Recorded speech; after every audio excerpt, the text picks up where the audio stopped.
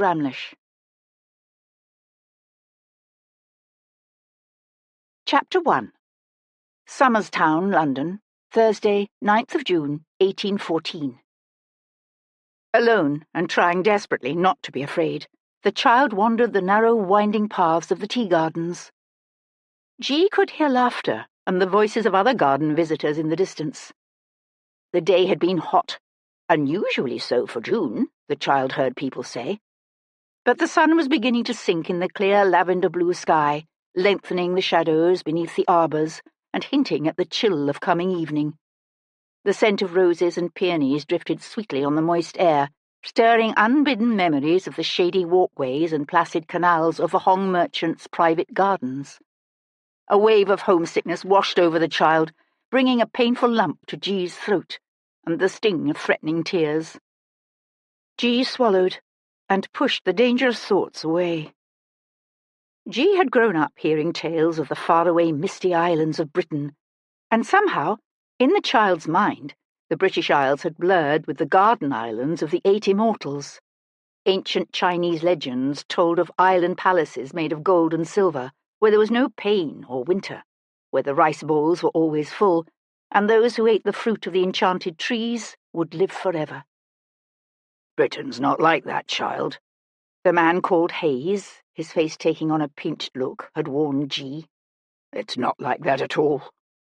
"Then what is it like?" G had asked. "Is it like Canton?" "No, it's not like Canton either." A gust of wind rustled the leafy branches of the lime trees overhead, jerking the child back to the present. G fumbled in the pocket of the strange clothes Hayes had insisted the child wear ever since that wretched day when they'd rowed out to the ship in Canton's harbour and sailed away from everything G loved. Everything familiar and beloved, except for Hayes. "Give me until 7, he'd said, after they'd eaten a dinner of thinly sliced roast beef and hot bread and butter in one of the tea gardens boxes. "How will I find you? Or know what time it is?" "Stay close to the pond," he said, handing the child his watch with a smile. "I'll find you." The child hadn't been worried. Not then. But now G flipped open Hayes' watch and saw that it was nearly 7:30. Where was he? Something dangerously close to panic bubbled up within the child. G began to walk in ever-widening circles around the tea garden's ornamental pond, past the bowling green, past the river where late patrons lingered at the tables and chairs set out beneath the row of willows. Then a high brick wall loomed ahead, forcing G to curve back around. It was there, in a small clearing, not far from the wall, that the child found him.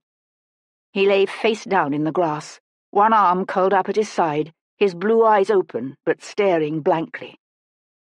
And from the torn, blood-soaked cloth of his coat protruded the work-worn handle of a sickle, its sharp, curving blade buried deep in his back. Chapter 2. Half an hour later, in the exclusive part of London known as Mayfair, Sebastian St, Viscount Devlin, sat cross-legged in the middle of his elegant drawing-room floor. The heir to the powerful Earl of Hendon, he wore formal knee-breeches, a white silk waistcoat, and a cutaway dress-coat, for he and his wife Hero were planning to attend the Prince Regent's reception for the visiting Allied sovereigns later that evening. But they always tried to devote the hour before dinner to their 16-month-old son, Simon. "Where's the watch?" Sebastian asked the boy, bringing two closed fists from behind his back. Golden eyes sparkling with anticipation, Simon pointed to Sebastian's left fist, then squealed in delight when Sebastian uncurled his fingers to display an empty hand. Simon tapped Sebastian's right fist. "There." Sebastian opened another empty hand, and the baby laughed so hard he fell over backward. "Isn't that cheating?" asked Hero with a smile. "Not a bit of it. It's teaching him that things aren't always where you expect them to be." "I think it's teaching him that his father sometimes cheats." "Another valuable lesson," said Sebastian, as the child scrambled behind his back to pounce on the missing watch. "He's going to chew on it," she warned. "It won't be the first time." A warm breeze shifted the curtains at the open windows, drawing Hero's attention to something in the street below. As Sebastian watched, A faint frown creased her forehead. "What is it?" he asked. "There's a child out there, by the lamppost. He's been staring at the house for the past 5 minutes or more." Sebastian pushed up from the floor and went to stand beside her. The streets of London were filled with children, many of them ragged, barefoot paupers eking out a precarious existence. This boy looked to be perhaps 8 or 9, but he was no beggar or street sweeper.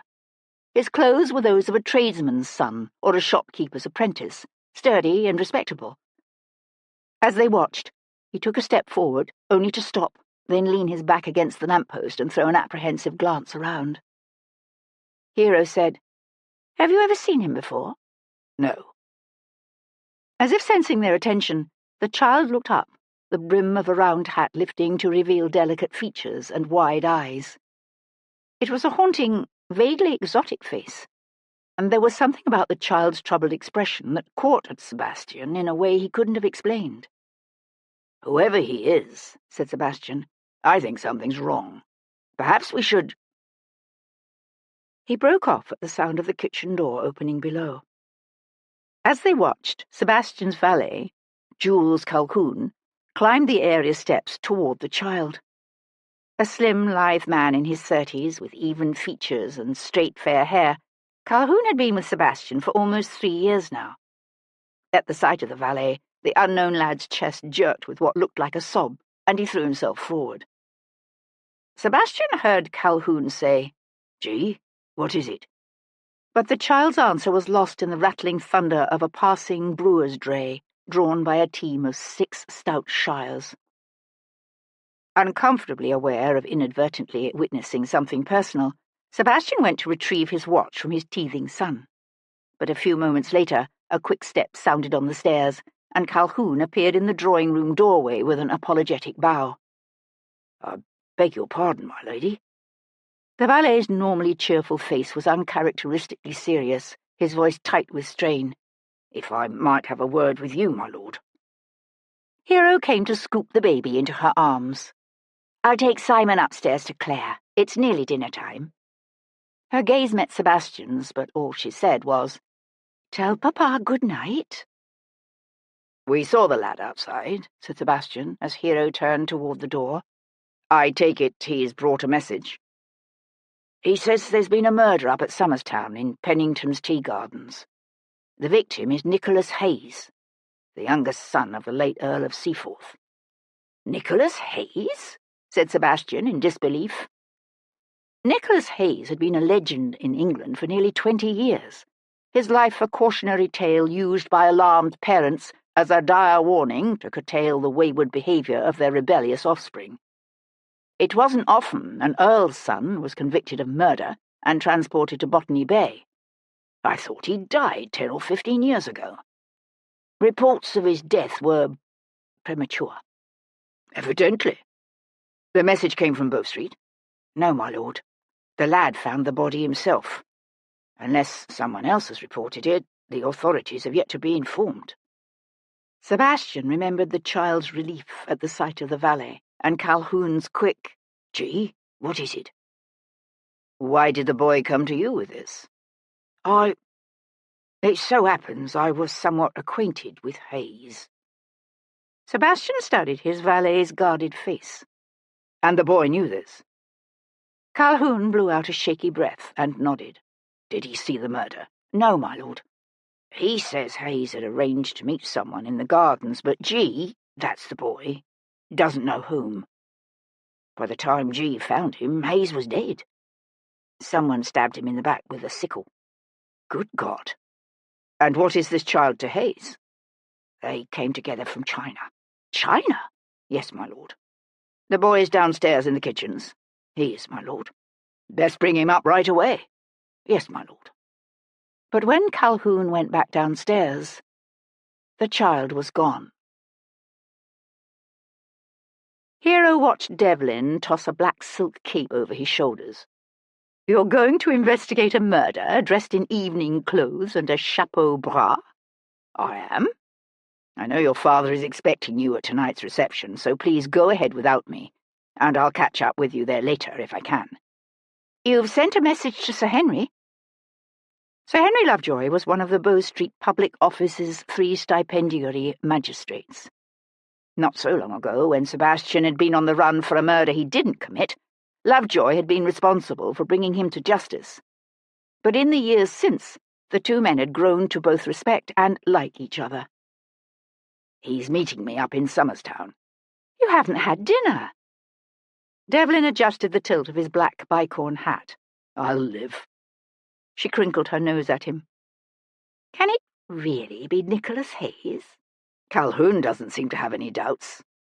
"How does Calhoun know him?" "He didn't say." She went to stare out the window at the gathering darkness. "You think the little boy went back to the tea gardens?" "I hope so, because if not, then where the hell is he?" Chapter 3. The area known as Town lay just to the north of Bloomsbury. Home to artists and writers and the middling sort of refugees from the Revolution in France, it was the site of market gardens, brick fields, and several different tea gardens. The gardens were close enough to the densely crowded streets of London to make them an easy walk for young apprentices and seamstresses, as well as the families of tradesmen, artisans, and shopkeepers. For 6pence, one could spend the day enjoying the fresh air of the country and listening to music while drinking tea or ale and eating roast beef and cakes. "And maybe getting stabbed in the back with a sickle," thought Sebastian, as the carriage rolled through the hot, darkening streets of the city. He shifted his gaze to the valet on the opposite bench. "So, are you going to tell me how you came to be acquainted with an earl's son transported to Botany Bay 18 years ago?" Calhoun brought up tented hands to cover his nose and mouth, then let them fall. "I knew him before that, before he was accused of murder, but after he was disowned by his father, the Earl. He had a room at one of my mother's inns." Ah. Calhoun's background was unusual for a gentleman's gentleman. The son of an infamous underworld figure named Grace Calhoun, he'd grown up hanging around the most notorious flash houses in London. "The Blue Anchor?"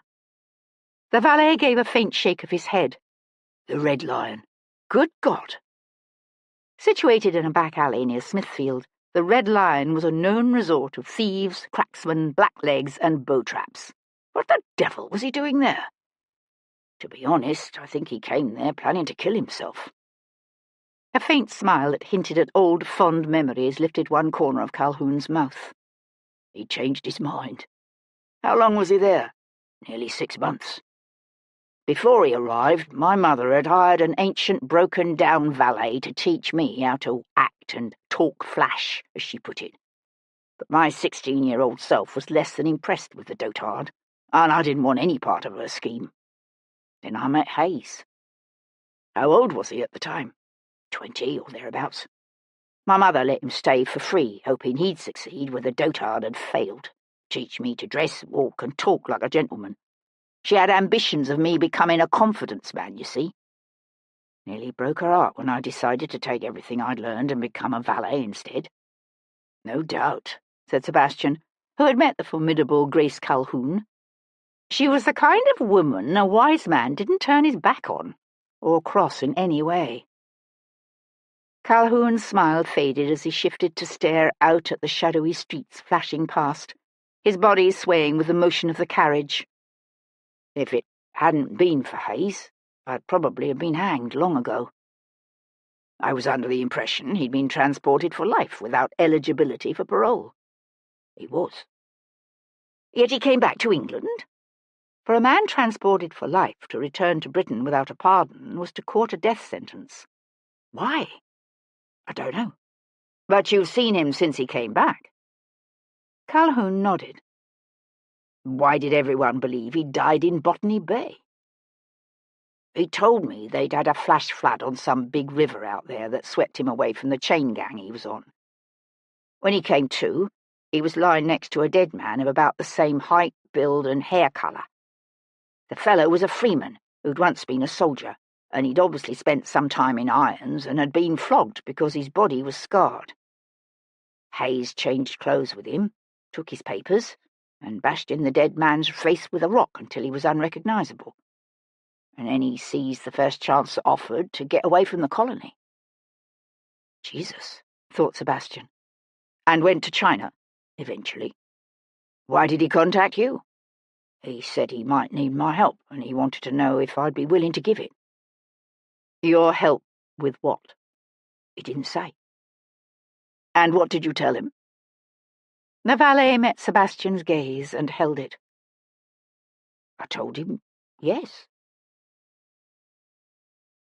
Dead bodies in my gardens, muttered Irvine Pennington, sweating heavily as he led the way along a central allée of pleached hornbeam, underplanted with low-clipped hedges of boxwood and waves of purple allium. It's an insult, it is, even to suggest such a thing. An insult! The owner-manager of Pennington's tea gardens was a short, stout man in his middle years, with heavy jowls, a long upper lip, and bushy side whiskers. They'd arrived in Somerstown to find that the tea gardens closed early on Thursdays. Pennington had resisted Sebastian's request that he reopen the gardens for them, and scoffed loudly at the idea that one of his patrons might be lying dead somewhere within. But at the magical words, Bow Street, the garden owner's opposition evaporated. Leaving one of his lads at the gate to await the magistrate and constables, he insisted on personally accompanying Sebastian. So, where is this mythical corpse? Pennington grumbled, holding his horn lantern high. You tell me that. Sebastian glanced at Calhoun, who said, According to G, he's lying somewhere to the west of the pond near a brick wall. They'd hoped to find G waiting for them at the tea gardens, but they'd yet to see any sign of the child. Where's your pond? Asked Sebastian. Just up ahead, but it's nonsense to suggest. Then let's go left. Without waiting for Mr. Pennington, Sebastian veered onto a narrow path that wound through a shrubbery toward the high wall that separated the gardens from the hayfields to the west. Mr. Pennington hesitated a moment, then charged after them, his lantern held high. Wait! Wait! Pennington shouted. How can you even see where you're going? I have good eyesight, but it's too dark. What a fool's errand this all is. Your lad probably saw someone who'd simply lain down and dozed off after drinking too much ale. Avy-cavy it is, accusing me of leaving corpses littered about my gardens. What, I've a mind to— There, said Sebastian. The man lay face down in a small clearing just off the path, his head turned to one side, his widely staring eyes already beginning to flatten and film. His clothes and boots were of a similar quality to those of the missing boy, respectable, but neither fashionable nor expensive.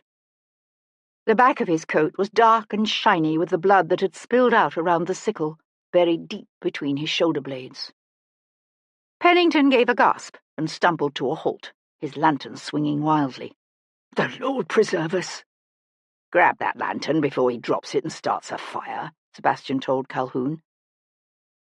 Calhoun lifted the lantern from the garden owner's unresisting grasp and brought the light closer. Is he dead? Very, said Sebastian, hunkering down beside the body. Nicholas Hayes, if this was indeed Hayes, couldn't have been more than 38 or 39, not many years older than Sebastian himself. But life had been hard on this earl's son. His once dark hair was thickly laced with grey, his complexion weathered by years of hard labour beneath the blazing hot sun of New South Wales. Born with all the advantages of wealth and lineage, he should have lived a comfortable, dignified, even productive life. Instead, he'd endured nearly 2 decades of unimaginable horrors that ended in— this. Sebastian felt the tragedy of the man's wasted life and senseless death pressed down on him, like a heavy weight of sadness mingled, he knew, with an unsettling realization of just how easily this man's miserable life could have been his. Is it Hayes? He asked his valet. Calhoun crouched down beside him, the lantern dancing a macabre pattern of shadow and light across the still alabaster flesh of the dead man's face. Dear God, it is. Sebastian glanced over at him. Not simply the man you saw recently, but the man you knew 18 years ago. Oh, yes, I'm certain of it. He's older, but I knew him the instant I saw him." Sebastian brought his gaze back to the body before them. He'd been a handsome man, Nicholas Hayes, tall and leanly built, with a long, straight nose, straight dark brows, and high cheekbones. Why would a man so easily recognizable return to England? Why come back and risk near certain death? Sebastian looked at the tea garden's owner. "Is this sickle one of yours?" Pennington began to back away. "Mine? Oh, surely not. What a thing to ask." "It strikes me as a reasonable question." Pennington backed into the trunk of a linden tree and stopped, his head shaking slowly back and forth, back and forth. "Oh, this won't be good for business. It won't be good for business at all. Perhaps we could—" He licked his lips. "Perhaps we could shift the body, just a tad. There's an access gate in the wall near here. If we were to—" "No." "Who would care? Look at him.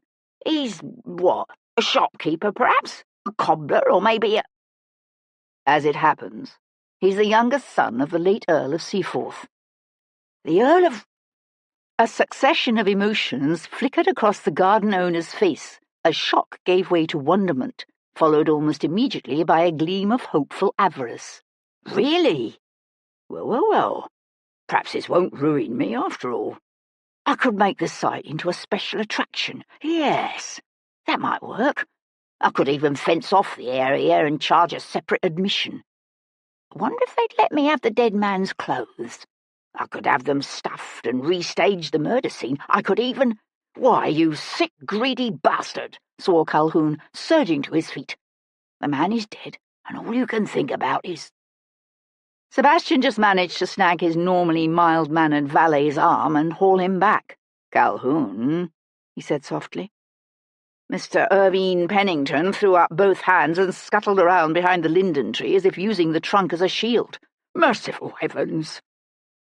"May I suggest you await the arrival of Bow Street at the entrance gate? That way you can direct them where to go when they arrive." Yes, I'll do that. I'll do that right away." He hesitated, then added timidly, "May I have the lantern back, please?" Sebastian waited until the garden owner trotted off, the lantern light swinging wildly over the darkened shrubbery. Then he let the valet go. "I beg your pardon, my lord," said Calhoun, smoothing the tumbled hair from his forehead and repositioning his hat with unsteady hands. "That was unforgivable of me." "Yet understandable." Sebastian brought his attention back to the dead man at their feet. "I suspect Bow Street won't take kindly to the realization that you knew Hayes was an escaped convict and yet failed to report him to the authorities. We need to come up with a convincing story to tell Sir Henry. Quickly." Chapter 4. "Unbelievable," said Sir Henry Lovejoy, holding his lantern high as he peered at the dead man's face over the rims of his spectacles. "It really is Nicholas Hayes." The Bow Street magistrate was a small, balding man with a rigid moral code and a serious demeanour. Early in life he'd been a moderately successful merchant, but the tragic death of his wife and daughter some years before had led him to change course and decide to devote the rest of his days to public service. Far too many of London's magistrates were either venal, lazy, or both. But Lovejoy was neither. Dedicated, scrupulously honest, and clever, he had the tendency to see each murder, each violation of the public's trust, as a source of deep personal sadness. "You knew him?" said Sebastian in surprise. "Not personally, no. But I remember the trial quite clearly. Such a tragic, sordid affair it was. And the woman he killed, the wife of the Count de Compain, was so young and quite lovely." Lovejoy shifted his lantern to let the light play over the bloody sickle still embedded in Nicholas Hayes's back. "Ghastly. You say a lad brought you word of this?" "Yes." "How very odd. Why didn't he go to the local authorities?" Sebastian glanced over at Calhoun, who was busy staring fixedly into the surrounding darkness. they'd decided to simply fudge some of the particulars. Certain segments of society do tend to have a virtually inbred fear of the constabulary. Lovejoy frowned. Any possibility this lad could be involved in the murder himself? I doubt it. He was a mere child. Unfortunately, he took off without giving us his direction. Most unfortunate indeed. Lovejoy drew a handkerchief from his pocket and pressed the neatly folded square against his damp forehead. Goodness, it's warm tonight. Handkerchief still in hand, he straightened to glance around the small clearing. He'd set a couple of his constables to going over the area as best they could by lantern, but they'd need daylight for a more thorough search. The use of the sickle suggests a crime of both opportunity and passion, although I suppose simple robbery could also have been the motive. I'm tempted to leave the weapon in place and send the body, as it is, to Paul Gibson. Probably a good idea, said Sebastian. No one in London could read a corpse better than the former army surgeon. Lovejoy was silent a moment. It makes no sense. Hayes coming back here, I mean. Somehow the man must have managed to escape from Botany Bay with everyone thinking he was dead. Why risk everything by returning to England again? I suspect the answer to that might tell us who killed him. I hope you're right. Because the palace isn't going to like this. They aren't going to like this at all. Sebastian knew only too well what that meant. The palace had a tendency to see sensational crimes involving the nobility or the royal family, whether as victims or perpetrators, as threats to the established order of society. Their first instinct was to shut down any and all investigations, usually by finding a convenient scapegoat to blame. Lovejoy pressed his handkerchief to his sweat-dampened face again. The magistrate had always been abnormally sensitive to cold, but lately he'd begun to have trouble tolerating heat as well. We'll need to move quickly to inform the current Earl of Seaforth before he hears of this from elsewhere. He's what, Nicholas Hayes's brother? A first cousin. I believe Hayes did have brothers, but all died before the previous Earl. Lovejoy tucked his handkerchief away. Only a cousin. How very awkward. So the man has been calling himself the Earl of Seaforth for years, when the rightful heir was alive all along. Well, no one could dispute that he's the rightful Earl now, said Sebastian, his gaze on the still, pallid face of the dead man at their feet. Chapter 5. His Royal Highness George Augustus Frederick, Prince of Wales and Regent of the United Kingdom of Great Britain and Ireland, looked out at the bejewelled, high-born crowd overflowing his palace's stifling hot reception rooms, and smiled. His colour was high, and his eyes sparkled with pleasure, for the Regent was in fine spirits on this, the third day of the Allied sovereign's visit to London. At the Regent's invitation, a glittering assortment of Europe's hereditary ruling families had descended on London to celebrate the recent defeat of Napoleon. The Tsar of Russia and his sister, the Grand Duchess of Oldenburg, King William of Prussia and his sons, Princes Metternich and Leopold, and dozens of other lesser princes and war heroes. The city was lit in a glorious 3-day illuminations of joy, and the streets were constantly filled with jubilant, cheering crowds. The fact that they were cheering not the Prince of Wales, but his royal guests, had yet to penetrate the Regent's overweening sense of amour-propre. "It's quite the defining event of the season, wouldn't you agree, Jarvis?" said the beaming royal. "Undoubtedly, sir," said Charles, Lord Jarvis, the Prince's most trusted adviser and distant cousin, as well as the real power behind Wales's fragile regency. "Everyone is saying it was stroke of genius, my inviting all the Allied sovereigns here for a grand visit to commemorate our victory." Those who knew their self-absorbed prince were actually predicting he would quickly tire of sharing the limelight he so desperately coveted. But Jarvis wasn't about to tell him that. "They are indeed, sir." The prince's smile faded as he watched the Tsar's beautiful, proud, ostentatious sister, Catherine, the Grand Duchess of Oldenburg, go down the line of a country dance. "Does it look to you as if she dislikes music. You remember when she told me she doesn't like music and made me stop the orchestra I had playing at my banquet in her honour? Perhaps she only dislikes music when she's dining, suggested Jarvis. Privately, he suspected the Grand Duchess's announcement had been made to spite the regent, who'd been bragging about personally selecting the pieces to be played with each course of the banquet. Possible, I suppose. Still, it's odd, wouldn't you say? Well, she is Russian. There is that. Jarvis let his gaze drift over the gathering of the kingdom's wealthiest and most powerful, and found his attention settling on his own daughter, Hero. She was exceptionally lovely tonight, in a silver silk gown of half-mourning, worn in memory of her dead mother. Her looks were not of a type he admired. Jarvis preferred blonde, petite women with winning ways, whereas Hero was brown-haired, alarmingly tall, and far too masculine in both her features and her interests. But he had to admit that marriage and motherhood had improved her. Her choice of husband still rankled him to no end. "Excuse me, sir," he said with a bow to the prince. The crowd parted before him easily, for Jarvis was a large man, as well as being so powerful, well over 6 feet tall and fleshy, with a penetrating grey stare, and a well-earned reputation for being utterly ruthless. "I don't see that scapegrace husband of yours," he said, coming up to his daughter. "Is it too much to hope you've finally decided to dispense with him?" The grey eyes she had inherited from him lit up with amusement. "Good evening, Papa. As it happens, something came up. He hopes to be able to join me here later." Jarvis frowned. "It's never a good sign when you use that airy tone." She laughed out loud, but he noticed her attention had strayed to the small cluster of people around Gilbert Christophe de la Rivière, the Comte de Compan.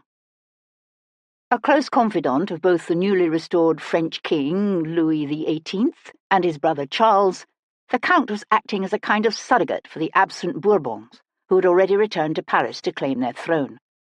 "It was La Rivière's wife that Nicholas Hayes was convicted of killing all those years ago, was it not?" said Hero. "It was. Her name was Chantal, and she's been dead for over 18 years now. Why the sudden interest?" "A man believed to be Nicholas Hayes has just been found murdered up in Somerstown." "Impossible," said Jarvis, his gaze going to where Ethan Hayes, the 3rd Earl of Seaforth, was deep in conversation with a man who had his back to them. "Nicholas Hayes died a convict in New South Wales in 1799. "Evidently not." As Jarvis watched, a familiar, lean, dark-haired man in his early 30s walked up to Seaforth and said something in the Earl's ear.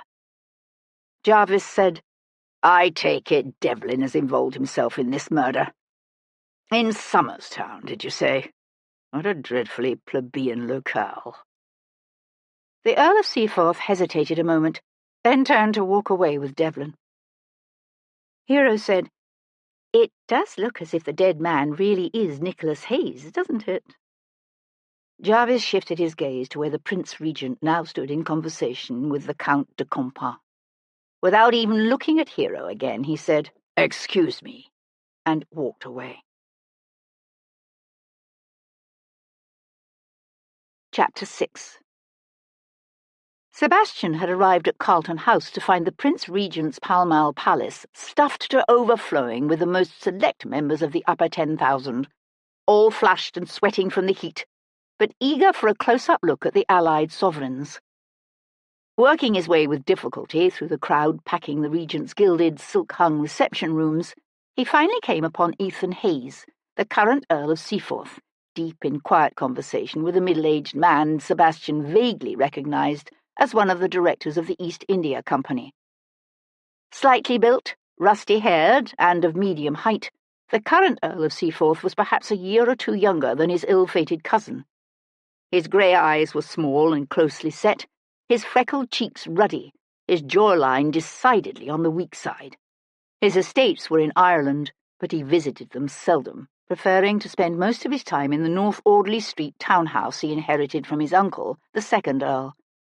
He had a vague tendency toward dandyism, but otherwise was considered solidly respectable, carefully avoiding the popular pitfalls of gambling and high flyers that were bankrupting so many of his peers. Married for 10 years, he was said to be exceptionally devoted to his plump, rather plain wife and growing brood of children. "Good evening, my lord," said Sebastian, walking up to him just as Seaforth's companion was turning away. "I wonder if I might have a word with you in private? It's rather important." Seaforth opened his eyes wide, for Sebastian barely knew the man. "I suppose," said the Earl. He followed Sebastian to a small withdrawing room hung with figured red silk and stuffed with black lacquered Chinese furniture and a few dozen pieces of the Regent's vast collection of Ming Dynasty porcelains. "Bit irregular, this," said the Earl, drawing up just inside the door. "I have some disturbing news, I'm afraid. Your cousin, Nicholas Hayes, has just been found dead at Pennington's Tea Gardens up in Somers Town. He's been murdered." Seaforth stared at him for a moment, his nostrils flaring on a quickly indrawn breath, his features slack and expressionless. Then his face hardened. "Is this some sort of jest? If so, I take leave to tell you it's damnably rude. Nicholas died 15 years ago in the most sordid circumstances imaginable, and everyone in London knows it." "No jest." The Earl turned away, to go and stand beside the room's empty hearth with one hand resting on the marble fireplace. He was silent for a moment, his gaze fixed on nothing in particular, as if he were struggling to compose himself, or perhaps simply choosing how best to respond. He finally said, "You're certain?" "Reasonably so, yes. Bow Street is sending the body for a post-mortem." "A post-mortem? How barbaric. Is that really necessary?" "I'm afraid so, under the circumstances." Seaforth swung to face him again, his forehead beaded with sweat. "Why are you the one telling me this? It seemed preferable to having someone from Bow Street cause a stir by barging into the Regent's reception with the news." Seaforth's eyes narrowed. "Yes, but why you? What has any of this to do with you?" Rather than answer, Sebastian said, "You didn't know your cousin had returned to London?" "No, of course not. Any idea why he might have decided to come back? I told you I thought he was dead." "That doesn't mean you can't think of a reason why he might decide to return, if he were alive." "How's this for an answer? I have no idea what he was doing in London." The Earl's lips flattened into a pinched expression. "Although I probably should have guessed he'd find one more way to embarrass and disgrace the family. I don't suppose there's any possibility of keeping this from becoming widely known?" "No," said Sebastian. "When was the last time you heard from him?" "Nicholas? I never heard from him again after he left England. Actually, I never spoke to him at all after his arrest, or in the months before that. The man was a disgrace. Why would I?" "You weren't close?" "Hardly. I don't know how familiar you are with his history, but my uncle had already disowned him for abducting an heiress a good 6 months before he was arrested for murder. No one in the family had anything to do with him." Sebastian hadn't heard this part of the tale. "An heiress?" "That's right." "What was her name?" "I don't know." The tone was testy, annoyed. "What difference does it make?" "Do you recall the names of your cousin's friends?" "No, I don't. I told you, I try not to think of the man." Seaforth glanced beyond Sebastian to the noisy, crowded reception rooms. "And now you really must excuse me. I didn't come to Carlton House tonight to discuss Nicholas." And with that, he brushed past Sebastian and began to push his way through the throng. Sebastian went to stand in the doorway, his gaze following the Earl's progress. He was still standing there when Hero came up beside him. She said, "Do I take it the dead man up in Somers Town actually is Nicholas Hayes?" "Apparently so." "Was G there?" "No." "That's worrisome." She was silent, her gaze, like Sebastian's, following Seaforth as he worked his way across Carlton House's vast opulent hall. How did he take the news of his cousin's return and death? With anger and bluster, but not a great deal of surprise, and not even a hint of feigned grief. You think he knew Nicholas Hayes was in London? I can't say for certain, but I think he might have. Discovering that the rightful owner of the titles and estates you've been calling your own for years is actually very much alive strikes me as a powerful incentive for murder. If one were the murdering sort, of course. Sebastian watched Seaforth turn to glance back at them, as if aware of both their scrutiny and their speculation. It does, doesn't it? Chapter 7. G couldn't stop shivering. The night was warm, the dark sky above clear with a scattering of stars, and still the child shivered. Drawing back into the shadows of a crumbling, deeply recessed doorway, G stared across the narrow lane at the ancient inn. The warm, golden glow of light from the familiar, mullioned windows beckoned like a comforting old friend, but G's heart was thumping with fear and uncertainty. Trying desperately not to cry, the child listened to the outbursts of laughter from the inn's tap room, the clink of glasses, the murmur of strangely accented male voices. Then the tavern's door crashed open, and a couple of drunken drovers staggered out to stand legs a-straddle and relieve themselves against a post. The air filled with the acrid stench of their urine. Everything in this place, England, was so strange. The crush of carriages filling the streets with the thunder of horses' hooves and the clatter of iron-rimmed wheels over cobbles. The women, so many women, not only servants and concubines, but also ladies from good families, or so said Hayes, walking in the streets, their dresses thin and filmy, their huge hats decorated with bows and flowers and towering feathers. And the smells. Canton smelled of open sewers, incense, roasting ducks, and steaming dumplings. But one of the most pervasive odours in London was a pungent burning aroma that Hayes identified as roasting coffee, mingled always, everywhere, with the dung of horses and the tang of ale. Well, Englishmen do like their horses, and their ale, Hayes would say whenever G commented on it. Why, it's nasty stuff, G had said just that afternoon as they walked the shady paths of the garden. And they don't know how to drink tea. They put milk in it. Hayes had laughed at the expression on the child's face. You should try it. Never, said G, and Hayes had laughed again. G was trembling now, the child's mind skittering away from the dangerous places it kept wanting to wander, to images of a shadowy clearing, memories of the sharp, raw smell of blood, a pale, dearly beloved face.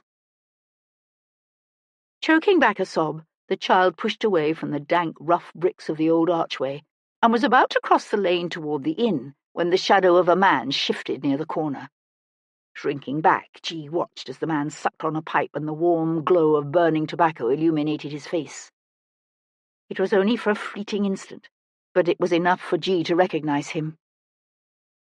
Poole. Hayes's friend had called the man they'd noticed following them earlier in the week. Titus Poole. That's a funny name, G had said. But then most English names sounded funny to the child. It is a bit, Hayes agreed. But there's nothing the least bit funny about Mr. Titus Poole, from what I'm hearing. It was when he didn't think the child was listening that Hayes had told his friend Mott, I'm afraid someone has hired him to kill me. Me, and perhaps G, too. Heart pounding now so hard that it hurt, the child stared helplessly at the beckoning light streaming from the old inn's windows. If this man Poole knew where they were staying, then the inn was no longer the safe refuge it once had been. With a spiralling surge of panic, G thought about going back to Hayes's friend, Jules Calhoun. But Hayes hadn't trusted the nobleman and woman Calhoun worked for, and had carefully avoided going anywhere near their house himself. Hayes's death might have driven the child there briefly, but G wasn't about to trust anyone Hayes hadn't trusted. Again, the shadowy man sucked on his pipe, the tobacco glowing in the dark. G watched him exhale, smelled the fragrant smoke drifting on the warm night air. Was it you? The child wondered, shaking now with fury as much as with fear and raw, unimaginable grief. Did you kill him? Did you? Did you? As if aware of the child's gaze upon him, the man glanced around. G froze, not daring even to breathe. It was going to be a long night. Chapter 8. Friday, the 10th of June. The morning papers were filled with sensational tales of the sordid sins, unexpected return, and gruesome murder of Nicholas Hayes. After reading through one dubious account of the man's scandalous history after another, Sebastian sat down in his library with Jules Calhoun and said, "I need you to tell me everything you know about Nicholas Hayes." The valet met his gaze squarely. "Where do you want me to start, my lord?" "You can begin with where he's been staying since he arrived in London." "That I don't know, my lord. He wouldn't tell me. Said it was better I not know." "He didn't trust you?" "I don't think it was that. He was afraid of what might happen to me if he was caught." "Do you know when he arrived in London?" "Sometime near the end of last week, I believe, but I don't know precisely." "On a ship from China?" "Yes, Canton. That's where he's been since not long after he left Botany Bay." "When exactly did you see him?" asked Sebastian. A faint trace of colour rose in the valet's cheeks. "This past Sunday." "He what? Sent you a note?" Calhoun nodded. "We met at Oxford Market." "How did he know where to find you?" "I don't know. He didn't say." "So what did he say?" Calhoun squeezed his eyes shut for a moment and pinched the bridge of his nose. "He told me how he'd escaped from Botany Bay, how he'd been living in Canton." "Interesting place to take refuge." "He said he left Botany Bay on an American whaler and spent a season working with them. But then they ran into a storm and had to put into Canton for repairs. Right before they were to leave, he came down with a fever. The monsoons are about to hit, so they left him. Everyone thought he was going to die, but he didn't. And he's been in Canton ever since." Calhoun nodded. "He was working with one of the Hong merchants. Seems the fellow was happy to have someone who not only spoke perfect English and French, along with a scattering of other languages, but could understand European ways of thinking as well." Merchants from Britain, Europe, and the United States were all eager to trade with China, the ancient source of silks and porcelains, and the increasingly popular tea. After having been rigidly closed off for centuries, the country was finally beginning to open up. But the Qing emperors insisted on tightly controlling their subjects' contact with the barbaric West. By imperial decree, all trade was funneled through the city of Canton and the nearby island of Macau, with foreigners forced to do business through specially licensed middlemen known as Hong merchants. "Did you ask him why the hell he threw it all over to risk his life by coming back here?" "I did. But all he'd say was he had his reasons. And then he said he might need my help and asked if he could count on me." "And you said yes," Sebastian thought. No questions asked. It revealed much about the strength of the bond between the two men. Aloud, Sebastian said, "Tell me about the child. What is he to Hayes?" "I honestly don't know." "Is he a servant, do you think?" "I don't believe so, no." "Any chance the boy could be Hayes's son?" "I wondered that myself. He does look half European, but he didn't say, and I didn't ask." Sebastian studied his valet's fine-boned, tensely held face. He'd known Calhoun for years now. In general, he was an affable man, easy-going and unflappable. But Sebastian had always suspected that there was another side to the valet, a hidden side that was the legacy of all those growing-up years spent in the dangerous back alleys of places like Seven Dials and Hockley in the Hole. "Tell me about when you knew Hayes before, those months when he was staying at your mother's flash house. Did any of his friends or relatives come to see him while he was there?" Calhoun looked thoughtful. "There was an Irish fellow who'd been up at Cambridge with him and came a few times, but I'm afraid I don't recall his name. It's been nearly 20 years, and I didn't pay that much attention anyway." No one else.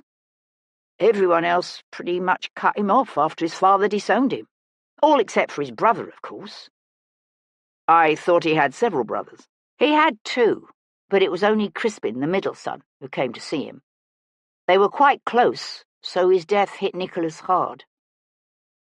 Crispin Hayes died while Nicholas was in prison, or when he was staying at the Red Lion. It was right before the Frenchwoman's murder. How did he die? He drowned. Jesus, what a tragic family, thought Sebastian. Tell me about Nicholas Hayes himself, what manner of man he was. Calhoun drew a deep, pained breath. I know what they said about him in the papers this morning. How they made him out to be some ne'er-do-well, depraved reprobate. But he wasn't like that. I mean, yes, he was wild and maybe a bit reckless and hot-headed, but he was a good man, honourable and trustworthy and true. Most people would consider abducting an heiress fairly depraved. Calhoun set his jaw and said nothing. So why did he kill Chantal de la Rivière? Asked Sebastian. He said he didn't. Did you believe him? Calhoun met Sebastian's gaze. Yes. Then and now. Did you attend the trial? No. Nicholas said he didn't want me to. Interesting, thought Sebastian. Because Hayes wanted to spare the lad pain? Or because he didn't want Calhoun to realize he really was guilty of murder? Aloud, Sebastian said, Who do you think killed him? Calhoun drew his lower lip between his teeth and shook his head. I don't know. But whoever it was, Nicholas must not have seen him as a threat. I mean, he turned his back on the fellow, didn't he? You wouldn't do that with someone you thought might kill you, would you? The killer could have crept up behind him. I suppose so. G didn't know the name of the man Hayes was planning to meet in the tea gardens last night? No. Or at least he said he didn't. Do you have any idea where G might have gone, or how to set about finding him? No, my lord, believe me, I wish I did. The valet took a deep breath. With your lordship's permission, I'd like to spend the day looking for the lad. Sebastian nodded. We need to find him, and quickly. Was G with Hayes when you met him at Oxford Market? He was, yes. Would he run if he saw you, do you think? I don't know. He ran away from me last night, didn't he? True, but he was scared. Calhoun thrust up from his seat by the cold hearth and went to stare out the front windows. The sun was already high and hot. It was staging up to be another brutal day. After a moment, he said, Is G in danger, do you think? Sebastian was aware of a sense of disquiet settling low in his gut. That child might not know whom Hayes was meeting last night. But if the killer thinks there's a chance he does, then I'd say yes. He's in danger. Grave danger. Chapter 9. Hero was dressed in a plain walking gown of soft grey sarcenet and positioning a simple high-crowned bonnet on her head when Sebastian came to stand at the entrance to her dressing room. You're going to look for that child, aren't you? He said, watching her. She kept her gaze on her reflection in the mirror as she tilted the hat just so. How can I not? It's ghastly to think about such a young child all alone in a strange city, in a strange country. I thought you were planning to start the interviews for your next article today. Much to the disgust of her father, Hero was writing a series of articles for the Morning Chronicle on the poor of the city. She'd profiled everyone from London's street children to its pure finders and night soil men, and each article enraged Jarvis more than the last. I am. But I don't see any reason why I can't do both. This article is about the city's street musicians, and it occurs to me that one of them might have seen the boy. There can't be that many half-Chinese children roaming around London, and street performers do tend to pay attention to their audiences. I've given Calhoun leave to search for the boy as well. I think he plans to begin in Oxford Square, which is where he and Hayes met. Hero glanced over at him, her arms falling to her sides, her grey eyes clouded with worry. If you were a child alone in a strange land, where would you go? I don't know. It's possible he's gone back to where Hayes was staying. but at the moment I haven't the slightest idea where that was. How will you even begin going about finding who killed him? All I can do is start with the evidence I have, which at the moment consists mainly of Nicholas Hayes's body. Paul Gibson's surgery lay in a narrow medieval lane on Tower Hill, virtually within the shadow of the great Norman castle that had guarded London and the Thames for over 700 years. He'd been an army surgeon at one time, until a French cannonball tore off his lower left leg, leaving him racked by phantom pains. When the pains, and his increasing consumption of the opium he used to control them, grew to be too much, he'd come here, to London, to open his surgery and teach anatomy at the hospitals of St. Bartholomew's and St. Thomas's. But he continued to work at expanding his knowledge of death and the human body, largely by way of surreptitious dissections performed on cadavers filched from London's overflowing graveyards by gangs of body snatchers, euphemistically referred to as resurrection men. Irish by birth, Gibson was in his 30s now, and thinner than he should be, thanks to his opium consumption. His friendship with Sebastian dated back nearly 10 years to the days when both men had worn the King's colours and fought the King's wars across the old world and the new. It was Sebastian who'd held his friend down when they'd sawed off the mangled remnant of Gibson's shattered calf, and Gibson who'd helped save Sebastian when some painful truths about his parentage came close to destroying him. Theirs was a bond that transcended class, nationality, and other such trivialities. The surgeon performed both his official post-mortems and other, less legal activities in a stone outbuilding at the base of the yard behind his ancient house. It was there Sebastian found him that morning, with Nicholas Hayes's naked body lying face up on the raised stone slab in the centre of the room. Gibson had a scalpel in one hand and was about to make his first cut on the dead man's chest, but paused when Sebastian's shadow fell across him. "Ah, there you are," said the Irishman, looking up. "Thought I'd be seeing you soon enough. Is it true what they're saying, that this is Nicholas Hayes?" "It seems to be." "I thought he died out in Botany Bay." "So did everyone," said Sebastian. "Christ, look at those scars." Thick, ugly bands of scar tissue encircled the dead man's wrists and ankles. Shackles left scars like that on a man, especially when he was forced to do hard labour in them. Deep, humiliating marks of base servitude that never, ever went away. "He must have worn those chains for years, night and day. They obviously festered badly." Gibson gave a faint, disbelieving shake of his head.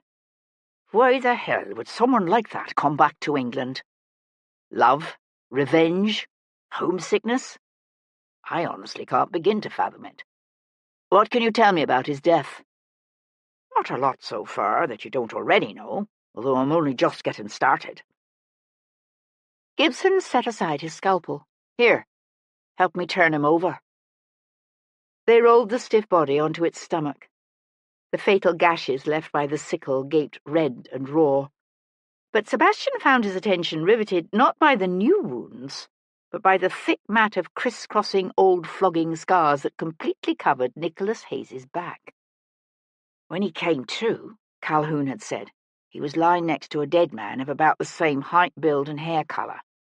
The fellow was a free man who'd once been a soldier, and he'd obviously spent some time in irons and been flogged, because his body was scarred. Hayes changed clothes with him, took his papers, and bashed in the dead man's face with a rock until he was unrecognisable." At the time, Sebastian had wondered how desperate a man would need to be to do such a thing. Now he understood. "He's lucky to have survived that flogging," said Gibson. "Looks like 200 lashes or more, laid on hard. I'd be surprised if he was only flogged once." They called them special prisoners out at Botany Bay, men who could read and write and who were unlucky enough to talk like gentlemen. The soldiers tended to single such men out for particularly harsh treatment. They didn't usually survive long. Sebastian shifted his focus from Hayes's old flogging scars to the wounds that had killed him. "Looks like he was hit with that sickle, 2 or 3 times? Depends on how you count them," Gibson turned to pick up the blood-stained sickle from a shelf that ran across the back of the room. The blade on this thing is razor-sharp, so it wouldn't have taken much force for the killer to drive it in deep.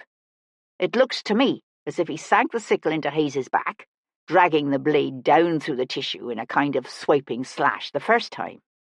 Then he yanked it out and sank it in again, deeper. The first blow would have stopped Hayes if he were walking away, but it's probably the second one that dropped him to his knees. Was he still alive, then? I'd say so. I'll know more when I get a good look at the heart. But I suspect that once Hayes fell, your killer grabbed hold of the sickle's handle again and twisted the blade in the wound, driving it deeper and hitting either the heart or a major artery. Lovely. Sebastian went to stand in the doorway and look out at the sun-drenched garden that had recently replaced what was once a weed-strewn wasteland. "You've no idea who did it," said Gibson, watching him. "At the moment, my only suspect is the man who's been calling himself the Earl of Seaforth all these years, and that's simply because he had an obvious motive." Sebastian turned to glance around the room. "Where are his things?" "There," said Gibson, nodding to a shelf behind the door where the dead man's clothes lay neatly folded beside his boots, and an old wooden platter containing a fat purse and the other contents of his pockets. "Doesn't look like the motive was robbery," said Sebastian, reaching for the purse. "Don't see how it could be," agreed Gibson. "Footpads wouldn't have bothered to stab him more than once. They'd simply grab that purse and run. Why waste time sticking around to make certain the fellow's dead?" Sebastian studied the scattering of disparate personal objects on the platter. A few loose coins, a silk handkerchief, a small metal disc of some kind, an ivory toothpick in an enamelled brass case. "No watch?" "No." Sebastian picked up the bronze disc, which was about the size of a large coin, and decorated with the relief of an ancient-looking stone building with a row of arched windows and an exotic dome. The other side was the same. "Must be a token of some kind. It looks vaguely familiar, but I can't place it." "Does it? Don't think I've seen it before." Sebastian bounced the token up and down in his palm. "If you were an escaped convict, fresh off a ship from Canton, where would you stay?" "Canton? Is that where he's been?" "For most of the time, yes." Gibson looked thoughtful. "I think I'd be tempted to go back to some place that was familiar, but not so familiar that I'd need to worry about people I didn't trust recognizing me." He paused. "Although if Hayes was worried about being recognized, why come back at all? Whatever his reason, it was obviously important to him, important enough to risk being caught and dying for. What's important enough to lure a man into risking both his freedom and his life?" Sebastian closed his fist around the token and brought his gaze back to the dead man's silent yet oddly peaceful-looking face. "Maybe the question isn't what. Maybe the question is who." Chapter 10. Oxford Market lay just to the north of Oxford Street, a large sunlit square of stalls and shops bordering an old wooden arcade. It was a popular spot for a variety of street performers, from hurdy-gurdy players and barrel organ grinders to fire-eaters, conjurers, street singers, jugglers, and a little old man with 3 trained dogs. Strolling through the market early that morning with a broad parasol to protect her from the sun, Hero found her attention caught by a tall, dark-haired, copper-skinned man, dressed in a loose, knee-length tunic over trousers of the same cloth. He had with him a slim boy of perhaps 6 or 7, also dark-haired but much lighter-skinned, who wiggled through the crowd with a cup to collect offerings, while the father sang a haunting, undulating melody and beat out the rhythm on a barrel-shaped drum.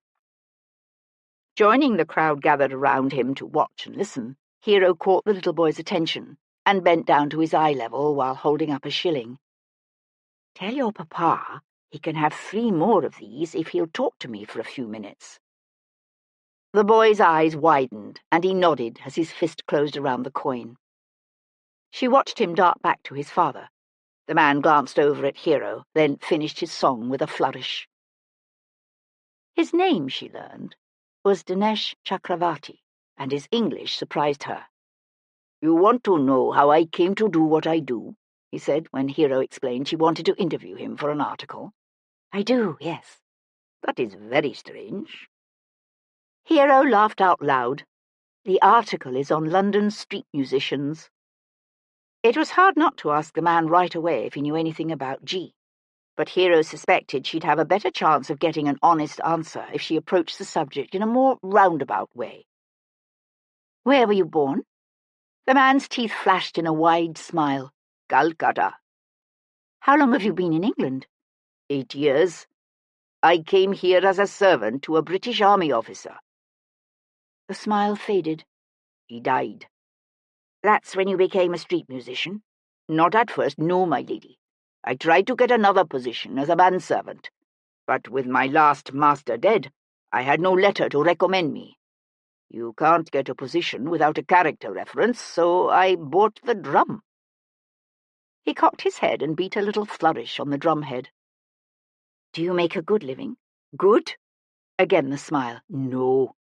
I did better at first. That is the way it always is, you know. When someone is new and different, everyone stops to watch and listen. But now I'm lucky if I make 6 or 8 shillings a week. Winters are always worse." Hero found herself looking at the little boy. It must be hard to keep a family on that. "It is, my lady.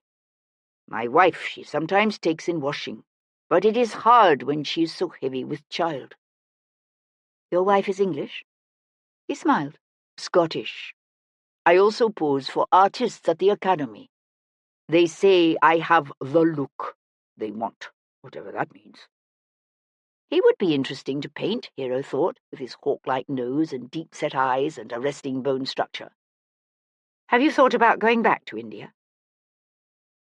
A wistful expression crept into the man's sad, dark eyes. "I'm afraid my Marie wouldn't like it there. But I think of it all the time, especially in the winter. I doubt there's a Bengali in London who doesn't think of it." "Are there many?" "Oh, yes, my lady. They come here as lascars." Lascars were Asian sailors who served as seamen on British ships to replace the sailors who tended to die at such alarming rates in the East, particularly during the war, when the British Navy was impressing so many sailors. The East India Company was often seriously short of crews for their return voyages. Dinesh drew a deep breath that flared his nostrils. "So many of the young men, they think it'll be a lark, or at least a way out of misery. But they don't know what they're getting themselves into. The floggings, the wretched holes they're expected to live in. The East India Company, they pay lascars only 1 shilling for every 5 they pay an Englishman, and give them less food, too. A lot of the men, they reach port and they won't go back on a ship. So they starve here, instead of in Calcutta." Hero had heard horror stories about lascars starving to death in the streets of eastern London. She said, "How do people tend to treat you?" He stared across the square, to where Hero could see Jules Calhoun talking to a woman selling apples. "Sometimes people insult me, call me ugly names," Dinesh said slowly, the flesh seeming to pull tight across the bones of his face in a way that left him looking gaunt and troubled. "Some even hit me and spit on me.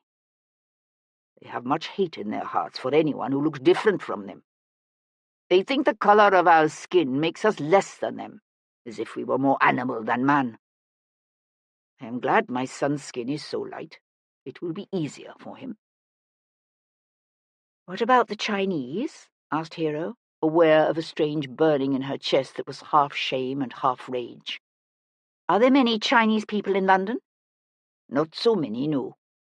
Some also come as lascars to replace the English sailors who die on the way to China, but they tend to stay close to the port."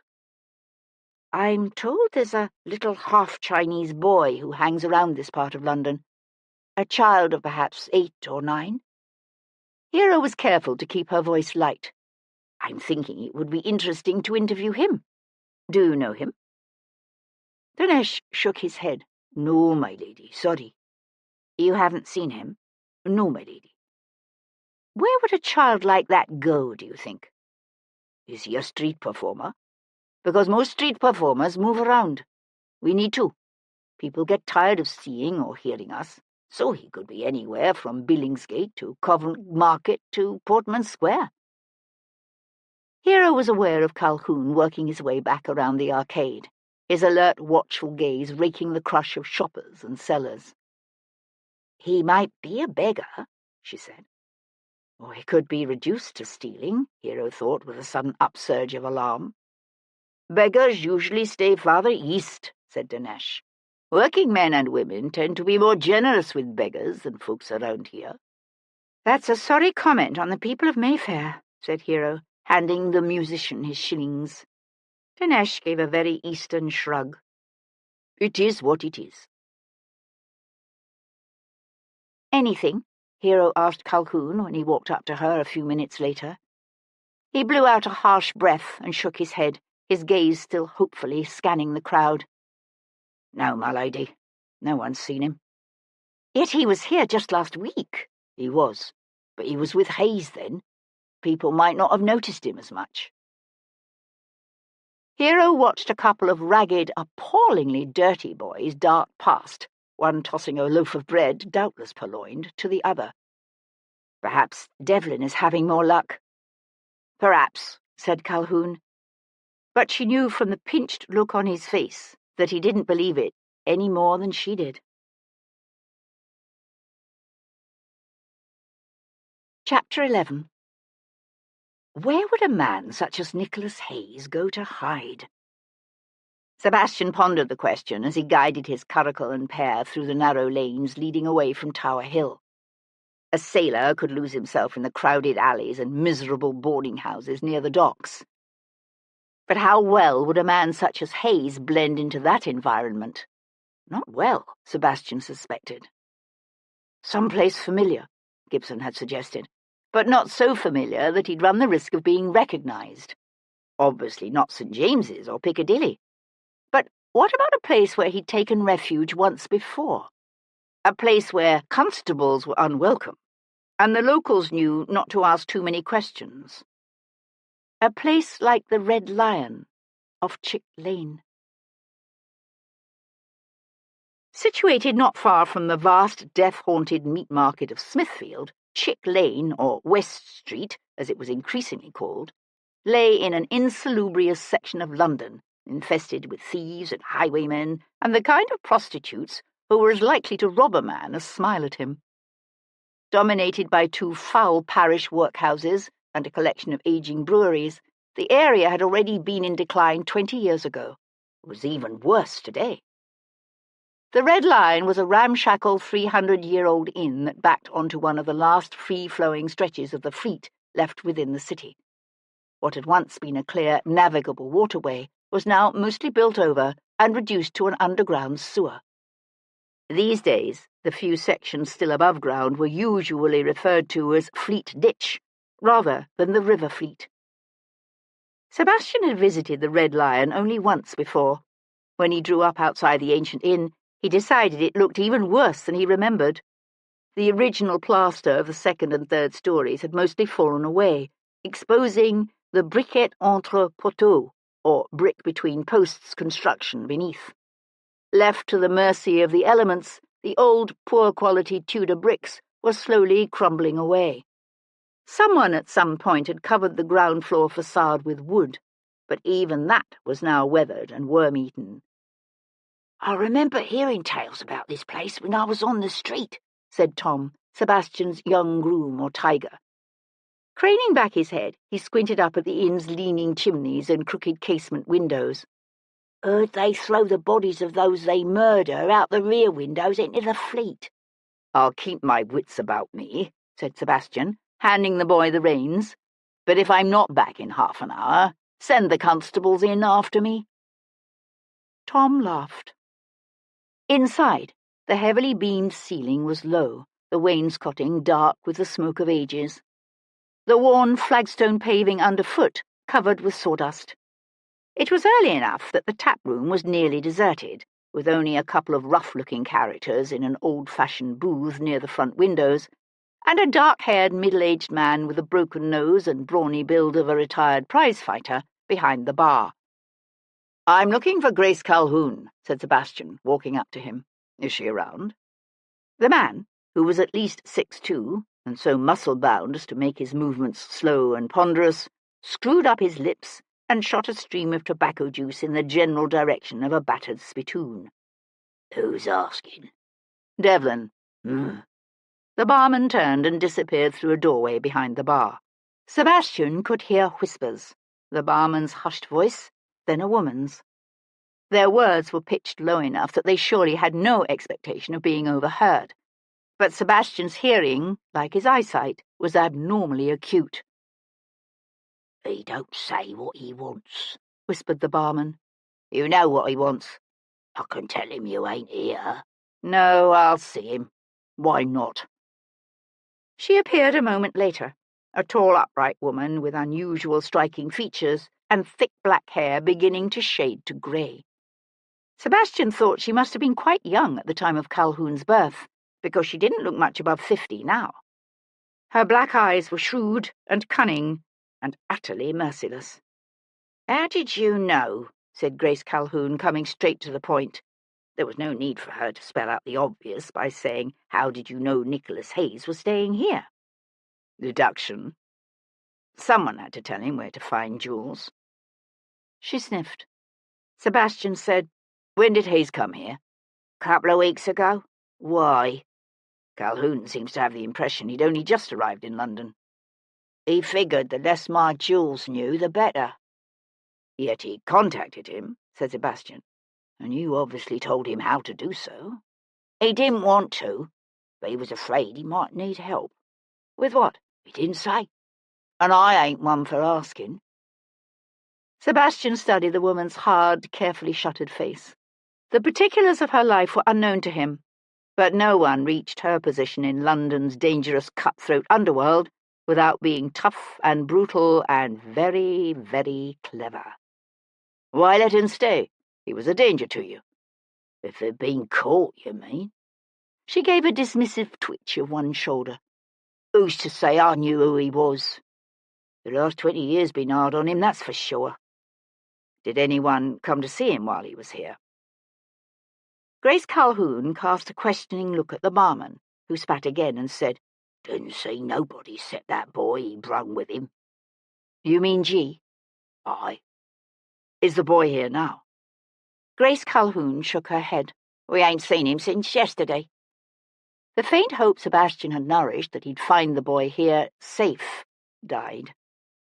"Do you know the name of the man Hayes was planning to meet in Town yesterday?" "No. Why would I?" "Because you're far more knowledgeable than you like to appear." She remained silent, but a faint gleam of what might have been amusement lit up her dark eyes. He said, "May I see Hayes's room?" "What for?" "It might help me figure out who killed him." Her head tilted to one side. "Why do you care who killed him?" "I care," said Sebastian. She was silent for a moment, considering his request and its various ramifications. Then she glanced at the ex-prizefighter standing nearby with his arms folded at his chest. "Show him." Chapter 12. Sebastian followed the silent barman up 2 narrow flights of stairs to a room overlooking the Fleet. Furnished with a heavy old bed and a smaller trundle for the boy, the room was both neat and noticeably cleaner than the rest of the inn. A Chinese porcelain shaving cup, a razor, and other personal items were lined up on the washstand. 2 sets of silk slippers, one pair large, the other small, were visible beneath the edge of the mattress, their toes embroidered with colourful butterflies and birds. On a table beside the bed rested a chinois enamelled frame containing a miniature portrait of a young Chinese woman.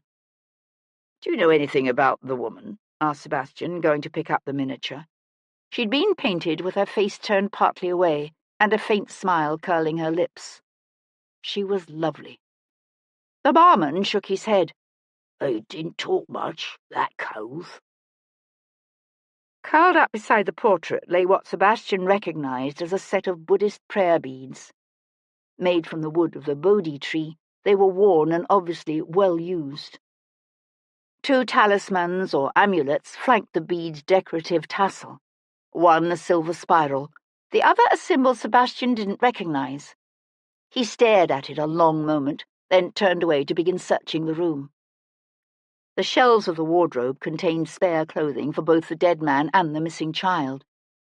Hayes's clothes were all European in style, but there were a small changshan and a magua, presumably for G. Sebastian fingered the fine, colourful silk, wondering again about the relationship between man and child. A stack of well-read books rested on the top shelf, and he scanned the titles: Milton's Paradise Lost, Shakespeare's Tragedies, Plato's Republic. Interesting reading for a man infamous for kidnapping an heiress and killing a French countess. "You about done there?" demanded the barman, shifting restlessly. Almost. The bed was easy enough to search, its lumpy mattress resting directly on leather slings.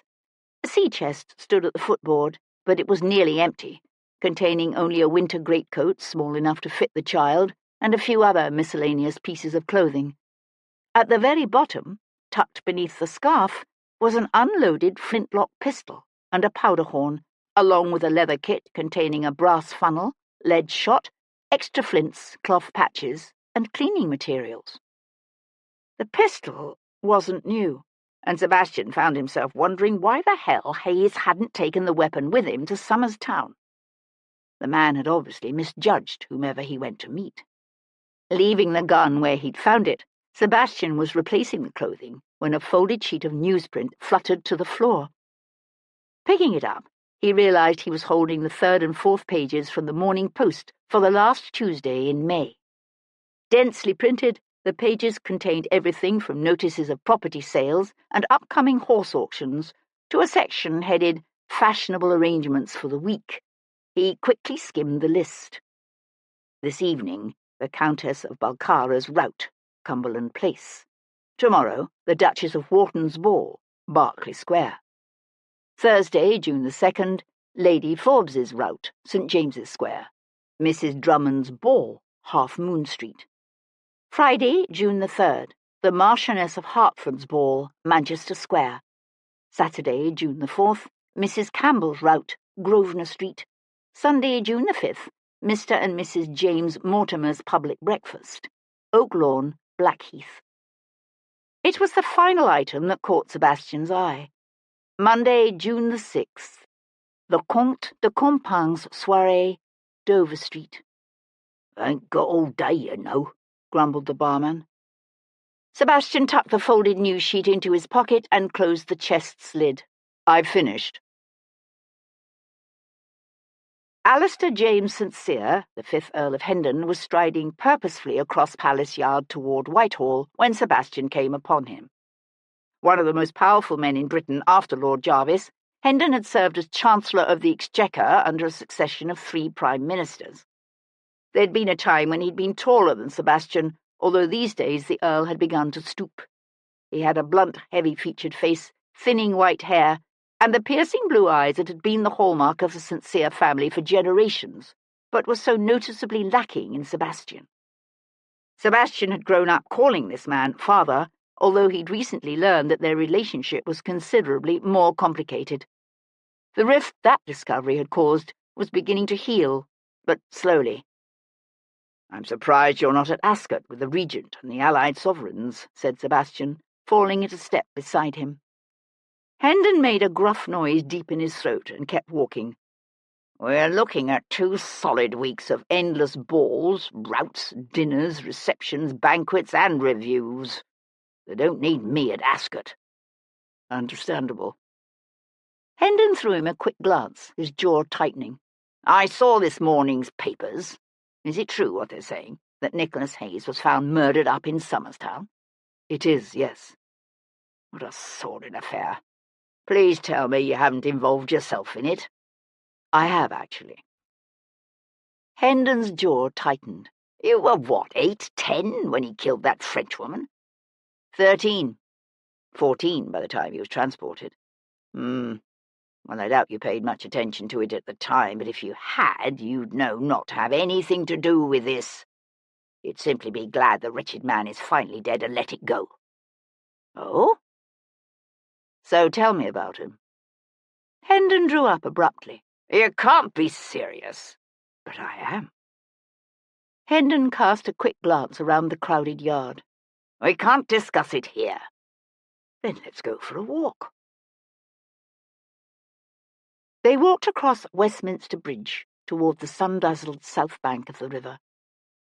How much do you know? Asked Hendon. Nothing beyond the fact that Hayes was transported for murdering the Countess de Compin, and that she was very young and very beautiful. Hendon stared off across the river, his eyes narrowed against the glint bouncing off the water. She was beautiful, with the palest blonde hair and eyes the colour of violets. To be honest, she was the most exquisitely beautiful woman I've ever met. Chantal was her name. Chantal de la Rivière. She was younger than the Count, no more than 20 or 21 when she died. She left a child barely a year old. Tragic. It was, yes. So exactly what happened? La Rivière found Hayes trying to force himself on her. When he pulled the bastard away from her, Hayes drew a double-barrel pistol and shot first the Count, then Chantal. The bullet only grazed La Rivière's head, but Chantal was killed. Sordid indeed, said Sebastian. Hayes insisted he was innocent, of course. Oh? What was his story? He denied that La Rivière found him trying to force himself on the Countess, claimed she was simply present at an argument between the two men, and that the pistol was La Rivière's. According to Hayes, the Count threatened him with the gun, and it went off when he tried to defend himself. He said the same bullet that wounded the Count killed Chantal outright. Surely the servants would have been able to count the number of gunshots.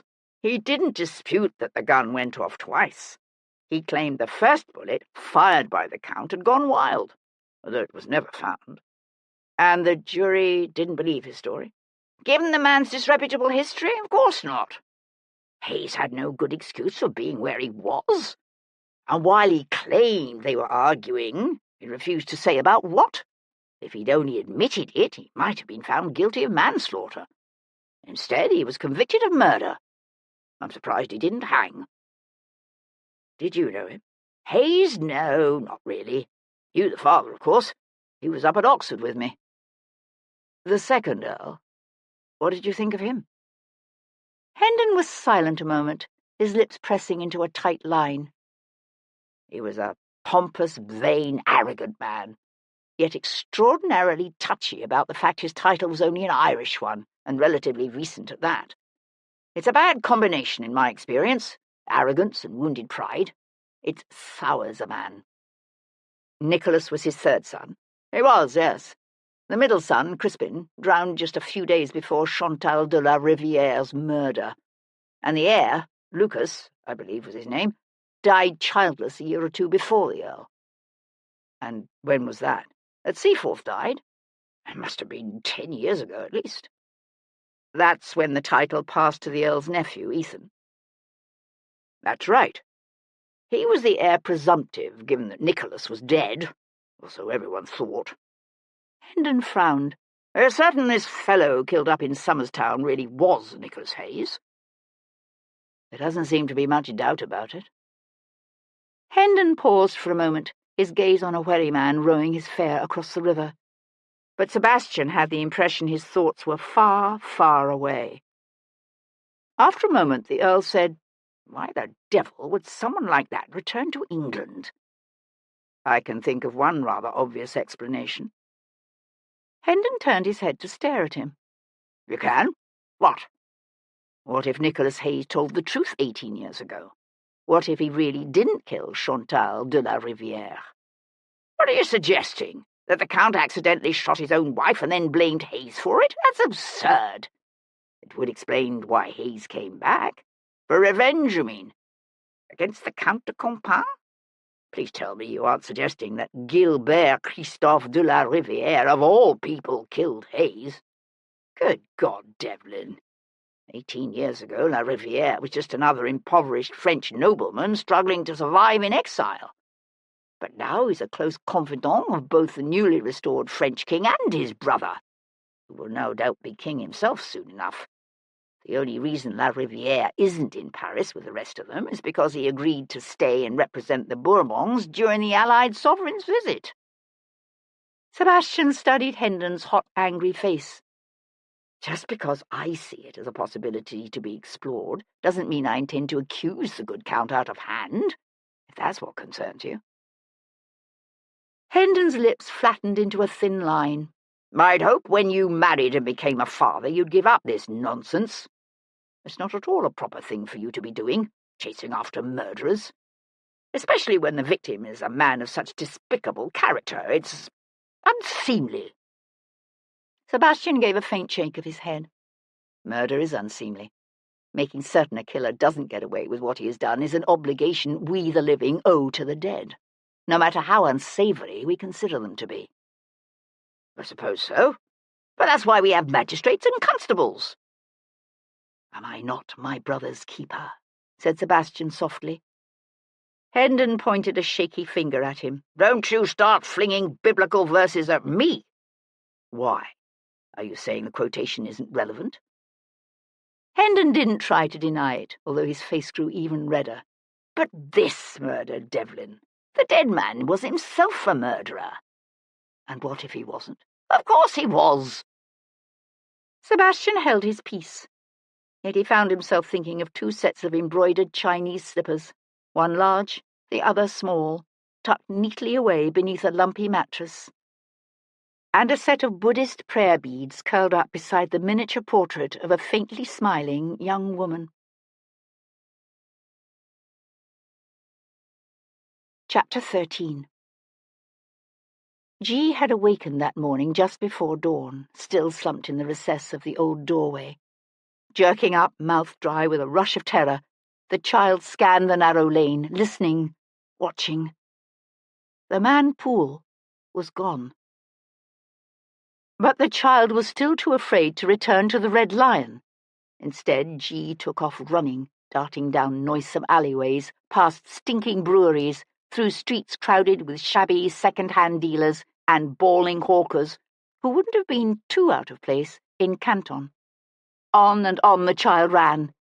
Only when the familiar inn and the danger it had come to represent were left far, far behind did G draw up, chest heaving, lungs gasping, head spinning with fear and confusion mixed with mind-numbing grief and a paralyzing sense of failure.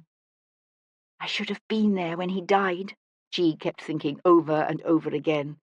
"I should be with him now." Worse than the heart-stopping fear, almost worse than the tide of overwhelming grief, was this shameful sense of having failed Hayes at the time of his greatest need.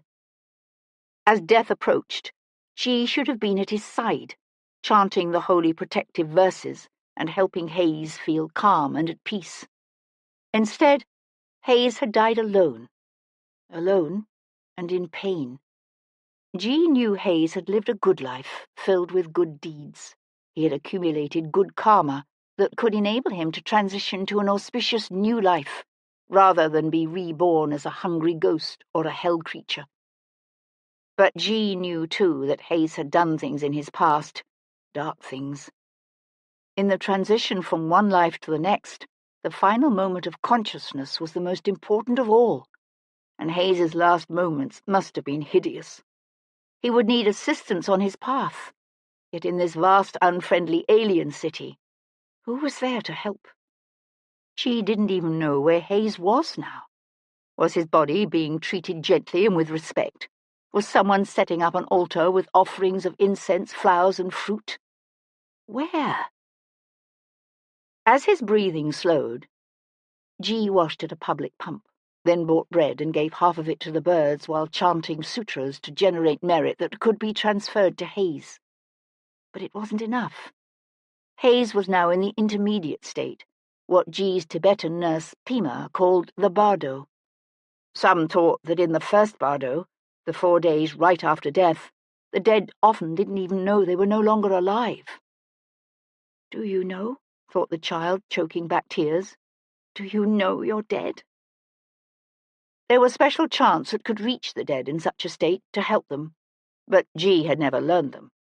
If they were in Canton, the Hong merchants would hire monks, 108 of them, to burn incense and open the road to the next world. Hayes would be carefully bathed and dressed in proper burial clothes, and a priest would divine the most propitious minute to place the body in its coffin. The temple would be hung with odes and eulogy scrolls, and everything would be done as it should be. Except here, in this strange city, G didn't even know where to sleep. "Oh, Hayes," whispered the child, "I don't know what to do. What do I do? What do I do?" Chapter 14. Sebastian arrived at the Dover Street residence of Gilbert Christophe de la Rivière to find a team of sweaty, foam-flecked greys and a dusty chaise drawn up before the French nobleman's house. The Count himself was just descending from the carriage. "Walk 'em," Sebastian told Tom, handing his chestnut's reins to the tiger. "I doubt I'll be long." Hopping down to the pavement, Sebastian caught up with the Frenchman as he was about to mount his front steps. "Good afternoon, my lord. If I might have a word with you." The Count turned, one hand fumbling for the quizzing glass that hung around his neck from a black ribbon. 18 years before, at the time of his lovely wife's death, La Rivière would have been a man of 30 or perhaps 35. Now he was a widower in his late 40s or early 50s, his black hair still only lightly streaked with grey, his eyes dark and deeply set, his nose long and narrow.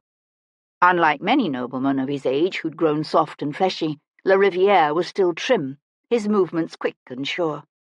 He was known as a fine dresser and a connoisseur of the arts, who personally designed his own fobs and collected ancient artifacts.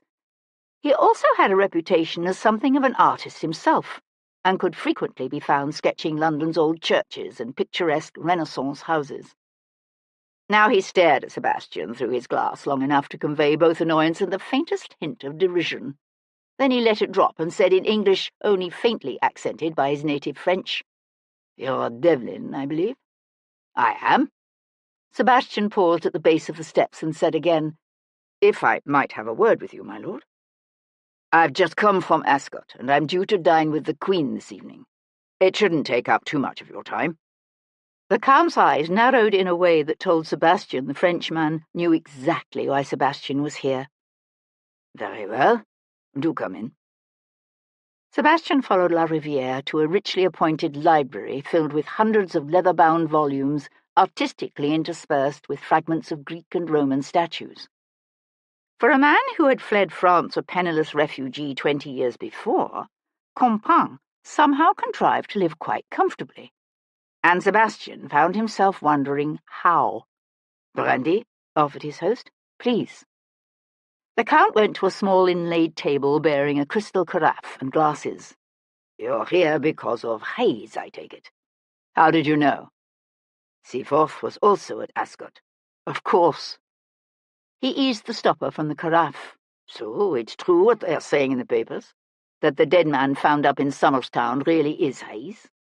"I believe so." "How very odd. When was the last time you saw Nicholas Hayes?" "Me?" La Rivière poured brandy into 2 glasses. 18 years ago I watched him sentenced to death for murdering my wife.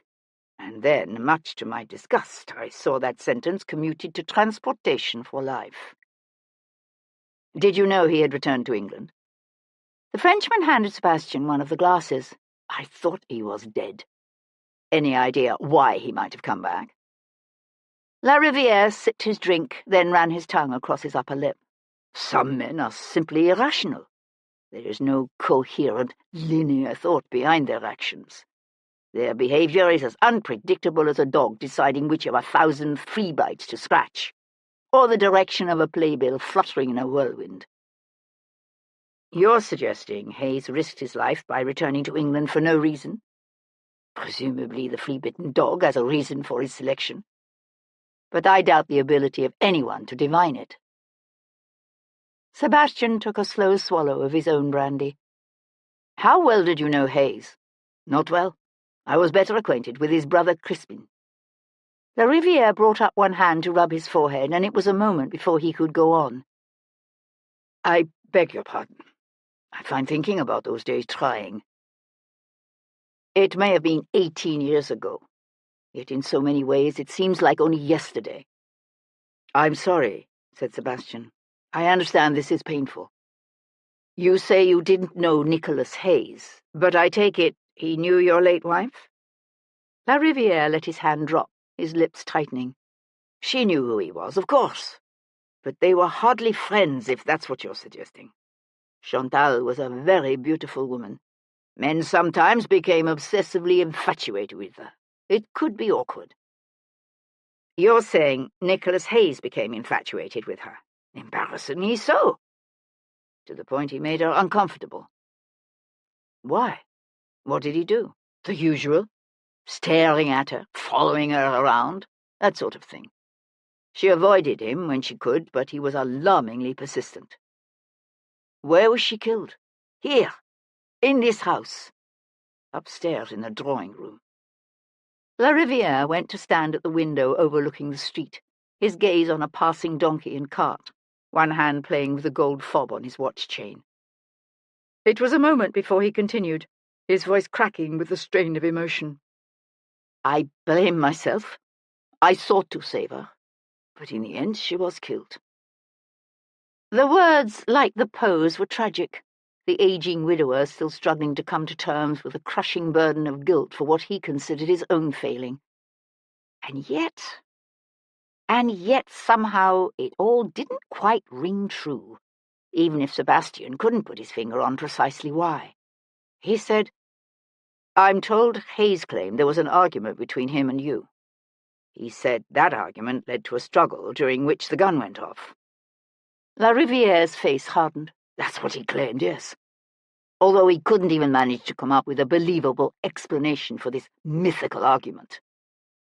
He drained his glass in one long pull. The man was a rogue. Months before he killed my wife, he abducted some heiress. Do you know her name? No. The point is, he didn't belong in polite company. I don't understand how he managed to escape from Botany Bay. But it's where he belonged, and I'm glad he's now dead. He should have been hanged 18 years ago. Do you know of anyone who might have wanted to see him dead? Besides me, you mean? A faint hint of a smile touched one corner of the Frenchman's thin lips. I take it that is why you are here. Do you know of anyone? Lariviere shook his head. As I told you, my acquaintance with the man was limited. Sebastian set his brandy aside. Thank you for agreeing to speak with me. I understand those days must be difficult to revisit. The Count met his gaze and held it. Do you? Yes. Sebastian turned to go, then paused to draw Hayes's strange bronze disc from his pocket and say, Do you know what this is? No? Why? It was found in Hayes's pocket. Sorry. And now you really must excuse me. Of course. Thank you for your assistance. Have I been of assistance? Said Lariviere, walking with him toward the entrance hall. I've heard you frequently interest yourself in such matters, although I fail to understand why, particularly in the case of this murder. What could Hayes possibly mean to you? You didn't know him, did you? Sebastian found himself hesitating. What could he say? That no, he hadn't known Hayes, but somehow that didn't stop him from feeling personally invested in the man's death in a way that had nothing to do with ties of friendship or kinship. That he'd looked at the dead man lying on Gibson's slab and felt a jolt of powerful emotion that went beyond empathy, far beyond it, to something he couldn't identify, but suspected was at least partially coloured by a cold breath of fear. For Sebastian was an earl's son who'd once been accused of murder. He understood all too well how easily a man's life could be shattered. He himself had once come uncomfortably close to being forced to endure the horror, pain, and humiliation that Hayes had suffered. Those shackle and flogging scars could easily have been his. Except, of course, he could say none of those things.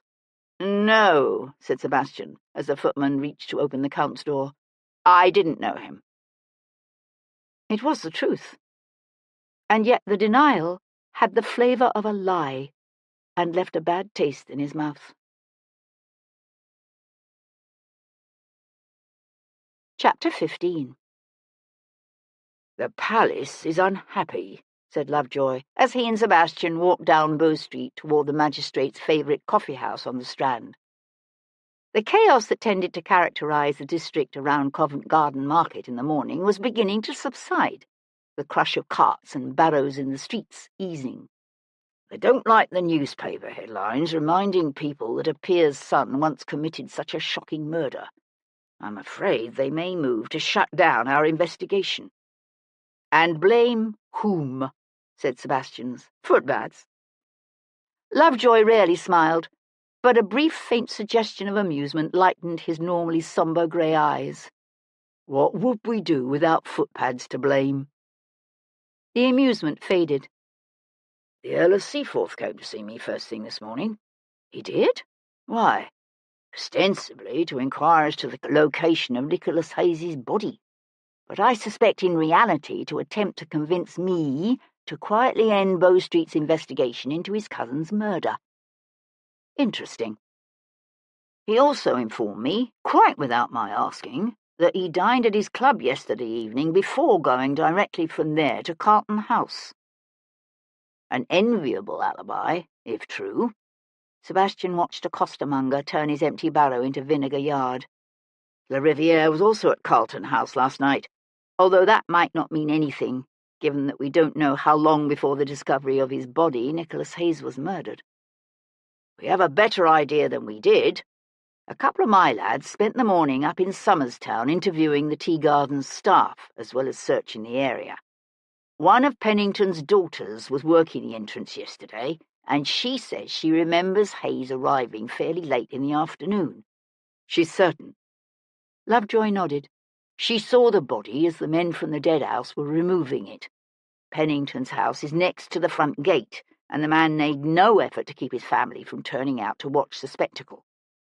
She says Hayes had a young boy with him, and she particularly noticed the child because he was so striking, perhaps wholly or at least partly Chinese. Does that sound like the lad who came to Brook Street?" "It does, yes." Sebastian chose his words carefully. "It appears likely that Hayes came here from China and brought the boy with him, although I'm not certain as to the exact nature of their relationship." "China? Good heavens, is that where he's been?" "Well, if the boy is Chinese, it will certainly make him easier to find." There were probably no more than 200 or 300 Chinese in all of London, most of them men, and they tended to stick close to the docks of the East End. "I'll set one of the lads to see if he can find the ship Hayes came in on. The officers and crew might be able to tell us much that we do not know." "That would help," said Sebastian. "Did Pennington's daughter work the entrance all day?" "Most of it. If we can come up with the culprit, she might be able to identify the fellow." They were passing St. Mary's burial ground, and Lovejoy had his frowning gaze on the cemetery's crumbling entrance. It was a moment before he spoke. "I've been reading the transcripts of Hayes's trial at the Old Bailey, hoping to understand why he came back to London." "And?" Lovejoy shook his head. "Nothing leaps out at me. From what was said at the trial, Hayes sounds like a thoroughly disreputable fellow. It's beyond shocking in one of his rank and lineage." "Did no one defend him?" "There was a young army ensign named Nolan, James Nolan, who spoke on Hayes's behalf. No one else." "I wonder where this Ensign Nolan is now. I looked into him. He enjoyed a distinguished career and rose to the rank of colonel before being killed at Vittoria." "Unfortunate. Was he Irish by chance?" "As it happens, he was. His father's a vicar in County Carlow." "How did you know?" "Someone said Hayes's friends and family abandoned him after his father disowned him, all except for an Irish fellow and one of his brothers." Lovejoy shook his head. "There was no mention of a brother in the transcripts." "As I understand it, Crispin Hayes died shortly before Chantal de la Riviere was killed." "Ah, that explains it then. Hayes expressed no remorse for what he'd done, by the way, continued to insist to the end that he was innocent. Perhaps he was. Oh, surely not. Think about this, said Sebastian. If Hayes was innocent, if La Riviere did accidentally kill his own wife and managed to get Hayes transported for it, then I can see a man who'd suffered the hideous brutality that Hayes endured in Botany Bay vowing to come back to England and kill the man he held responsible for it all. Lovejoy drew his chin in against his chest. There's no denying it would explain Hayes's puzzle in return, but a shocking miscarriage of justice, if he was innocent, and yet was convicted anyway. It happens, said Sebastian. It could have happened to me. Lovejoy looked unconvinced. La Riviere has a reputation as an accomplished swordsman, does he not? I believe he does, yes. If Hayes had been killed by a sword thrust, one could, with reason, cast suspicion on the Count. But a common sickle? In the back? It seems unlikely, wouldn't you say? Lovejoy looked thoughtful. It might be worth having the lads look into Pennington's groundskeepers. One of the gardeners may have had an unknown past association with Hayes. I hope not, thought Sebastian, as they reached the Strand. Otherwise the poor fellow is liable to end up quickly charged with murder. Whether guilty or not. "Why are we going back up to Somerstown?" asked Tom, as Sebastian guided the chestnuts north along St. Martin's Lane. Sebastian cast an amused glance at his tiger. "You still planning to become a Bow Street runner some day?" "I am," said the boy solemnly. "Then think about this. If you were going to murder someone, would you do it in a place where you knew your arrival and departure were certain to be observed by the person taking admission at the gate?" "Don't seem real smart." "That's why I want to take another look at Pennington's tea gardens." He found Irvine Pennington's daughter once again manning the tea garden's entrance. A winsome, freckle-faced girl named Sarah, she had a sunburned nose and a wide, toothy smile.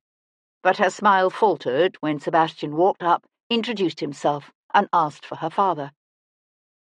"Begging your lordship's pardon," she said, dropping a quick curtsy, "but he ain't around. We don't know where he's taken himself off to." "Perhaps you can help me," said Sebastian. "You were working the entrance yesterday, weren't you?" She dropped another curtsy. "I was, your lordship. Me father spelled me a few times, but I was here most of the day." "Did many people visit the gardens in the afternoon?" "Oh, we was right busy, that's for sure. Not as busy as on Sundays, of course, but it's been so hot lately, lots of folks have been coming out." "Did you get many gentlemen yesterday?" "You mean proper gentlemen, like yourself?" Sebastian smiled. "Yes, like that." "We don't get too many fine ladies and gentlemen any more. Time was we did, but it's mostly common folk these days." "But you did get some yesterday?" "Well, probably one or two." "Do you remember them? If they were old or young, tall or short, thin or fat?" She screwed up her face with the effort of memory. "I'm right sorry, Your Honour, but I don't reckon I could say for sure. One day just kind of blends into the next." "But you remember the man who was killed?" "Oh, yes, Your Honour. On account of the boy he had with him. Prettiest little boy I ever did see. Like a porcelain doll he was." Sebastian squinted against the sinking sun as he studied the garden's 8-foot-high brick wall. "Is there another entrance to the tea gardens?" "No, Your Honour. This is the only one." "I thought your father said something about a gate in the western boundary wall." "Well, there is a gate goes out to Cow Lane. The gardeners use it to haul in manure and such, but it's kept locked otherwise." Sebastian fished in his pocket for a coin and paid his entry fee. "What time do you close?" The girl handed him a ticket with another smile. "Not till midnight, Your Honour. We only close early on Thursdays." "Thank you." Walking up the tea garden's main promenade, Sebastian was conscious of following in the footsteps of Nicholas Hayes and the missing child. He kept trying to imagine the dead man and G relaxing and enjoying these flowery walks and shady arbours, but he couldn't. A string quartet was playing chamber music in the great room, and the strains of Haydn drifted through the open windows to the horseshoe-shaped arrangement of booths, where a chattering, laughing crowd was eating syllabubs and cakes, washed down with tea and ale. And all Sebastian could think was, what an incongruous spot for murder. Circling around a bowling green and skittles yard, he came upon an ornamental pond, where he paused to watch the half-dozen or so children gathered there sail toy boats. A splashing fountain played merrily. The children laughed and called to one another, and Sebastian found himself wondering, why would Nicholas Hayes arrange to meet someone here of all places? Why Pennington's Tea Gardens? A fading pleasure spot that had once attracted the better sort, but now catered more to shopkeepers and apprentices. Was that the reason? Because it was so out of the way and unfashionable? It was, after all, why Hayes had chosen to stay at the Red Lion. It made sense, Sebastian decided, but it did nothing to explain whom Hayes had come here to meet, or for what purpose.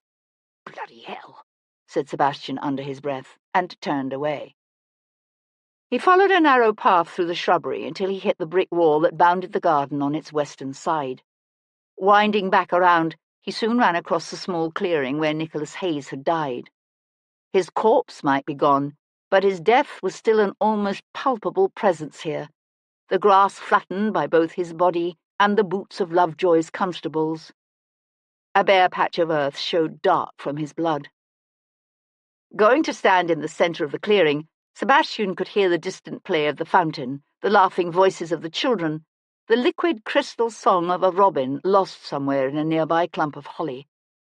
The evening sun filtering down through the leafy branches overhead felt hot on his shoulders, and he stood silently for some minutes, trying to understand what had happened here, searching for answers that eluded him. Frustrated, he was turning to leave when a flash of white caught his eye. Someone had spread a small square of white cloth in the shade of a peony. On the cloth rested a clutch of blossoms, foxgloves and white lilacs and ladies' lace, along with 2 oranges and a pile of ash surrounding the remnants of what he realized was a joss stick. If he breathed deeply, Sebastian could just catch the faint scent of sandalwood hanging in the air. He quickly crossed the clearing and crouched down beside the makeshift altar to touch the ash. It was still warm. "Gee," he said, rising to his feet. His gaze raked the surrounding shrubbery as he listened intently for the faintest footfall or hushed sound. "Are you there, G? I'm a friend. Calhoun's friend. I won't hurt you. I want to help you." He paused. For a moment he imagined he could feel the weight of the child's grief still lingering in this death-haunted clearing as unmistakably as the scent of the wafting incense. "G," he called again. But he was alone. Chapter 16. That night Sebastian watched his wife stand at their bedroom window, one hand on the heavy curtain at her side. She was staring at the darkened street below, but he knew her thoughts were far, far away. "We're trying," he said, coming up behind her to slip his arms around her waist and hold her close. "That's all we can do." She tipped her head back against his, her gaze on an elegant chaise dashing up the street below, a crest emblazoned on its panel, the lamplight gleaming on the backs of its high-stepping team of matched bays. "And yet it's not enough. That little boy must be so afraid, alone and afraid. I keep imagining Simon in a similar situation, and it's unbearable." She paused. "At least we know G's still alive, thanks to the makeshift altar you found." "It's possible the killer doesn't know the boy exists." "Perhaps. Yet even then he's still alone and in danger." "I know." He turned her in his arms to thread his fingers through the thick fall of her hair and lift her chin with his thumbs.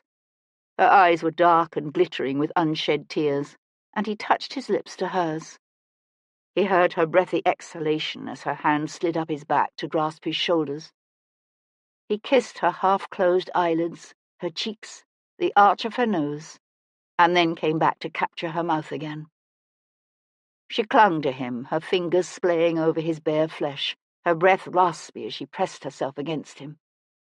Then she drew back, her hand finding his, to tug him toward the curtained recesses of their bed. They fell together, legs tangling, lips coming together again. He touched her breasts, kissed the tender flesh of her stomach. She gasped, arching against him, her palms cradling his face. "Now, please," she said, and he rose above her. There was an urgency to their lovemaking, a desperation he couldn't quite define even as he understood its source. Then he felt her body convulse with her release, and he cried out as she pulled him over the edge with her.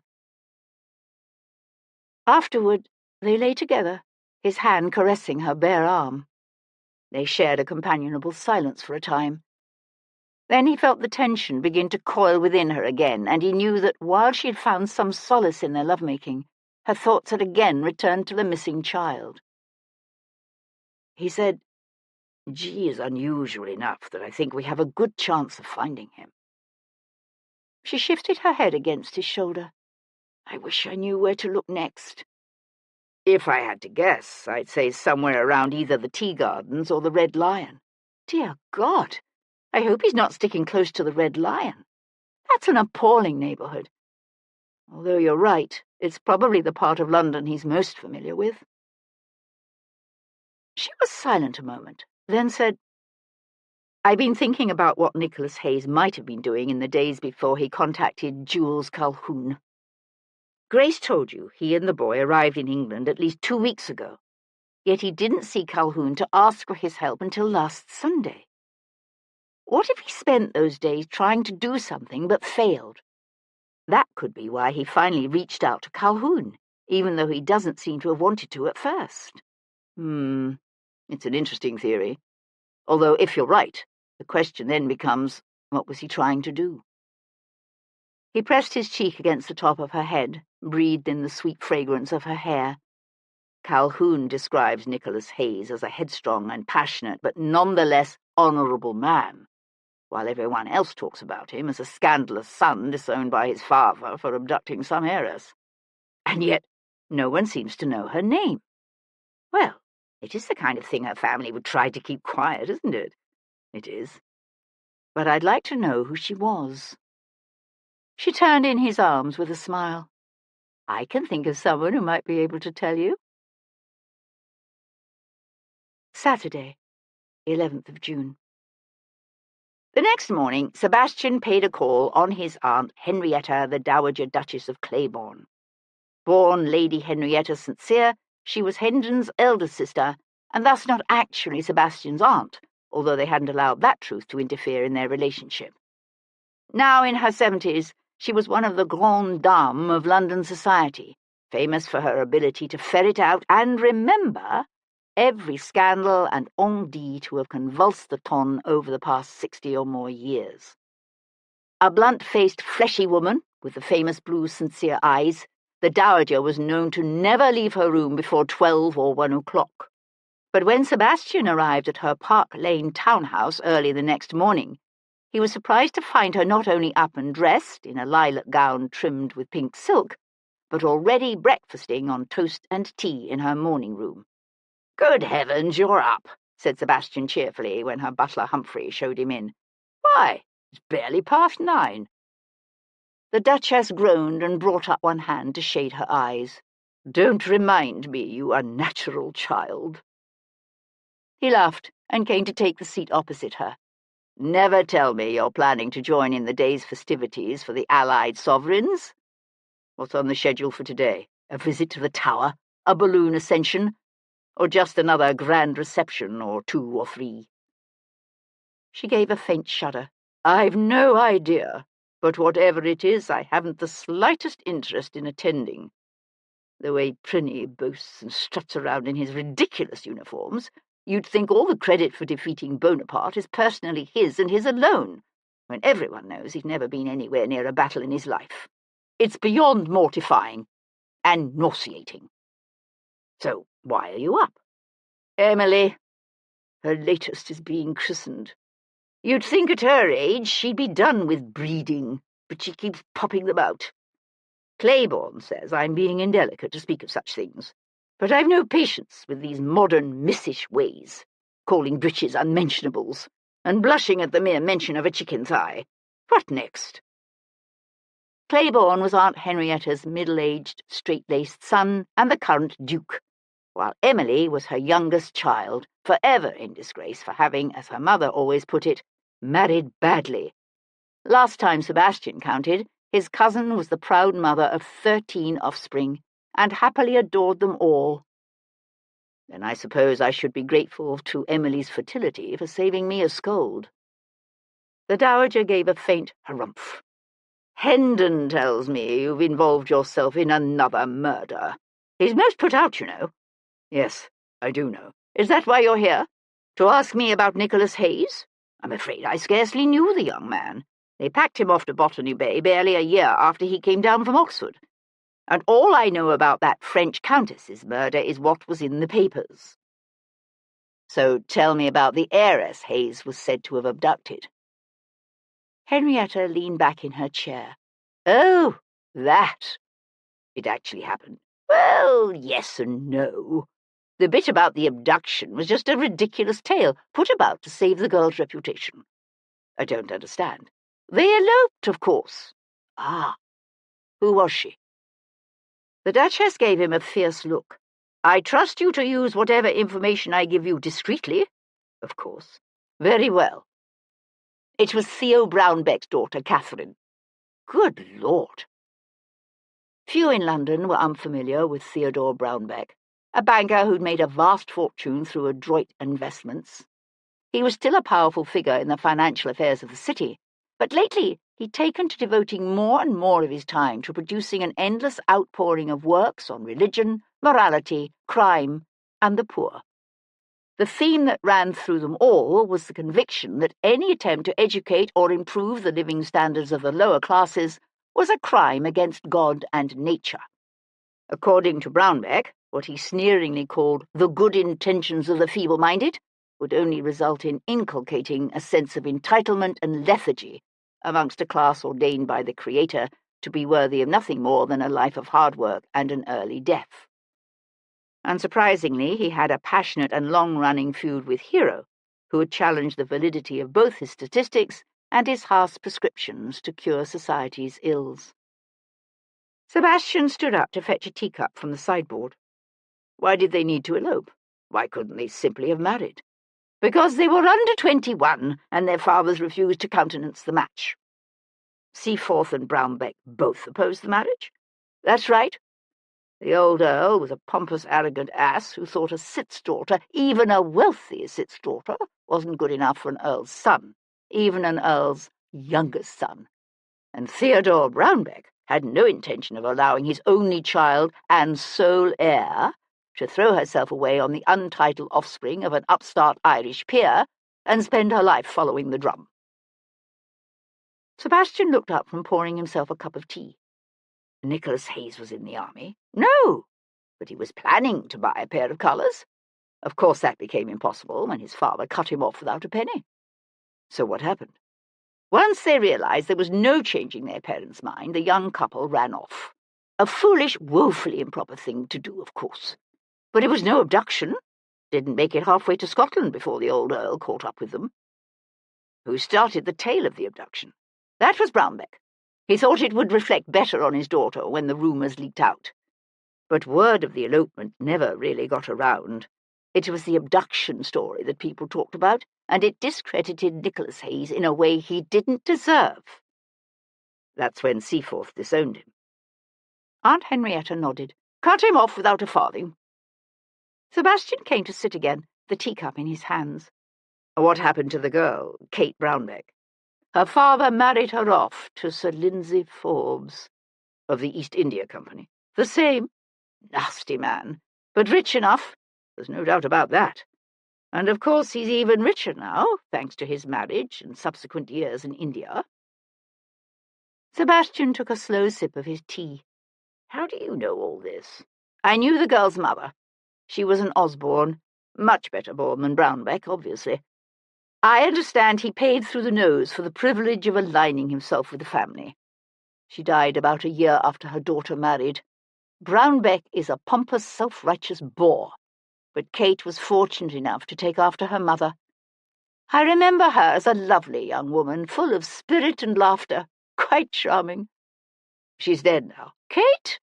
Oh, no. She's just not like that anymore. It's as if marriage to Forbes sucked all the life and joy out of her. It's quite sad. Henrietta sighed. I suspect Hero knows her. She's part of the Annabel Hershey set these days. Sebastian was familiar with Annabel Hershey, thanks to Hero. A general's daughter, Miss Hershey kept a salon for those with keen wits and sharp intellects, and interests in everything from philosophy and literature to science and technology. He took another sip of tea. Do you think Nicholas Hayes did it? Killed the Countess de Compas, I mean? He expected his aunt to say, of course he did. Instead, she was silent for a moment, her lips pressing into a frown. I honestly don't know. The entire affair never rang true to me. Why not? Partially because he was so desperately in love with Kate just a few months before, but mainly because I remember Chantelle de la Rivière. I understand she was very beautiful. She was indeed, utterly exquisite. But I always suspected she was a bit of a coquette. Oh? And what do you think of Gilbert Christophe de la Rivière? I know everyone keeps referring to him as the close confidant of both the French king and his brother. But the truth is, he's far closer to the Count d'Artois than to Louis, which tells you all you need to know about him. It does indeed, said Sebastian. Charles, the Count d'Artois, was the saturnine younger brother of the newly restored French king Louis XVIII, and a man known as an ultra-royalist, ultra-religious reactionary. So, what do you think happened to Chantelle de la Rivière? I never could figure it out. She was silent for a moment, her fingers reducing her toast to crumbs. Then she said, what a tragedy Nicholas's life was. An unnecessary tragedy. How differently it would all have turned out if the young couple had simply waited. In another few years, Kate would have been 21, and Nicholas would have been his father's heir. But they couldn't know that. No. How soon after the elopement did she marry Forbes? 3 weeks, I believe. Hasty. It was, yes. But it wasn't because she was with child, if that's what you're thinking. She never had children. It was what he'd been thinking, of course. Sebastian took a sip of his tea, found it had gone cold, and set it aside. If she wasn't with child, then the pressure Brownbeck put on her to bend to his wishes like that must have been brutal. I suspect it was. She was never the same afterward, and then she and Forbes went off to India, where her husband helped starve to death something like 1 million people, said Sebastian. I should think that would change almost anyone. Not Forbes. He's still every bit as arrogant, smug, self-righteous, and insufferable as he's always been. But rich. Sebastian pushed to his feet. Very, very rich. Aunt Henrietta eyed him thoughtfully. You will remember you promised to treat what I've told you with the utmost discretion. I'll remember. He bent to kiss her cheek, and was surprised when she put her hand on his arm and said, And you will be careful, Sebastian. There's something particularly ghastly about anyone who could sink a sickle into another man's back.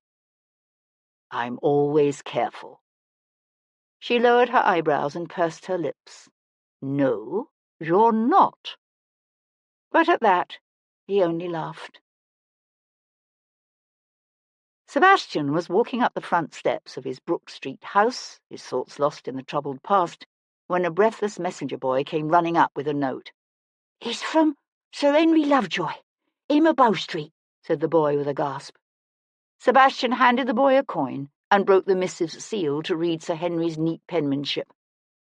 Irvine Pennington found stabbed to death in Cat Alley, Somerstown. Chapter 17. The tea garden's owner lay sprawled on his stomach, arms flung stiffly out at his sides, head turned, and eyes open wide as if in shocked disbelief. Flies buzzed furiously around the dried blood on the back of his ripped coat and crawled in and out of his gaping mouth. The heat in the close, rubbish-strewn alley was intense, the stench of death overwhelming. After 6 years at war, Sebastian was painfully familiar with the sights and smells of death. But sudden, brutal murder still troubled him. "Looks like he's been dead for a while, doesn't it?" he said, hunkering down beside the dead man. "Perhaps as much as a day." Lovejoy nodded gravely, a folded handkerchief held over his nose and mouth.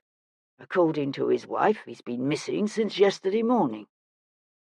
Sebastian remembered the swift expression of consternation that flitted across Sarah Pennington's face when he'd asked for her father. "We don't know where he's taken himself off to." "Damn," said Sebastian. Lovejoy cast a thoughtful look around the noisome alley. "Perhaps we've been wrong in our thinking about Nicholas Hayes's death. Perhaps his murder had nothing to do with who he was, and everything to do with where he was. Perhaps we should be looking for a killer with a link to the Tea Gardens or Somerstown, rather than to Hayes. Perhaps. Although it's also possible Pennington is dead because he was working the garden's entrance when Hayes's killer arrived, and thus could have identified him. His daughter did say her father spelled her a few times." "True." Sebastian studied the 4 or 5 blood-encrusted slits in the back of the dead man's coat. "I don't think our killer used a sickle this time." "No." Lovejoy squinted up at the blazing sun overhead. "I sincerely hope the men from the dead house arrive with their shells soon. The stench is appalling." The men from the dead house took their time. While waiting, Lovejoy set his constables to interviewing the villagers in the area. Several people thought they remembered seeing Irvine Pennington the previous day, although they weren't quite sure. "Passed by here all the time on his way to the Grecian coffee house, he did," said a stout middle-aged woman with an oyster stall near the corner. "Always thought it queer. I mean, what's a fellow with his own tea gardens doing going to a coffee house, But she couldn't recall for certain if she'd seen him that Friday. "Could have been the day before," she admitted. "One day's pretty much like the other, you know." The owner of the coffee house, a Mr. Ned Dashel, had the same problem. "I think he was here yesterday, but I couldn't say for sure. He didn't come this morning, though. That I do know." All the villagers agreed on one point. They hadn't seen anything or anyone suspicious lately. Sebastian said, "If Nicholas Hayes's killer is methodical enough to eliminate the person who took his money at the entrance to the tea gardens, then I suspect he was careful to make certain he wasn't seen again." "I almost hope you're right," said Lovejoy, his face pink with the heat. "Because whoever this killer is, he's ruthless. Ruthless and deadly." Clarendon Square lay to the west of Pennington's Tea Gardens, just on the edge of where the shops and houses of Somerstown gave way to the rolling hills and open fields of the countryside. Built in the last decades of the 18th century on the site of what had once been a lifeguards' barracks, the square formed a vast rectangle around an unusual inner ring of newish houses with curving facades, known as the Polygon. When Hero arrived at the square midway through the morning, she found only 2 performers, a harpist who had set up near the French Catholic chapel, and a hurdy-gurdy player on a far corner. But like so many street musicians, both were blind, and the hurdy-gurdy player was so awful that Hero suspected the residents paid him to go away. In the end, she decided to interview a penny profile cutter, a sad-eyed, middle-aged German woman who cut silhouettes out of black paper for a penny each. "You only want to talk to me?" said the woman, her accent thick, as she stared at Hero with obvious suspicion. A stocky woman, dressed in ragged but clean clothes, she had fading fair hair and a scar from what looked like a sabre slash running the length of one side of her face. She said her name was Anya Becker, and that she was originally from Hanover. "I don't like to just talk." "Well, you can cut my profile while we talk, if you'd like." "I think I'd rather do that." She picked up her scissors and reached for a piece of paper. "Look at the polygon." "How long have you been doing this?" asked Hero, watching her. Once she must have been a pretty woman. Counting silhouettes, I mean. The old scar across the side of Anya's face seemed to darken as she squinted assessingly at Hero. Since I was 14, maybe 15. But you need to turn the head sideways and look at the polygon. Hero obediently shifted her gaze to the curving facades of the ring of houses at the centre of the square. You've been in England that long? No. Started in Hanover, I did. How did you end up in London? I don't want to talk about that, said the woman. Given all that had happened in Hanover in the last 20-plus war-torn years, Hero suspected it wasn't too hard to guess at the vague outlines of this woman's life. She said, Do you always work here in Town? Ah, no. I like to work here because I can see the fields and the hills. But I move all over, I do. If I stayed in one place, I would soon cut the profiles of most of all the folks who want them now, wouldn't I? True. Keep the head turned, snapped the woman, when Hero's gaze drifted sideways. Sorry. I do my best business at the fairs. Used to be there was a fair somewhere around London most every week, or at least when the weather's fine. But they're shutting them all down now, more and more. Too rowdy, they say. Anya made a scoffing noise deep in her throat. How did you learn to cut profiles? Learned it from an old woman in Hanover, I did. I was born in the countryside, but ended up in the city after the French soldiers burned our farm and killed my mother and father. At first I used to just bronze and frame the profiles the old woman cut. I can bronze this for another 4p if you want, and frame it for another 10. But after a while the old woman, her hands started shaking so bad she had to have me do all the cutting too. I should think it would be a difficult thing to learn. You need to have a good eye and a steady hand, yeah. I'm not as good as that old woman was, but I'm good enough. What happened to her? Asked Hero. She was killed by soldiers. Hero watched a young man in yellow pantaloons and a coat with a nipped-in waist come down the steps of one of the houses in the polygon and let himself out the front gate. Is it hard to make a living cutting profiles now they're restricting the fairs? Anya blinked and glanced away for a moment, her throat working when she swallowed. A gust of naked fear passed over her features before being quickly, ruthlessly suppressed. But that rare moment of raw vulnerability told Hero everything she needed to know. Hard enough, said Anya, especially in the winter. The woman was so determinedly strong and independent, thought Hero, so formidably controlled. She'd survived so much. Her life constantly torn apart by wars begun by kings and princes and a certain upstart Corsican, to whom women like Anya meant nothing. Nothing at all. Hero found herself aching for her and all the countless others like her, and had to clear her throat before she could say, I'm looking for a little boy I'd like to interview. A little half-Chinese boy of 8 or 9. Have you seen him? A Chinese boy? Anya pursed her lips as she thought about it. I don't think so, no. He may be half English. Don't think I've seen him. Lots of French around here, but I've never seen any Chinese. Anya set aside her scissors and held up Hero's profile. Despite the woman's earlier self-deprecating remarks, it was startlingly good. So, do you want this framed? Hero was standing on the far side of the polygon, the framed silhouette in one hand and her parasol in the other, her thoughtful gaze on the feathery tops of a distant line of trees lifting in the hot wind, when she saw Devlin walking toward her. Any luck? He asked, coming up to her. Nothing. They turned to walk together along the lane that ran toward the open countryside, and Hero shifted the parasol to keep the hot sun off her face. What are you doing here? Irvine Pennington was found stabbed to death in an alley near his tea gardens this morning. Good heavens! Why would anyone kill him? Lovejoy is inclined to think both killings may be related to the tea gardens themselves, that it's possible Nicholas Hayes's history had nothing to do with his death at all. But you don't agree? I don't, although I've nothing to base that on beside a gut feeling. They'd reached the rolling fields and market gardens of the open countryside, and he paused to watch the warm wind ruffle the ripening grain.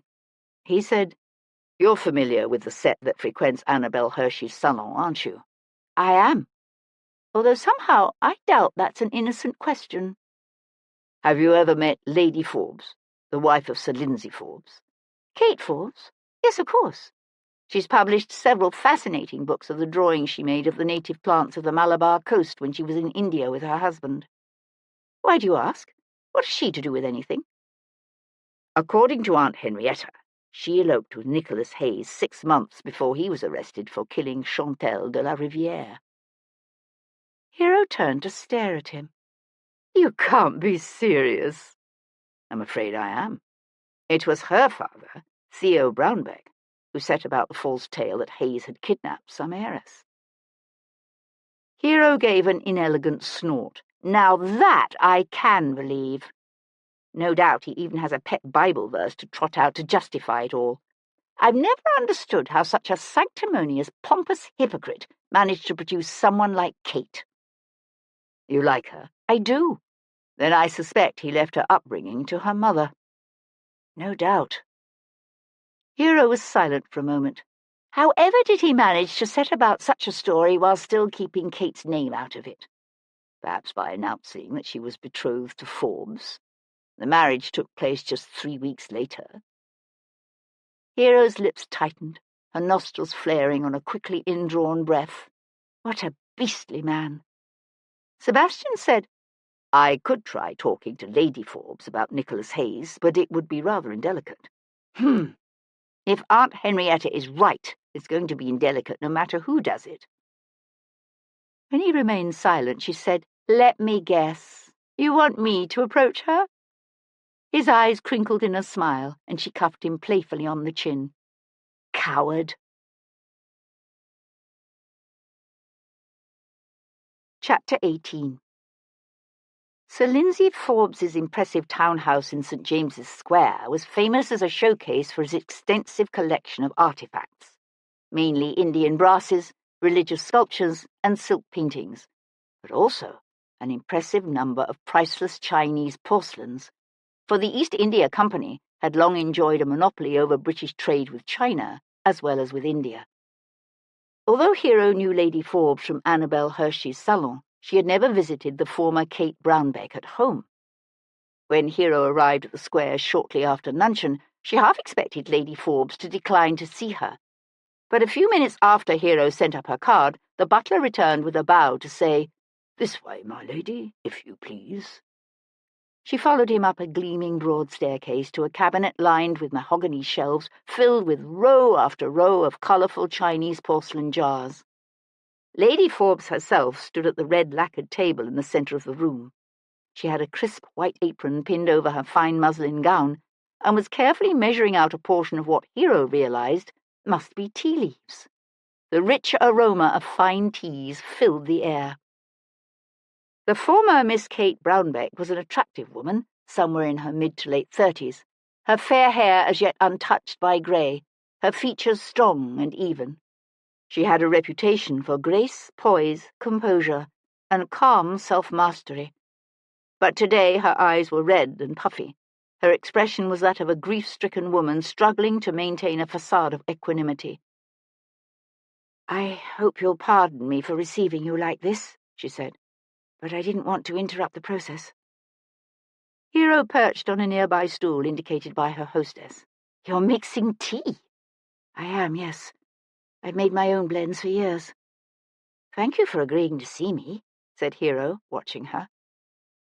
Lady Forbes carefully poured the measure of tea into a larger container, then glanced over at her. "You say that as if you thought I might not." "I take it you know why I'm here." "I can guess. I've heard Lord Devlin is looking into the murder of Nicholas Hayes, and your presence here suggests he's discovered that Nicholas and I once knew each other." "Did you know that Hayes had returned to London?" "No." The denial came quick and decisive. "Do you have any idea why he came back?" "No." "How could I?" She turned to select another jar from one of the shelves, her voice airy and calm, and everything Hero knew she was not. "Does Lord Devlin have any idea as to who might have killed him?" "Not yet." Hero hesitated a moment, but she could think of no delicate way to phrase it, and so simply said bluntly, Do you think his return could have been motivated by revenge? Lady Forbes froze with her arms extended over her head, then slowly lifted the jar she'd been reaching for from the shelf and turned. What do you mean? Could he have come back here to kill someone? She was silent for a moment, obviously giving the idea, or at least her response to it, some thought. No. Nicholas wasn't like that. 20 years ago, perhaps not. But a brutal life can change people. I notice you don't say you can't think of anyone he might have had reason to kill. Lady Forbes's face hardened unexpectedly. Who wouldn't be tempted to kill the man who destroyed his life? You mean the Count de Compas? Yes. You're suggesting Hayes didn't actually kill the Count's wife? Of course he didn't. How can you be so certain? Because I know him. She paused, then said more softly, Knew him. The sound of the entry door opening floated up from below, followed by a man's crisp voice asking something Hero didn't catch, and the butler's murmured reply. Hero said, Can you think of any other reason that he would risk coming back to England? Kate Forbes shook her head as approaching footsteps sounded on the stairs. The anxious fear in her eyes was unmistakable. No, it makes no sense, but please. She broke off as Sir Lindsay Forbes appeared in the open doorway. Ah, there you are, my dear. He gave a faint start, as if only becoming aware of Hero's presence, even though she knew he must surely have learned of it from his butler. I do beg your pardon, Lady Devlin. Am I interrupting? He was a good-looking man, probably in his late 40s or early 50s, with thick, prematurely silver hair, dark eyebrows, and a strong chin. The fourth son of a Devonshire reverend, he had joined the East India Company as a simple cadet at the tender age of 16 and distinguished himself in the campaign against Hyder Ali on the Malabar coast. After that, he'd risen quickly to become Quartermaster General of the Bombay Army. It was the kind of position that enabled a man to accumulate an extraordinary fortune in a short time, if he was ruthless enough. And from everything Hero had heard, Forbes was more than ruthless. Under his stewardship, the company had forced the area's farmers to shift from growing grain to the production of opium. When a famine hit, close to 1 million people starved to death. But whenever the topic came up, Forbes would simply shrug and say India was overpopulated anyway. As far as Hero was concerned, that sentiment told her all she needed to know about the man. I saw your father at this morning's reception for the Allied sovereigns at the Bank of England, he told Hero with a smile. Was the bank on today's schedule of events? Said Hero pleasantly. He had the soft blue eyes and ageless angelic face of a choir boy, and it was all so disconcertingly misleading that she found it chilling. It was, along with a banquet this afternoon and a visit to the opera this evening. Do you and Devlin attend? Probably not.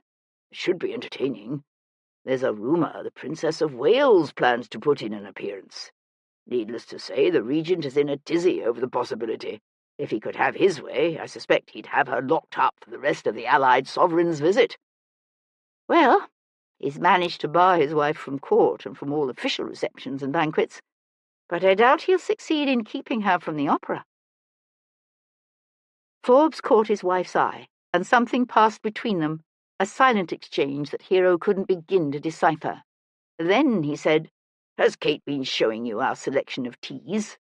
We have samples from nearly all the tea-growing regions of China. One of these days, the company is going to get its hands on the secret process the Chinese use to make the stuff, along with some seedlings of their precious Camellia sinensis, and then we'll be able to grow and produce tea ourselves in India. No more having to deal with these ridiculous Qing emperors and their grasping Cantonese Hong merchants. It's either that, or send in the British Navy and force them to be more reasonable in their trade with us. Hero looked at him with interest. Have you been to Canton? A few times, when I was in Bombay. They're impossible people to deal with, you know. The Chinese, I mean. They insist we pay for their silks, porcelains, and tea with silver, because they have no interest in anything Europe produces. and the one thing we could use to trade with them, opium, they refuse to allow into the country. Rather understandable, is it not? It's outrageous, that's what it is. They can't deny the market is there. The Chinese people can't get enough of it, and we could produce tons of the stuff in India, but we have to smuggle it in, which the emperors have made shockingly risky. Shocking indeed, said Hero with a tight smile. To Lady Forbes she said, "It was good seeing you again. No need to ring for a footman. I can show myself out." She thought Sir Lindsay might offer to walk with her to the door, but he did not. Instead, he stood at the entrance to the tea-blending room and watched her walk away with such intensity she fancied that she could feel his gaze boring into her back. Chapter 19. After Hero left to pay a visit to St. James's Square, Sebastian drove east to Tower Hill, where he found Paul Gibson easing the sturdy shoes off the still-dressed cadaver of a small older woman laid out on his stone slab. 4 other corpses rested on the shelves behind him, Nicholas Hayes's, Irvine Pennington's, and 2 blood-drenched corpses in working men's clothes unknown to Sebastian. What's all this? Asked Sebastian, pausing in the open doorway. Despite the thick stone walls, the heat in the room was intense, the smell of death even more acute than usual. Gibson swiped at a bead of sweat rolling down his cheek. The woman's a former milliner found near Soho Square, while the 2 navvies appear to have killed each other in a knife fight in an alley over by Ratcliffe Highway. I presume you know about the tea garden's owner. If you ask me, this heat is making everyone cranky and short-tempered. Sebastian studied the distorted features of the woman on Gibson's table. Her grey-streaked dark hair was wildly untidy, her face swollen and discoloured, her eyes projecting grotesquely. A wide purple bruise, such as might have been left by a strap, showed just above the high neck of her modest black stuff gown. Who'd want to strangle an aging milliner? Footpads, I'm afraid. Her earrings are missing. Gibson nodded to her bloody left hand. And her knuckles are so swollen from arthritis they had to cut off her finger to get her wedding ring. Good God. Footpads were still a dangerous menace on the streets of London. It was the reason they so often served as a ready excuse whenever the palace wanted to deflect public attention from a delicate death. Sebastian shifted his gaze to the shelves running along the back wall. I take it you haven't finished Hayes yet? Gibson shook his head and blew up a hard breath that ruffled the tousled, greying dark hair on his damp forehead. I wanted to take a preliminary look at the rest of this lot before going back to him. His inquest is until Monday morning, so there's time. Did the Earl of Seaforth come to view his cousin's body yet? Gibson set aside the woman's first shoe and went to work on the other. No one's come. Why? Were you expecting him to? I thought he might. He asked Sir Henry where the body was. Sebastian crossed his arms at his chest and rocked back on his heels. If someone were to suddenly show up claiming to be my long-dead cousin and the rightful heir to the titles and estates I've been calling my own for years, I'd think I'd want to take a look at the fellow and see if he really was my cousin. Gibson set the second shoe beside its mate. So would almost anyone, I suspect. So why do you think he hasn't been? The most obvious answer is that he already knew Nicholas Hayes was alive because he'd seen him. And then killed him, said Gibson, going to work on the woman's sensible stockings. Seems reasonable, doesn't it? So why bother to ask Sir Henry about the body? Perhaps he thought it was expected of him. Sebastian circled the room to stare down at the 2 dead navvies. Both were heartbreakingly young, surely no more than 16 or 17. Their faces smooth and beardless. Their features relaxed now into a semblance of calm serenity he found oddly disturbing, given the way they died. They had managed to slash each other to ribbons before blood loss and shock completely overcame them. Their clothes were ripped and soaked a gory red. So then, why didn't he come? Said Gibson, watching him. I've no idea. Sebastian wiped the back of one wrist across his damp forehead as he turned away from the dead boys. Damn this heat. As he drove away from Tower Hill, Sebastian found himself going over and over everything they knew about Irvine Pennington, trying to see if it cast any kind of light on the death of Nicholas Hayes. But the heat made it hard to think. The streets of the city were miserable, the aging, close-packed buildings trapping both the brutal heat and all the noisome smells of too many people and too many horses jammed into too small an area. Even the air wafting up from the river smelled pungent and dead. "I'm thinking maybe somebody's following us, Governor," said Tom as Sebastian passed through Temple Bar. "Bloody hell." Sebastian resisted the urge to glance back over his shoulder. "Describe him." "He's just an ordinary-looking cove on a bay. He ain't staying real close, but I've seen him before when we was up in Somers Town." "You're certain it's the same man you saw before?" "Oh, aye. I noticed him when you was talking to Sir Henry.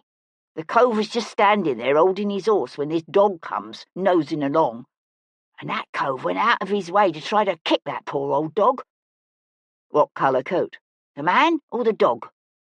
Sebastian found himself smiling. The man. "Bran."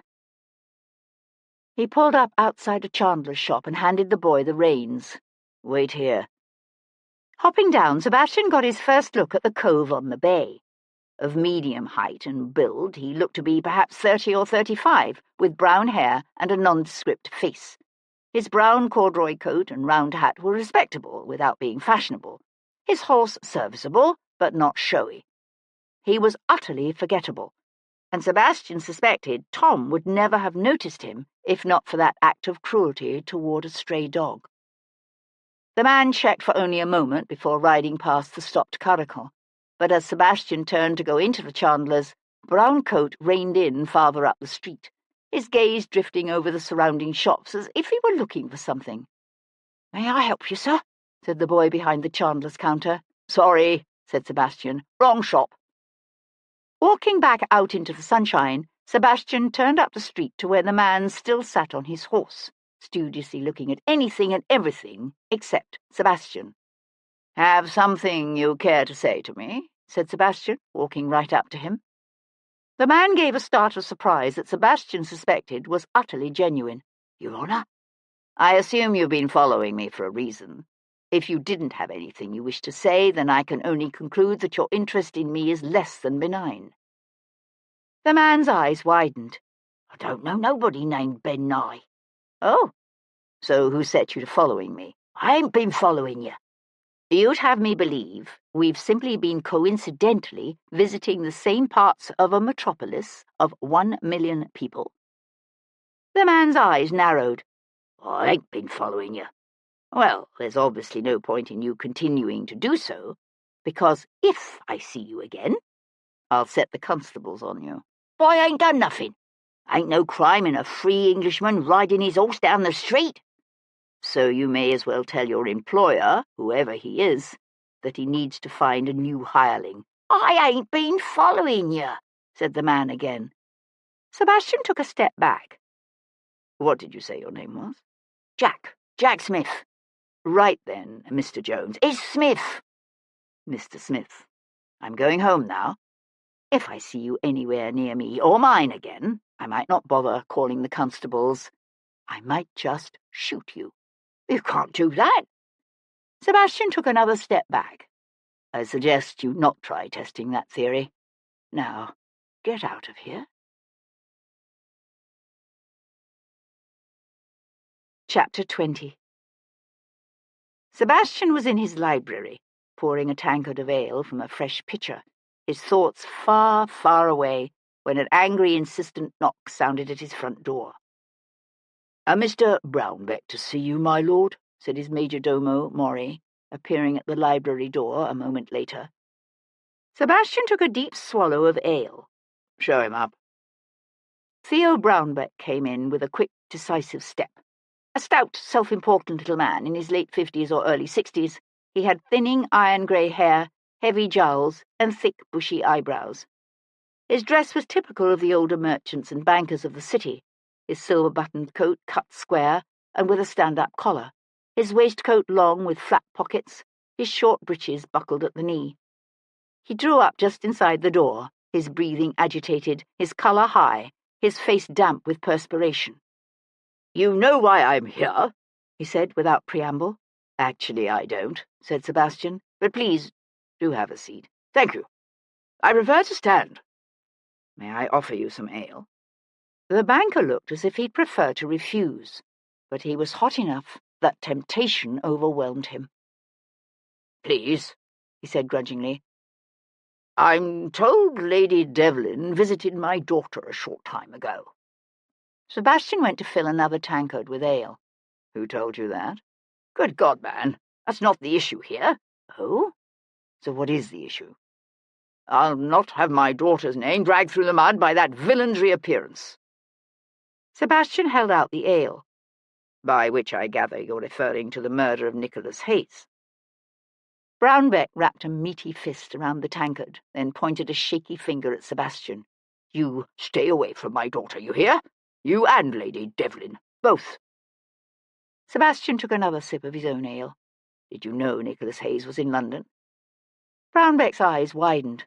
"Merciful heavens, of course not. If I'd the slightest suspicion he was anywhere in England, I'd have gone straight to the authorities." Sebastian studied the older man's red, angry face.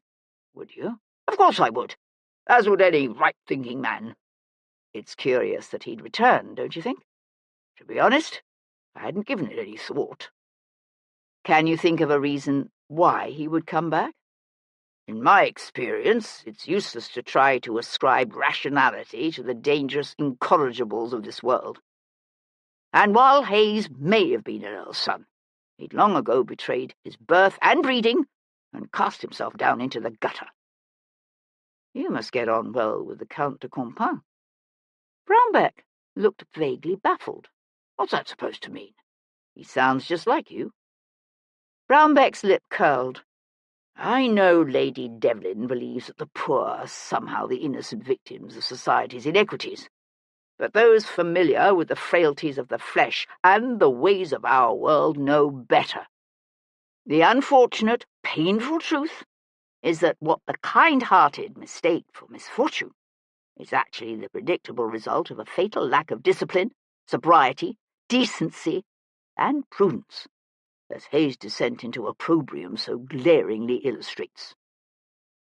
"I've been wondering if revenge might have had something to do with Hayes' return," said Sebastian, carefully keeping his voice even. Brownbeck sniffed. "I wouldn't know. As I said, it's a waste of time attempting to discern the motives of such a degenerate. If you ask me, the authorities would do well to look for his killer among the denizens of the underworld." "A footpad, you mean?" Brownbeck snorted. "Footpads, prostitutes, sharpers. He consorted with them all. After his father disowned him, the scoundrel actually hired a thief to break into Seaforth's house and steal from him." "Oh? Where did you hear that?" "The old Earl told me about it himself." "Someone burgled the late Earl of Seaforth's house and he blamed his own son?"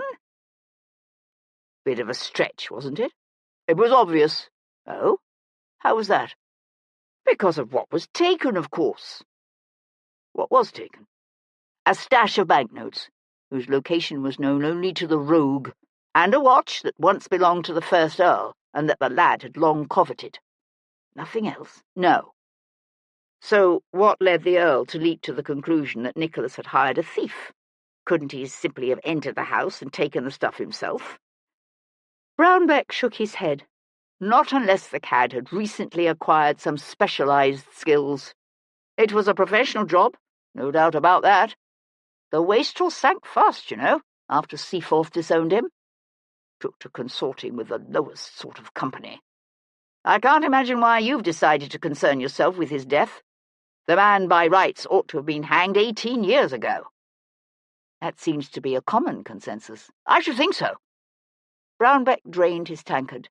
"To be frank, I was hoping none of us would ever have reason to think of the scoundrel again."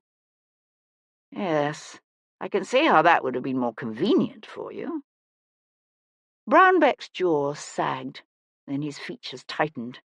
"Amuse yourself by dabbling in the detection of murder, if you must. But you keep my daughter's name out of this, do you hear?" Sebastian gave the man a hard smile. "Shall I ring for a footman to show you out?" Brownbeck set aside his empty tankard with a thump. "I'll see myself out, thank you."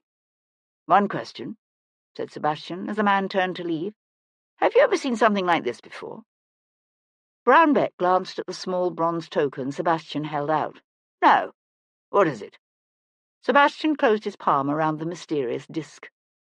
"I've no idea." Maury was closing the door behind their visitor when Hero came down the stairs. "How much of that did you hear?" Sebastian asked her.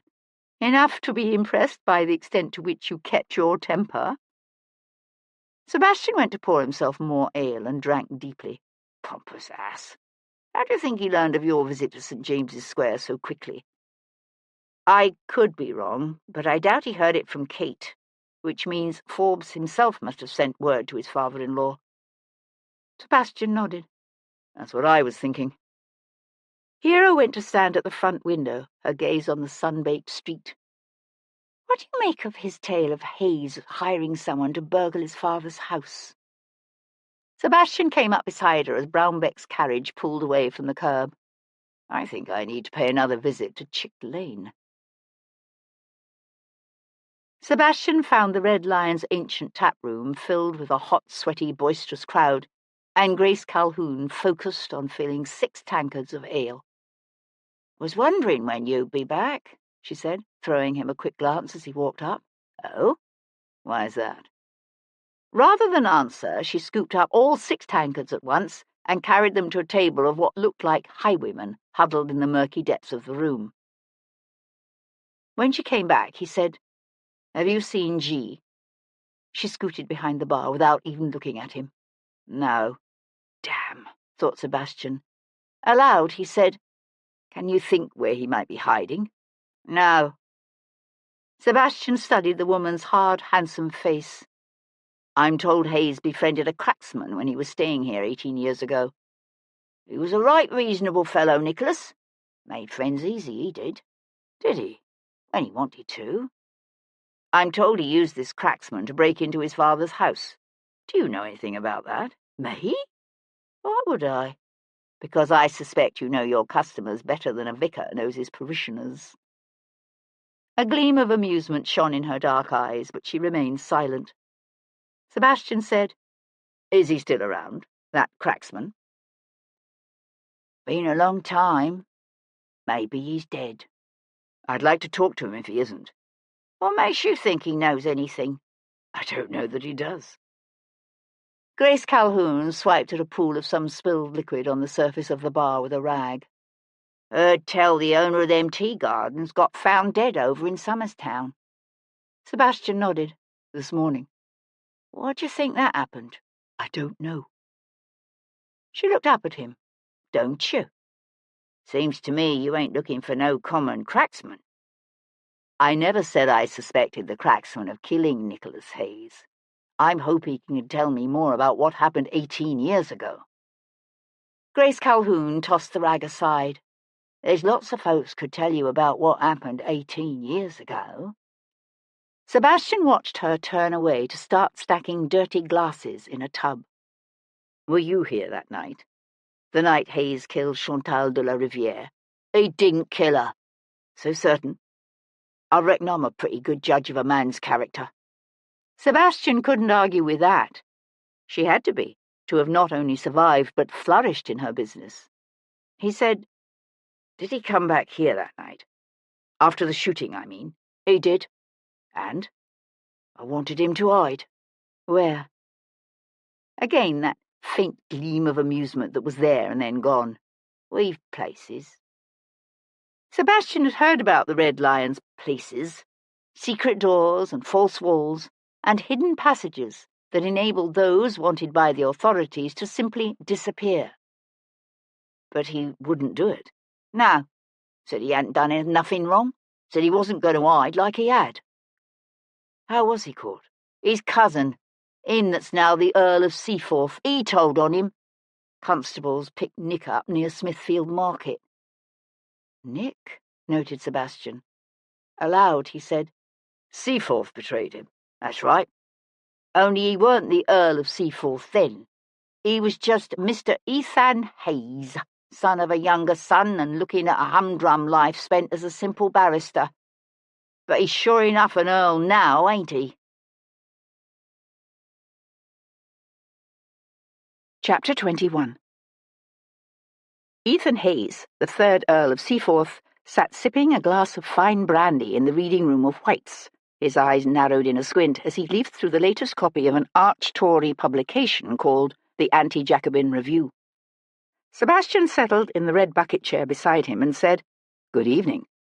Seaforth scowled and cast a quick glance around as if to ascertain who might be near enough to overhear them. "What the devil are you doing here?" "As it happens, I am a member." "That's not what I meant, and you know it." "Ah. Well, you see, I wanted to talk to you." "Here?" "That's a problem. Have something you don't want to get around, do you?" A faint flush darkened the other man's cheeks. "Of course not." Sebastian signalled for a brandy.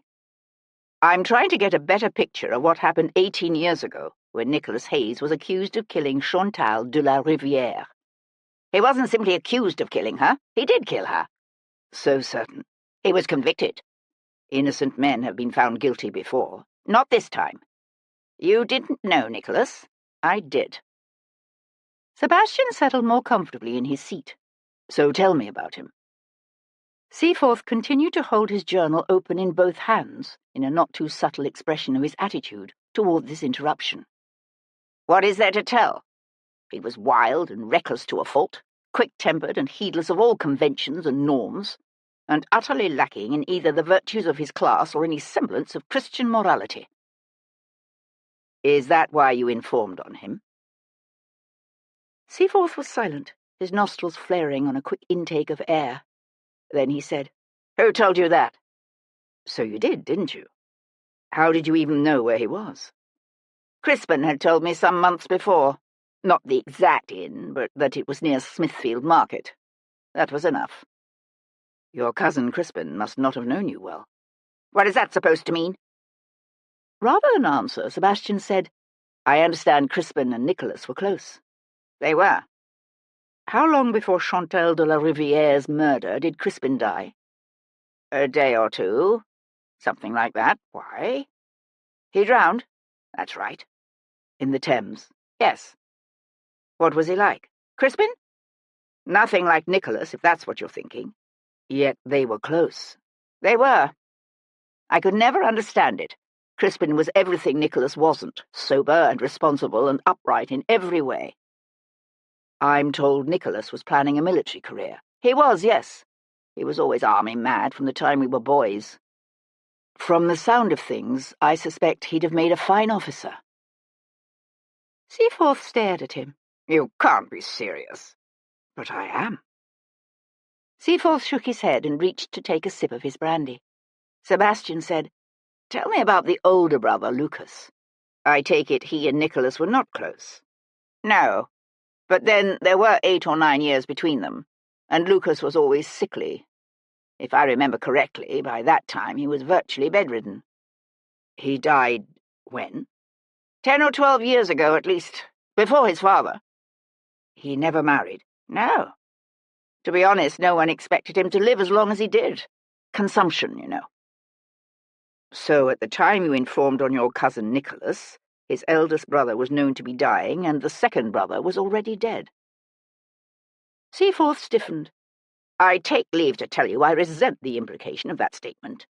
"You mean the implication that you informed on Nicholas because you had ambitions of inheriting his father's titles and estates in his stead? You have my leave to resent the implication as much as you like. It's rather glaringly obvious, you know." "You would have had me do what instead? Shelter a murderer?" "You weren't exactly hiding him in your basement." Seaforth sat up straighter in his chair and adjusted his cravat. "I behaved as any honourable man would have done." "Somehow I doubt Nicholas saw it that way." "What difference does it make how Nicholas saw it? As if I care what the scoundrel thought of me." "Not then, while he was in custody, or now that he's dead." "But if you heard he was alive and on the loose and had returned to England, I can see you being afraid that he might decide to pay you back for what you did to him all those years ago." Seaforth sucked in a quick breath, then hissed, "What are you suggesting?" You know what I'm suggesting." A naked succession of emotions flickered across the Earl's face, consternation mingled with outrage and fury, and something that looked like fear. "Don't be ridiculous. If I'd known Nicholas was in town, all I'd have needed to do would be to inform the authorities and let them kill him." If you knew where he was. "But if you didn't?" Seaforth pushed up from his chair with such force that he sent it thumping back across the carpet. "You go too far, Devlin, you hear me? You go too far."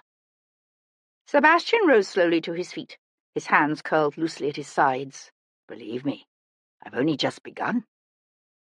He thought for a moment that Seaforth might try to throw a punch, but the man simply tossed his journal aside and strode rapidly away. Having sent Tom home with the curricle, Sebastian walked the hot, dusty streets of Westminster, his thoughts on the past. The sun was sinking low in the sky, casting long shadows, but even close to the river, the heat was still oppressive.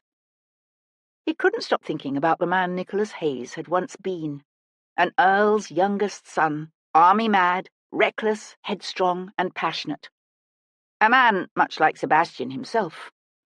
But Hayes's life had gone disastrously awry, beginning with an ill-fated elopement that led to banishment and a dangerous refuge. And then, what?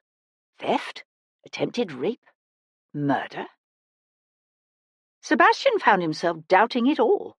Yet he knew, too, that his tendency to see his own life reflected in the life of Nicholas Hayes could be blinding him to an ugly reality. "So, what do we actually know?" thought Sebastian as he reached the Thames. He paused to look over the sun-sparkled expanse of the river and felt a welcome evening breeze lift off the water to cool his face. What do we know for certain?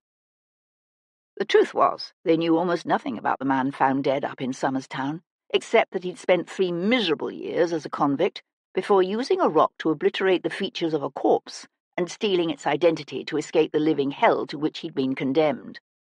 Then, after 15 years of freedom, he'd risked it all by returning to England. Why? The only explanation that made sense was a burning desire for revenge unquenched by the passage of time. So then the question became, revenge on whom?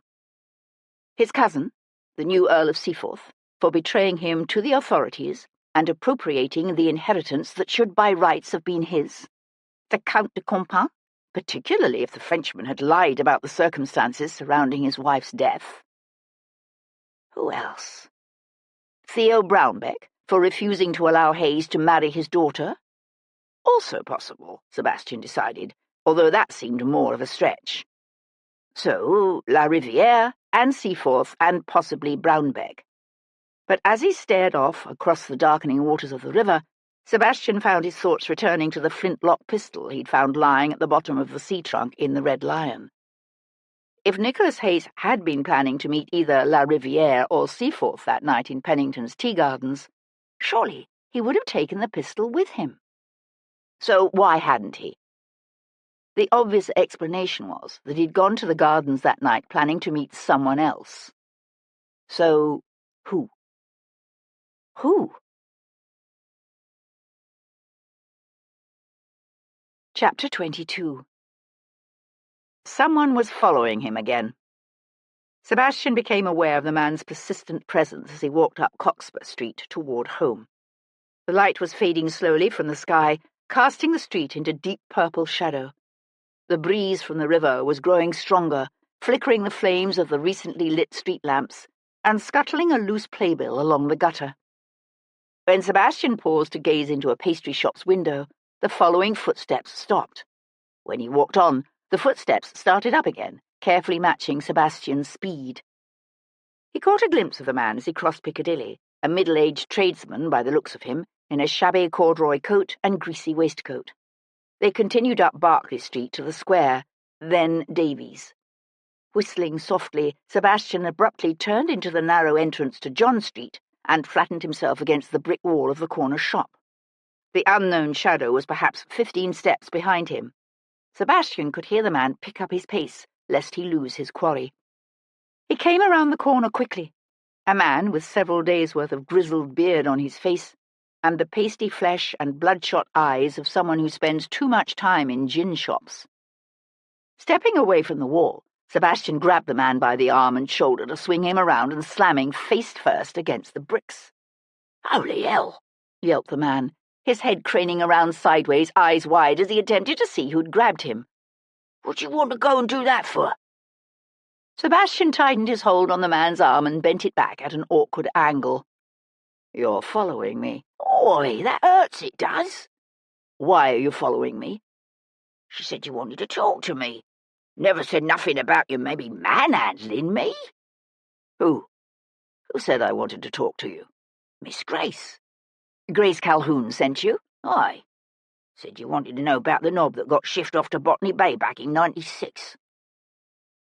Sebastian took a step back and let the man go. "You're the cracksman?"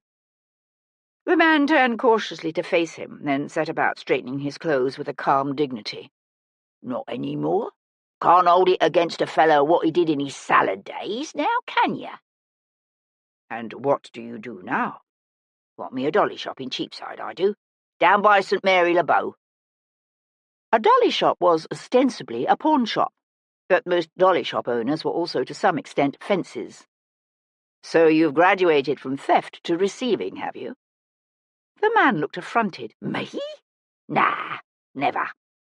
"Right. What's your name?" The former housebreaker snatched off his hat and clutched it to his chest with a bobbing little bow. "Tintwhistle. Mott Tintwhistle, at your service." Sebastian eyed the man's haggard, lined face. "How good is your memory, Mr. Tintwhistle?" The retired cracksman wet his lips with his tongue. "Works better with a few quid and maybe a bit of blue ruin to lubricate things." "That can be arranged." They retreated to the George and Dragon at the corner of Bond and Brook Streets, where Sebastian bought a bottle of brandy and 2 glasses from the stunned barman, and retreated to a dark corner lit by a guttering candle. "Now, tell me how you came to know Nicholas Hayes," said Sebastian, splashing alcohol into the glasses. Mott Tintwhistle threw back his shot and smacked his lips. "Right good stuff, this. Better than blue ruin any day." Sebastian poured the man another generous measure. "Nicholas Hayes?" "Aye." Tintwhistle pursed his mouth and took a more judicious sip. "He was staying at the Red Lion in them days, you see." "Yes?" A strange, faraway light shone in the cracksman's eyes. "Miss Grace, she's a fine-looking woman yet today. But 20 years ago she was something else, I'm telling you. Reckon we was all more'n a bit in love with her." Sebastian took a slow sip of his own brandy. "Yes?" he prompted, when the man paused as if momentarily lost in thoughts of the past. Tintwhistle swiped a hand across his mouth and took another drink. "Well, when she asked me to help that young knob, I done it." "Grace Calhoun asked you to help Nicholas Hayes?" "Aye." A vague suspicion was beginning to form in Sebastian's mind, but all he said was, "So you broke into the Earl of Seaforth's house?" "Me? No. I just helped that young gentleman get into his da's house and take what was his to take, that's all." "Hayes was with you?" Tintwhistle nodded. "Normally I like to work alone, you see, but that young knob insisted on coming in with me." "I suspect he wanted to maintain control over what you lifted." Mott Tintwhistle gave a heavy sigh of longing, undiminished by the passage of years. "Wouldn't let me take nothing. Could have been set for life, I could have, if I'd had me way." "So what did you take?" "Next to nothing. He wanted me to break into a strong box in the old man's library, like something out of the Dark Ages it was, covered with strips of iron and bolted to the floor in a cupboard. When I first seen it, I says, 'Jigs up, me lad. I ain't clever enough to get us into that. I've heard of these things, and they take one of them fancy keys you got to insert just right.' But he says, no, it's all a hum. That what looks like a keyhole is just for show. And then he slides away this bit of brass, and I see there's this other hidden keyhole, and sure enough, me lockpick opens it real easy." Sebastian poured the cracksman another drink. What was inside? Next to nothing. Just some papers and an old watch. Some papers and a watch? No banknotes? No, just the watch. What was he expecting to find? That's what he said he wanted, the watch. Said it was his by rights, given to him by his granddaddy when he was a wee tyke. Said they was always real fond of each other, and he weren't going to let his da keep the watch just to be mean. You didn't help yourself to anything else on the way out? A sly smile slid across the old man's face. Well, maybe I tried to lift a pretty little statue that was just sitting there by the door, but Hayes seen me and made me put it back. And that was it? That was it. You didn't take any banknotes? Tintwistle's eyes bulged. No, not saying I wouldn't have taken them if I'd seen them, but there weren't none. When was the last time you saw Hayes? Me?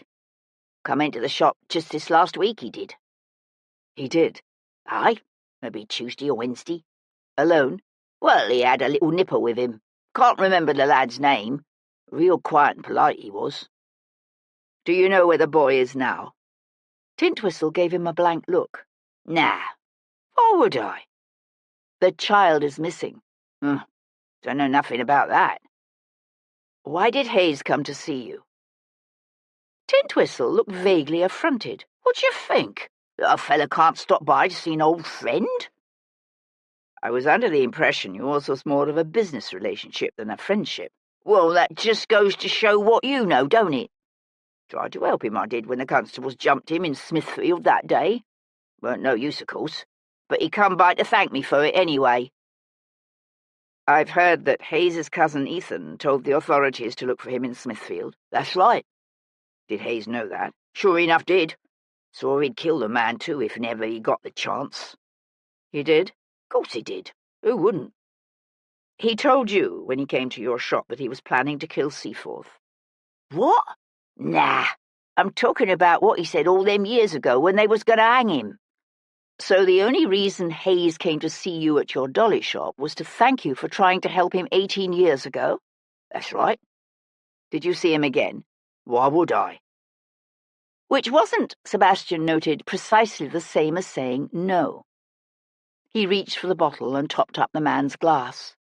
You heard that Hayes was murdered 2 days ago? Aye. Who do you think killed him? Sebastian expected the man to say, "How the blazes would I know?" Instead, Tintwistle laid a finger along the side of his nose and said, Who you think? I honestly have no idea. The retired cracksman leaned forward and dropped his voice. Seen somebody, I did, when his nibs was in the shop. Somebody I recognised. Looked to me like he was following him. Someone was following Nicholas Hayes? That's right. Do you know this person's name? Tintwistle turned his head and spat on the floor. Lots of folks know that cove. Used to be a Bow Street runner, he did. If there was any justice in this world, they'd have hanged him for murder. But there ain't no thing as justice in England, not for poor folk like us. Sebastian shook his head. Who did you see? Poole. Titus Poole. Never heard of him. Tintwistle stared at Sebastian. You ain't? Well, I wish I ain't neither, that's for certain. This Titus Poole was following Hayes. That's what I'm saying. You're certain? Sure enough looked that way to me. Why would Poole be following Nicholas Hayes? Reckon somebody was paying him. Why else? That's what Poole does these days, you know. Hear tell he makes more money now than he ever did as a runner. Sebastian studied the ex-cracksman's alcohol-ravaged face. Who do you think was paying him? Somebody wanted Hayes out of the way, I reckon. You're suggesting someone paid Poole to kill Hayes? Tintwistle sniffed. Seems likely to me, don't it to you? Otherwise, why didn't he just nab him and hand him over to Bow Street? Did you tell Hayes someone was following him? I did. And? He said he knowed it. Didn't know the fella's name till I told him, though. Did he say who he thought might be paying the man to follow him? Tintwistle laughed. Said he reckoned it could be any one of 4 people, but he didn't name 'em. Sebastian watched the man purse his lips and squint as he drained his glass again. So, Why did Hayes really come to see you? I told you, he wanted to thank me. You weren't tempted to turn him in? Tintwistle's eyes bulged. Hell no. Grace had got me for even thinking of such a thing. Sebastian refilled the man's glass. Do you know why Hayes came back to England? Said he had something he had to do. I didn't ask him what. Ain't too hard to figure it out, though, if you gets me drift. You mean you think he came back here to kill someone? Ain't no other reason I can think of now, is there? Well, is there? Who do you think he came to kill? That cousin of his, of course. Can you think of anyone else? Well, if I were him, I reckon maybe I'd want to kill me da, too. That old Earl was one nasty son of a bitch, but he's already dead, ain't he? How about someone Hayes quarrelled with while at the Red Lion? Anyone? Nah, weren't a real quarrelsome fella, his Nibs. He was convicted of murder.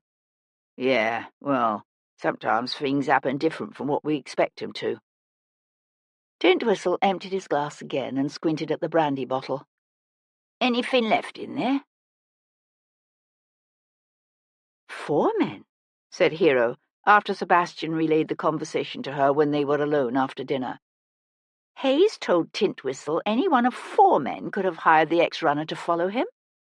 4, said Sebastian. They were sitting in the drawing-room, Hero drinking a cup of tea with the cat on her lap, Sebastian with a glass of port. Seaforth and La Riviere, obviously, and possibly Brownbeck. He seems a bit of a stretch, although he could have feared Hayes was nursing a grudge over his refusal to allow him to marry Kate. But that still leaves 1. The 4th could be Forbes. Sebastian took a slow sip of his port. Perhaps. Hayes did once run off with the man's wife, but it also seems something of a stretch. He swelled the dark fortified wine in his glass. The problem is, why didn't whoever hired Titus Poole simply turn Hayes over to the authorities rather than setting an ex-runner to follow him? Perhaps that was the intent, but then Hayes confronted Poole and was killed in the resultant struggle. That's a scenario that would make more sense if Hayes hadn't been hit in the back with a sickle. There is that. Hero sipped her tea in silence for a moment. It's interesting that, unlike Lady Forbes, Mott Tintwistle had no trouble at all believing that Nicholas Hayes came back to London to kill someone. I suspect that in some ways Tintwistle knew Hayes's capacity for violence far better than the former Miss Kate Brownbeck. Do you believe Tintwistle's claim that they broke into the old Earl of Seaforth's house simply to take a watch? It seems a reckless thing to do, I'll admit. But then Nicholas was only 20, and very, very angry with his father, so I can see it, yes. The cat jumped down, and Hero rose from her chair to go and stand at the bowed front window overlooking the street. The window was open to the evening air in the hopes of catching a breeze, but the room was still hot. She was silent for a moment, her gaze on the street below, and she said, "I keep looking, hoping he'll come back. G, I mean. I don't understand why he is staying away from Grace and Jules Calhoun." It doesn't make sense, unless he's afraid. Of what? Someone who knew about his ties to both Chick Lane and this house. Someone like Titus Poole and whoever hired him. She glanced over at him. If G is Hayes's son, and if Hayes somehow managed to marry the boy's mother and G can prove it, he would be the rightful heir to his grandfather's earldom, would he not? I think he'd have a very good case to make, and it might explain one thing that's been bothering me. What's that? Why Hayes brought the child back to England with him. She drew a deep breath. Would Seaforth do such a thing, do you think? Kill both Nicholas and that little boy, I mean? To keep his titles and estates? Sebastian drained his port and set aside the glass. I don't think he's a particularly evil man, but he is weak. And weak men can do some surprisingly evil things when they convince themselves that they're the victims in a situation, which they are very good at doing. "Dear God," whispered Hero, her gaze on the dark, hot street below. "Where is that poor child?" Chapter 23. Sunday, the 12th of June. "Titus Poole," said Sir Henry Lovejoy when Sebastian stopped by the Bow Street Magistrates' Russell Square house that Sunday morning. "Don't tell me he's mixed up in this." "That's what I'm hearing," said Sebastian, taking the seat Lovejoy indicated. The morning breeze blowing in through the parlour's open windows was already hot. "What can you tell me about him?" Lovejoy rubbed his eyes with a splayed thumb and forefinger. "I'm surprised you haven't heard of the man. He was considered a genius when it came to tracking down and catching thieves. Up until 5 years ago, he was Bow Street's most famous runner. 5 years ago, I was in Portugal. Ah, that explains it." "So what happened?" "Unfortunately, it became apparent that he owed much of his vaunted success to a habit of framing vagrants and lying at their trials. He was never prosecuted, I'm afraid. The last thing Bow Street wanted was to have one of their runners linked to the kinds of perversions of justice associated with 18th century thief-takers, like Jonathan Wild and Quilt Arnold." Lovejoy gave a faint shake of his head. "I understand the desire to protect the public office, but at the same time I can't help but believe it was a mistake, in addition to being a serious failure of justice. The man left with his reputation intact, and now enjoys a lucrative career as a private thief-taker." Despite the establishment of the Bow Street Runners as a quasi-police force, private thief-takers were still active in London and the surrounding counties. Typically, they received fees for returning stolen goods to their original owners, but they also had a reputation for running protection rackets and lending their expertise to rich men with little respect for the law. Sebastian said, "It's been suggested that someone was paying Poole to follow Nicholas Hayes." "How odd. If someone knew Hayes had returned to England, why not simply inform the authorities and have the man taken up?" "That I can't explain, but I suspect Poole could. Do you have any idea where I might find him?" "Last I heard, he'd married a woman who owns an inn in Warwick Lane, just south of Newgate Street. The Bell, I believe it's called." Sebastian studied the magistrate's strained features. The graft and corruption of London's public officials had long been a source of severe aggravation to Lovejoy. "Could Poole kill, do you think? In cold blood?" "The man's lies sent a dozen or more innocent men, women, and children to the gallows. I can't see someone like that balking at murder, can you?" "No," said Sebastian. Lovejoy reached for a small notebook lying on the table beside him and flipped it open to a marked page. "So far, we've discovered no reasonable explanation for Pennington's death, other than the possibility that he saw Hayes's killer that night. We've also found that Lord Seaforth did indeed spend Thursday afternoon and evening at his club before leaving directly for Carlton House, while the Count de Compang dined with the Regent himself that evening. So both men have solid alibis." "It sounds like it, although that's less significant when you consider that either man could have hired Poole to do his killing for him." Lovejoy sighed. "True. I've also heard back from the lads who were trying to find Hayes's ship. Turns out only 2 ships from Canton have docked in London in the last several months. The Dover Castle and the Morning. Both arrived in a convoy with 3 whalers this past Monday. That's too late. Hayes was here before then." "I thought so. There was another convoy of 3 ships in May, the Clyde, the Earl of Abergavenny, and the Broxbournebury. All 3 struck the shambles off the Isle of Portland in a dense fog. The Broxbournebury and Clyde sank in the bay, with great loss of life, but the Earl of Abergavenny managed to limp into Weymouth." "That sounds like it's probably our ship." Lovejoy nodded. "I've sent inquiries to the authorities in Weymouth to see what they can discover. Presumably Hayes and this child travelled up to London by stage." He paused. "No luck yet finding the boy?" "None, which is worrisome, given that even if the lad doesn't know whom Hayes was meeting that night, he presumably knows where Hayes went and whom he saw after coming up to London. And that means he could be a threat to this killer. Perhaps that's why he's hiding, because he knows he's in danger." Sebastian hesitated a moment, then said, "I've discovered nothing definitive one way or the other, but it seems reasonable to suppose that the child could very well be Hayes's son. And if he's legitimate—" Lovejoy stared at him. Merciful heavens. He was silent for a moment, absorbing the various implications of this possibility. Then he said it again. Merciful heavens. The ancient winding street known as Warwick Lane ran south from Newgate Street towards St. Paul's Cathedral.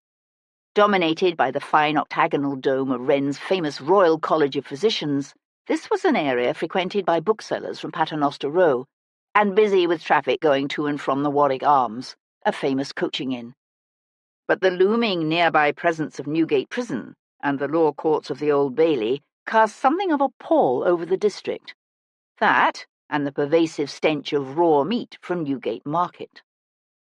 The Bell Inn was built around a narrow yard reached through an archway opposite Warwick Square.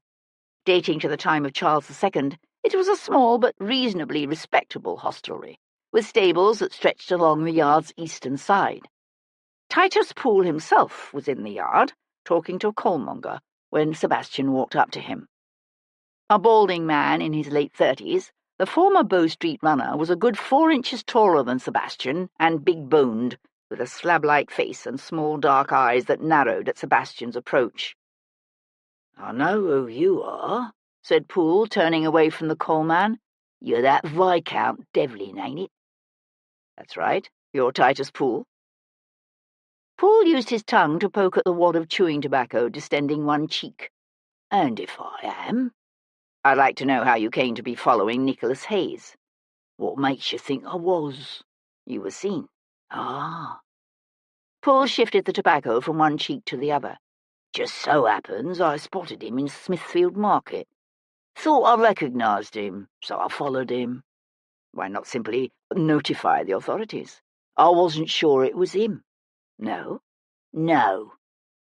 "For whom are you working at the moment?" "No one." "I don't believe you." Poole gave a scoffing exhalation of air. "I don't rightly care what you believe." Sebastian watched a tow-headed little girl bounce a ball against a nearby brick wall. "So what was Hayes doing when you just happened to see him?" "Nothing of interest. Just walking." "When was this?" "A week or more ago. Don't recollect precisely." "And you were still following him this past Tuesday or Wednesday?" Poole's eyes narrowed. "Who says I was?" "The person who saw you." Poole gave a dismissive twitch of one shoulder. "Told you I didn't recollect exactly." "Have you ever worked for the Count de Compin?" "Don't think so. Don't hold with working for foreigners, especially frogs. My brother died in Holland, he did." "What about the Earl of Seaforth? Ever worked for him?" "Not so's I recall." Sebastian watched the little girl chase after her ball as it rolled away toward the arch. "You seem to have a shockingly poor memory for a former Bow Street runner." Poole set his jaw. "I pay attention when I need to." "For whom are you working now?" Sebastian asked again. "Ain't none of your business, is it?" said the man. Which was a slightly different answer, Sebastian noticed, from no one. He let his gaze scan the galleries fronting the second-story chambers that ran along 2 sides of the yard. "I'll find out, you know." Poole took a menacing step toward him, his big head thrusting forward as his lips pulled back from his teeth in a sneer. "You reckon you scare me?" "Because if that's what you're thinking wrong, your lordship." He accentuated the title in a way that turned it into an insult. "People who know what's what, they're afraid of Titus Poole, not the other way round." Sebastian met the man's gritty gaze. "Is that a threat?" "Just some friendly advice." "Ah." Sebastian gave the man a hard smile of his own. "Then, in the spirit of friendship, I have some advice for you. If you're smart, you'll come clean sooner rather than later. Because I'll be back." Chapter 24. Arriving at Tower Hill a short time later, Sebastian found Paul Gibson on the stoop behind his surgery emptying a basin of bloody water into the yard. He looked haggard, his face unshaven, his eyes sunken and almost bruised. "You look like the devil," said Sebastian. "Thank you. "I've finished your dead tea gardens, owner, if that's why you're here," growled Gibson, slapping his hand against the bottom of the upturned basin. "Did it late yesterday evening. And it's a good thing, too, given that I spent all of last night and most of the morning stitching up stab wounds and binding broken bones. This heat has got to let up soon, or we're all going to die. I wish we could." "Find anything interesting with Pennington?" "Nope. He was stabbed 4 times in the back, probably with just your ordinary everyday knife, that's all." Sebastian narrowed his eyes against the fiercely blazing sun. "What about Hayes?" "Finished him too. Didn't see anything to change my opinion about what happened the night he died. The second slash of the sickle is probably the one that brought him down, and then the killer twisted the blade, severing the artery and killing him." "Would he have had much blood on him, the killer, I mean?" "On his cuffs, maybe, but probably not much beyond that. The initial cuts didn't hit anything vital. It's the internal damage that did the work, so the blood would have seeped out slowly rather than spurting all over your killer." Gibson gave his basin a final shake and turned. "How about a wee something to slake the thirst of this god-awful heat?" Sebastian blew out a long, harsh breath. "Sounds good to me." It was later, when they were sitting at a table in Gibson's kitchen, a pitcher of ale from the corner tavern on the boards between them, that Gibson said, "Did find one thing you might consider relevant about your Earl's disreputable son, I mean." "Hayes? What's that?" "He was dying of consumption." Sebastian felt a sudden chill sluice through him. "Do you think he knew it?" "Don't see how he could help it." "How much longer did he have to live?" 4 to 6 months at best. Probably less. Certainly no more." Sebastian stared out the window at the sun-drenched ancient stone outbuilding at the base of the yard where Nicholas Hayes still lay. "That casts everything in a slightly different light." Gibson nodded. "I thought it might." Chapter 25. Hero and Calhoun spent the morning searching the streets near Smithfield without any luck. It was later, when she was in the library studying a map of London she had spread across the table, that she heard a visitor ply the knocker at the front door. "Major Hamish McHenry to see Lord Devlin," said an unfamiliar Scottish voice when Moray answered the door. "Is he receiving?" Turning her head, she heard Moray say, "I beg your pardon, Major, but his lordship is not at present at home." There was a pause. Then the unknown major said, "I'll try again later." Something about the depth of the disappointment in the man's voice brought Hero to the library door. "May I help you, Major? I'm Lady Devlin." The Major had been turning away, but at her words he paused. He was a lean, sandy-haired man of medium height, probably in his early 40s, with the chiselled features and weathered complexion of a man who'd spent many years serving his country in harsh, unforgiving climes. His eyes were framed by the kind of deep fan lines left by smiling or squinting into a bright sun, but Hero didn't think they were smile lines. His face was sombre and a little sad, and she had the feeling that that expression was habitual. "You're very kind, my lady," he said with a bow, "but I wouldn't want to trouble you." She smiled. "No trouble. It's so dreadfully hot out. May I offer you something refreshing to drink? Lemonade, perhaps? Or, if you prefer, we've a barrel of ale delivered fresh from the brewery this morning." A slow, answering smile spread across the Scotsman's face, transforming it. "Ale sounds grand." "Then ale it is." Later, when they were seated in the drawing-room, the Major with a tankard of ale and Hero sipping a cup of tea, she said, "Have you recently returned from France?" "Not so recently. My mother fell ill not long after Christmas, and the doctors weren't holding out much hope for her recovery. My only brother's in India, so I came home in March and missed the end of all the fighting, I'm sorry to say." "That must have been frustrating for you." He gave a wry smile. "I won't try to deny it." "And how is your mother?" His grin spread. fit as a fiddle as an Irish jig. Thank goodness for that. Will you stay in the army now that Napoleon is finished? He nodded. My regiment is being ordered to America. There's talk we may try to take Washington or perhaps New Orleans. Oh, yes, of course. With all these endless celebrations for peace in Europe, it's easy to forget we're still at war with the United States. She took a sip of her tea. Did you know Devlin when he was in the army? McHenry cleared his throat and glanced away. No, my lady. I'm here because I understand he's looking into the death of Nicholas Hayes. You knew Hayes? Not well, but his brother Crispin and I were good friends. Crispin is the brother who drowned right before Chantal de la Rivière was killed. Yes. He cleared his throat again, and Hero had the impression there was something he'd come here to say to Devlin, but didn't feel comfortable telling her. Has Lord Devlin identified who was responsible for Nicholas's death? Not yet, no. Why? Do you know something that might help? Not exactly. But no one will ever convince me that Nicholas killed that Frenchwoman. At least, not the way they say he did. How can you be so certain?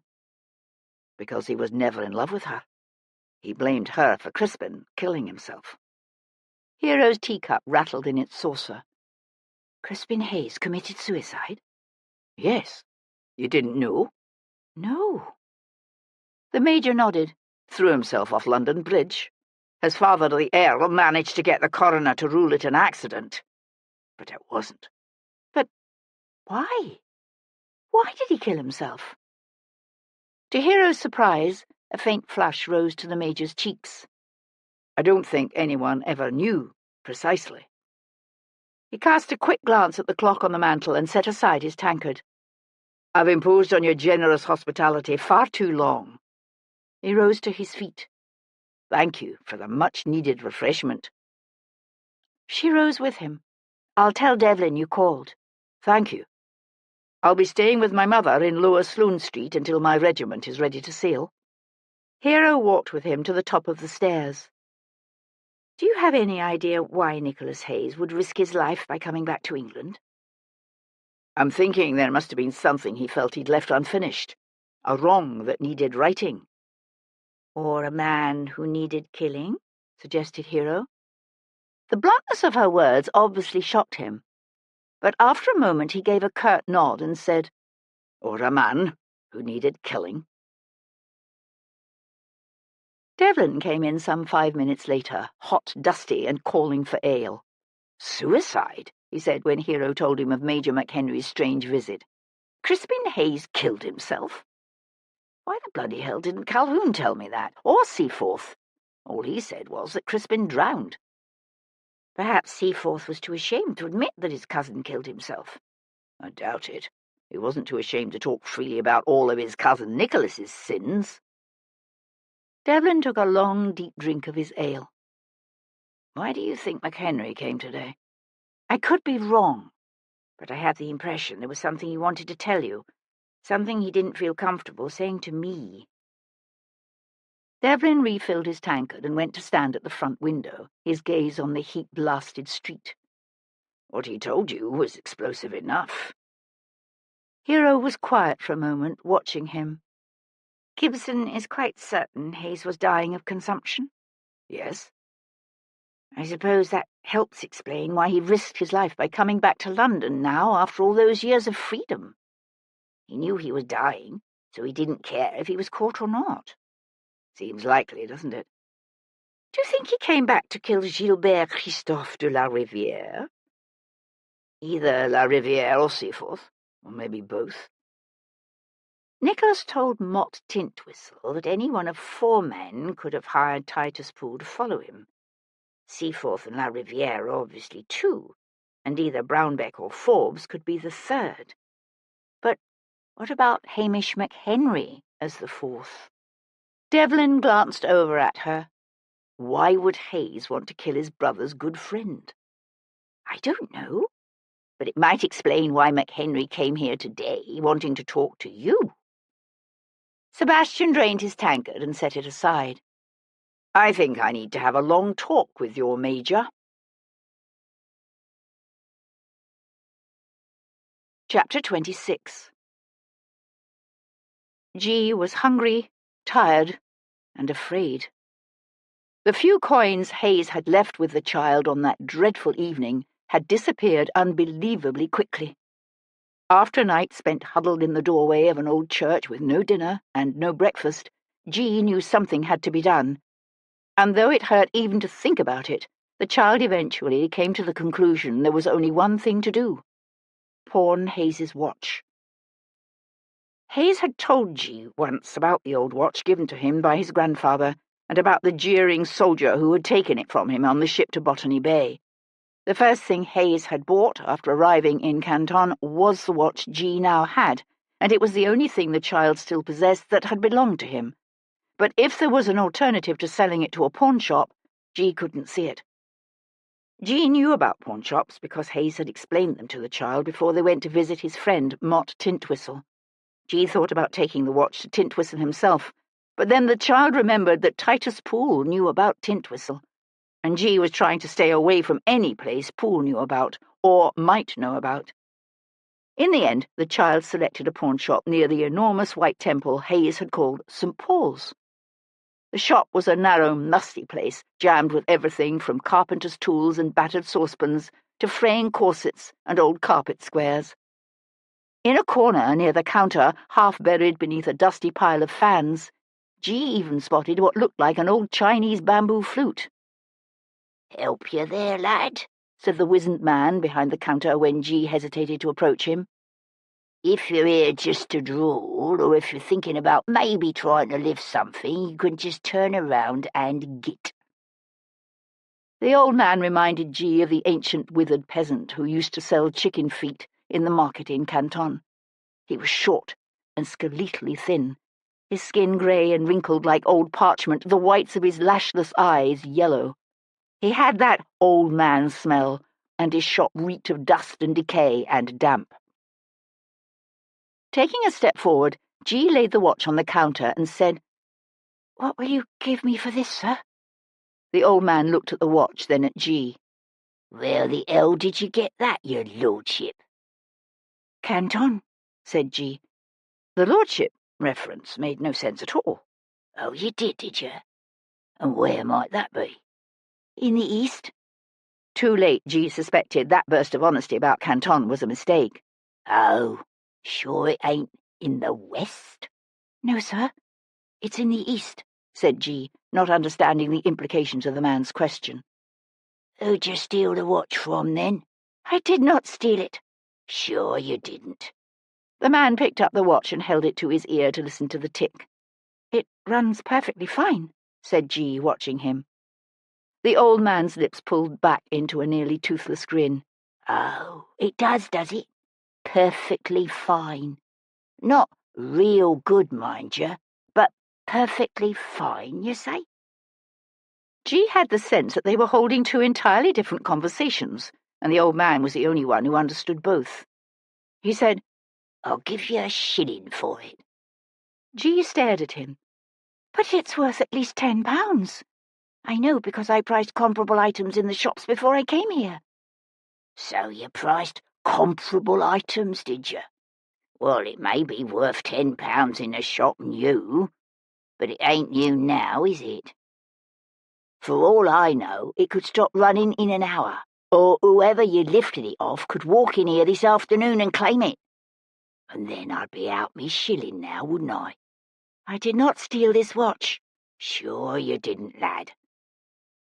The man set the watch on the counter. "A shilling is me offer. Take it or leave it." "5 shillings, said G, who had spent many a morning in the market watching Pima barter with everyone from fishmongers and butchers to greengrocers.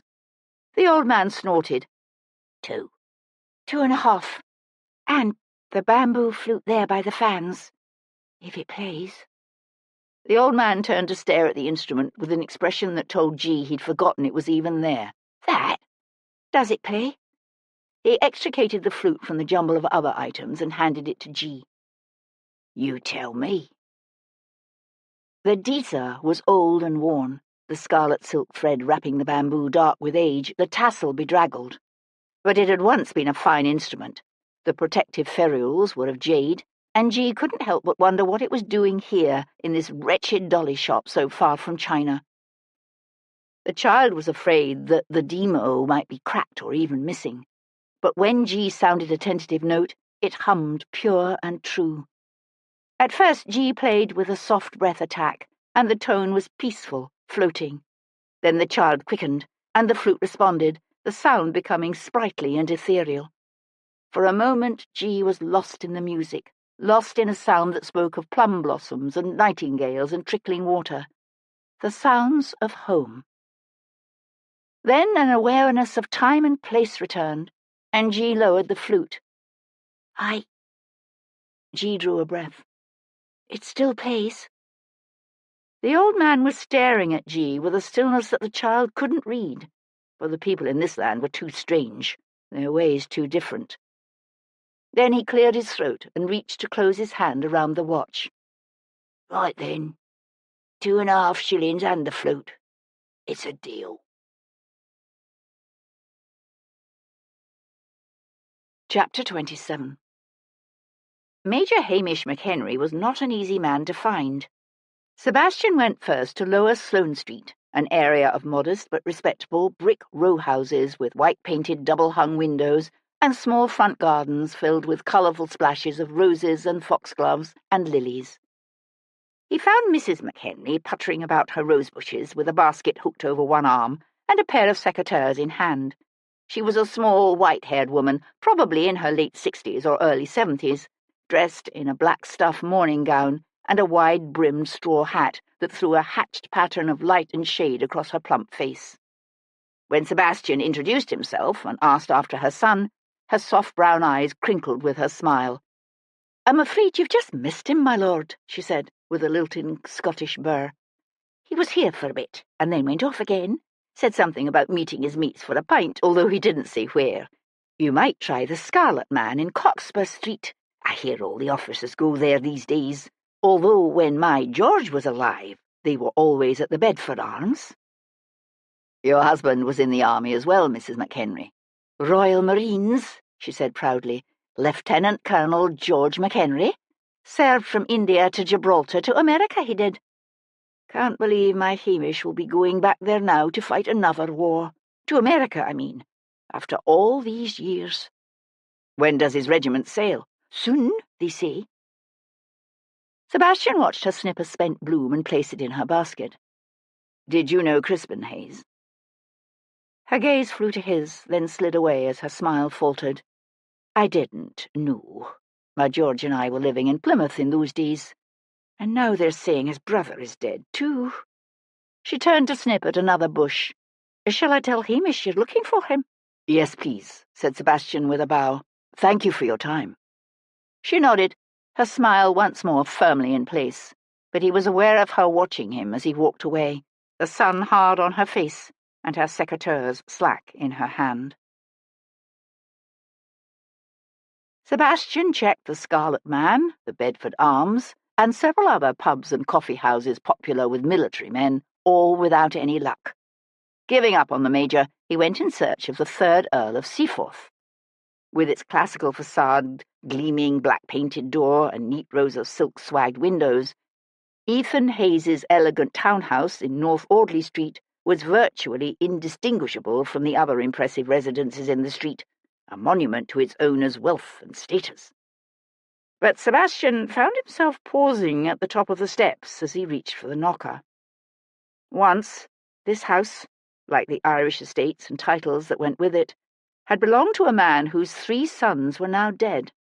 Nicholas Hayes had grown up in this house, played in its nursery as a child, broken into its library as an anguished young man in search of something he considered his.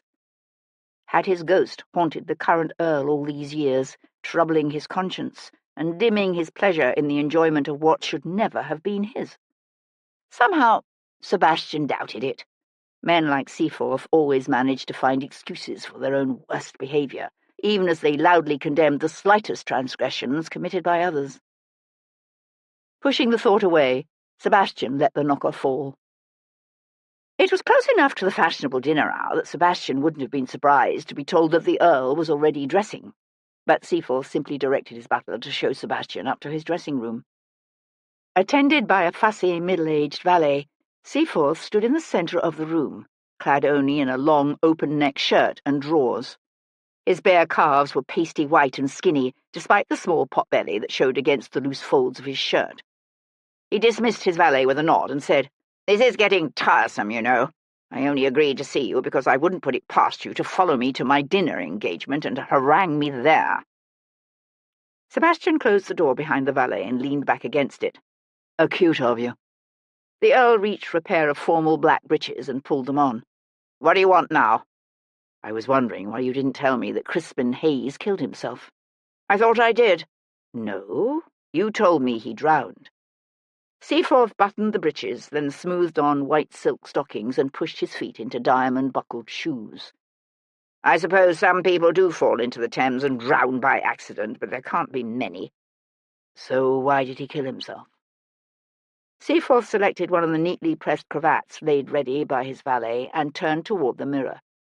"I really don't know, although I always assumed it was a matter of unrequited love." Crispin Hayes was in love? With whom? Seaforth carefully wound the length of extraordinarily wide linen around his neck. "Chantal de la Riviere, of course." His gaze met Sebastian's in the mirror, and he laughed. "You really don't know much about those days, do you?" "Obviously not. Care to enlighten me?" "It's not a complicated story. The Countess was an extraordinarily beautiful woman, and Crispin fell madly, hopelessly in love with her." "You're saying Crispin and Nicholas were in love with the same woman?" "That's right." Seaforth kept his gaze on his reflection in the mirror as he tied the cravat.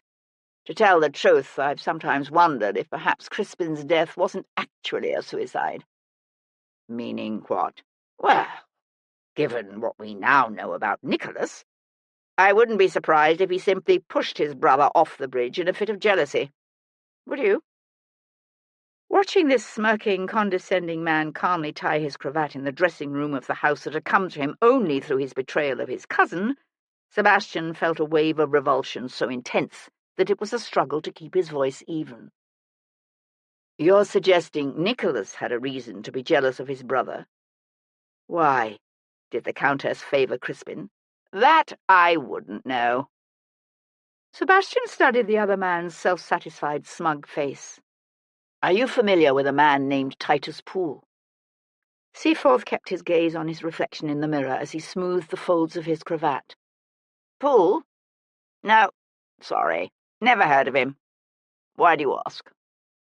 "I understand he was once a rather famous Bow Street runner, although he now works privately as a thief-taker." "Oh?"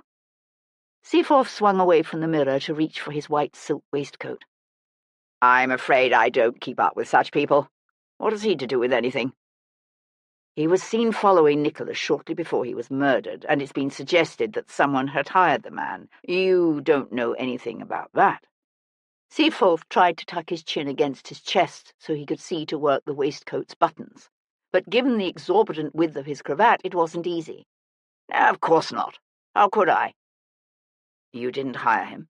"Don't be ridiculous." He reached for his coat. "Are we about finished here? I promised my wife I'd look in on the nursery for a few minutes before we leave." "Of course," said Sebastian. He turned toward the door, but paused with his hand on the knob. "Just one more thing. I've been wondering, was Crispin planning to buy a pair of colours like his brother and his friend Hamish McHenry?" "Crispin? Hardly. He was never army-mad like Nicholas." "Oh? So what did he do?" "I really don't recall." "Why?" "Just curious," said Sebastian, and let himself out. Chapter 28. The evening breeze billowing in through the Brook Street house's open windows was warm and dry and smelt strongly of horse droppings. Jules Calhoun sat in one of the chairs beside the library's cold hearth, his hands clasped between his spread knees and his head bowed. He'd been out most of the afternoon searching for G in the back alleys and crowded courts around the Red Lion, and he looked hot, tired, and uncharacteristically dishevelled. I don't know why I didn't say Crispin Hayes had killed himself, said the valet in answer to Sebastian's question. I guess it didn't seem relevant. Is it possible that Nicholas Hayes killed his own brother? Calhoun's head came up. Good Lord, no. Crispin defied the old Earl by continuing to visit Nicholas after their father disowned him. Anyone who saw the brothers together could tell how close they were. Nicholas was devastated when Crispin died. I've seen people devastated by the death of someone they loved, but killed. Sometimes men act in anger with little thought or conscious intent, and then regret it. No. I was with Nicholas when he heard about his brother's death. He wasn't simply grieved. He was shocked and horrified. He couldn't understand why his brother would kill himself. What did Nicholas do? Calhoun dug his palms into his eyes, rubbing back and forth. He went off somewhere. I don't know where. When he came back to the Red Lion, he was in a tearing mood. I've never seen him like that before. In what sense? He was drinking heavily, but with a dark purposefulness rather than his usual reckless good cheer. How close was this to when Chantelle de la Rivière died? She died that night. Nicholas spent the better part of the day drinking, then went over there. To Dover Street, you mean? This was the same day his brother died? Calhoun shook his head. Nah. He didn't hear about his brother until a good 12 hours after the body was found, so it was the next night. There was no suggestion of foul play in the brother's death. Calhoun looked at him blankly. Not that I ever heard about. What do you know about a man named Mott Tintwistle? A faint gleam of amusement lightened the valet's tense features. The old cracksman? What about him? Did you know he helped Nicholas break into his father's house? I remember hearing about it. Why? Do you know what they were after? Calhoun was thoughtful for a moment. I did know once, but I don't remember now. It was something Nicholas wanted. Something he said was rightfully his. His grandfather's watch? That was it. I remember thinking it was daft breaking into the old Earl's house for something like that. Although, to be honest, I suspect the watch was only part of it. I think he did it mainly to get back at the old man, show him he could. Did they also take some banknotes? No. That was just a tale the old Earl spread around to make people see him as the victim of a bad son. What kind of a father does that? A horrible one. Calhoun was silent for a moment. It's funny, because I remember Nicholas as mature, sophisticated, and cultured. Everything I wasn't. But knew as soon as I met him that I wanted to be. I think of him as older and more mature than me, because he was then. But looking back on it now, I realise he'd only just come down from Oxford. He was still a young man, very young, and he made a young man's mistakes. You don't have any idea where he went after he found out about his brother's death and before he started drinking? Nah, he never said. When he came back, he just called for a bottle of brandy and started working his way through it. My mother tried to talk to him, but he asked her politely to leave him alone. So she did. And then he left for Dover Street. He said he was going to see the Countess. No, the Count.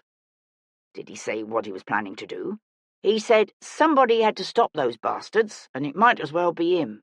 Those bastards, not that bastard. That's the way I remember it, but I could be wrong. It was so many years ago. How long was he gone? A couple of hours. He came back covered in blood, but he wasn't hurt. He never tried to hide what had happened.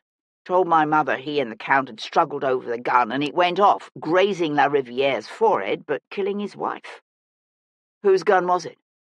He said it was the Frenchman's. Hayes didn't take a pistol with him. I honestly don't know.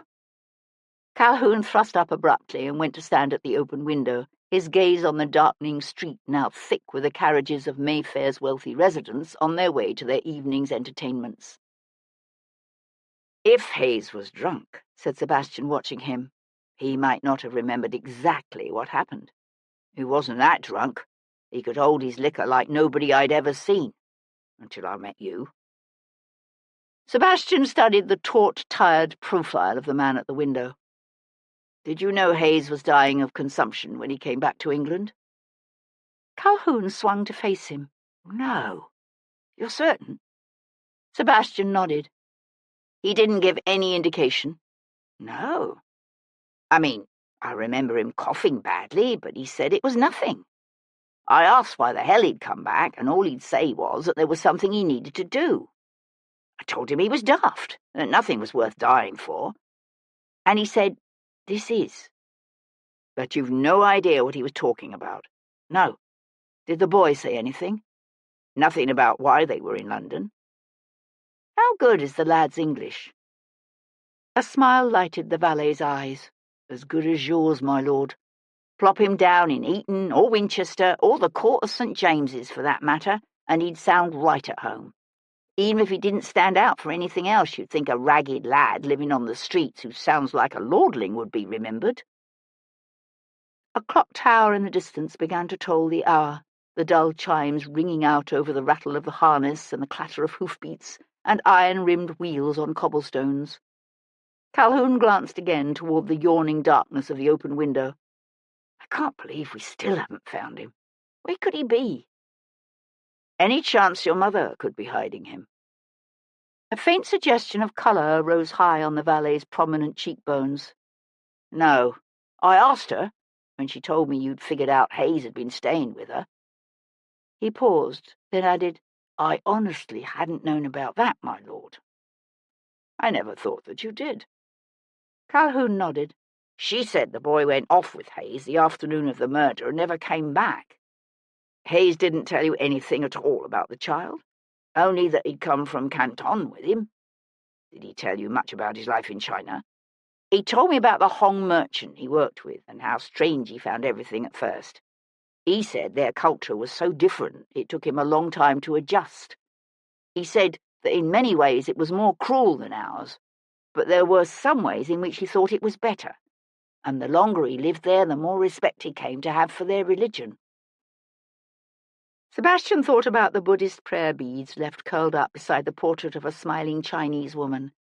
How much do you think he'd changed from the man you knew before? Calhoun was silent for a moment. It's hard for me to say for certain. I mean, I'm different, aren't I? He was older than the man I'd known, obviously. But it wasn't only that. When I knew him before, there was a kind of coiled restlessness about him, a passionate, wild recklessness. That was gone. The man I met in Oxford Market was calm, at peace. There was nothing peaceful about the Nicholas Hayes I knew before, nothing peaceful at all. Sometimes people who know they're going to die manage to find within themselves an unusual measure of serenity. Maybe that was it, said Calhoun, although he didn't sound as if he believed it. Chapter 29. Monday, 13th of June. The inquest into the death of Nicholas Hayes was held at 8 o'clock the next morning at the Swan, a tidy brown brick inn on the edge of Somerstown that dated to late in the reign of George II. Because there was no officially designated site for inquests, they were generally held in the nearest inn or public house, large enough to accommodate the crowds such affairs typically attracted. But the Swan was relatively modest in size, and the murder of an earl's notorious son had drawn massive attention. By 7:30, the inn's public room was filled to overflowing with spectators and prospective jurors, and a swarm of ragged, lithe children, doubtless taking advantage of the occasion to pick the pockets of the unwary. "This shouldn't take long," said Lovejoy, holding a handkerchief to his nose. The atmosphere in the close room was stiflingly hot, and smelled strongly of spilled beer, sweat, and death, thanks to the presence of Nicholas Hayes's 4-day-old corpse. Sebastian tried not to breathe any more than he had to. Hopefully. He let his gaze drift over the pushing, shoving crowd of gawkers, eager for a glimpse of the bloody remains of the infamous murderer-turned-murder victim. I don't see the Earl of Seaforth. He may not come. My office contacted him about making arrangements to release the body to him after the inquest, and he said he doesn't want it. He what?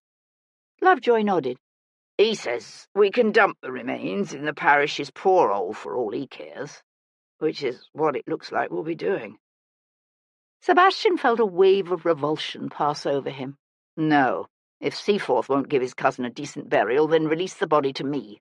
I'll take care of it. Lovejoy's eyes widened over the white folds of his handkerchief. You're serious? Yes. Very well.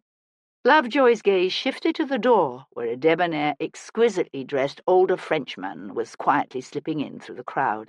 Ah, the Count de Compin has arrived. And Brownbeck, said Sebastian, as the short, self-important merchant pushed his way in behind the Count. Lovejoy shifted his handkerchief to pat at the perspiration on his brow. Theo Brownbeck? What has he to do with this? He and Hayes quarrelled long ago, said Sebastian, mindful of his promise to his Aunt Henrietta, before Hayes was transported. Interesting. There's talk of the man becoming the next Lord Mayor, you know. People like his no-nonsense attitude toward crime and the lower orders, though I must admit I question the validity of some of his statistics. With good reason, said Sebastian, as the crowds near the door made way for another aristocratic latecomer, a slight, rusty-haired nobleman with vague inclinations toward dandyism and an exaggerated sense of his own importance. The Earl of Seaforth might not be willing to take possession of his cousin's body, but he was obviously curious enough about the findings of the inquest to want to see it for himself. Drawing up just inside the door, he threw one long, contemptuous glance at Nicholas Hayes's bloody corpse, then walked over to a silver-haired gentleman who stood near the bar and leaned in to say something close to the man's ear. "Who's that he's talking to?" asked Lovejoy, watching him. "Forbes," said Sebastian, as the man turned to glance their way. "Sir Lindsay Forbes, of the East India Company." The coroner was a stout, middle-aged man named Norquist Gaffney, with full lips, a loud, gravelly voice, and a pugnacious, brusque manner. Dressed in a long powdered wig and a dirty black robe, dusted liberally with snuff, he arrived 10 minutes late, threw himself into the padded chair reserved specifically for him, and complained loudly about the heat and the crowd. Then he scratched beneath his wig and bellowed, "Right then, let's get this over with." Called to testify first, Sebastian described his discovery of Nicholas Hayes's body in the blandest terms possible. He'd been careful from the beginning to characterize Calhoun's role as that of a simple servant, with the result that the valet hadn't even received a summons. Lovejoy likewise delivered his responses in a dry, forthright manner. The only vaguely sensational testimony in the entire inquest came from a raw-boned, nervous gardener named Bernie Akins, who haltingly admitted to having forgotten his sickle in the clearing on the day of the murder. "What time did you leave the clearing?" snapped Gaffney. "Around midday, Your Honour," said the gardener in a small voice. "What's that? Speak up, man." "Midday, Your Honour. And when did you realise you'd left your sickle there?" "Not till the next morning, Your Honour," stammered Akins, a bead of sweat rolling down his sun-darkened cheek. "It wasn't till I discovered me sickle wasn't with me other tools, and heard that the fellow'd been killed in the clearing where I'd been working, that I realised I must have left it there." The coroner glowered at the gardener as if he were the most careless, forgetful, loathsome creature imaginable. "And yet you failed to inform the authorities of this fact?" Akins was sweating so badly now that his entire face glistened. "I told Mr. Pennington." "When?" "That morning, Your Honour, almost as soon as I knowed for sure." A constable standing beside the coroner leaned down to whisper in Mr. Gaffney's ear. The coroner's lips thinned, his frown deepening as his eyebrows drew together. But he nodded, then said, "I'm told Mr. Pennington's daughter has confirmed your story. You're fortunate your carelessness hasn't earned you a murder charge." Beneath his sunburn, Aiken's face had gone sickly white, and he was visibly trembling. The coroner waved a dismissive hand at the gardener. "Just go away." "Right then," he bellowed. "Who's next?" "Paul Gibson, Your Honour," said the constable, "the surgeon what did the post-mortem." Slipping quietly from the room, Sebastian went in search of an undertaker. They called it the death trade, the lucrative business of taking care of London's copious supply of the dead. At the high end of the trade were the funeral furnishers, a pretentious and rapacious set of professionals who'd been known to bankrupt bereaved families by flattering and shaming them into signing up for elaborate funerals that included hiring a small army of mutes and professional mourners and draping their homes and churches in endless yards of black crepe. At the lower end of the business were simple carpenters and cabinet makers who did a lucrative side business building coffins and organizing funerals for the poor. In the middle were the undertakers, which is what Sebastian decided he needed. The discreet establishment of Joseph Summers, undertaker, lay on a narrow street not far from the Swan. A short, well-fed man with full cheeks and a balding head, Mr. Summers looked like the kind of fellow whose countenance was meant to be wreathed in cheerful smiles. It was not. Instead, he affected a sorrowful demeanour that somehow managed to be both ingratiating and faintly condescending at the same time. That is, condescending toward anyone who might show the least tendency toward anything other than mindless extravagance. When Sebastian introduced himself and explained what he wanted, Mr. Summers bowed so low his nose almost hit his knees. "We would be delighted to make all the necessary arrangements, my lord." The undertaker's plump white hands fluttered through the air. "Absolutely delighted. And where will the interment take place, my lord?" There was a pause. Mr. Summers blinked at him inquiringly, and it occurred to Sebastian that he should have given more forethought to the necessary particulars. "Probably St. Pancras, but I don't know for certain yet." "I see." Mr. Summers' unctuous expression slipped only slightly. "Well, at any rate, the first step will be to convey the deceased from the Swan to your lordship's residence. We have 2 wonderfully capable women who will then come to wash—" Sebastian thought about Joseph Summers delivering a bloody, decaying corpse to Brook Street and said hastily, "You can't bathe and prepare the body here?" The undertaker's blobby nose twitched. "These things are generally done in the home of the deceased." "This deceased doesn't have a home here. He's a visitor." "Well, I suppose it is possible, although highly irregular." The undertaker paused significantly, a faint gleam showing in his eyes before he could hide it. "And far more costly, I understand." Mr. Summers reached for his notebook and pencil. "Now, for the funeral procession itself, you'll be wanting 2 mutes, obviously, and at least 6 pages in addition to the bearers, and—" "There won't be a funeral procession or church service," said Sebastian. "I simply need you to pick up the body, have it washed and wrapped, and then deliver it directly to the churchyard." Mr. Summers stared at him. "No funeral procession or church service?" "No." The undertaker swallowed. "You'll be wanting a coffin, yes? I mean, I know St. Pancras has a coffin they rent out, but surely—" "Oh, I want a coffin." "Excellent. And let me hasten to assure your lordship that our coffins are made of the finest wide-planked, knot-free elm, before being covered in black velvet and lined with padded silk." "Black superfine will do," said Sebastian. "And given that the man is dead, I don't think he needs padding." "No padding?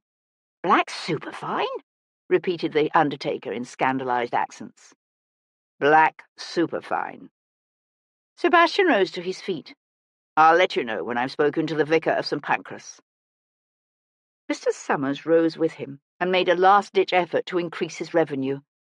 "If you prefer, we would be more than happy to convey the deceased to his home parish for burial, wherever that may be."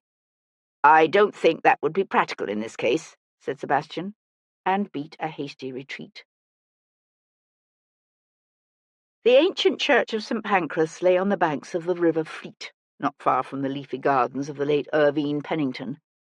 Most of the crumbling stone building dated from the 13th and 15th centuries, but the church itself was older, far older, stretching back through the ages to the 7th century, if not beyond. As the only place in London that generally accepted Catholic burials, St. Pancras was popular with French refugees. Sebastian decided it was probably a good place to bury a man who kept a set of Buddhist prayer beads. He had a frank conversation with the church's white-haired, sad-eyed vicar, and then Sebastian went for a walk amongst the vast, sprawling churchyard's moss-covered tombstones, and centuries-old yews. He was not wandering aimlessly. He visited briefly the recent grave of an aged friend named William Franklin. Then, turning toward the section of the churchyard that served as the final resting place for the hundreds and hundreds of refugees from the French Revolution who hadn't lived long enough to return home, he found the grave of Chantal de la Rivière. The Countess's headstone was a simple one of white marble, inscribed with nothing more than her name and the dates 1774 to 1796. With the passage of years, the grave had sunken and was now overgrown with long grass that lay wilted in the heat of the brutally sunny day. Hat in hand, Sebastian stood beneath the spreading limbs of a nearby ancient elm and tried to understand both this woman's death and the part it might have played all these years later in the murders of Nicholas Hayes and Irvine Pennington. What were you like? Sebastian found himself wondering as he stared at that starkly plain tombstone. All he really knew about Chantal de la Rivière was that she was young and beautiful, and she died violently. What else? He remembered someone saying something about a year-old child. Was the child still alive? A boy or girl? He didn't know. And it occurred to him that despite having been relatively young at the time of his wife's death, the Count de Compin had never remarried. Why? Had he loved her that much? Lifting his head, Sebastian gazed off across the sea of weathered, thickly clustered tombstones.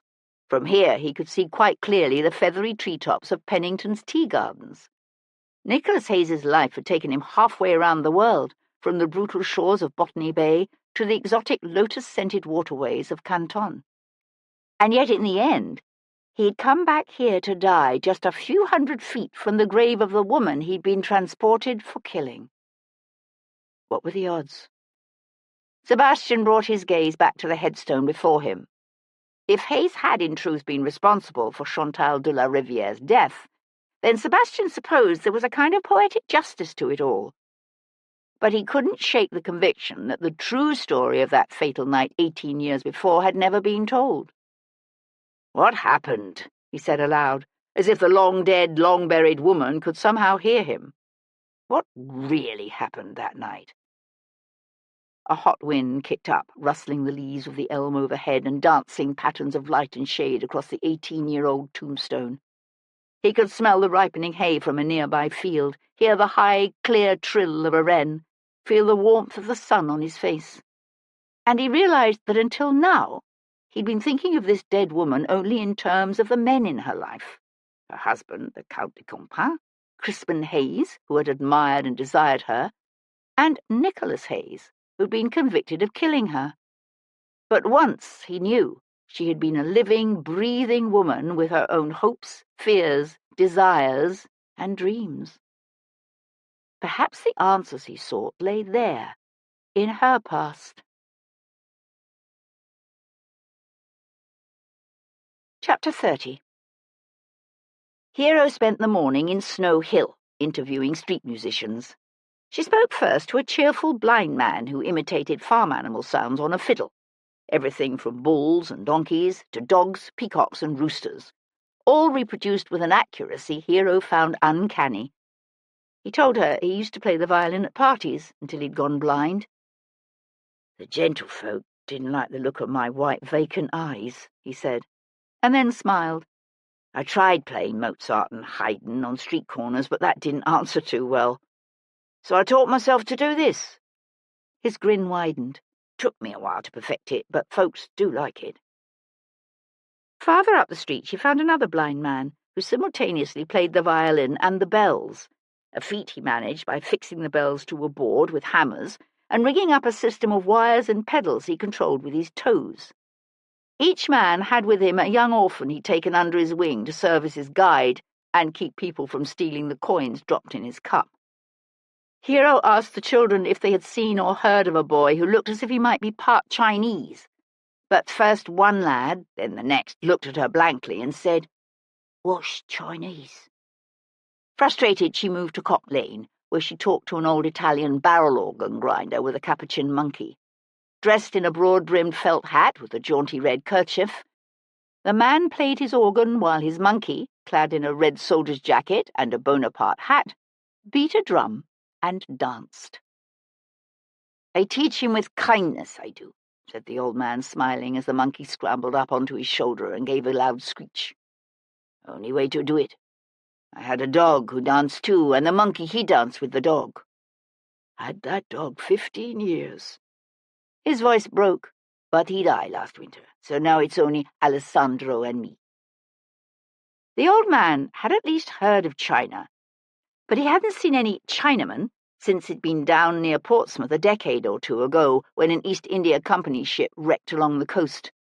"Must have been a dozen or more of 'em washed ashore," he said, "but they was all dead." Hero thanked him and started to hand the man his shillings for the interview, but he said, "No, give it to Alessandro." So she held the money out to the monkey, who screeched, then whipped off his hat and bowed. It was when she was laughing at his response that Hero felt it, the powerful and unmistakable sense of being watched.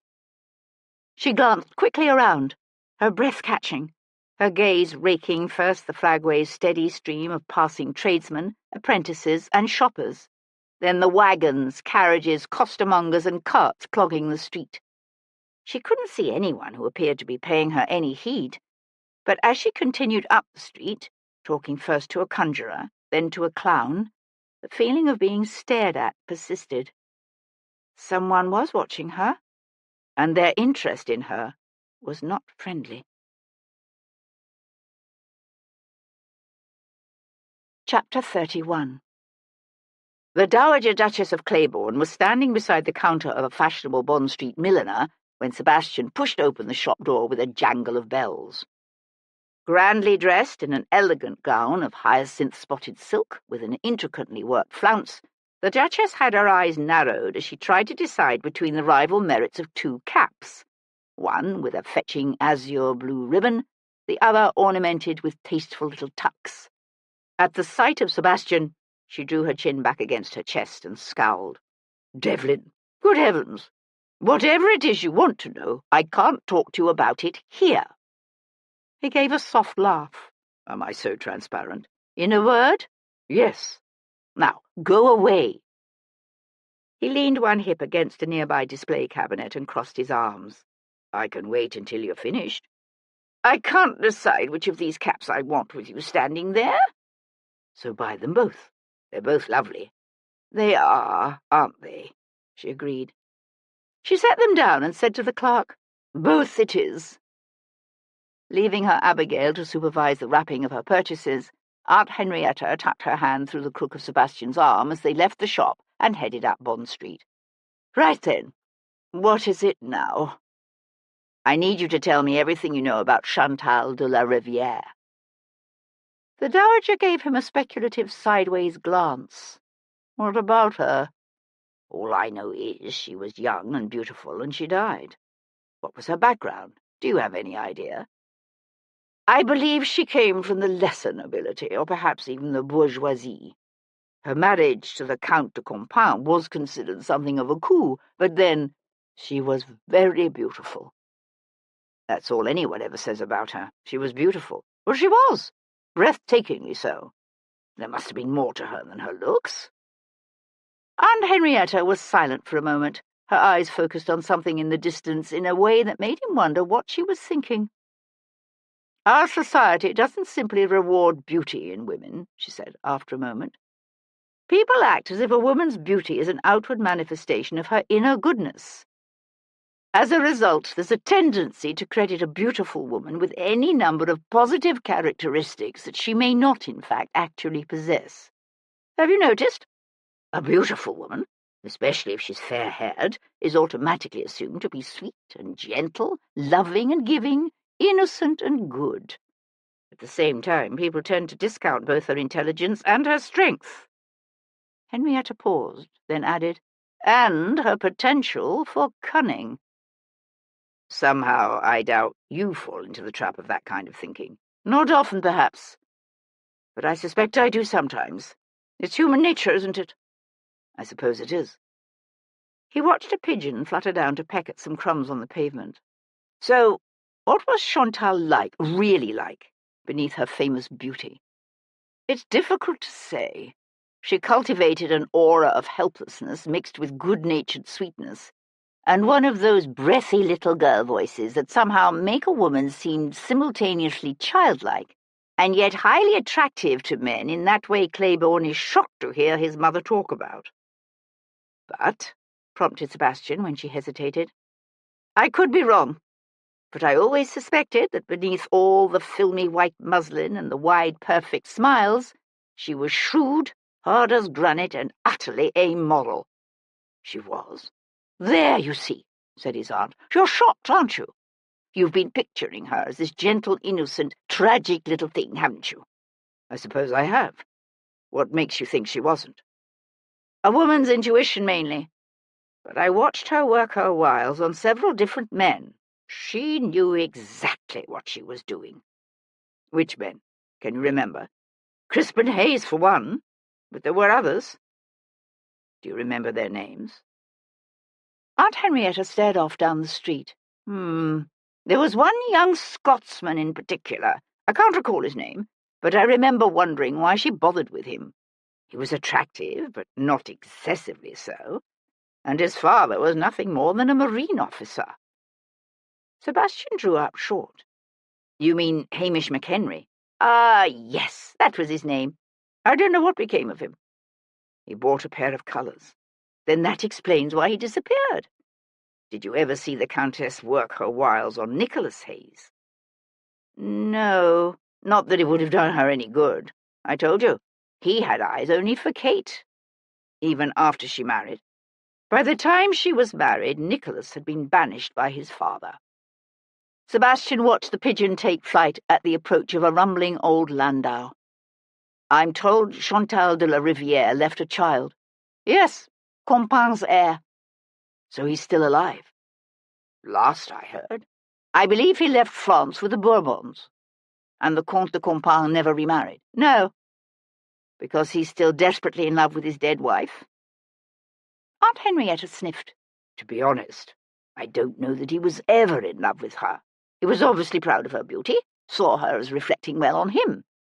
And I believe he liked knowing that other men desired and coveted his wife. There's no doubt he now plays the part of the bereaved husband, although from what I understand it hasn't kept him from maintaining a string of mistresses over the years. In other words, Gilbert Christophe de la Rivière is as much of a play-actor as Chantal was. She played at being sweet and innocent, while he has now assumed the role of a bereaved widower forever in love with his murdered wife. So where lies the truth, I wonder? The dowager drew up at the corner and turned. In my experience, the truth is generally the exact opposite of what such people would have you believe. After leaving Bond Street, Sebastian paid another visit to Lower Sloane Street. He found Mrs. McHenry alone in her parlour, tatting. "Oh, dear," she said, when a nervous young housemaid showed him in. "Hamish isn't here again. But you did find him yesterday, didn't you, my lord?" "I'm afraid not."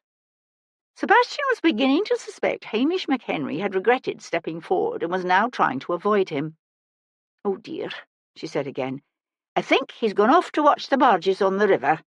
The Regent is taking the Allied sovereigns to Woolwich today, you know, for the launching of the Enterprise.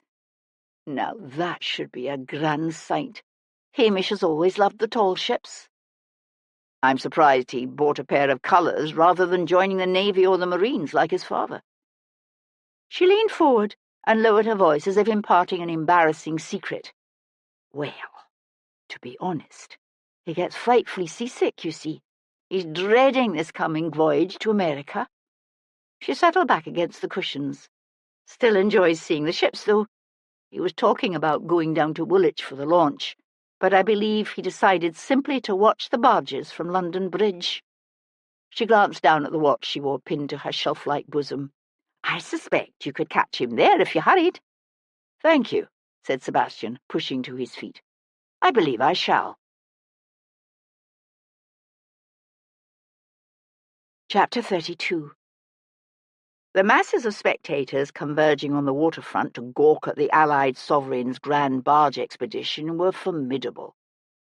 Finally, forced to abandon his curricle and horses in Tom's care at the Strand, Sebastian worked his way through the jovial, laughing crowd toward the river. By the time he reached London Bridge, this stretch of the sun-spangled Thames was already filled with dozens of elegant barges rowed by uniformed watermen. The barges carrying the regent and his royal guests were the most opulently carved and gilded, but even those of the Admiralty and the Navy and the various city companies were impressive, draped with colourful bunting and silk flags that flew gaily in the warm breeze. All along both shores and crowding every bridge were masses of onlookers, cheering, waving their hats, and throwing flower petals. It took Sebastian some time to push his way through the crowd to the centre of the bridge, where a lean, trim man in hessians and a military-cut coat was standing beside the stone balustrade, his gaze on the spectacle below. "You're Hamish McHenry," said Sebastian, walking up to him. The man turned, his eyes widening in surprise. "I am? Who are you?" "Devlin. My wife tells me you came to see me yesterday." "I did, yes, but—" "How did you know to find me here?" "Your mother." "Ah." McHenry's eyes creased with what might have been a smile as he turned to look over the flotilla of barges. "It's a grand sight, you must admit." "That it is." He kept his gaze on the river. "Did your wife tell you I was a friend of Crispin Heath's?" "She did." "She also said you never believed Nicholas killed Chantal de la Rivière." A roar went up along the bridge and adjoining banks as the barge of the Tsar of Russia and his sister came into view below. For the Duchess was a great favourite with the crowds. McHenry watched for a moment as the Duchess waved and smiled for her admirers. Sebastian had the impression he was choosing his words carefully. "Let me put it this way. I never believed it happened the way La Rivière claimed." "Why not?" The Scotsman brought up one closed fist to tap against his lips in the manner of a man considering his response, or perhaps regretting what he has already said. "It's difficult to explain, actually." "Is it because you knew Nicholas?" suggested Sebastian. "Or because you knew Chantal de la Rivière?" McHenry threw him a quick glance, then returned his gaze to the pageantry on the river. "Both, I suppose." "What do you think happened?" "Honestly? I think Nicholas went storming over there in a rage and got into a fight with La Rivière. Only, somehow or another, Chantal was the one who ended up dead." "You don't believe Nicholas went there to rape her?" "Good God, no! He was furious with her." Sebastian watched the barge of the Ordnance Board shoot out from beneath the bridge, the oars of its liveried watermen throwing up cascades of water that glimmered like sheets of diamonds in the bright sunlight. Anger and rape aren't necessarily mutually exclusive. Most people think men rape because they're overwhelmed by desire or uncontrolled lust. But from what I've seen, I'd say it's most often a tool of hate and punishment, or maybe a frustrated desire for control. McHenry shook his head. Nicholas wasn't like that. If the Count de Compin had accused him of walking in the door and simply shooting Chantal, I might have been able to believe it. But rape? No.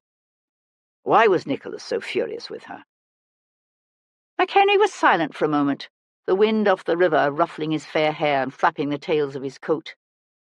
"'Cause he blamed her for Crispin's suicide." "I've heard that Crispin Hayes was in love with Chantal. Is that true?" "Oh, yes, desperately." "So what makes you think Nicholas blamed her for his brother's death?" "I know he did. Nicholas came to see me that day, the day after Crispin died." "To tell you his brother's body had been found?" "Not exactly. He was looking for answers. He said that right before he killed himself, Crispin had come to see him at that wretched inn where Nicholas was staying." McHenry paused, his face held tight. The weather was horrible that night, with a howling wind and an endless hard rain like something you'd see in the tropics. Nicholas said Crispin was wild, saying all kinds of crazy things, most of which made no sense. But one of the things Crispin said was something to the effect that Hamish tried to warn me, but I didn't listen." "Warn him about what?" McHenry pressed his lips together and said nothing. "Did you warn him that Chantal de la Rivière was—" Sebastian paused, searching for the right word, and finally settled on "a coquette? That she'd been working her wiles on you, too?" A flare of surprise crossed the man's face. He turned to stare out over the river, and after a moment gave a short, sharp nod. "I take it Crispin didn't believe what you said about Chantal?" "Not when I told him, no. "He was furious with me for saying something like that about the woman he loved." "So what happened to change his mind? It must have been rather drastic for the man to decide to kill himself over it." McHenry let out a long, painful breath. "I honestly don't know." Sebastian studied the Major's sharp-boned profile, lit now by a pattern of dancing lights reflecting off the rough waters of the river below. "You didn't see Crispin that night, the night he died?" "No. I hadn't seen him since I told him Chantal was playing with him, using him. Like I said, he was furious with me." "How long between when you spoke to Nicholas and when he went to confront Chantal?" "I don't know precisely, but it wasn't long." "Did you tell the authorities about this?" "Good God, no!" The Scotsman looked genuinely shocked. "Why not? Nicholas's life was at stake. He could easily have been hanged. As it was, they shipped him off to a living hell." McHenry's hands curled around the balustrade before him. "Nicholas begged me not to. He didn't want it known that Crispin had killed himself. And the Earl was convinced that if Nicholas was convicted of anything, it would be manslaughter, not murder. That's why Nicholas claimed he and the Count were arguing, but refused to say what the argument was about. Because he was protecting his dead brother?" "Yes." "Noble young fool," said Sebastian, half to himself. "And Compin refused to acknowledge the argument because he didn't want to admit his wife had a habit of playing the coquette?" "Yes." Sebastian turned to look out over the sun-sparkled river. The barges had all come out from beneath the bridge now, and were slowly making their regal way down the river.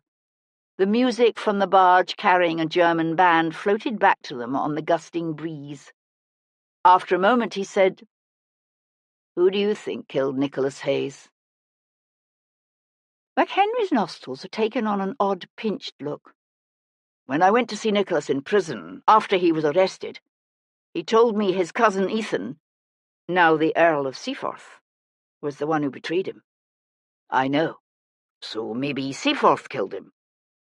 "Is he capable of such a thing, do you think?" "Seaforth?" "I don't know if he's capable of personally stabbing someone in the back, but I can easily imagine him hiring someone to do it for him. He's always been a sneaky son of a bitch." "How well do you know him?" "Not terribly well, but enough to know that. I mean, he used the authorities to try to kill Nicholas 18 years ago, didn't he?" "He did. So why would Seaforth hire someone to kill Nicholas now?" "If Seaforth knew Nicholas Hayes was back in London, why not simply inform on him and let the Crown hang him? Why go through all the bother and expense of hiring someone to murder him?" "That I can't answer. Except that some people looked askance at Ethan 18 years ago for informing on his cousin. If it came out that he'd done it again, and with both Lucas and the old Earl now dead, everyone would be saying he did it the first time to get his hands on the title and the estates, and then did it again to make certain he was able to keep what wasn't rightfully his. He'd be blackballed from society forever, wouldn't he?" "Well, wouldn't he?"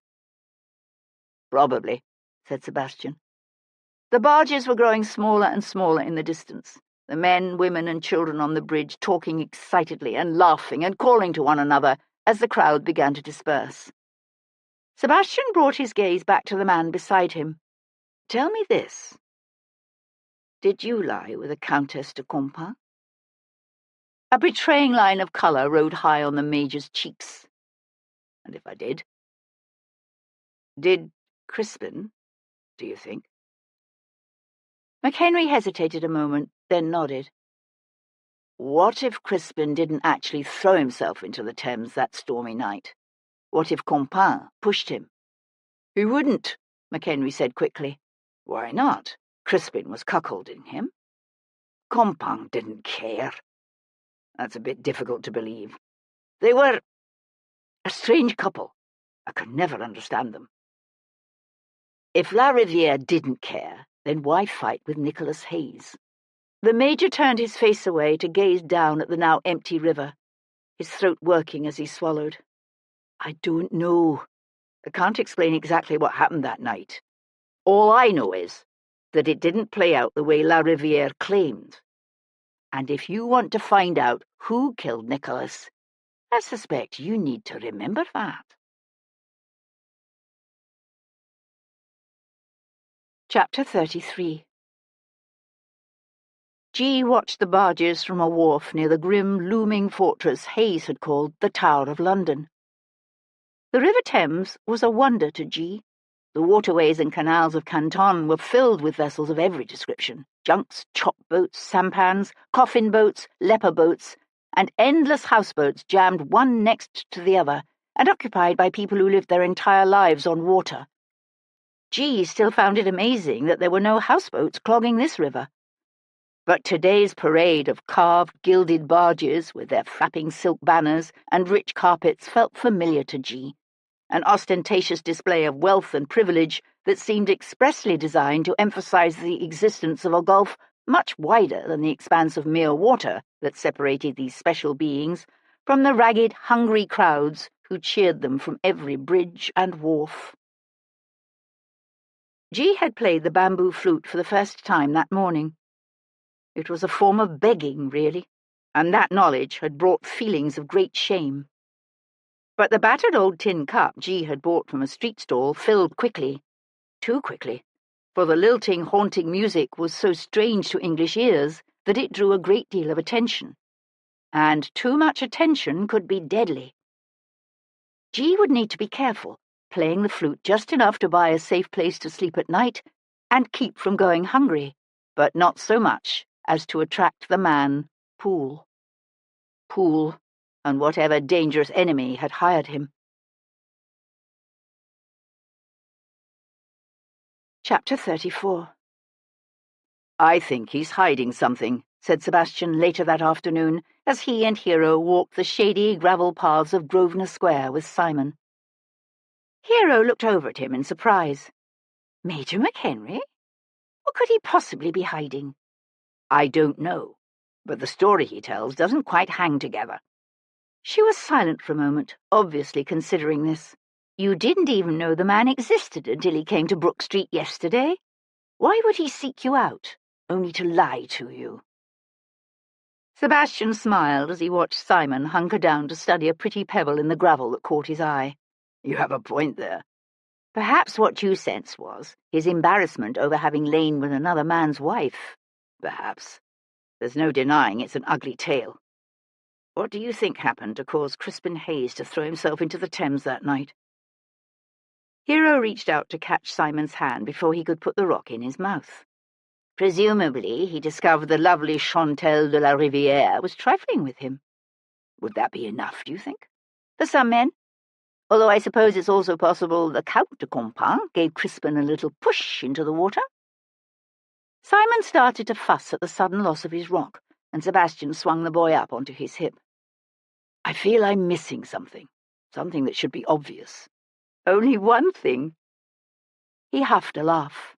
Multiple things. Shifting Simon's weight, he reached into his pocket to draw out the folded page from the Morning Post he'd found in Nicholas Hayes's room at the Red Lion. When I first saw this, I immediately focused on the Count de Compin's name. My assumption at the time was that Hayes kept the page so he'd have Compin's address. But the Count told me he's still living in the same house where Chantal was killed, which means Nicholas already knew exactly where to find him. Hero reached to take the page. So, why did Nicholas save it? Look at the June 2nd entry under fashionable arrangements for the week. Lady Forbes's Rout, St. James's Square, Hero read, and then glanced up. Good heavens! Sebastian nodded. I skimmed right over it at first because I didn't know about Hayes's connection to Lady Forbes. Do you think he approached her? Possibly. Although it's also possible he simply couldn't resist trying to catch a glimpse of her from afar. A faint breeze had come up, and Hero was silent for a moment, watching the limbs of the trees shift against the hard blue sky. What a tragedy it all was. Sebastian nodded. What I find particularly interesting is that when I arrived at Carlton House on the night of Nicholas's murder, I found Seaforth talking to Sir Lindsay Forbes. It meant nothing to me at the time. But then, this morning, when Seaforth walked into the Swan for the inquest, the first person he paused to speak to was, once again, Forbes. That strikes me as an unlikely coincidence. It does, doesn't it? What could possibly be the connection between the two men? I don't know, but I intend to find out. Simon began to squirm, to get down, his tears forgotten. Sebastian set the boy back on his feet, then looked up at Hero. Care to go to tonight's ball for the Allied sovereigns? I can't believe they're having a ball tonight on top of everything else. Yet they are. And I suspect both La Rivière and Forbes will be there. That evening's event in honour of the visiting Allied sovereigns was being hosted by the Earl of Cholmondeley. After sailing to Deptford and back that day, the visiting dignitaries had attended a formal dinner given by the Marquis of Stafford. They were scheduled to leave for Oxford at 6 the next morning. "Who do you think will collapse first?" asked Hero, as they worked their way around the outer edges of Cholmondeley's hopelessly overstuffed ballroom. The Allied sovereigns had been guests of honour at a week's worth of levées, dinners, balls, drawing rooms, banquets, and more, and yet fashionable London was still as anxious as ever for glimpses of the celebrated war heroes and assorted monarchs. Prinny? King William? Or old Blücher? Definitely not Blücher, said Sebastian, as they watched the bewhiskered septuagenarian field marshal stomp down the line of a country dance with a pretty girl on his arm. He's an old warhorse. I suspect you're right. She watched Blücher laugh and give his young partner's hand a squeeze. Why on earth are they going to Oxford? Honorary degrees. Seriously? Seriously. He let his gaze drift over the perspiring, bejewelled crowd. I don't see Forbes. There, said Hero, deliberately looking away. By the orchestra in conversation with Lady Jersey. She paused. Do you even know him? Vaguely. How precisely does one go about accosting a man in the middle of a ball in order to discuss the murder of someone who once ran off with his wife? I don't know, said Sebastian, but I'll think of something. Sir Lindsay Forbes was turning away from Lady Jersey when Sebastian walked up to him and said cheerfully, "Ah, there you are." Forbes stared at him. "Are you addressing me?" "I am." Sebastian squinted up at the vast chandelier hanging over their heads. "Between the hundreds of hot candles and at least an equal number of hot guests, it's rather close in here, wouldn't you say? Shall we continue this conversation outside?" "We're not having a conversation," said Forbes, and kept walking. "Or," said Sebastian, raising his voice ever so slightly, "if you prefer, I could follow you across the ballroom, shouting my questions as we go. No doubt the Earl's guests would enjoy some of the revelations it might entail." Forbes pivoted slowly to face him. The light from the endless blazing candles lent a soft shimmer to his carefully combed silver hair and surprisingly smooth, unlined face. But his eyes were narrowed and hard, his tight lips curled into something that was not a smile. "You bastard." "The choice is yours." Without another word, Forbes strode to the row of French doors overlooking the terraced gardens and thrust one open. Sebastian followed. The night was hot and sultry, but after the stifling ballroom, the fresh air felt like a blessed relief. The wind that had come up that afternoon was even stronger now, thrashing the branches of the elms in the Earl of Cholmondeley's gardens and banging a loose tile somewhere in the distance. His lordship had decked his gardens with colourful little Chinese lanterns, but at least half of them had been blown out, while those that remained lit were dancing about chaotically, their feeble light seeming to accentuate rather than alleviate the dark, unwelcoming shadows of the wind-tossed trees. "What the devil is this about?" demanded Forbes, walking to the end of the deserted terrace before turning to face him. Sebastian went to stand some feet away from him, his gaze on the lanterns dancing in the wind. "Did you know Nicholas Hayes had returned to England? Before he was found dead, I mean." "Of course not." It was said with just the exact touch of scorn and righteous indignation. "You're certain?" "Of course I'm certain. I'll have you know I'm a religious man, and I take our Lord's injunctions on honesty very seriously. Very seriously indeed." "Oh? So what does your Lord say about carelessly starving to death 1 million or so wretchedly poor Indian peasants?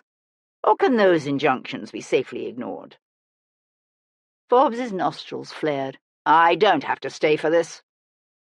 He started to turn toward the ballroom doors, but Sebastian stopped him by saying, "Just a few more questions." Forbes swung about. "What?" The air between them was palpably vibrating with the dangerous undercurrents of everything left unsaid. About Nicholas Hayes's elopement with the woman who was now Forbes's wife, about the hasty marriage that had surely been forced upon young Kate Brownbeck by her father. But even Sebastian found himself shying away from addressing those issues directly. He said instead, "How well do you know the Earl of Seaforth?" "Seaforth? Well enough. Why do you ask?" "Did you know his cousin Nicholas? 18 years ago, I mean." "Good gracious, no." "Why would I? By all reports, the fellow was an incorrigible rogue. I really don't see why—" "Are you familiar with a man named Titus Poole?" Forbes's expression remained completely under his control, his face bland and pale in the wind-tossed moonlight. But Sebastian knew he was considering denying it. Knew, too, when Forbes realized such a denial could potentially be a mistake. "The company has used the fellow a time or two to retrieve stolen property." "Why do you ask?" "Because he was seen following Nicholas Hayes several days before he died, and it's been suggested someone might have hired him to kill Hayes." "I don't see why you think that might have anything to do with me." "Really? You don't?" Forbes brought up one hand to stab the air between them with a pointed finger as he carefully enunciated each word. "You be careful." "Just one more question," said Sebastian, as the man started to leave again. "What now?" The tone was one of annoyed exasperation, of a busy, important man humouring an irritating imposition. Sebastian drew Nicholas Hayes's strange bronze disc from his pocket and held it out in the palm of his hand. "Do you have any idea what this is?" Forbes gave the piece a quick, dismissive glance. "It looks like it's from those Turkish baths in Portman Square." "Why do you ask? What has it to do with anything?" "Perhaps nothing," said Sebastian, and closed his fist around the token. Sebastian was working his way toward where he could see the Count de Compin near the ballroom entrance when the Prince Regent's powerful cousin stepped in front of him. "What are you doing here?" demanded Jarvis. Sebastian met his father-in-law's hard glare. "I was invited." "You never come to these things." Sebastian glanced over to where the French Count had paused to greet some acquaintance. "I do, on occasion." Jarvis followed Sebastian's gaze, his grey eyes narrowing. "I want you to leave Compin alone." "Why?" "What do you mean, why?" "The man is currently acting as a representative of the King of France. These royal visits and all the pomp and celebration surrounding them are not intended simply to flatter the vanity of the Prince Regent, you know. They are serving a very real and critical purpose, and that is to solidify for the future a network of vitally important alliances. Our current alliances may have prevailed against Napoleon, but they are nevertheless fragile and vulnerable. Do you have any idea of the havoc you would wreak by casting an ominous cloud of suspicion over one of the pivotal men involved in reconstructing the old order?" "You're suggesting the fate of the world rests on my not pursuing whoever is responsible for sinking a sickle into Nicholas Hayes's back." Jarvis's lower lip curled. "No one cares who killed Nicholas Hayes." If the authorities had managed to get their hands on the scoundrel, he'd have been hanged as fast as they could tie a rope around his neck. Undoubtedly. So did you never wonder why whoever killed him didn't use that option as the easiest means of dispatching the man? No, nor have I any intention of wasting my time ruminating on such sordid matters. The war may be over, but the peace is only beginning, and it's delicate. If you want to go chasing after some sickle-wielding madman, then do so by all means. But leave Gilbert Christophe de la Rivière out of it. I'll be certain to give your preferences in the matter all the respect they deserve, said Sebastian, turning toward the door. Jarvis put out a hand, stopping him. I'm serious. Sebastian studied his father-in-law's angry, set face. So am I. Jarvis let his hand fall. As you wish. You have been warned. He turned and walked away. Sebastian glanced again toward the ballroom entrance. The Comte de Compin was gone. Chapter 35. I'm beginning to suspect that Nicholas Hayes came back to England to kill all four of them, said Hero, as their carriage rolled through the dimly lit streets of Mayfair toward home. Seaforth, Compin, Brownbeck, and Forbes. And I can't say I'd blame him if he had. Sebastian looked over at her and smiled. To be honest, neither would I. She fell silent, her gaze on the dark shops flashing past. Sebastian watched the light from the swaying carriage lamps limn her cheeks with a soft golden glow, and knew what she was thinking. Reaching out, he took her hand. She said, "It's been 4 days now. Where could that little boy be?" It's possible he... Sebastian broke off as the seat back between them exploded in flying fragments of cloth and stuffing, and the crack of a rifle shot cut through the night. Get down, he shouted, pulling Hero to the floorboards. He caught her face between his hands. Are you all right? Yes, but what? Stay down. The coachman was cursing, trying to rein in the plunging horses as Sebastian thrust open the carriage door and rolled out to hit the ground running. Get the carriage out of here, now, he shouted, as he darted toward the yawning black mouth of the alley from which he estimated the shot had come. The night was wild, the hot wind sending bits of paper scuttling down the street and whipping at the tails of Sebastian's dress coat as he ran. A well-trained rifleman could typically fire 3 rounds a minute, maybe 4. That kind of expertise was rare, but Sebastian was still counting the seconds as coachman John whipped up his horses and the carriage disappeared into the night with a rattle and a clatter. Sebastian had almost reached the alley when the night exploded again in fire and acrid smoke. 18 seconds. Bloody hell, he swore, the knees of his elegant breeches sliding through rotten cabbage leaves as he dove behind a pile of overflowing battered dustbins. He heard running footsteps that stopped abruptly and knew that the shooter had relocated to a position farther up the alley. 18 seconds. Either his assailant had brought 2 rifles, or Sebastian was dealing with an expert shooter. Or he was facing more than 1 rifleman. It was this latter possibility that kept Sebastian hunkered down behind the dustbins. One man could shoot and then reload while his partner took another shot, in which case, confidently counting to 18 could get Sebastian killed. He was aware of the sweat rolling down his cheeks, his breath coming in quick pants, his throat so parched that the darkness of the night and the pungent stench of drifting gun smoke sent him hurtling back to another time, another place. A place of sun-blasted, dry mesas and sandstone villages that had already been old by the time of the Crusades. A distant rumble of thunder became the boom of cannons, the howl of a tomcat, the cry of a frightened Spanish child. The enemy in the alley before him, a foe he had battled 1,000 nights in his dreams. Drawing a steadying breath, he listened carefully, his gaze raking the shadows. The night might have been dark and alive with the wind, but Sebastian's senses were abnormally acute. 1 man, he decided, there, at the far end of the alley near some broken crates. 1 man, maybe 2 rifles, but Sebastian doubted it. Wishing he had his boots and the knife he kept sheathed in one of them, Sebastian shifted his position and gave one of the dustbins a heave. It rolled out into the alley with a satisfying rattle and crash that flung rubbish in a wide arc and set a nearby dog to barking. The rifleman, obligingly, foolishly, fired again.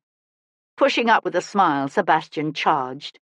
He saw the man rise from his position, the lower half of his face obscured by some kind of cloth, his eyes widening as he realized the hunter had suddenly become the hunted. Then the man turned and ran, his rifle hitting the paving stones with a clatter as he threw it away to lighten his load. Sebastian knew an almost overwhelming urge to go after him. But the man had a good 100-foot lead on him, and the possibility of a partner waiting somewhere out of sight remained. Sebastian drew up just before the end of the alley, swallowed the strong primitive need to give chase, and turned to pick up the abandoned rifle. Then he went home to his wife and infant son. That night, Sebastian dreamt of a storm-tossed sky and of the pitiful wail of an infant lost somewhere in the howling darkness. He ran through a desolate landscape, shrouded by a wild, tempest-driven night, searching frantically, finding nothing. Then a tall ancient wall built of crude sandstone blocks rose up before him, stopping him. He turned to say something to Hero, but she'd vanished. She'd been there beside him. He was certain she'd been beside him. Now she was gone. "Hero!" he cried, but the wind snatched away his voice as if it had never been. Then the wailing of the child receded into the distance, and he heard his wife scream, "Hero!" He awoke with a jerk, his heart pounding in his chest and his mouth dry. Turning his head, he saw Hero lying awake beside him, her eyes wide and still in the darkness. "Bad dream," she said. He reached for her, pulling her to him. She came hotly into his arms, her mouth opening to his as his head came up off the pillow, seeking her hungrily. She slid on top of him, her thighs straddling his hips, her naked breasts heavy against his chest.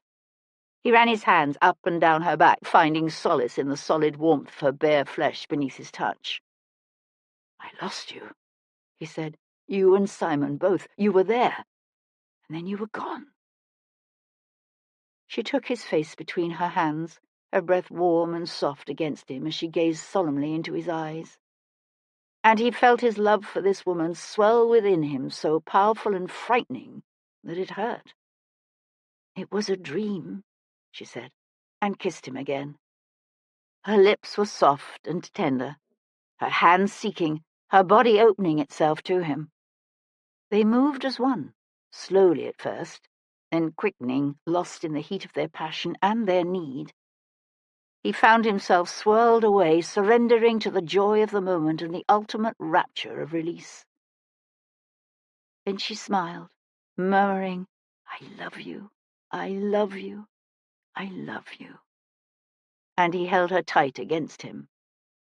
But the lingering whispers of that all-consuming fear remained. Tuesday, the 14th of June. "You seem to have hit a nerve with someone," said Sir Henry Lovejoy the next morning as they walked through the crowded piazza of Covent Garden. "Any idea as to your assailant's identity?" "None whatsoever." Sebastian gazed over the colourful, bustling, brawling, shouting crowd of the marketplace. "The rifle was a common enough one, and I'm fairly confident the actual shooter was only a hireling. I've never known a man who could get off 2 shots in less than 20 seconds who wasn't a rifleman at some point. And even then it's rare. Goodness knows there are more and more ex-soldiers flooding into London every day, most of them desperate for work." Lovejoy paused, his face even more serious than usual.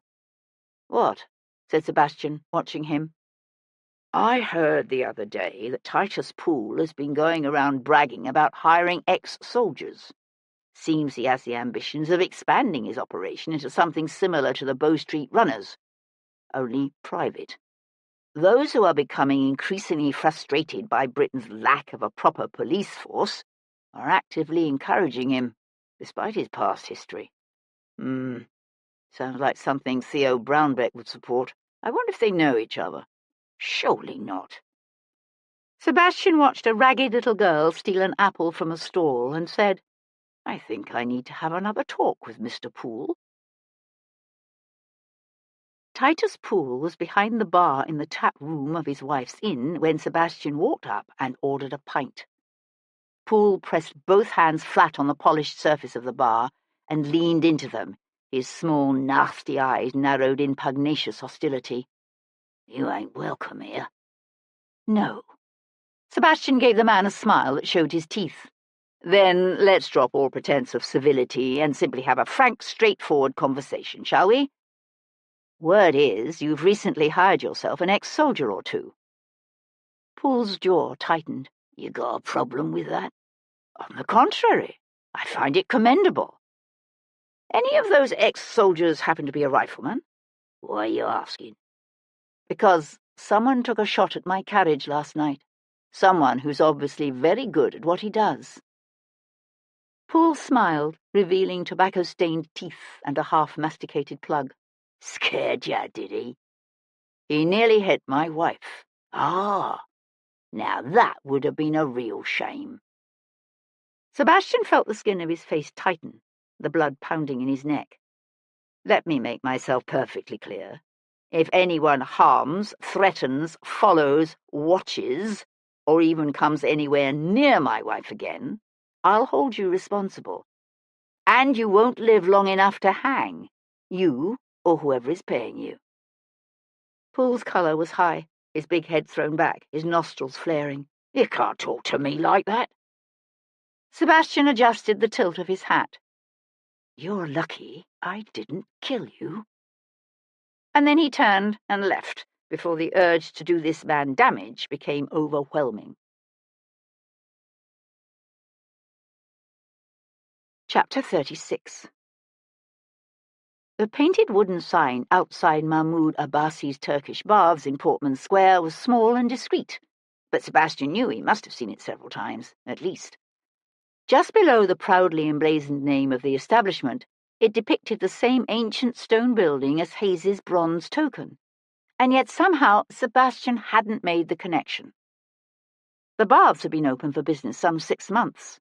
Prior to that, Mr. Abbasi had run the Hindu Kush coffee house in George Street, serving a variety of curries and other authentic Indian dishes, as well as providing hookahs and chilam tobacco. That establishment hadn't done well. Curries might have been popular with men who'd served in India with the British Army and the East India Company, but the taste was simply too exotic for most Londoners. And so Abbasi had closed his coffee house and opened the baths, which provided a hot room, a shampooing or massage room, a plunge bath, and a cooling and rest room. Sebastian wondered if this venture was doing any better than the last. He found the bathroom's foyer decorated in an ostentatiously Eastern theme, with lots of red silk and shiny brass and colourful mosaics. At his entrance, a man who looked like he'd be more at home in the craggy, snow-covered mountains of the Hindu Kush came from behind the counter and bowed. May I help you? He was tall and wiry, with a dark complexion, thick black hair, and merry black eyes. In age, he could have been anywhere between 35 and 55, with white, even teeth that flashed in a wide smile. The smile slipped when Sebastian laid the small bronze token on the countertop beside him and said, "This was in Nicholas Hayes's pocket when he was found murdered up in Somers Town last Thursday." Abbasi held himself very still, in the manner of a man who senses danger, but is as yet unsure of its nature. A silent, watchful boy of perhaps 8 or 9 came to stand in a nearby curtained doorway. His resemblance to Abbasi was unmistakable, but he was so much fairer than his father that Sebastian suspected the child must have an English mother. When Abbasi remained silent, Sebastian said, "I'm not with Bow Street, if that's what's worrying you. The name is Devlin, and my only interest is in finding out who killed Hayes." One corner of the man's mouth quirked up, as if with an irrepressible bubble of amusement. "I must admit you don't look like anyone from Bow Street I've ever seen. In fact, you remind me of a cavalry captain I once knew. He was with the 19th Light Dragoons." Sebastian found himself smiling in return. "I was with the 25th. How could you tell?" I was a lieutenant with the East India Company, long ago. Not so long ago, surely. Abbasi laughed. Long enough that I feel each old wound whenever a cold wind blows off the North Sea. The amusement faded. What is your interest in Nicholas? Nicholas, Sebastian noticed, not Hayes. They say we owe the living respect, but the dead deserve the truth. Abbasi nodded, then quoted in perfect French, On doit des égards aux vivants, on ne doit aux morts que la vérité. He glanced over at the half-grown boy who still hovered in the curtained doorway. Take over for me, Baba. He led Sebastian to a small room covered from floor to ceiling with colourful Moroccan tiles and furnished with thick Persian carpets and piles of pillows. A shy, pretty little girl with black hair and huge brown eyes brought them thick Middle Eastern coffee as they sat cross-legged on the floor and talked of things common to military men all over the world, of brutal forced marches and the horses they'd known, and fighting men they admired. Then Abbasi lit a hubble-bubble and said, When I left the East India Company, I spent several years in Canton. It was there I came to know Nicholas. Sebastian drew the cool, fragrant smoke deep into his lungs. How long ago was this? I left almost 10 years ago now. What was he like? I mean, as a man. Abbasi sucked on the hubble-bubble, his eyes narrowing against the smoke. You've heard of his time in Botany Bay? Some of it. Abbasi nodded. He was a man who had once been a certain way. A gentleman's son, heedless and gay and thinking little of tomorrow. Then he went through the worst kind of hell, and when he came out on the other side of it, he was inevitably changed, shattered, hollowed out. But fate gave him a chance to remake himself into something else entirely. And so he did. Sebastian found himself thinking about the worn prayer beads he'd seen in Hayes's room at the Red Lion. He became a Buddhist. He never called himself one, but he befriended a man who'd been a monk in Tibet and who taught him many things. I think you could say he eventually found a measure of peace. So why come back here, to England? He said he had his reasons. I didn't ask what they were. Abbasi's open acknowledgement of their recent meeting was unexpectedly frank. Sebastian said, When exactly did you see him? Last week sometime, perhaps 2 or 3 days before he died. Here? Abbasi nodded. We ate kofta and rice, smoked the hubble-bubble, talked of old times. I showed him that example of the tokens I'm planning to have made. And he said I should put the bath's name and address on the back rather than have both sides the same. I laughed, said he was right, and gave it to him as a souvenir. Was the boy with him? Abbasi looked puzzled. What boy? Hayes brought a boy of 8 or 9 with him from China. His name is G. No, he came here alone. Abbasi leaned back against his pile of pillows. When I knew Nicholas in Canton, he had a little girl, but she would be older now, as much as 12 or 13. He made no mention of her, and I assumed she must have died. Sebastian thought about the miniature painting of the young woman he'd seen at the Red Lion. Did you know the little girl's mother? No, she died before I ever met Nicholas. Who was she? He told me she'd been a bondmaid, sold into slavery when her father fell out of favour with the emperor and was executed. Her owner was getting ready to give her to some old man as a concubine, and Hayes offered double what the man was going to pay for her. He said once that his love for her was the only thing that got him through that first year after Botany Bay. That, and her love for him. And then she died in childbirth. Was there another woman after her? Not that I'm aware of. Although, to be honest, I'm not certain the woman he told me about was his child's mother. I may simply have assumed it. Sebastian was silent for a moment, overwhelmed by the relentless tragedy of Nicholas Hayes's life. He said, I was under the impression foreigners aren't welcome in China. They're not. They're confined to their own quarter outside Canton and officially forbidden to set foot within the city walls. But exceptions are sometimes made. And exceptions were made for Hayes? To a certain extent. I don't know how it came about, but he was quite close to one of the Hong merchants there, a fellow by the name of Chen Shoguan. He paused. How much do you know about Canton? Not much, Sebastian admitted. Abasi nodded. The Hong merchants are the only ones permitted by the Emperor to trade with foreigners, and they are required to deal with the Westerners through one of 5 officially licensed linguists. All the linguists are Chinese, and despite being called linguists, they don't actually speak English, just pidgin English. Most of the merchants don't really care. It's the linguists who negotiate terms with the foreigners and keep track of all the duties and fees required of their ships.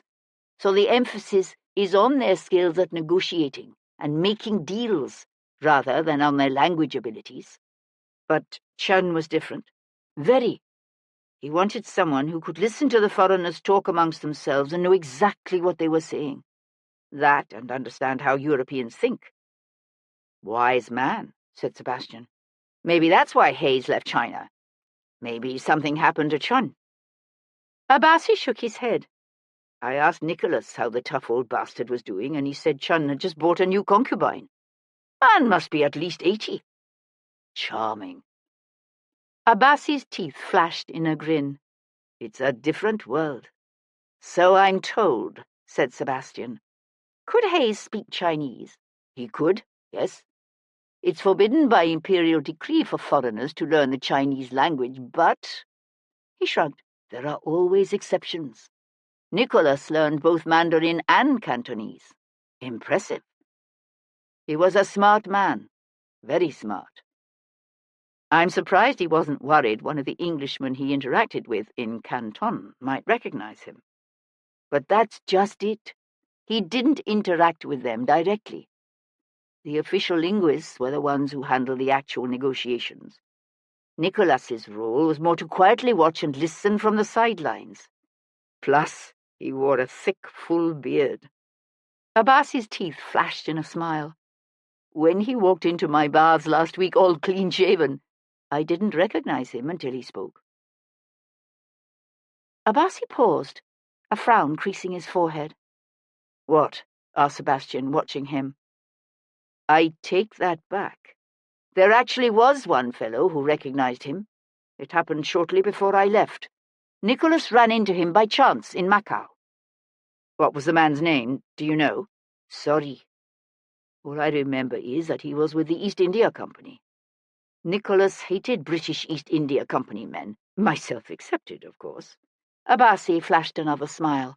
He hated the British in general because of what His Majesty's Own had done to him in Botany Bay. And he hated the company specifically because it is behind most of the opium being smuggled into China. Abasi blew out a long stream of fragrant smoke. I'm told that not long ago, the Chinese used opium the way we do, for pain. But now they've taken to smoking it the way we smoke tobacco, and it's become a big problem. The emperors forbade its importation, so the East India Company switched to smuggling it. Is the smuggling that hard to stop? The thing is, the eradication of smuggling is the responsibility of the Hopas, the customs superintendents. They're the same officials who collect the duties and fees in the port. And it's the opium smuggling that earns the East India Company the silver they then turn around and use to buy Chinese goods. So the Hopas are afraid that if they crack down too hard on the opium smuggling, they'll see a corresponding fall in the revenues they send to the imperial court in Beijing.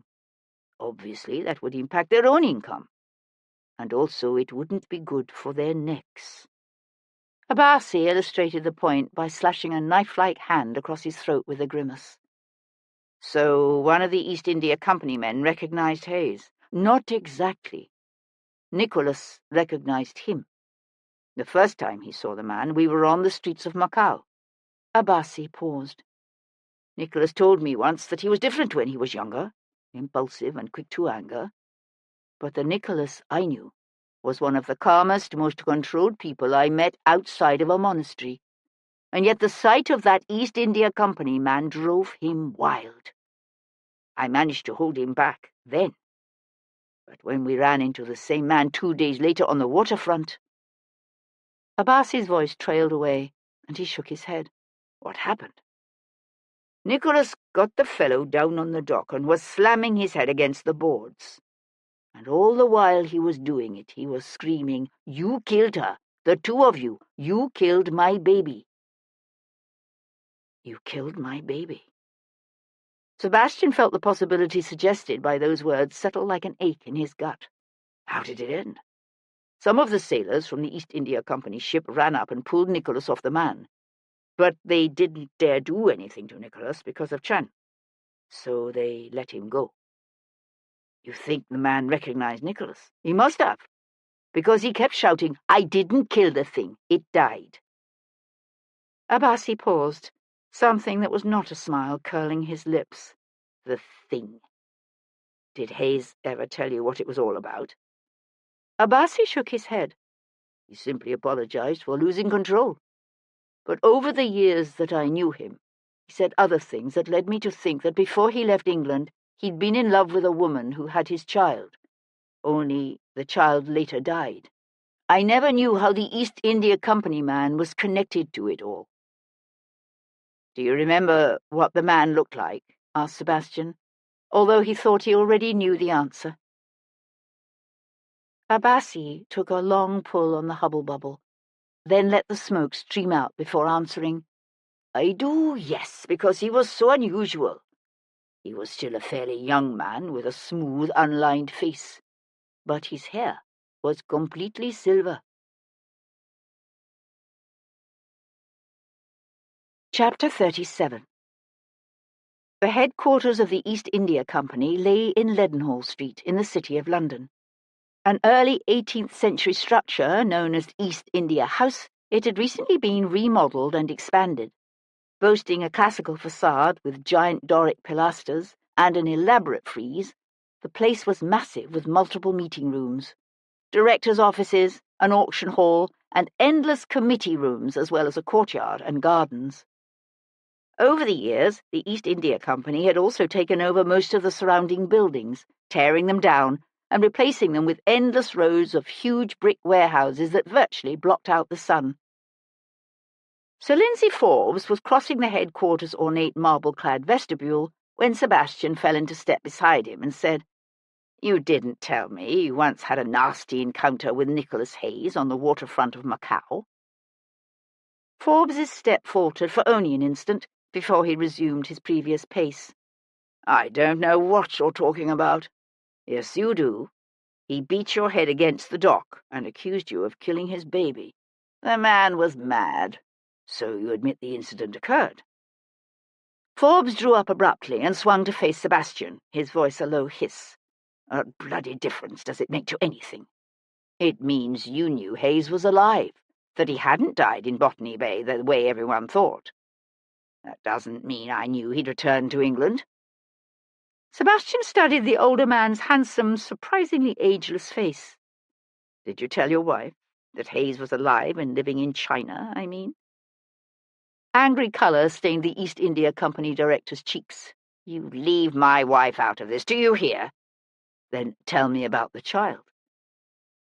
Without a word, Forbes slammed open one of the building's ornate front doors and walked outside. Sebastian kept pace with him as he turned down the narrow cobbled lane toward the river, the company's vast brick warehouses looming around them. "The sums are rather simple to do," said Sebastian, "even with the limited information available. Chantal de la Rivière was killed in April of 1796, 6 months after the late Earl of Seaforth flew into a rage over his youngest son's elopement and cut him off without a penny. That means the elopement took place around September or October of 1795. If, as now seems likely, an unborn child was the reason for that hasty bolt to the border, then the baby would have been born when? April? May?" Forbes pressed his lips together and kept walking. "What happened to the little girl? It was a girl, was it not?" When the man remained silent, Sebastian said, "According to Nicholas Hayes, you killed her." Forbes drew up again and cast a look at the surrounding warehouses before saying with low, careful insistence, "I did not kill it." "Her, not it. Her. And if you didn't kill the child, then who did?" "No one did. Brownback gave the baby to a woman to nurse and it died. These things happen." "How did Hayes find out about the child's death?" "I haven't the slightest idea.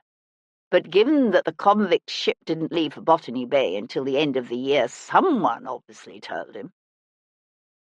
"When did the baby die?" Forbes looked vaguely stunned by the question. "You seriously think I remember?"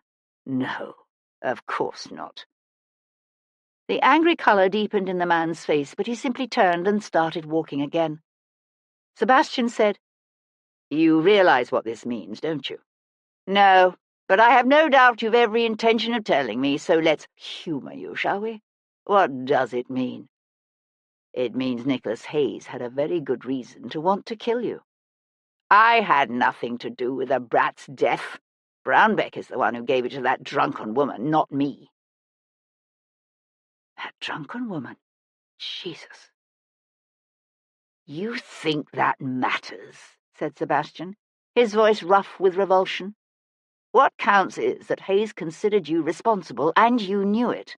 He'd already tried to kill you once in Macau because of it, and he might well have come back to England specifically to try again. In China, he was protected by a powerful Hong merchant, so you didn't dare move against him. But in London, you could easily hire someone to quietly take care of him. Someone like, say, Titus Poole. Don't be ridiculous. If I'd known Nicholas Hayes was in England, I'd have simply informed the authorities and let them kill him, legally. Perhaps. Except that Bow Street can be a tad slow at times, which means there was a chance that Hayes might get to you before they caught him. And what if they did catch him? A man in prison and on trial can talk. In fact, the newspapers love to interview condemned men, hoping for a lurid confession.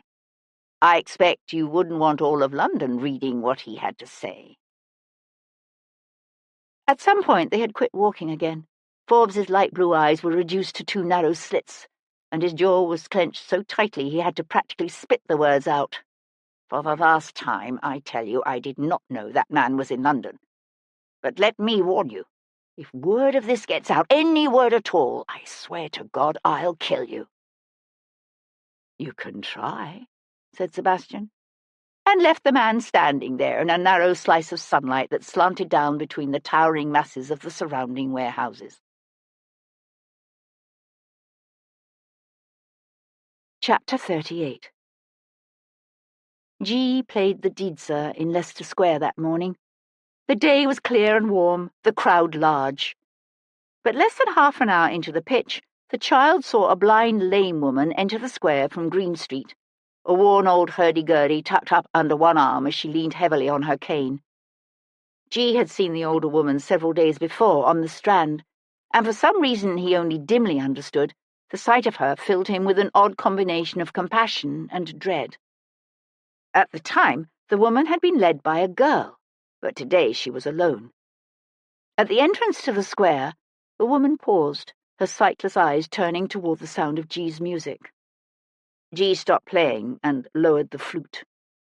A warm wind gusted up, carrying the scents of ale and roasting meat from a nearby tavern, along with the furtive whispering of two dirty, ragged older boys who'd been eyeing G in a way the child didn't like. Uncomfortably aware of the two boys watching, G picked up the tin cup and dumped the coins in a pocket. "Don't run," G almost whispered aloud. "Don't let them know you're scared." Tucking the flute out of sight, G walked rapidly away towards Castle Street, then ducked into a narrow passage. It was a mistake. G heard running footsteps coming fast. One of the boys pushed past with a snickered, "Excuse me," as he slammed both hands hard between G's shoulder blades.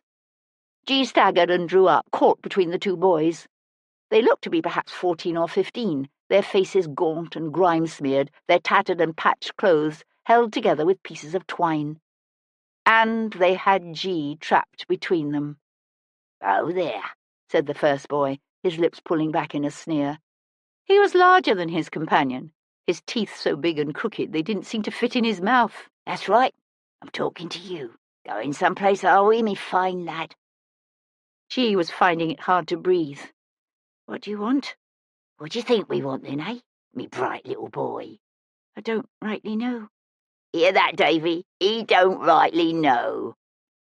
The one G was starting to think of as Big Teeth shared a laugh with the other boy, eyes alight with a hatred that G recognized even as its origin remained unfathomable. "You talk real flash, don't you, boy?" His scornful gaze swept G's coat and trousers.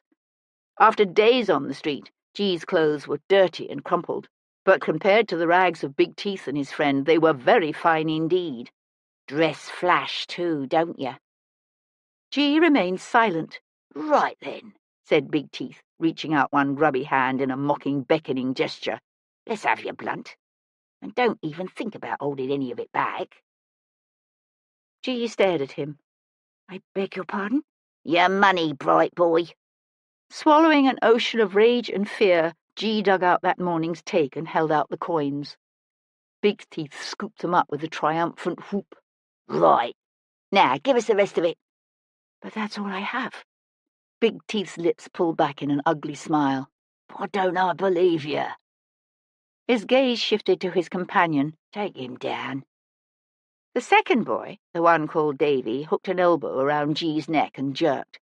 G fell back, spine slamming hard against the ground. Winded, eyes watering, choking on blind terror, G felt hands groping pockets, tugging off shoes, pulling at socks. G kicked out desperately, uselessly. "Oh!" called Big Teeth in triumph, as the coins G had hidden in one sock hit the cobbles with a clatter. "Knew it." The hands moved up G's leg. "What else you hiding in?" "Please let me go. I don't have anything else, I swear it." "No." Big Teeth yanked the bamboo flute from G's grasp and peered at it as if it was something strange and vaguely repulsive.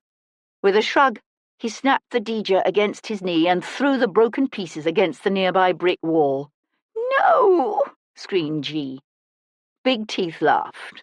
Then an older woman's voice said, "Let him go, you vile pack of mindless gallows thatches." Two dirty, unkempt heads turned. The ruffians were surprised enough that their grips loosened, and G scooted out of the way just as the hurdy-gurdy player's cane whistled through the air. The first blow caught Davy above the ear with an ugly crack. He let out a howl and took off, running up the passage.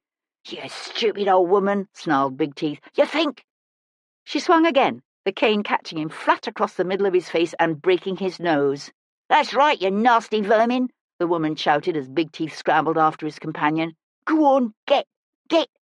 Then she said to G, "You all right there, lad?" G crawled to where the DJ lay trampled in the muck of the passage. "Lad," said the woman again. "You all right?" G swallowed hard and said in a small, shaky voice, "Yes, thank you, ma'am." How could you know what they were planning to do? You're blind." Too late, G recognized it as a horribly rude thing to say, but the woman just laughed. "I heard them whispering. When you've been blind since birth, your ears get real good. Your ears, and a few other senses people don't seem to have a name for."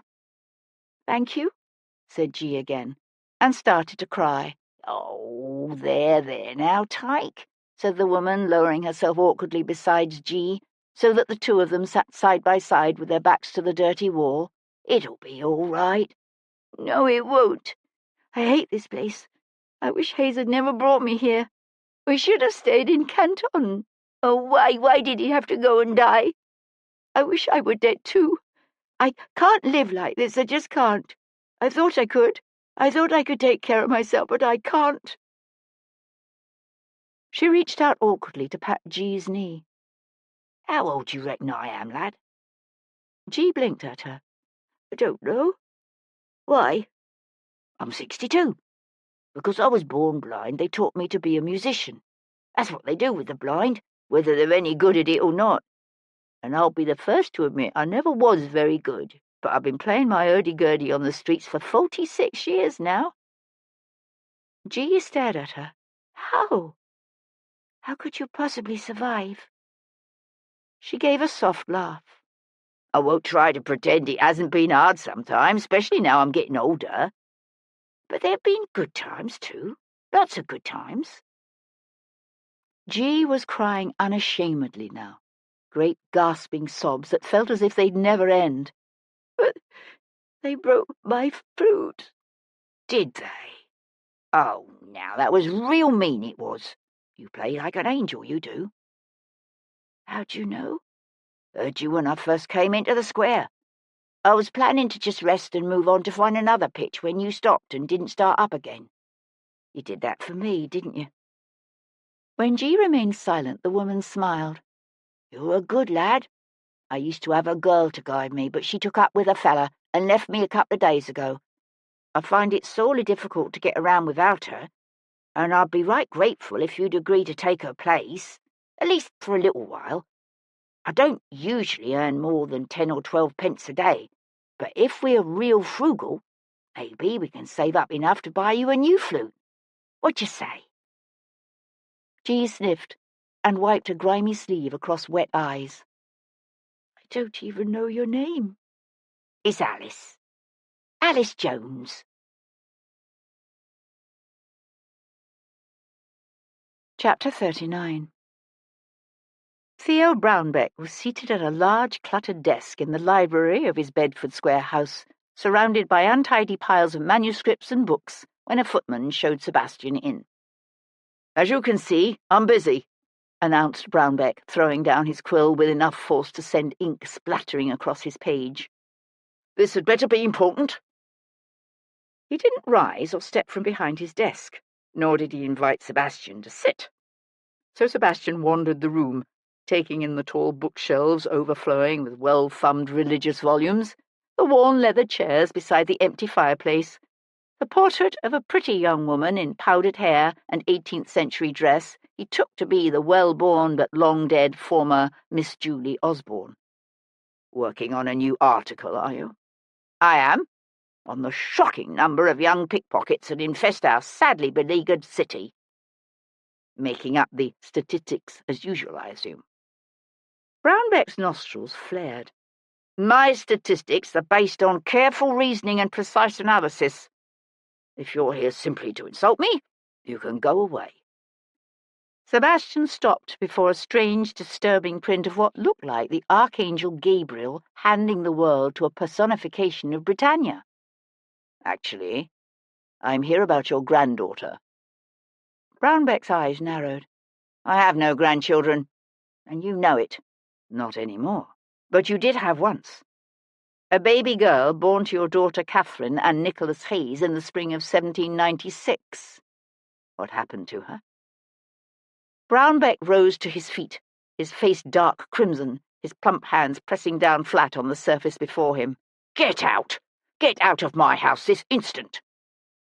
Sebastian held the older man's furious gaze. I'll go if you insist. But you have a choice.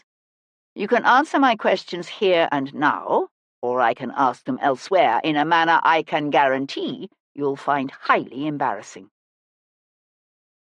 Brownbeck swung away to where glasses and a carafe of brandy rested on a surprisingly plain tray. He poured himself a hefty measure without offering Sebastian any, and threw down half of it before turning to say, How did you know? It doesn't matter. The point is, Nicholas Hayes knew about the child. He knew about her birth, and he knew of her death, and he blamed you for it, you and Sir Lindsay Forbes. Brownbeck took another mouthful of brandy and rolled it on his tongue before swallowing. The child died. Children die all the time without anyone being to blame. Unless they hand the babe over to a drunken wet nurse. When Brownbeck remained silent, his glare pugnacious and unapologetic, Sebastian said, What did she do? Roll over on the child in a drunken stupor and accidentally smother her? I never asked for the particulars.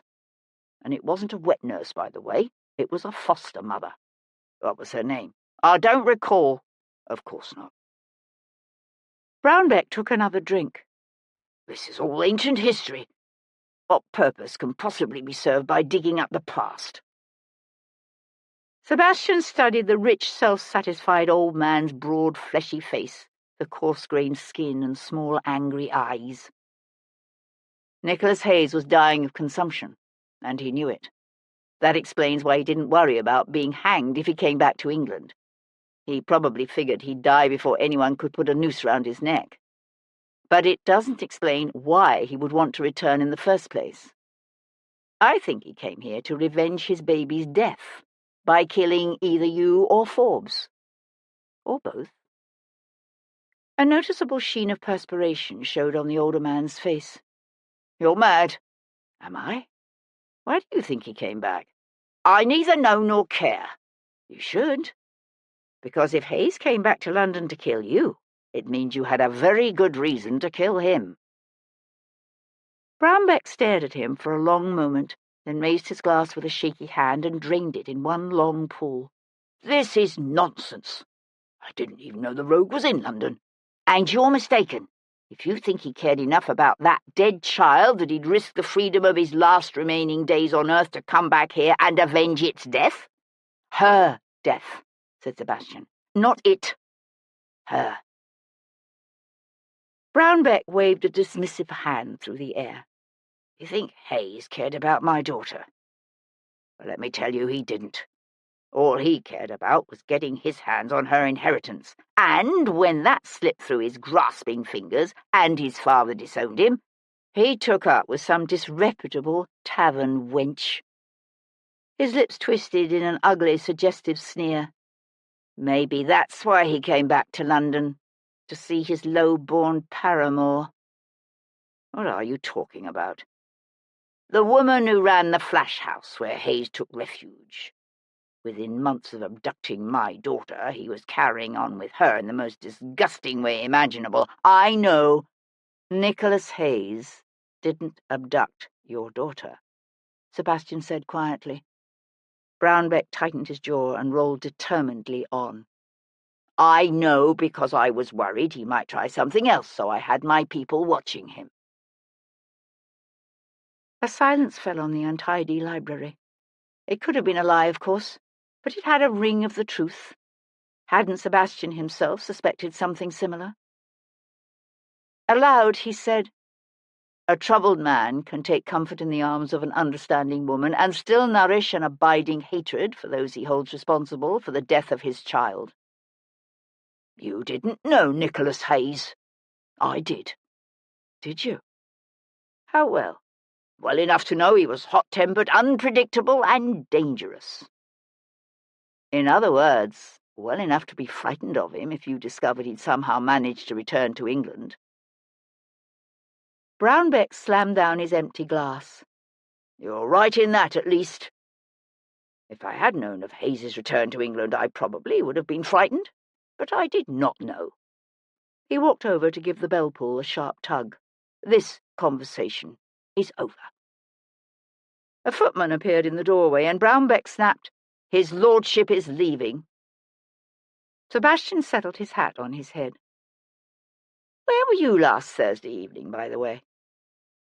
Rather than answer, Brownback went to sit heavily in his chair and reached for his quill. "Good day, my lord. And don't come back." Chapter 40. "You're stuck, you bleeding fool." Sebastian could hear Grace Calhoun's husky shout even before he turned into Chick Lane. A wagon, carrying a load of long wooden beams, had tried to cut the corner too sharp, and was now wedged between a chandler's and the butcher shop opposite. Grace Calhoun stood tall and imposing in front of a nearby greengrocer's, her hands on her hips, her eyes narrowed as she watched the wagoner uselessly whip his horses. "You can beat them poor beasts to death, but all that'll get you is a dead team. It won't do nothing to move your bloody wagon. You're going to need to back up and take that corner wide, the way you should have done in the first place." Sebastian reined in, and for an instant Grace's gaze flicked to him, but she gave no other indication she either saw or recognized him. She stayed where she was until the cursing, grumbling driver began to back his team. Then she turned to Sebastian and said, "What are you doing here again?" Sebastian handed his reins to Tom and hopped down. "We need to talk about Nicholas Hayes." She huffed a low laugh and started walking toward the Red Lion. The afternoon had turned sultry, with a solid covering of high white clouds that somehow brought no relief from the heat. "Ain't got nothing more to say about him." Sebastian fell into step beside her. "Did you know he had a child by a rich man's daughter? An infant that died? And if I did, is that why he came back to London? To punish those responsible for his child's death?" She turned in through the ancient narrow arch that led to the Red Lion's dilapidated old stable-yard. "I told you. I don't know why he came back." "Were you his lover 18 years ago?" That stopped her. She drew up in the shadow of the arch, her lips twisting into a hard smile that nevertheless managed to carry more than a hint of sadness. "Lover? Nah." "But you were more to him than just the owner of the inn where he found refuge." When she remained silent, he said, his voice low and earnest, "I need you to help me understand him." "Why?" "Because—" What could he say? Because bringing this man's murderer to justice was more important to Sebastian than he could begin to explain even to himself. Because he felt driven to prove that Nicholas Hayes had been wrongly convicted so long ago. Because, while nothing could be done at this point to alleviate the tragedy of the dead man's life, it was somehow vitally important that the tragedy be both recognized and remembered by someone. But Sebastian could say none of those things, and so he said, "Because I don't want whoever killed him to get away with it. To go on living his life while Nicholas is just dead." She stared directly into his face, and he wondered what she saw there. If she understood, perhaps, better than he did himself why he was doing this. Then she drew a deep breath that parted her lips, and her eyes became unfocused in a way that made him think she looked within. Just when he thought she would tell him to leave her, she said, "All right." They sat on an aged stone bench in the shade cast by the inn's crumbling high walls and talked of long ago. The courtyard smelled of damp stone, and the lichens staining the worn pavers near the largely unused stables. Deep in the shadows, the exposed ancient bricks had taken on a pink glow. She told him of a troubled, lonely young man, bereft of the woman he loved, and a child he would never see. Of a son cast off by an unforgiving father and adrift. At 20, Nicholas Hayes had been well-born, handsome, refined. Everything a brilliant, beautiful, but low-born and uneducated woman raised in the hardscrabble back alleys of London had never dreamt could be hers. But for a time they had come together, and in her mature, understanding arms he had found a measure of solace and a temporary respite from the soul-crushing pain into which his once privileged life had descended. Then came a brother's suicide and a young countess's death, and the young man's life turned into a living hell. Sebastian said, "How did he learn of the death of the child?" She glanced up at a couple of house martins darting around the eaves of the inn, then fixed her gaze on Sebastian. "There was this East India Company man. I can't remember his name. Forbes? Yeah, that's it. Forbes. He taunted Nicholas with it." Sebastian sucked in a breath that hissed between his teeth. "With the child's death?" She nodded. "He went to see Nicholas in Newgate not long before he was due to be loaded on the transport ship. That man, he hated Nick real bad. Seems he'd offered for that rich man's daughter once, and the rich man, he was more than happy to bless the marriage. Only because of Nick, she'd refused him the first time. And then turned around and married him. Does that surprise you? Her, a gentlewoman with a babe on the way?" Grace Calhoun gave Sebastian a look redolent with all of a woman's contempt for male ignorance. "That East India Company man, he told Nicholas the rich man's daughter was his now, and the babe was dead. And then he laughed." Sebastian found that his hands had curled into fists, and he had to force himself to open and press them flat on his thighs. He said, "Did you know Nicholas was dying of consumption?" She was silent for a moment, her face pinched. "Not for sure, but he was coughing something fierce, and I know the signs. I asked about it, and he said he reckoned he wasn't going to make old bones." "You haven't seen the boy G since Nicholas was murdered?" "No. Reckon something must have spooked the lad, made him think he ain't safe here." "Like what?" "I don't know. Maybe he's seen somebody hanging around he didn't trust." If he was spooked, where would he go, do you think? "How would I know?" Sebastian suspected she knew a great deal that she still wasn't telling him, but all he said was, "Do you think it's possible G could be Nicholas's son?" "I never figured him for anything else." "But Nicholas never said anything?" "No." He watched her head jerk toward a distant thump somewhere in the depths of the inn, and he found himself wondering, not for the first time, about the life's journey that had brought her to the position she occupied in London's dangerous underworld. He said, "Do you have any idea what Nicholas did during the weeks he was in London? Where he went? With whom he met?" "No. There was one time, a few days before he was killed, when I could tell he was upset about something that happened, but he didn't want to talk about it. I think maybe he might have gone to see his sister, but I couldn't swear to it." Sebastian stared at her. "Nicholas Hayes has a sister? Bloody hell," he thought. No one had mentioned the existence of a sister. She gave an incredulous laugh. "You didn't know? Anne is her name. Lady Anne." "Were they close?" "No." "Nicholas said she took after his da too much for them to ever get along. But she's all he had left, so I reckon he could have seen his way to maybe contacting her." "Would she betray him, do you think?" Grace pushed to her feet, her attention all for shaking out and brushing off the skirt of her gown. "To Bow Street, you mean? Or to his enemies? Like maybe her cousin Ethan?" She looked over at him. "You think the likes of me knows anything about the likes of some earl's daughter? Why don't you ask her?" "She's Lady Bradbury now." Her gaze flicked away from him to a cat stalking a mouse in the shadows beyond the stable door, then came back. "So she ain't going to be burying him?" "No, I am. This evening at St. Pancras. If you know where G is, you might let him know." She shook her head. "I keep telling you, I don't know where the boy is."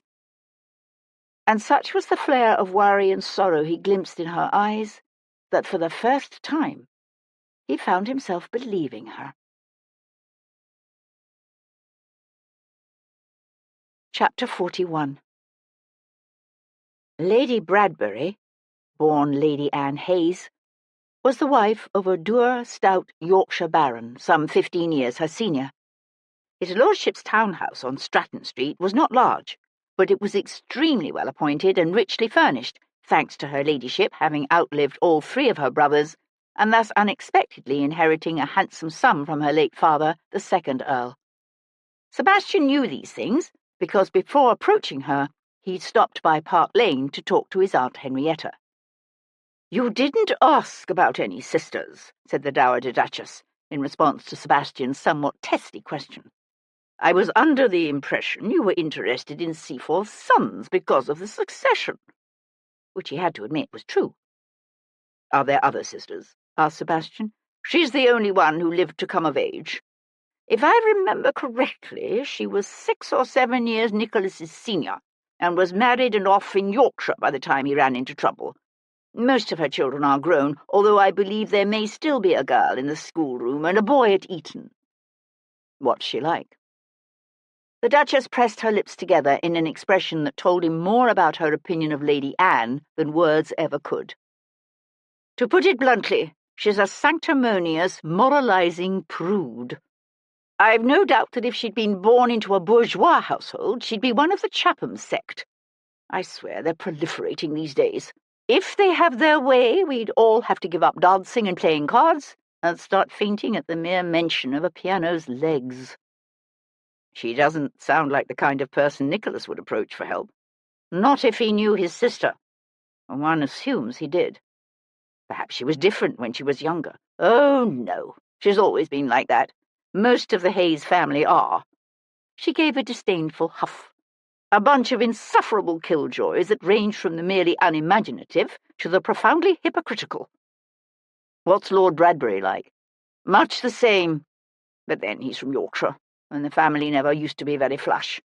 Needless to say, the match was far from brilliant for an earl's daughter, even if Seaforth's title was of only recent origin and Irish to boot. And I see that smile on your face, Sebastian, and I know what you're thinking. But these things do matter. My point is, she didn't make a particularly good marriage, because at the time all three of her brothers were alive and her dowry was rather small. But in the end she came into an unexpectedly large inheritance when her father died. Which means she was either lucky or unlucky, depending on how one looks at it. Oh, believe me, she imagines herself to be most unlucky. Those kind always do. I'll be surprised if she agrees to see you. Most people know by now that you're looking into Nicholas's murder, and Lady Anne likes to pretend he never existed. She glanced at the ormolu clock on the drawing-room mantel. And now you must go away and leave me in peace, so that I can dress for Lady Cartwright's dinner in honour of the Grand Duchess of Oldenburg. The vast majority of the visiting Allied sovereigns are dead bores, but I admit to finding the Tsar's sister entertaining, in the same way that one is amused by a fireworks display. I thought they were all up at Oxford for the next couple of days. Most of them are, but the Grand Duchess has elected to remain in London, hence tonight's dinner. The clock began to strike the hour, and she stood up and shooed her hands at him. Now, go away! Sebastian's knock at Lady Bradbury's door was answered by a gaunt-faced butler who looked dubious when Sebastian presented his card, but bowed and went away to see if her ladyship was receiving visitors. He came back almost immediately with her ladyship's apologies. Lady Bradbury would shortly be preparing for an evening at Drury Lane, and was thus unable to see him. Drury Lane? How fortuitous. Please tell her ladyship that since she can't see me now, I'll make it a point to find her at the theatre later this evening.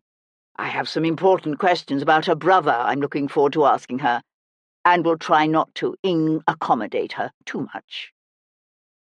The butler's eyes widened in alarm as Sebastian gave one of his nastier smiles. You will give her ladyship my message, won't you? He turned away and walked slowly back to his curricle. He'd hopped up and was gathering his reins when her ladyship's front door flew open and a liveried footman came pelting down the steps. Lord Devlin! Lord Devlin, please, do wait. The young footman skidded to a halt beside the curricle. Her ladyship has reconsidered your request and decided that it will be convenient to see you now. She received him in an elegant drawing-room hung with pearl-coloured silk delicately painted with a Chinese pastoral scene. A life-sized full-length portrait of her ladyship, painted à la Diana by Lawrence, when she was perhaps 10 years younger, dominated a room finely furnished with more satinwood pieces than it could comfortably hold. Like her brother, Lady Anne was of above-average height, with dark hair threaded with grey.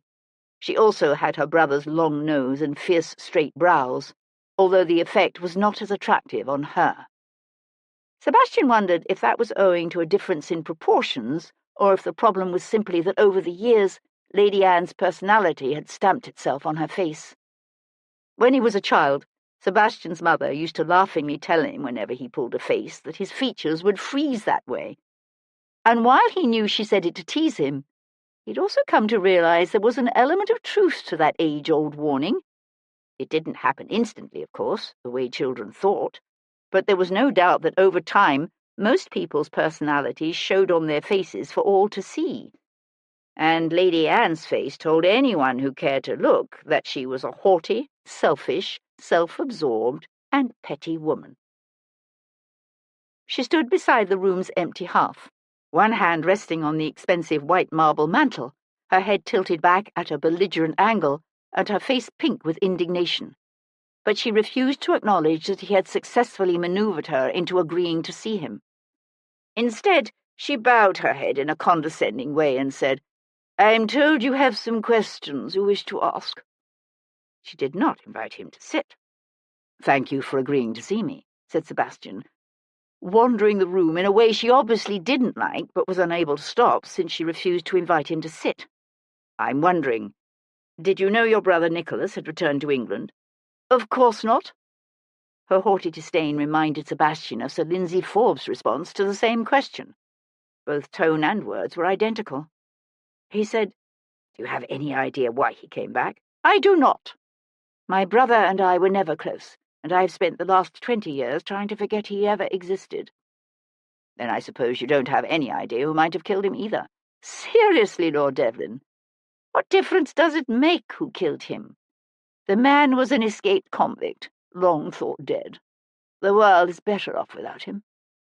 Sebastian searched this cold, smug woman's face, trying to understand how two siblings could come from the same set of parents and yet be so different. "What about the current Lord Seaforth? Is your cousin, Ethan, capable of such a thing, do you think?" Her long nose quivered. "Good heavens, no. This is beyond outrageous." Reaching out, she gave the bell-pull a sharp tug. "I must ask you to leave now." "Can you think of anyone Nicholas might have contacted since returning to London?" "I told you," she said icily. "My brother and I were never close." She glanced over at the young footman who had appeared at the entrance to the drawing-room. "Lord Devlin is leaving." To Sebastian she added, "And if you come back, I will not be at home." He inclined his head in the polite bow that civility required, and yet still managed to make her stiffen. "I think you've told me everything I need to know." Chapter 42. They buried Nicholas Hayes that evening in a quiet corner of St. Pancras' churchyard. Shortly before dusk, the sky took on a peculiar colour, like a washed-out cloth tinged with hints of old brass, and a hot wind gusted up that felt gritty and dirty against their faces, yet carried no hint of coming rain. It wasn't the done thing for ladies to attend funerals, but Hero was there, as were Jules Calhoun, Mahmoud Abbasi and his young son, Hamish McHenry, looking half-drunk and half-sick, and Mott Tintwhistle. Sebastian was wondering how the old cracksman-turned-dolly shop owner had known. Then Grace Calhoun arrived, dressed in unexpectedly severe black, and accompanied by her beefy barman. She stood silent and stony-faced through the short graveside service, and then she left. Afterward, Sebastian and Hero stood alone beside the raw grave with the gusting wind flattening the rank grass of the churchyard around them. "I wonder how he would feel about lying here," Hero said suddenly. "He knew he was dying when he came back to England. I suspect he didn't much care where his body ended up." She stared off across the jumble of moss-covered tombs and headstones toward the wind-thrashed treetops of Pennington's tea gardens. "I wish G could have been here." "I know." Sebastian was silent for a moment, the wind buffeting his face. Then the wind dropped, and the air smelled of dust and lichen-covered stone and old, old death.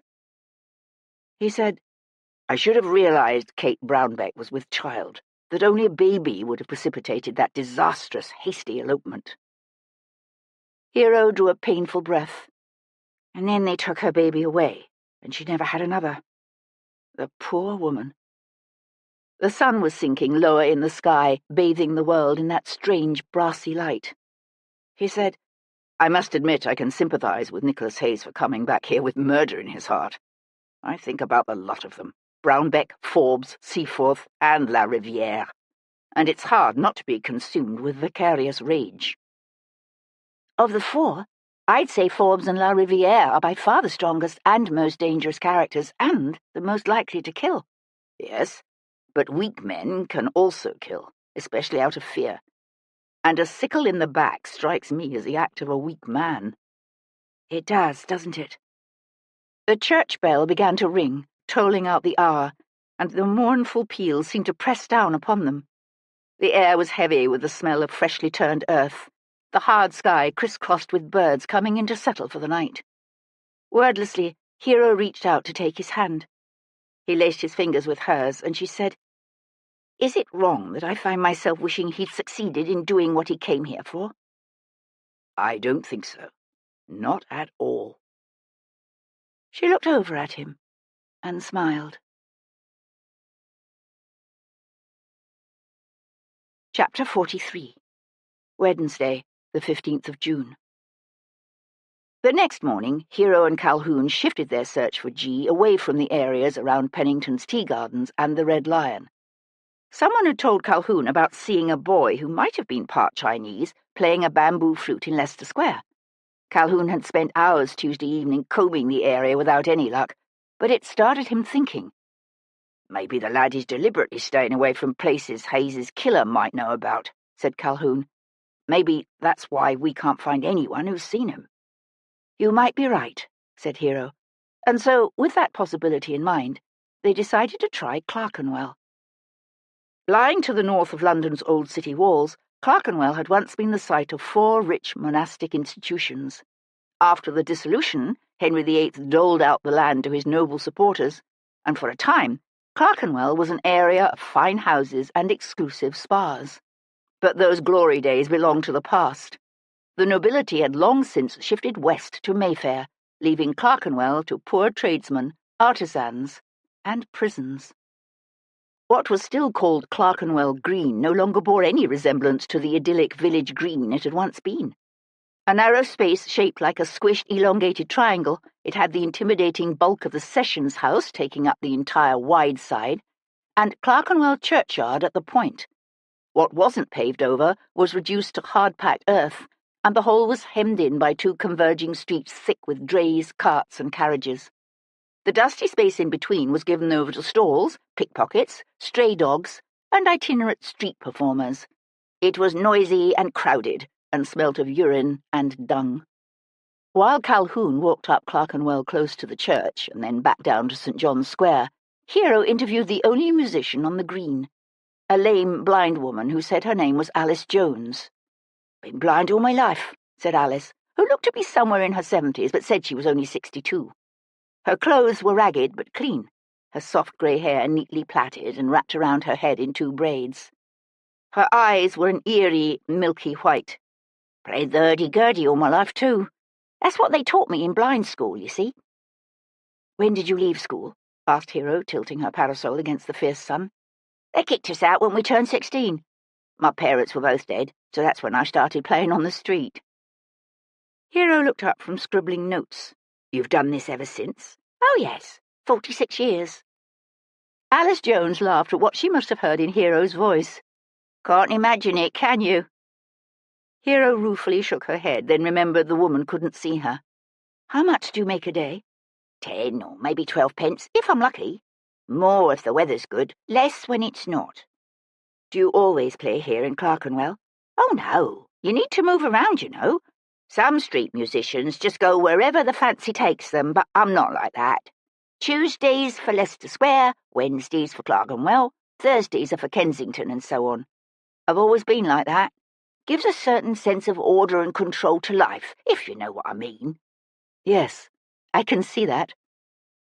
The woman tilted her head as if she was studying Hero, even though her eyes were sightless. "Why'd you say you're writing this article?" Hero didn't think she had said why, only that she was writing it for the Morning Chronicle. "I believe it's important for people to understand the life stories of those they see on the streets, those who are less fortunate than they." The skin beside the woman's empty eyes crinkled with her smile. "The wretchedly poor, you mean?" "Well, yes," said Hero, oddly uncomfortable to hear it spelled out so bluntly. The wind gusted up and she had to tighten her grip on the parasol. It wasn't easy juggling a notebook, a parasol, and a reticule that was heavier than usual, thanks to the little brass-mounted muff pistol she'd started carrying after her unsettling experience in Snow Hill. "I'm particularly interested in interviewing street performers who were born elsewhere. I understand there's a Chinese boy on the streets, although I'm not sure if he performs. Do you know anything about him?" The woman laughed. "All children look the same when you're blind." "This child may play the flute." "Oh? And he's Chinese, you say?" "Perhaps only half Chinese. A lad of 8 or 10. Alice shook her head. "Sorry, I don't believe I've heard of him." A shout brought Hero's head around. A ragged boy was crossing the green, his clothes dirty and torn, his head bowed, his lips moving silently as if reciting a prayer. Then someone shouted, "That's him! Grab him!" The boy's head came up, his gaze jerking toward the shout as he broke into a run. After nearly a week on the streets, he was dirty and dishevelled, his coat torn at the shoulder, his dark, straight hair limp. But Hero recognized him instantly. "Gee!" she cried, as 3 men closed on him. The boy was running towards Hero. He dodged a stall selling sweetmeats, a plump woman with a shopping basket, a juggler whose balls went tumbling in the boy's wake. He was young and nimble and frightened, but the men's legs were longer, and one of the men was particularly fast. G had almost reached Hero when the fastest man managed to reach out and catch the boy's arm. G wiggled away. The man swore and was starting after him again when Hero stepped forward to thrust her parasol between the man's legs. He tripped and went sprawling. One of his friends swerved around him while the other leapt right over him. Hero was vaguely aware of the hurdy-gurdy woman whacking the first man on the head with her cane and pounding the second man across the shoulders. The downed man at Hero's feet lay as if stunned, then rolled onto his back, just in time to see her draw the muff pistol from her reticule and point the muzzle at his face. "Move, and you're dead," she said calmly, thumbing back the hammer. He froze. "Wise," said Hero. "Now, tell me who hired you." The man looked to be somewhere in his 30s, his face unshaven, his hair badly cut, his coat, waistcoat, and breeches worn and greasy. He stared at her, his jaw sagging. "I can't tell you that." "I see you need some persuasion." She shifted the muzzle slightly to the right and down. "I suppose you might not bleed to death when I shoot you in the arm, if you're lucky, that is.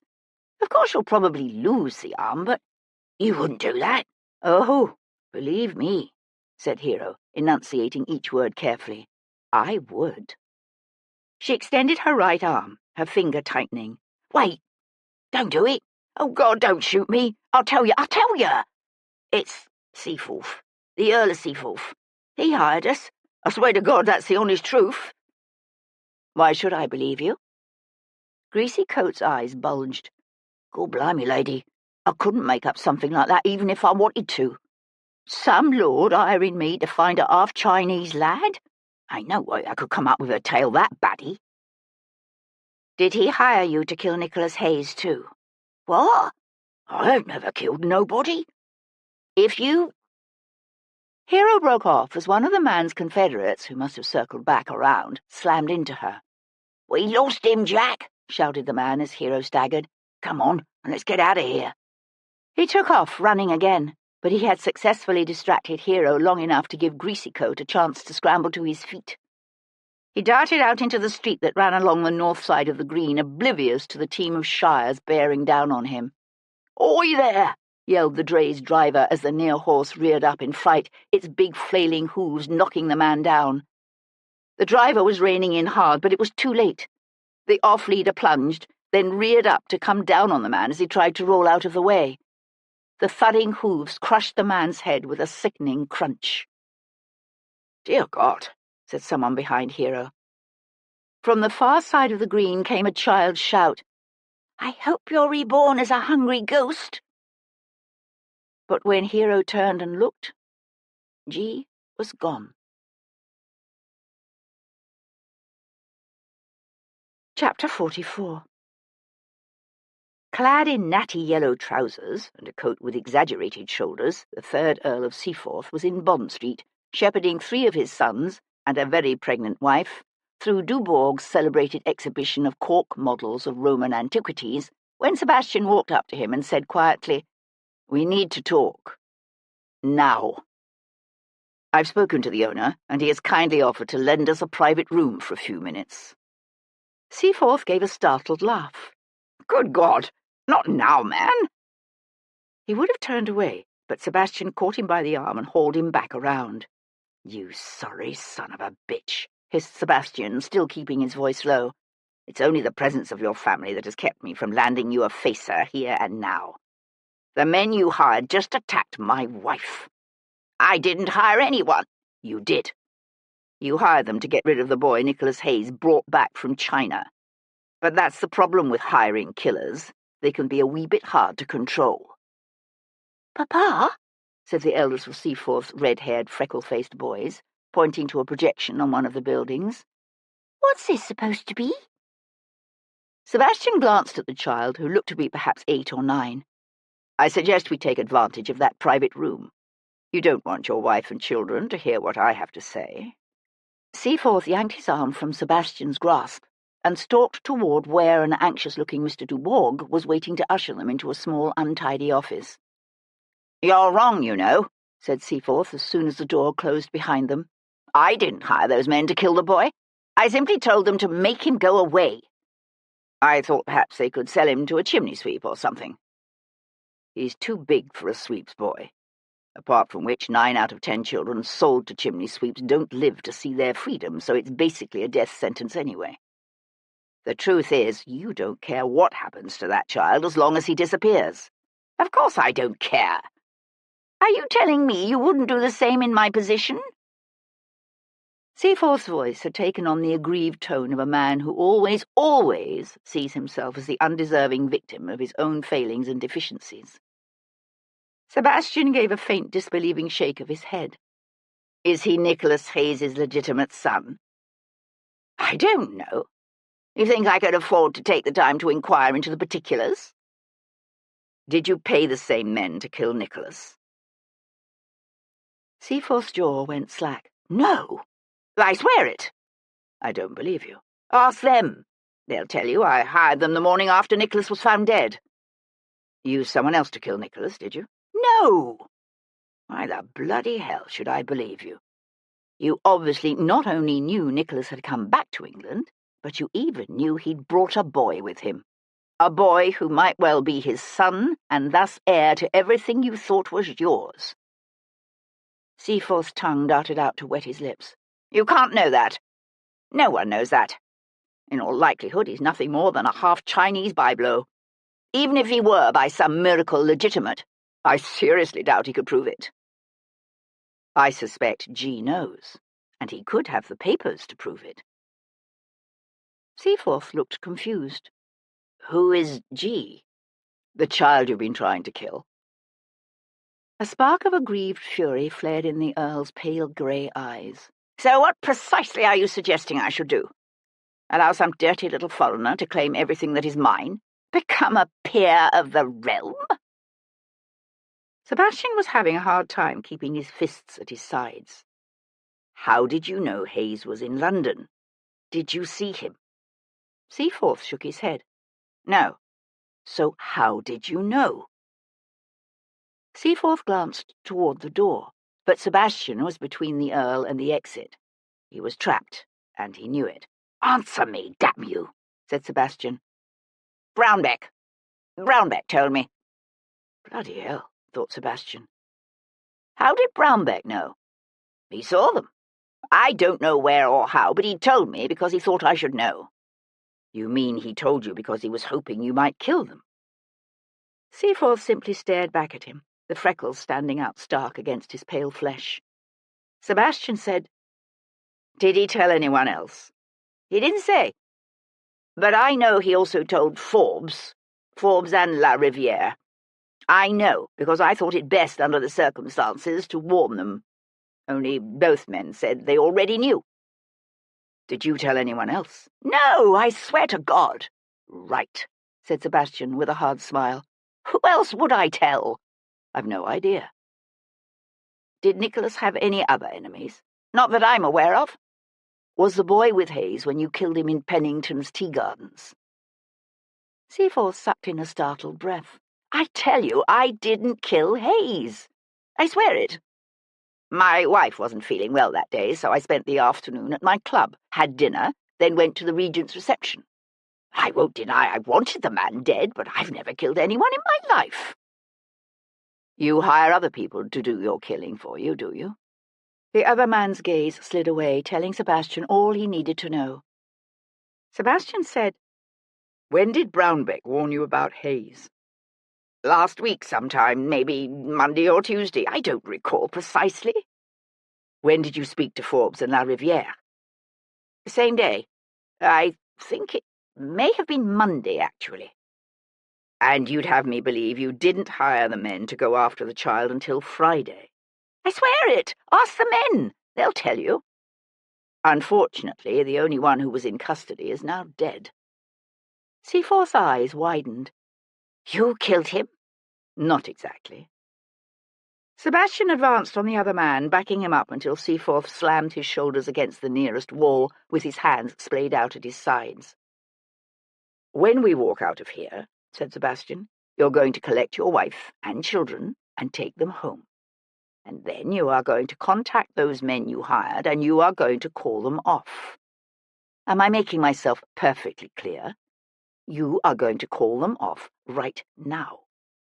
Because I want you to understand this, and I want you to understand it well. If anything happens to either my wife or that little boy, you won't live long enough to rue the day you were born. Is that clear? Seaforth's nostrils flared. You can't just go around threatening people like this. I am a peer of the realm. What you are, sir, is a fool. Your men threatened the daughter of the Regent's dear, dear cousin and most trusted adviser. If you think I might hurt you, what do you think Jarvis would do if he found out? Seaforth's face quivered as his nose began to run. You haven't told him, have you? Oh, God, have you? Not yet. At the moment, you're more useful to me alive than dead.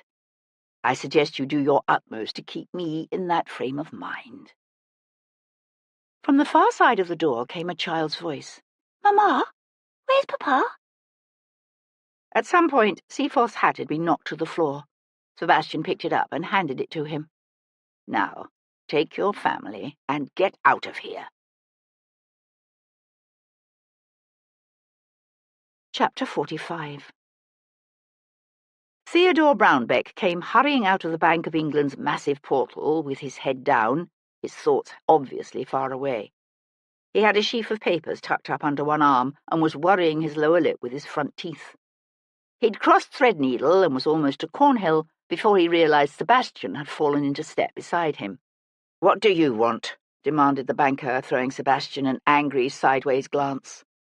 "The problem with lying, in response to questions about a murder," said Sebastian pleasantly, "is that it tends to make you look guilty." Brownbeck kept walking. "Am I supposed to somehow divine what you're talking about?" "Sir Lindsay Forbes, the Count de Compas, and the Earl of Seaforth. It turns out that all three men knew by the beginning of last week that Hayes was in England, and they knew because you'd told them." Brownbeck's face was a transparent study in his shifting thought processes as he first registered surprise at the discovery of his lie, then hovered over the possibility of denying everything before finally deciding to bluster forward in an attack. "I did not kill Nicholas Hayes, if that's what you're suggesting." "I don't believe you did. Men like you don't usually do their own dirty work. They get others to do it for them. So you told Nicholas Hayes's enemies that he was back in the country, presumably in the hopes that one of them would quietly kill him." Brownbeck made a scoffing sound deep in his throat. "Who thinks like that? I told them about Hayes because they needed to know." "Why is that?" "Because the man was a dangerous murderer, in case you've forgotten. So why not inform the authorities and have him arrested?" Brownbeck cast him a scornful glance. "And have the past dredged up again for everyone to titter about? Risk having my daughter's name dragged through the mud? It's been bad enough with him being found dead. Can you imagine the papers if he'd been taken alive?" "True. But surely that possibility pales to insignificance if you genuinely believed Hayes had come back here to kill someone. Someone such as, say, you." "Don't be ridiculous. Why would the man want to kill me?" "Because you let his baby die." Brownbeck drew up abruptly and cast a swift look about before saying in a low, icy voice, "I didn't let the child die. How was I to know that woman was in the habit of dosing the infants in her care with opium?" Jesus, thought Sebastian. He'd heard of venal foster mothers giving their helpless young charges opium to keep them quiet and dull their hunger. Most of them simply quit eating and died. No wonder Nicholas hated the East India Company's enthusiastic investment in the production of opium. Aloud, he said, "You'd have known if you'd bothered to check into the woman before handing the infant over to her. You obviously didn't care." "Of course I didn't care. It was bad enough I had to pay to have someone take the thing. If you think I shed any tears over its demise, you're mistaken. The brat is better off dead." For a moment, Sebastian could only stare at him. That brat was your daughter's only child. Your grandchild. Brownbeck set his jaw. "I make no claims to it. Begotten in sin, fathered by a vicious murderer, born into infamy. What would I want with such a disgraceful legacy?" The hot wind gusted up, whistling down the narrow street and buffeting them with the reek of horse droppings and urine and dust. Sebastian said, "How did you know Hayes had returned to England?" "I saw them, him and that child he presumably brought back from China with him." "Where?" "Near Russell Square. They were walking down the street as I was exiting a friend's house. Hayes didn't see me." "But you recognized him? After nearly 20 years? "I have an excellent memory for faces. He was older, obviously, but his appearance hadn't altered that much. And the ways in which he had changed simply meant he'd grown to look more like his father. I'd followed them a ways, discreetly, of course, just to make certain. But as soon as I heard his voice, there was no doubt in my mind." "What was he doing when you saw him?" "I told you. Simply walking down the street with a boy." "And then you told Forbes, Seaforth, and La Riviere?" "Not right away. I thought about it a day, and then I told them. As I said, I thought they deserved to know, so that they could be on their guard." "Who else did you tell?" Brownbeck looked puzzled. "Who else would I tell? You weren't tempted to hire someone to take care of the problem for you?" "No, I was not. And even if I were, do you seriously think I know how to go about finding someone like that?" "Well, you do write extensively about London's criminal underworld." "I write about the criminal class. I don't know any of its members." "So you're saying you don't actually know what you're writing about?" "One does not need to be intimately acquainted with vermin to know they must be exterminated." Brownbeck's voice grew aggrieved as he launched into one of his favourite themes. "What this country needs is a proper police force to patrol the streets, bring criminals to justice, and safeguard public morality. We need a police force, and we need a series of severe prisons along the lines of the panopticon system advocated by my friend Jeremy Bentham." "I suspect we'll eventually get both, God help us all." Sebastian watched a dog sniff at something in the gutter, then brought his gaze back to the plump, sweaty face of the man beside him. "So, which of the 3 men do you think killed Hayes? Forbes, Seaforth, or La Riviere?" "Don't be absurd. It's more than obvious Hayes was killed by some underworld acquaintance of his." "Oh? Why do you say that?" "Because anyone else would have had more sense than to leave the body on public display in the tea gardens, of course." "Perhaps they hired someone who wasn't very good at his job," suggested Sebastian. Brownbeck made a derisive sound with his tongue against his teeth. "The problem with you, Lord Devlin, is that you refuse to accept the obvious. The man was known to consort with thieves and load lewd women. No doubt he quarrelled with one of them and finally paid the ultimate price for his infamy." "I suppose it's possible." "Not simply possible, but probable." Sebastian glanced up as the wind banged a loose shutter somewhere overhead. "Did you know Forbes had seen Hayes in China?" Brownbeck hesitated a moment before answering, as if considering his response. "As it happens, I did, yes. Perhaps that's why I recognised Hayes so easily when I chanced to see him by Russell Square. I already knew he was alive." "Why do you ask?" "Just curious." Brownbeck's lips tightened. "That's the trouble with young men today. They're bored, aimless, and restless with nothing to do besides indulge in idle curiosity." "Oh, it's not idle," said Sebastian, with a smile that seemed only to irritate the banker even more. "Believe me, it's not idle at all." He politely tipped his hat. "You've been a great deal of help. Thank you." And then he walked away, leaving Brownbeck scowling after him, the papers beneath his arm snapping in the hot, dry wind. Sir Lindsay Forbes was down at the East India Company's docks talking to a weathered, white-whiskered sea captain when he became aware of Sebastian watching him. The growing wind whipped at the grey water, and seagulls screeched overhead as the East India Company man continued his conversation. But he kept glancing in Sebastian's direction. After a moment, he nodded to the captain and turned to walk up to where Sebastian stood with one shoulder propped against the corner of a saltpetre shed, his arms crossed at his chest. "What the devil are you doing here?" Forbes demanded. Sebastian pushed away from the wall. "You lied to me." Forbes stiffened. It was considered a grave insult to accuse a gentleman of lying. "I beg your pardon?" "When you said you didn't know Nicholas Hayes had returned to England. Turns out you learned of it from both Lord Seaforth and Theo Brownbeck." Forbes heaved a heavy sigh like a weary soul disappointed in the foibles of his fellow men. "Setting aside for a moment the extraordinary rudeness of one man prying into another's life, I fail to understand what makes you think I owe you an honest recital of the minute details of my existence." "Not all of it, only those parts directly related to the murder of Nicholas Hayes. Has it occurred to you that your obsession with that wretch's demise verges on the unhealthy? 18 years ago, a wayward young man committed an atrocious murder and was sentenced to death for it. Unfortunately, the authorities, in a paroxysm of unwarranted mercy, commuted his sentence to transportation for the term of his natural life. He was then dispatched to the Antipodes, where by rights he should have perished.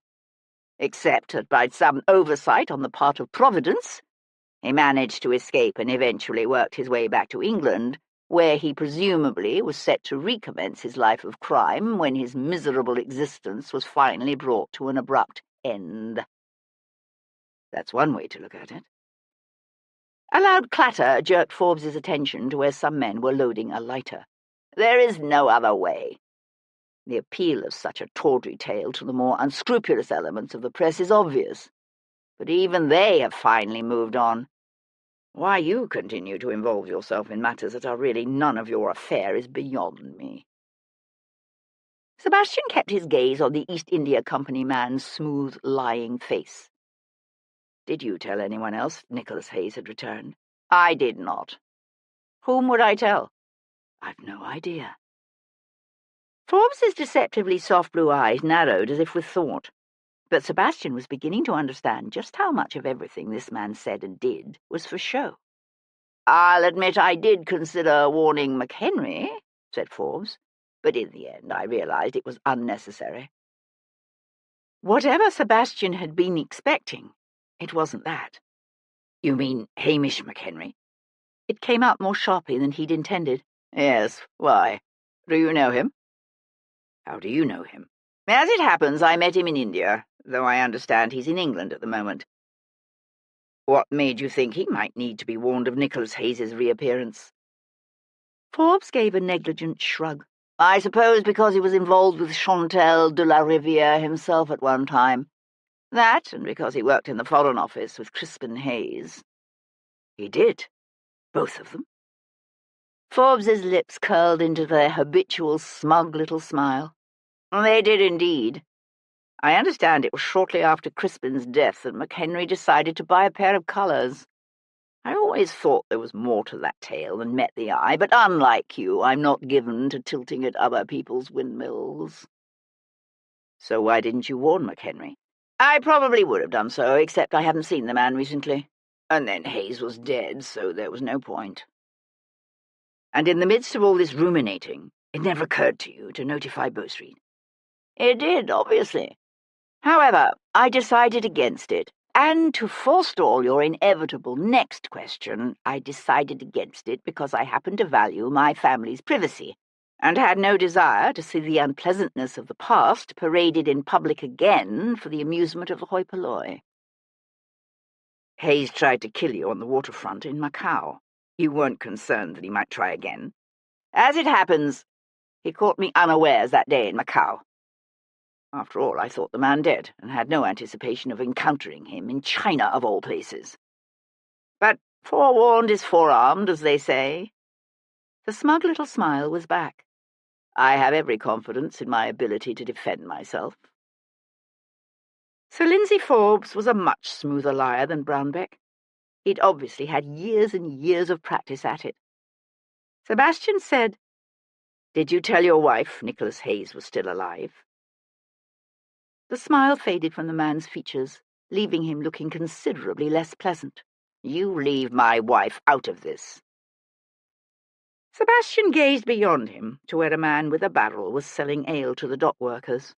Odd, don't you think, that 4 men, you, Brownbeck, Seaforth, and the Count de Compin, all knew that Nicholas Hayes was in England, and yet not one of you ostentatiously upright, law-abiding pillars of society felt moved to inform the appropriate authorities? As I said, I'm not the type to constantly be busying myself about other people's affairs. You might not be. But Brownbeck has made it his life's work.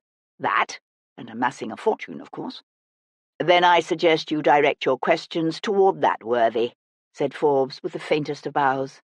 And now, you must excuse me. Sebastian watched the East India Company man turn back toward the water, the breeze off the river lifting the tails of his finely tailored coat as he walked past the sweating, ragged dock workers and seamen. The vague outlines of a possibility were beginning to occur to Sebastian, an idea so outlandish that he wanted to immediately discard it. And yet he couldn't. Chapter 46.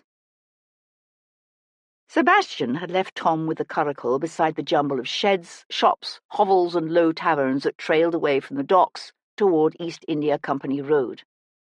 The docklands were busy this time of year, for June was the month for the return of the great East Indiamen, with their deep draughts and precious cargoes of tea and spices, silks and saltpetre.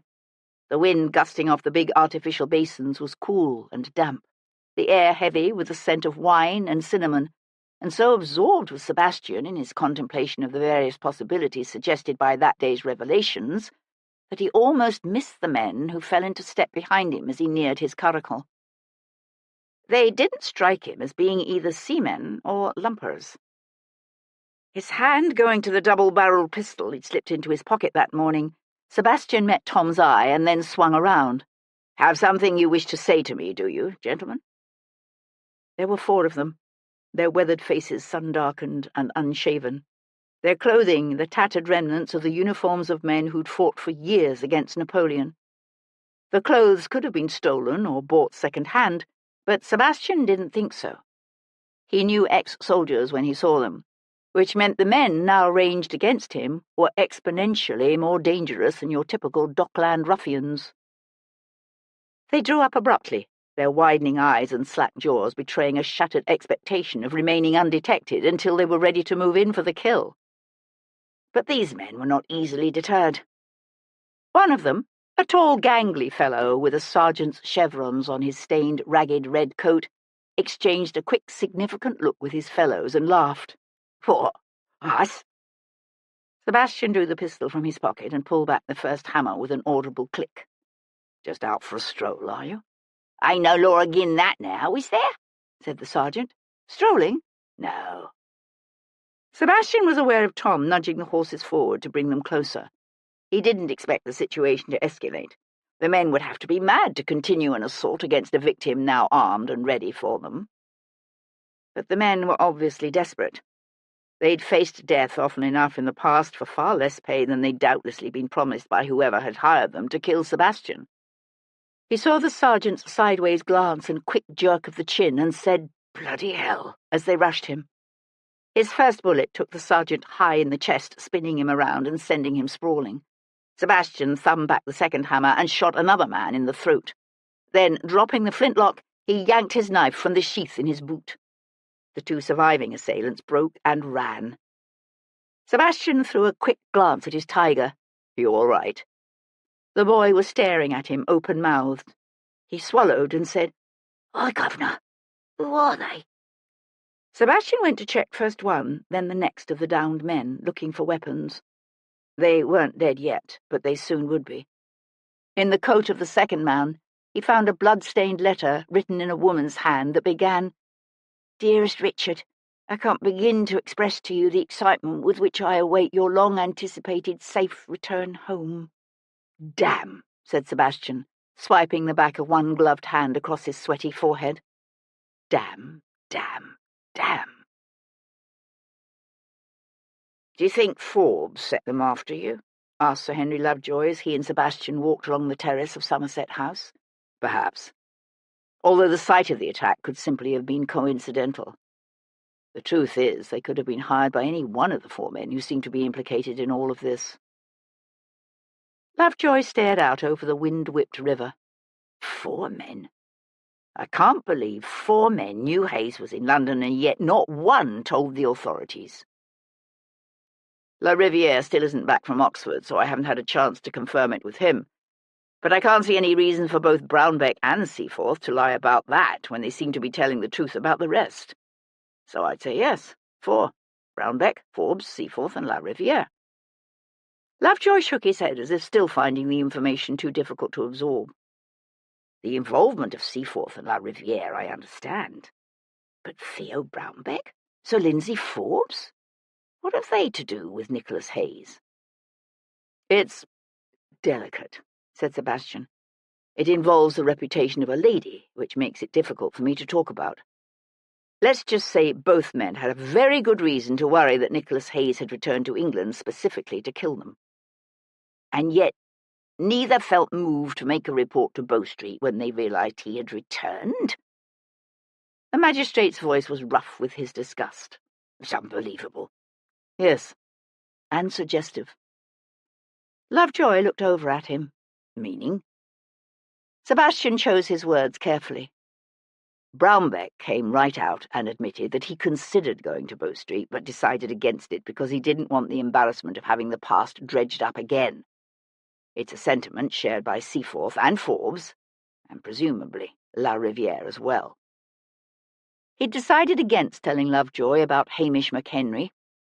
Forbes's casual mention of the Major had been too pat not to be suspect, and Sebastian wanted to talk to Hamish himself first. "I'm beginning to think the 4 men may have made a pact, either explicitly or implicitly, to simply have Hayes quietly killed." "But he wasn't killed quietly," said Lovejoy. "No, he wasn't, which makes it damnably confusing." Lovejoy's face tightened into a pained expression. The involvement of 2 prominent men, such as Seaforth and La Riviere, was bad enough. But now you're saying Forbes and Brownbeck are implicated as well? Merciful heavens. We're fortunate the palace is preoccupied at the moment with the visiting allied sovereigns. When are they due back from Oxford? Tonight. The Green Man was not a favourite with military men. Located in an ancient, tumble-down part of Westminster, the tavern was a place of dark, low ceiling beams, age-blackened wainscoting, and uneven flagstone floors. The medieval glass in the leaded windows was thick and wavy, the tables and benches were all scarred, and stray dogs regularly ran in and out looking for scraps. Hamish McHenry sat alone in a darkened corner, a half-empty bottle of scotch and a glass on the table before him. His head fell back and he blinked when Sebastian slid onto the bench opposite him. "How the blazes did you find me here?" "Were you hiding from me?" The Major raised his glass to his lips and took a deep drink. "Not exactly." Sebastian turned to order a brandy, then waited until it arrived before saying, "You didn't tell me you were in the Foreign Office with Crispin Hayes, before you bought yourself a pair of colours and went off to do your best to get yourself killed." One corner of the man's lips quirked up into a shadow of a smile. "How did you know?" "That you went to war hoping to die? I did something similar myself, although for a slightly different reason." "Ah." He lifted his glass in a half-salute. "Who told you I was with the Foreign Office?" "That was Forbes. He's a nasty, sneaky son of a bitch." "That he is. I assume he told me in an effort to deflect suspicion from himself onto you. And did it work?" "Not exactly. although I'd admit it helped me see a few things more clearly. McHenry leaned back against the old-fashioned bench, his forearms lying limply on the table before him. Then I suppose he achieved his purpose, didn't he? Sebastian said, "Tell me about Chantal de la Rivière." McHenry brought up both hands to scrub them down over his haggard face. She was so beautiful. She had the smile of an angel, a laugh like the gentle peal of the bells of heaven, and a body that could tempt a man to sell his soul to the devil. And did you? Sell your soul to the devil, I mean. McHenry's bloodshot eyes met Sebastian's. Metaphorically speaking, I suppose you could say I did. She seduced you. McHenry reached for his glass and drained it. In every way. Let me guess. And her suitably enraged husband caught you in flagrante delicto? The Major splashed more scotch into his glass. Not a very original scheme, I'll admit, but nevertheless highly effective. The Count played the outraged husband to perfection. At first he threatened me with a crim con case. Of course, I was 23 years old, and a frightened fool. I had told him I had no money. And so he said he was willing to allow you to pay him with what you did have. Access to information. McHenry wrapped his hands around his glass but didn't drink. And for a moment he seemed to shrink in on himself, becoming less than what he had been a moment before. Sebastian said, "How long did it go on?" The Major sucked in a deep breath and took a drink. Not nearly as long as La Rivière hoped, as it turned out. I made a wretchedly unsatisfactory traitor, you see. Took to drinking. Considered killing myself. Showed up to work falling down pissed and puking on myself. Grenville, he was the Foreign Secretary at the time, was an old friend of my father's, but even he couldn't put up with it for long and dismissed me. I suppose in some weak, twisted way it was what I was hoping would happen. And so La Rivière set his wife to seducing Crispin Hayes next. McHenry nodded, his jaw clenched. I was so sunk in my own misery and a useless orgy of self-loathing that I didn't know what was happening until it was too late. It was simply by chance I saw them together in the park one day and realized what she must have been doing. I tried to warn Crispin, but of course he wouldn't listen. He was hopelessly in love and utterly convinced Chantal was in love with him. Then I came along, trying to tell him she was a scheming little whore. He almost killed me for it. You told him she was trying to get him to spy for France. Dark colour stained the Major's cheeks, and he shook his head. Not exactly. I was too ashamed to be as explicit as I should have been. I only told him she was playing with him, using him, setting him up. How long between when you told him and the night he killed himself? Less than a week. I don't know for certain exactly what happened, but I assume that somewhere in there Chantal and the Count sprang their trap and Crispin got caught. It's the only thing that makes sense of what happened next, isn't it? Crispin found out that he'd been fooled, that the woman he loved so desperately was using him.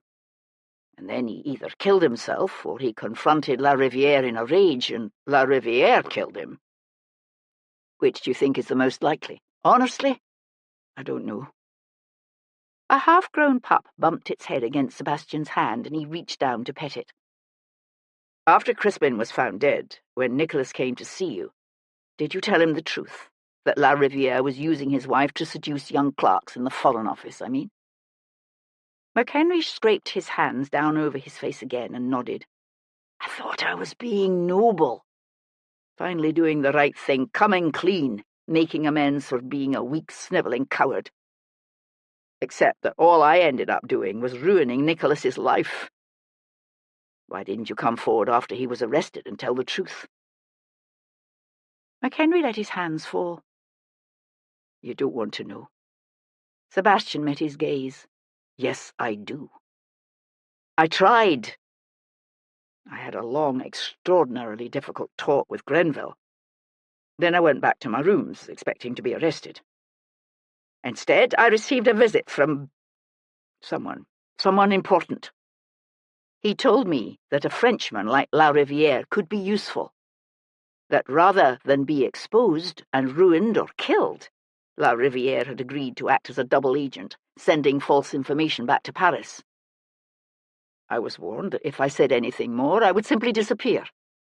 It was suggested that I leave the country and that I might find the army a good new career. Why didn't Nicholas say anything? The Major lifted both shoulders in a helpless shrug. Maybe he was willing to be a martyr for king and country. Maybe he did it to preserve his brother's good name. Maybe he didn't believe they were really going to find him guilty of murder and ship him off to Botany Bay. Or maybe my visitor threatened someone he loved. I don't know. Sebastian drew a deep breath, his chest so tight it hurt. It was Jarvis, wasn't it? The man who came to see you and warned you to keep your mouth shut about La Riviere. It was Lord Jarvis.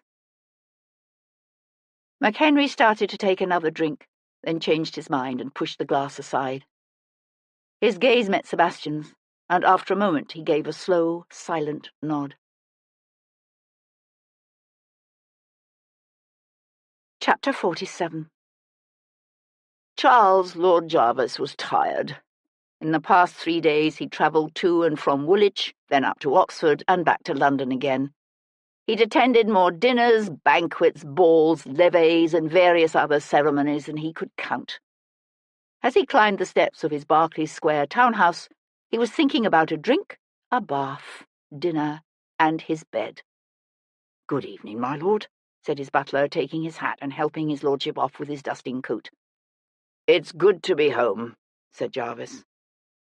Grisham paused with Jarvis's coat over one arm, his expression one of wary resignation. "Well, what is it?" snapped Jarvis, watching him. "Mrs. Hart-Davis is dining with friends this evening," said the butler, referring to the cousin of Jarvis's late wife. "But Lord Devlin is here to see you, my lord. In the drawing-room, my lord." "What the devil?" "He's been here for some time, my lord. Quite insistent he was in waiting for your lordship."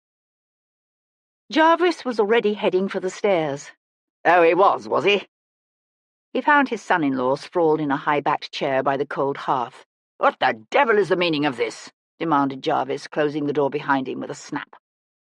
Devlin had been reading a book, one of Jarvis's own books, he realized, recognizing the distinctive burgundy leather binding that characterized the volumes of his extensive private library. But at Jarvis's entrance, the Viscount set the book aside and rose to his feet. "You didn't tell me La Riviere was passing false information to revolutionary Paris for you. I assume he continued to do so well into the Napoleonic era?" Jarvis walked to the table that held a selection of carafes and poured himself a glass of burgundy. "I'd offer you some," he said, without looking up, "but I know you well enough to assume you'd have helped yourself if you'd been thirsty." "I'm not thirsty, thank you." Jarvis carefully replaced the carafe's stopper and turned, glass in hand.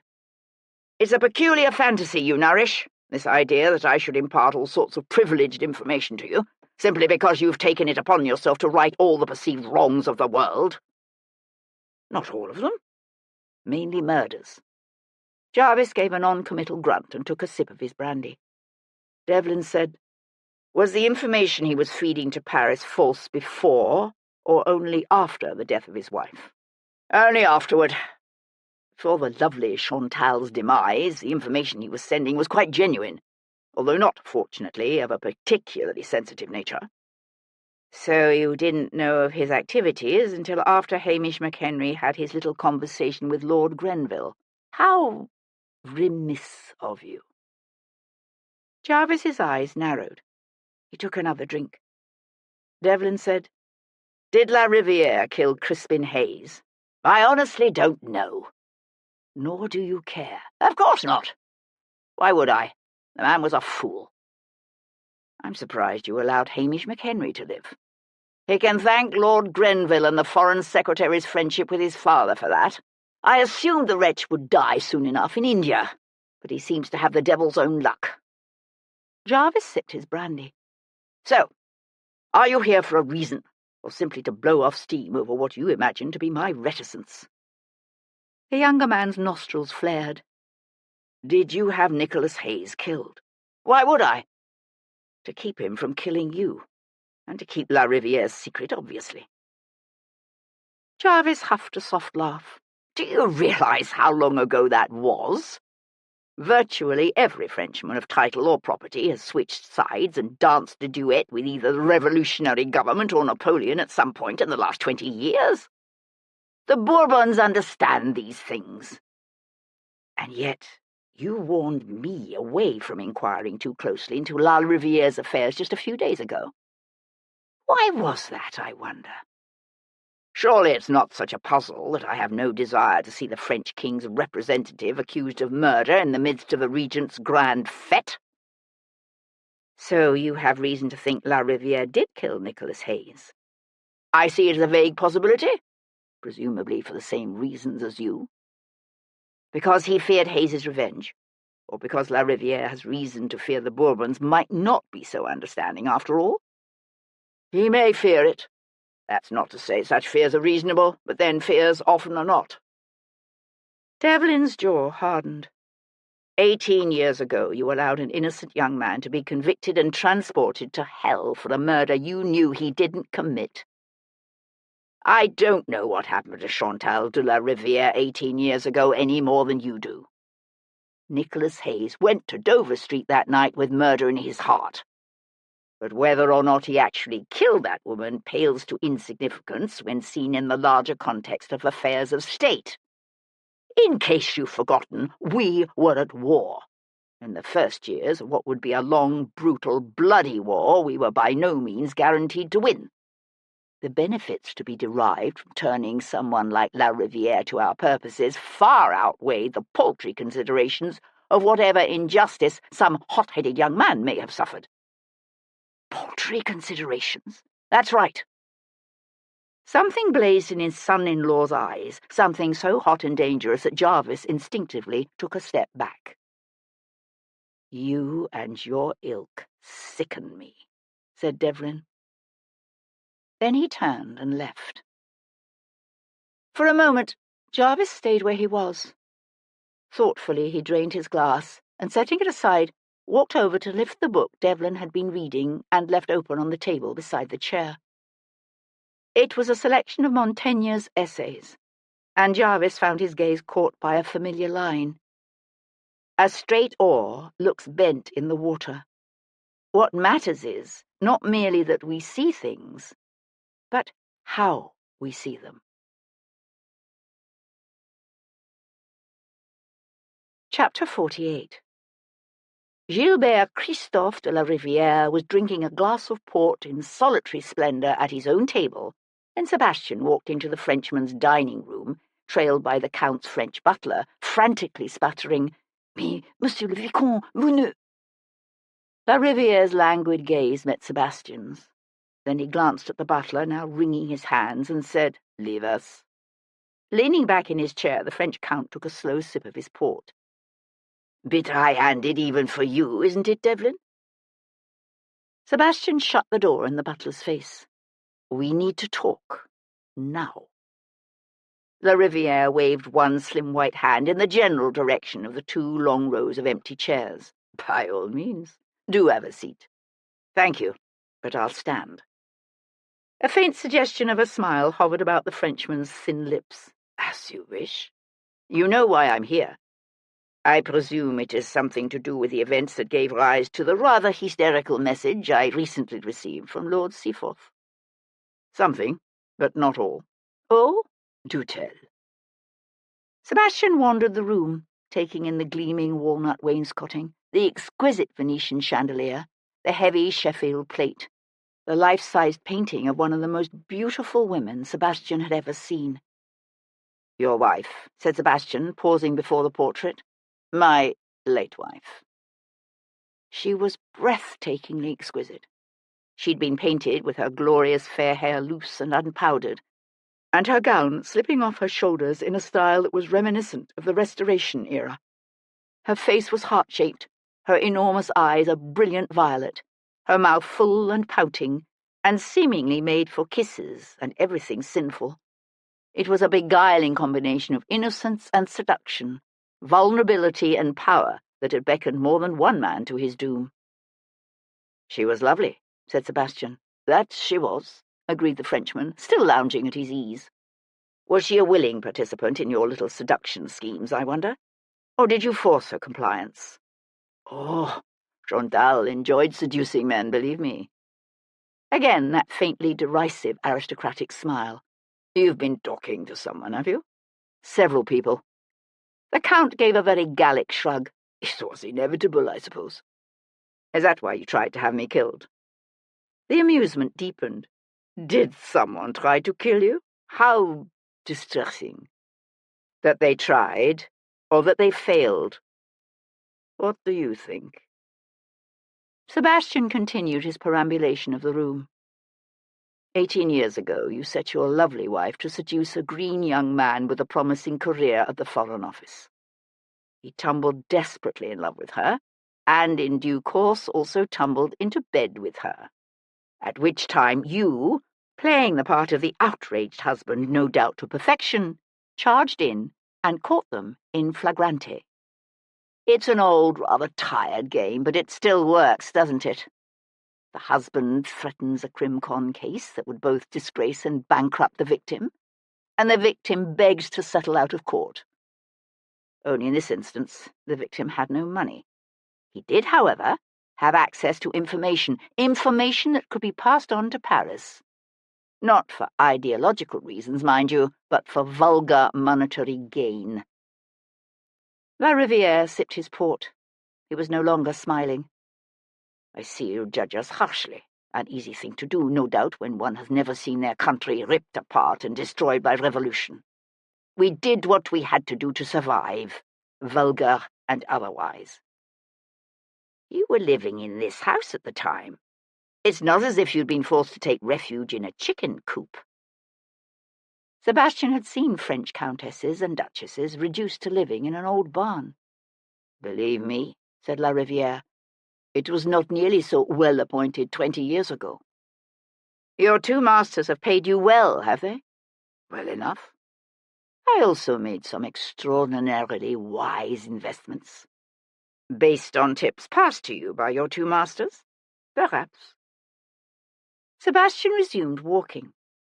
Unfortunately for you, the same sensibilities that made the first of the young men in question susceptible to Chantal's seductive wiles also meant that playing the role of traitor to his own country preyed upon him to a disastrous extent. He quickly fell apart and was dismissed from the Foreign Office. "I presume you're going someplace with this?" "I am. Bear with me. Your first victim, having thus lost his usefulness, you then set your sights on Crispin Hayes. Except this time you chose poorly. Oh, he was every bit as susceptible as his friend to Chantal's seductions. She must have been an extraordinarily talented woman. But when you came barging in and played your practice role as the outraged husband, Crispin didn't react quite the same way as his friend, perhaps because his friend had tried to warn him about Chantal." La Riviere gave a regretful sigh. "I should have killed McHenry as soon as he was dismissed from the Foreign Office." "I'm surprised you didn't. A miscalculation on my part. I feared his death might arouse unpleasant suspicions." "And yet that apprehension didn't stop you from killing Crispin." La Riviere took a slow sip of his wine. "I didn't, you know, kill him. I mean, I'm not saying I didn't consider it. But he beat me to it by killing himself.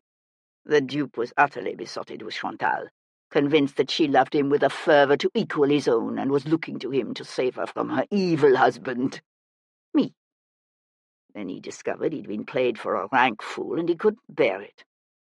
Some men find that sort of shame impossible to live with, I'm afraid. It was his own frailty and damaged sense of amour-propre, combined, I suppose, with the pain of unrequited love that drove him off that bridge." "I don't believe you." Again the shrug. "Believe as you wish. It makes no difference." "Was that why Nicholas came here that night? Because he thought you'd killed his brother? Or was the argument all about Chantal?" "I really don't recall." "Oh, you recall, all right. You argued. One of you pulled a pistol. I'm assuming it was you. And in the ensuing struggle, the pistol went off and Chantal was killed. That's one theory. Sebastian came to rest his hands flat on the tabletop and leaned into them. You're lucky Nicholas Hayes didn't shout the truth about your treason to anyone and everyone who would listen. Ah, but by then your estimable father-in-law had already made his move. Jarvis convinced the noble young man to keep quiet for the sake of both his brother and king and country, and presumably for the sake of his own skin. I wonder when he realized his mistake, as they were loading him on the transport to Botany Bay. What a fool he was. You're suggesting, I take it, that Nicholas had reason to want to kill Jarvis as well? I would, if I'd been treated so shabbily, wouldn't you? Sebastian pushed away from the table. Perhaps. Except that I sincerely doubt Jarvis knew Nicholas Hayes had returned to England. But you knew. I did. However, so did a number of other people. Oh? Whom did you tell? No one. But as you are doubtless already aware, neither the Earl of Seaforth nor Theodore Brownbeck was anywhere near so reticent. So why didn't you try to kill Nicholas? Lariviere gave what sounded like a genuinely startled laugh. Perhaps I've mellowed in my old age. No, you haven't. Oh, believe me, I have. 18 years ago I was desperate. You may consider yourself a moral, ethical, and honest man, loyal and true, and all that rot, as you English like to say. But you have no idea how you would behave in adversity, no idea at all. I spent 6 years at war. You think I haven't faced adversity? Lariviere's eyebrows arched. Perhaps you have. And would you have me believe that you have done nothing of which you are ashamed? I've heard whispers of things that happened in Portugal. When was it? 4 years ago? 4 years before, Sebastian had beaten a French captain to death with his bare hands. The raw, surging bloodlust of that night, and the unspeakable events that had led up to it, still haunted Sebastian's dreams. But all he said was, "Did you kill Nicholas Hayes?" And if I said I did not, would you take me at my word? No. I thought not. But the truth is, I didn't kill him. On the evening in question, I dined with the Regent before attending his Carlton House reception for the Allied sovereigns. You could have hired someone to do your killing for you. I could have. But I did not. Again, I don't believe you. Lariviere made a soft tusking sound and shook his head. Such an untrusting person you are. Tell me, my lord, do you fence? Yes. We must have a match sometime. I think not. No? A pity. But as you wish.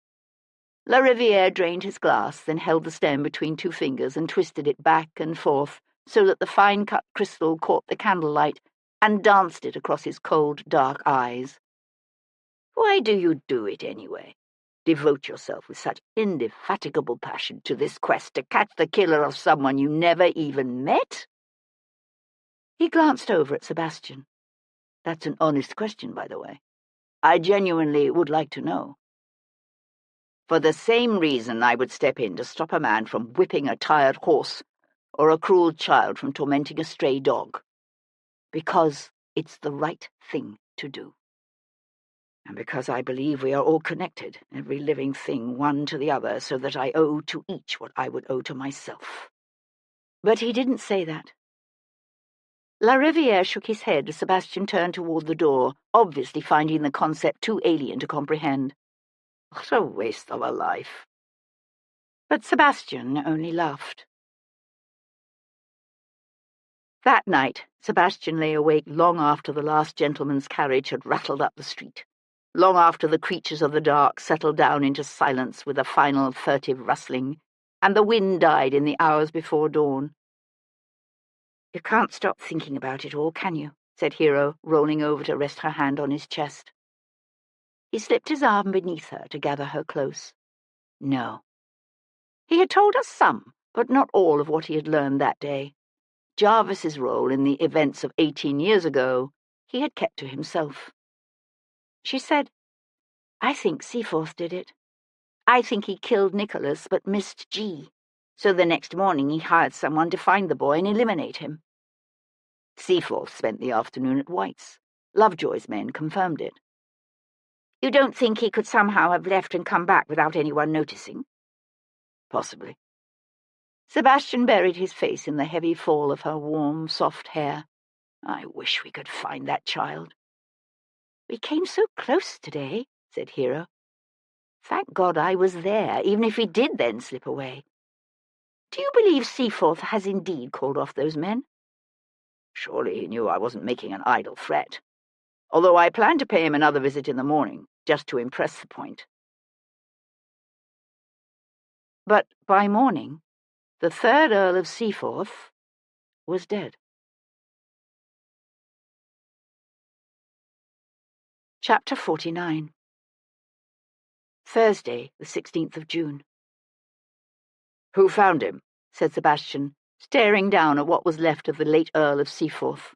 His lordship sat slumped against a grimy brick wall just inside the arch to Lean Mews, less than half a block from his North Audley Street house. The early morning air was cool, the light pale and diffuse, thanks to a cover of high white clouds. Around them, the exclusive streets of Mayfair were only just beginning to come awake. A dustman, said Sir Henry Lovejoy, right before dawn. At first glance, he thought his lordship must have imbibed too freely last night and fallen asleep. Then he took a closer look. That must have been a shock. I dare say it was. Seaforth sat with his thin legs in their natty yellow nankeen trousers splayed out before him, his arms hanging limply at his sides, his bare head bowed. It wasn't until Sebastian hunkered down beside the dead man that he could see the Earl's wide, staring eyes. A trickle of blood had dried beside his lordship's slack mouth. A larger, dark red rivulet stained the cobbles near the wall. Lovejoy said, According to Lady Seaforth, her husband went for a walk late last night and didn't come back. She says he's been troubled by something lately and hasn't been sleeping well. Something being the reappearance and murder of his cousin Nicholas, suggested Sebastian, studying the blood pooled on the cobbles, presumably. Sebastian rose to his feet. From the looks of things, I suspect that when we move him, we'll find he's been stabbed in the back. Lovely. Lovejoy pushed out a long, pained breath. The palace isn't going to like this. They aren't going to like it at all. The talk about Nicholas Hayes was finally beginning to die down. Now it's all going to start up again, only it'll be even worse. First an earl's son, now an earl. Sebastian glanced around at a clatter of horses' hooves. A groom was leading a pair of smart chestnuts out of the stables at the far end of the mews. For a moment the two men's gazes met, then the groom looked away. Perhaps we'll be lucky and find someone who saw something. Lovejoy nodded. I'll have the lads talk to everyone in the area. Yet even as he said it, both men knew it was unlikely to turn up anything. Nicholas Hayes's death might have been messy, but the two killings since then was something else entirely. Seaforth's top hat lay upside down where it had fallen on the cobbles beside him, and Sebastian found himself staring down at the dead nobleman's thinning, vaguely untidy hair. The Earl had been both selfish and scheming, an ugly combination of weak and vicious, and yet— "Why Seaforth?" he said, thinking aloud. Lovejoy looked over at him. What do you mean? I can see any one of four men, Forbes, La Riviere, Brownbeck, or even Seaforth himself, murdering Nicholas Hayes out of fear he'd come back to England to kill them. And I can see the same frightened killer then deciding to eliminate Pennington when he realized the garden's owner would be able to identify him. But why the bloody hell kill Seaforth? Lovejoy's lips pressed together in a frown. Well, he is the one who told you they all knew Hayes was in London. Revenge, you mean? For having too loose a tongue? I suppose it's possible. But you don't think so? I think it more likely that Seaforth knew who murdered Hayes and was panicking enough to begin talking about it, and that's why he was killed. Or perhaps because he was behind the attack on our carriage and Jarvis found out about it, thought Sebastian, but he decided not to say it. Perhaps someone has a vendetta against the Hayes family, suggested Lovejoy. Now that's a possibility I hadn't considered. Who's the new Earl?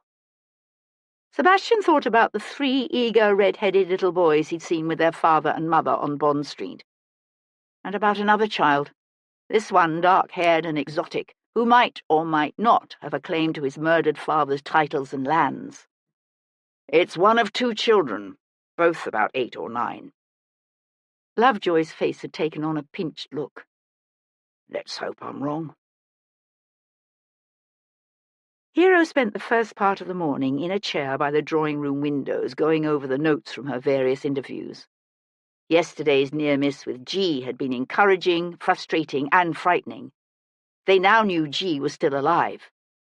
But if Hero hadn't been there... Was that the lad you was looking for? Alice had said, coming up to Hero afterward as the crowds gathered around the ruffian's broken body. Yes, said Hero. Why, do you know him? No, said the old woman. Sorry, I only play Clerkenwell on Wednesdays, you know. What was it you said you wanted him for? Just to interview him. Oh, well, I'm right sorry you missed him then. Hero was planning to move their search to Westminster next, but she had this niggling feeling she was missing something that would be obvious if she only knew where to look. Yet after several hours of reading and rereading the same scribbled notations from her talks with a dozen or more street performers, she was beginning to suspect that the vague, fanciful notion was nothing more than wishful thinking. "Horses," said Simon, who'd been playing with a small wagon at her feet, but now looked up at the sound of a carriage dashing down the street. Simon had trouble with his H's, among other sounds, with the result that he had a disconcerting tendency to sound like a Cockney street urchin. "Horses," he said again, scrambling up into the chair beside her to lean against the cane back and peer out the windows overlooking the street. The clatter of hooves and the rattle of trace chains drew Hero's attention to a smart barouche and team drawing up before their steps. As Hero watched, a gentlewoman in an elegant sapphire-blue walking dress and broad-brimmed hat appeared in the carriage's doorway, then paused to thank the footman who'd let down the steps. Even from this distance, she projected an aura of rare grace and self-possession. A pigeon, taking flight with a whirl of wings from the pediment of a nearby house, caused her to look up, the brim of her hat lifting so that the morning light fell full on her face. "Come, Simon," said Hero, setting aside her notebook to lift the child from the chair. "Let's go find Claire, shall we?"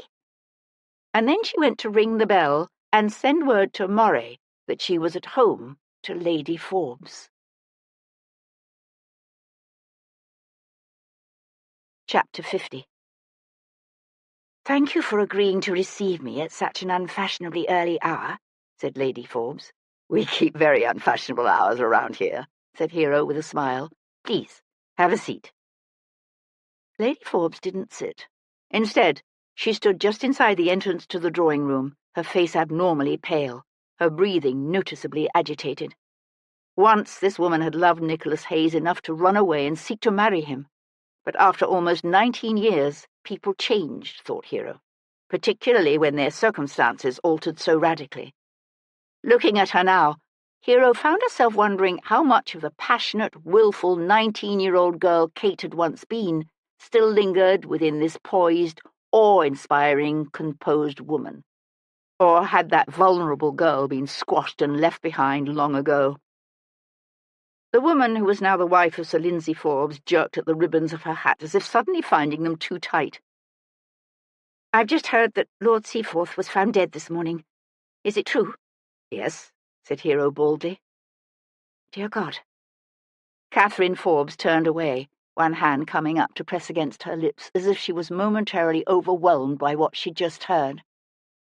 And it came to Hero, watching her, that this was a woman who'd long ago learned to hide every wayward emotion and betraying thought, that what Hero had at first taken as calm self-possession was actually a painstakingly constructed facade. And that facade was cracking. She watched as Catherine Forbes carefully set about tucking away everything she didn't want seen. When she turned to face Hero again, head held high, only her unnatural pallor betrayed her.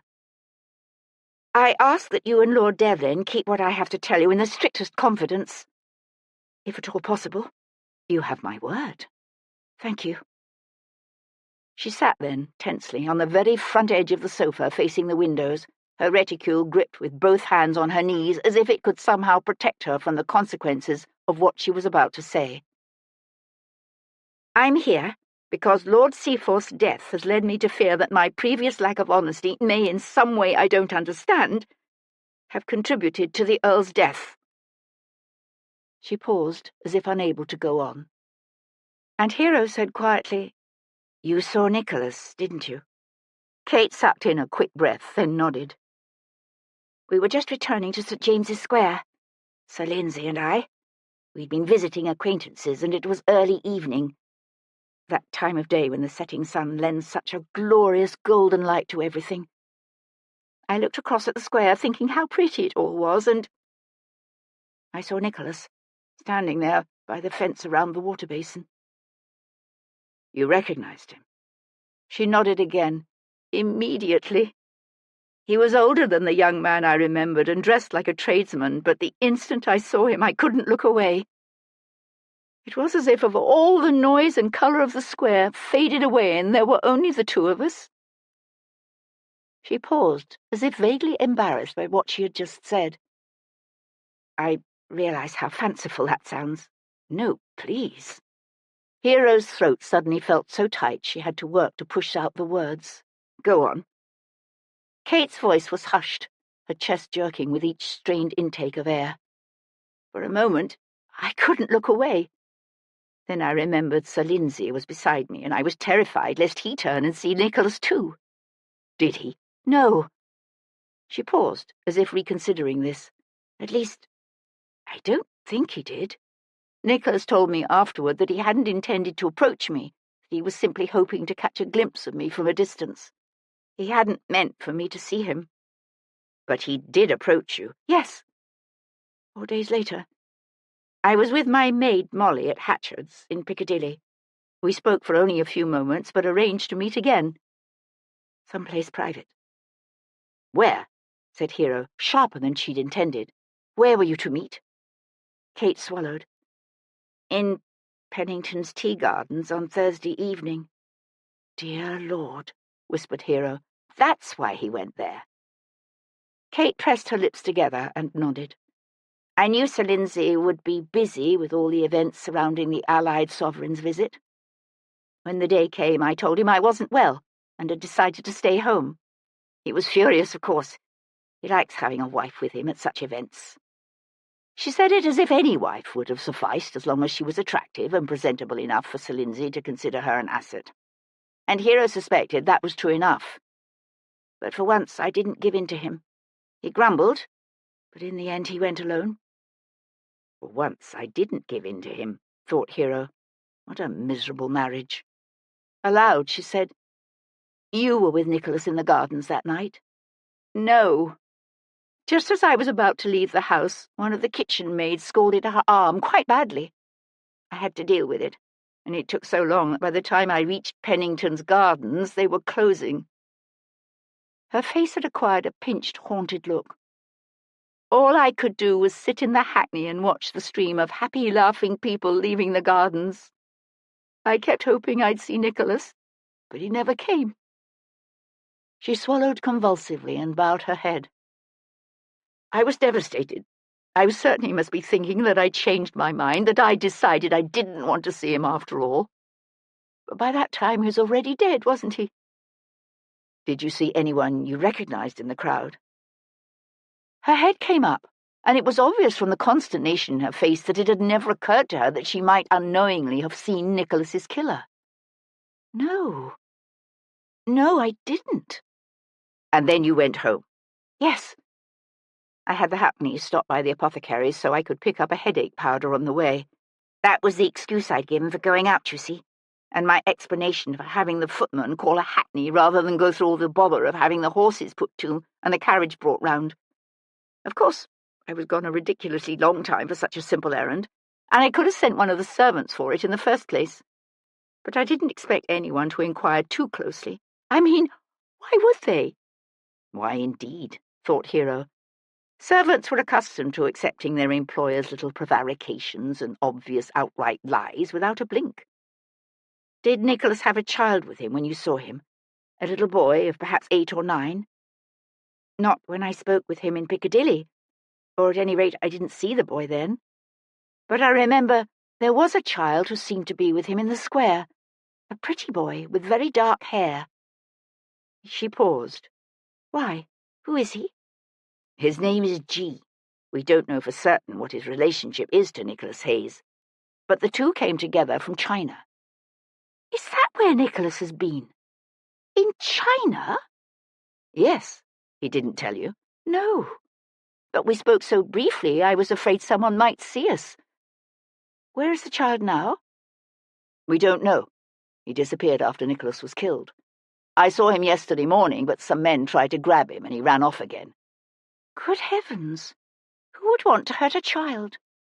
Lord Seaforth, actually. He was afraid the boy might be Nicholas's legitimate heir, and thus able to challenge the succession. Kate stared at her. And is he? Nicholas's child, I mean. I think he probably is.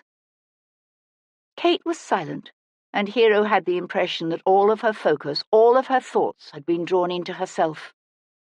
18 years before, this woman had given birth to Nicholas Hayes's child, her only child, a child who died. Hero wondered how such a woman would react to the discovery that the man she'd once loved so desperately had fathered a child by another. But with Kate, such things were almost impossible to discern. Hero said, Nicholas didn't say anything to you about the boy? No. Did he say anything? Anything at all that might help explain his murder? No. As I said, we only spoke for a moment or two. Can you tell me what he said? It might help. Kate nodded, the skin of her face tight, the struggle to maintain her composure so obvious as to hardly be worth the effort. When he first walked up to me in Hatchard's, I said something like, Dear Lord, it really is you. I think by then I had somehow managed to convince myself that I must have imagined seeing him. I said, What are you doing in England? If they find you, they'll kill you. She paused. And? Prodded Hero. And he said, I know, it doesn't matter. I remember I was suddenly furious with him. I said, What do you mean it doesn't matter? It matters to me. And then he smiled this strange, crooked smile and said, You still care, even if it's just a little. She paused again, her gaze dropping to where her fingers were playing aimlessly with the strings of her reticule. It was a long moment before she could go on. He said, You still care. And I told him I'd loved him with every breath I've taken for more than 19 years. She looked suddenly fierce, a challenge in her eyes when she glanced up as if daring Hero to judge her. When Hero remained silent, Kate said, I told him it was madness for us to be talking like that, where anyone might see us. And then I suggested we meet at the tea gardens, because no one fashionable goes there anymore. I remember there used to be a small clearing in the shrubbery, with a bench, near the access gate in the western wall. Her voice trailed away, and in the silent, wounded depths of her gentle blue eyes, Hero could see hints of a pain and a heartache that would never go away. Hero said, Was anyone close enough that they might have heard you? Kate looked at her blankly. I don't believe so, but... Dear heaven, do you think it's possible? Perhaps, said Hero as gently as she could. But there was no way to soften this woman's realization that their planned meeting might somehow have inadvertently contributed to the death of the man she'd loved for so long. Did he say anything else? Anything at all? Kate gazed out the open windows. The flat morning light was soaking the upper stories of the row of houses across the street and turning the small visible slice of sky an almost brilliant white. Then suddenly everything darkened, as if a heavier cloud had passed over the sun. I don't think so, except... Yes? She frowned with the effort of memory. I don't recall his exact words, but he said there was something he wanted to ask me. I said, ask me anything. And he smiled in a way that made him look so much like the boy he once was that it hurt. He said, "You don't even know what it is yet," and I told him I didn't care. Then the smile went out of his eyes and he said, "I thought I could count on Anne, but she let me down." Hero sat forward. "Anne? Do you think he meant his sister Lady Bradbury?" "I assume so. Why do you say it like that?" "Because Lady Bradbury told Devlin she had no idea her brother was in England. She said she hadn't seen him since their father banished him 19 years ago. Chapter 51. Thursday's schedule of events for the entertainment of the visiting Allied sovereigns included a dinner to be hosted by Lord Castlereagh, a visit to Drury Lane Theatre, and a ball at the home of the Marchioness of Hertford. But for those dignitaries unfazed by their recent lightning trip to Oxford and looking for a diversion earlier in the day, the palace had arranged for them to view the annual charity children's procession and service at St. Paul's Cathedral. Sebastian arrived at St. Paul's to find the sky above white with thin high clouds and the air warm and humid. Somewhere a band was playing, although the musicians struggled to compete with the wind's noisy snapping of the banners carried by each of the various charitable institutions. Lady Bradbury was standing near the cathedral steps, in a section reserved for people of quality. She wore a green sarcenet walking dress with bunches of yellow ribbons on the tucked sleeves and an enormously wide-brimmed bonnet of the type popularized by the Tsar's sister, the Duchess of Oldenburg. When Sebastian walked up to her, she was clapping politely, a vaguely bored smile plastered on her face as she watched the endless parade of carefully scrubbed and neatened-up pauper children. She cast him a quick glance, then said in a smug, self-congratulatory tone, "It's an uplifting sight, is it not? A grand tradition that honours our rich heritage of British benevolence." "That's one way to look at it." She gave a polite titter. "Is there any other?" Rather than answer, he said, "I know about your meeting with Nicholas." Her hands froze mid-clap, her eyeballs swivelling sideways. She recovered almost immediately, that fixed air of amused condescension never slipping. "I don't have the slightest idea of what you're talking about." "Yes, you do." A pretty child in a sashed dress stepped forward to recite a short, breathy speech no one could hear, before presenting 3 poses to the Lord Mayor, the Tsar of Russia, and the Prussian King. Lady Anne clapped again. "This is hardly the place for such a discussion." "Then walk apart with me. I doubt anyone will either notice or complain." "Don't be ridiculous." "If you're counting on me to either be quiet or go away, I fear you are doomed to disappointment." She hesitated, her lips flattening into a thin, unattractive line. Then she turned and stalked off toward Ludgate Street, her head held high. Sebastian fell into step beside her. He thought she might continue to deny having seen her brother, but she obviously thought he knew more about the meeting than he did. She said, "Do I take it you think I should have informed the authorities?" "Not at all, although I must admit I'm surprised you didn't." She looked beyond him, her attention seemingly all for the next troop of charity children filling the narrow street, banners waving. "And deliberately provoke the kind of wretched scandal I've been forced to endure for the past week?" "Why would I?" "Ah, so that's why," said Sebastian, in a way that caused her ladyship's eyebrows first to lift, then draw together in a frown. "Is that the same reason you refused to honour your brother's request?" She huffed a scornful sound that was not a laugh. "As if I would take his grubby little foreign-born byblow into my home." Sebastian stared at her, at the tilt of her chin, and the still faintly curling line of her lips. "Nicholas asked you to take care of his child." "Yes." "Can you believe it?" "So the child is illegitimate. Are you certain?" "I assumed it must be, although I don't believe he actually said. He wanted to introduce me to her, but naturally I refused." "Her?" For a moment, it was as if the off-tune band, the jostling children, the cheering crowd all faded into a haze. "Are you telling me the child is a girl?" "That's what he said." Obviously, I don't know for certain, but why would he lie? D is her name, or G, or some outlandish thing. I believe he said she was 12, but needless to say, I wasn't paying a great deal of attention. 12? Sebastian found everything he thought he'd known about the missing child spin round and realign itself to create a different picture.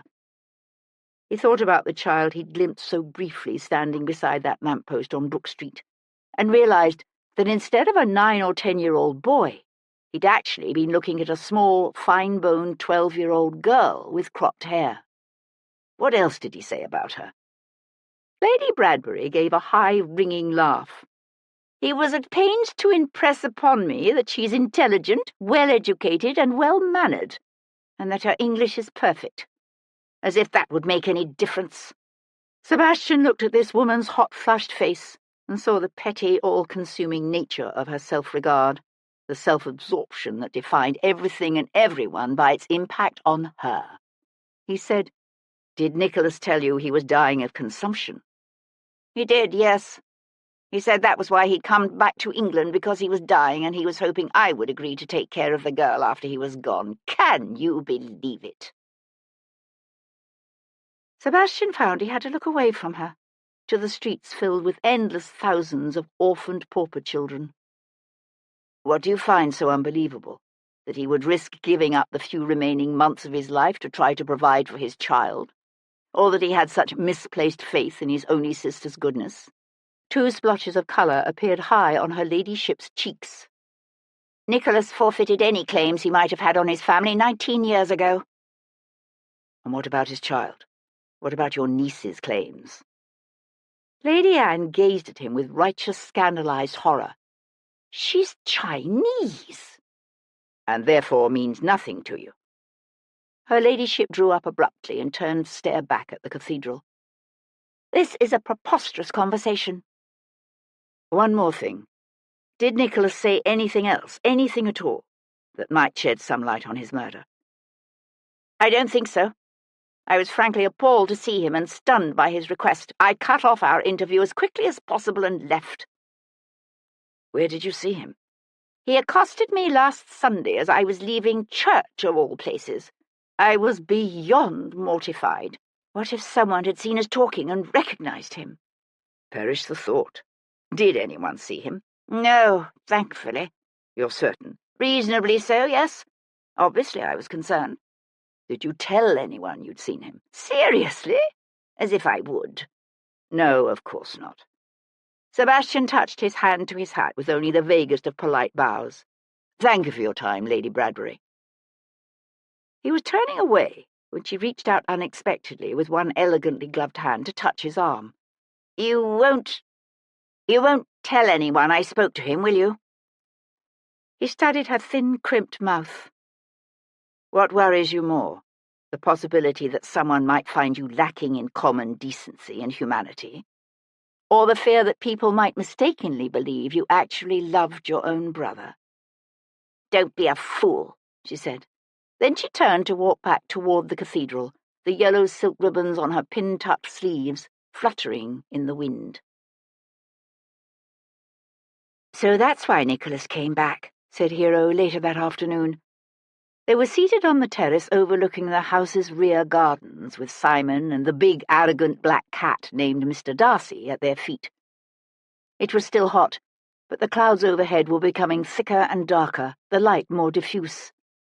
"He didn't come back to kill Seaforth or La Riviere or even Forbes, but because he was dying, and he hoped his sister would agree to take care of his daughter after he was gone."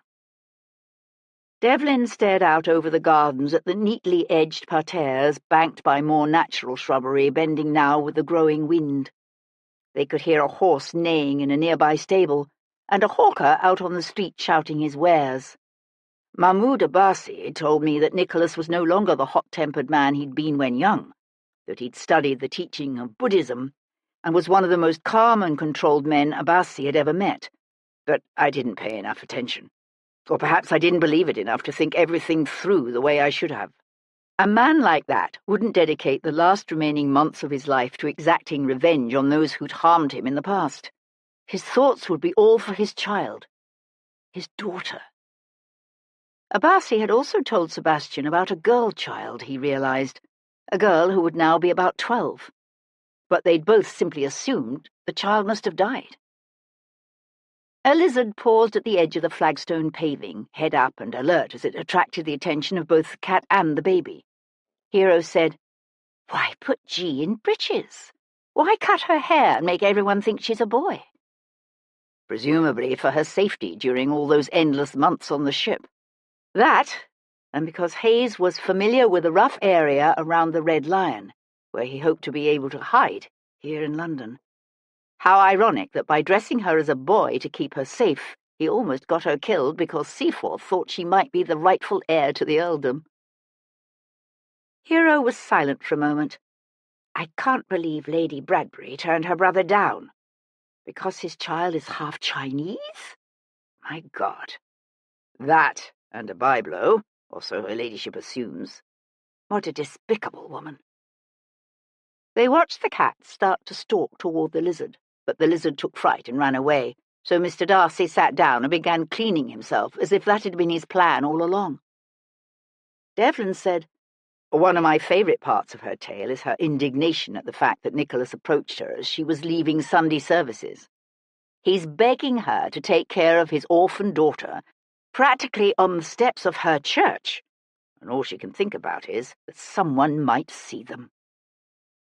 Hero tipped back her head, her gaze on the clouds above. The sky had taken on a darker colour, and the trees were alive with a chorus of birds coming in to roost ahead of the approaching rain. "It's why he decided to contact Calhoun, isn't it? Because his sister had just turned him down, and he was desperate to find someone who would be there for his little girl when he died." Devlin nodded. "I suspect it's also why he approached Lady Forbes and arranged to meet her in Pennington's tea gardens." Hero watched Simon push up from the flagstones and toddle over to place his hands on his father's knees. She said, "I'd always assumed that if we found the person he'd gone to meet that night, we'd know who killed him. So I suppose the question now becomes, who besides Lady Forbes knew he was going to be in the gardens? Sir Lindsay?"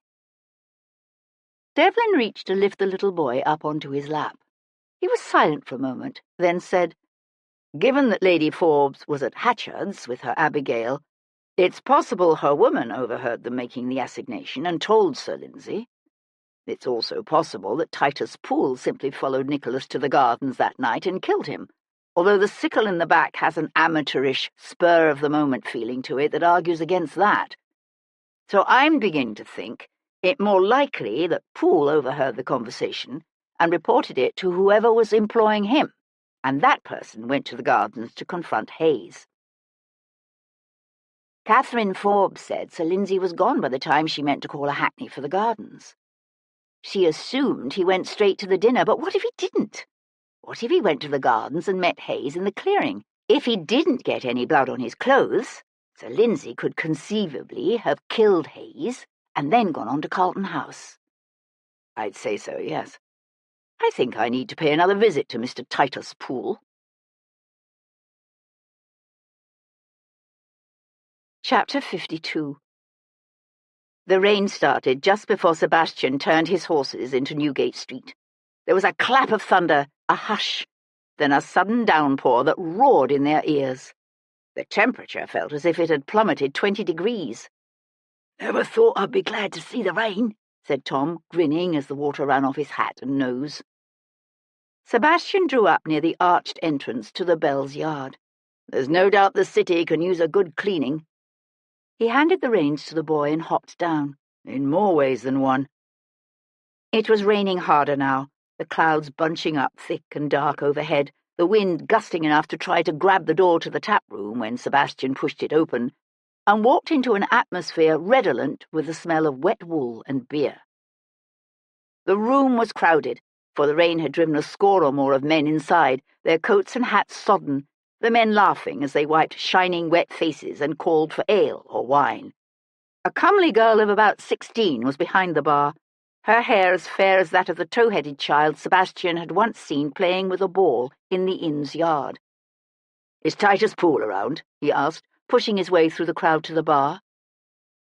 The girl glanced up from filling a clutch of tankards. She didn't smile, and something about the way she stiffened told Sebastian she wasn't overly fond of her stepfather. "He was here a bit ago. I think he said something about going out to the stables." "Thank you," said Sebastian, but she was already turning away.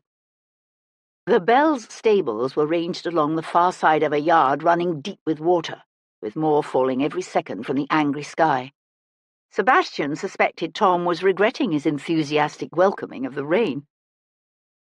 He found the stable doors standing open wide. Inside, a lantern had been lit against the gloom, casting a pool of golden light in which the inn's master stood in conversation with an ostler. The roar of the rain masked Sebastian's footsteps, so that he'd reached the doorway before Poole turned away from the ostler and saw him. For an instant, the disgraced runner checked. Then he came on, his bull-like head thrusting forward with the arrogant belligerence of a man who'd spent his life using his size to intimidate his fellows. "What are you doing back here?" he growled, drawing up some 5 feet away, his big hands dangling at his sides, alternately opening and closing into fists. Sebastian had paused just inside the doorway, the rain dripping from his hat and running in a cascade of rivulets from the caped shoulders of his driving coat. "I thought you might like to know that I've come to the conclusion you probably didn't kill Nicholas Hayes." Poole's eyes narrowed, as if to better hide any betraying emotions that might lurk there. "Oh, you have you? And you thought this might be of interest to me. Why?" Sebastian let his gaze drift around the warm, golden-lit stables, taking in the row of stalls filled with horses now munching on oats, the pitchforks and other tools arrayed along a nearby wall, the ostler watching silently from the shadows. The lad was young, probably no more than 18, with the same pale blonde hair as the girl in the tap-room. Sebastian wondered if he shared his sister's opinion of their stepfather. "Don't get me wrong," said Sebastian. "I still think you were hired to at least follow him. But one assumes that if you were hired to kill him, you were meant to do so quietly, whereas Hayes's death was not quiet. A sickle in the back suggests a killer who's not in the habit of carrying his own weapon, and somehow I suspect that description doesn't apply to you." Poole's gaze flicked for one telltale instant to the listening youth. "I don't know what you're talking about." "Shall I spell it out more clearly? You admitted you were following Hayes for days. That suggests you were in a position to overhear when Hayes arranged to meet a friend in Pennington's tea gardens. You could have gone there yourself and killed him, but you didn't. For some reason you told your employer about the assignation, and your employer killed him, which means you're protecting a murderer." Sebastian paused, and in case you've forgotten, the authorities tend to frown on such activities. The threat was not subtle. Sebastian watched the fury leap into the man's eyes, fury driven by fear, and accompanied by the quick calculation that the easiest way to shut Sebastian up was to kill him. Now. With an angry roar, Poole seized one of the pitchforks from the nearby array of tools, levelled it at Sebastian's chest, and charged. Titus Poole was big and strong, but in the manner of so many big, strong men, he was not overly light and agile on his feet. Sebastian avoided the pitchfork's ugly iron tines by the simple expedient of sidestepping at the last moment. Poole's charge carried him through the open doors and out into the storm. Drawing up, he swung around, the rain coursing over his balding head, his cheeks darkened by a tide of anger augmented by a suspicion of just how ridiculous he looked. "You bloody bastard!" he howled, and charged again. Sebastian glanced toward the tow-headed ostler, but the boy stayed where he was, the features of his young face tight and watchful, and indicative of someone who was not at all inclined to interfere. "Don't be a fool," Sebastian told Poole, pivoting away from the new assault.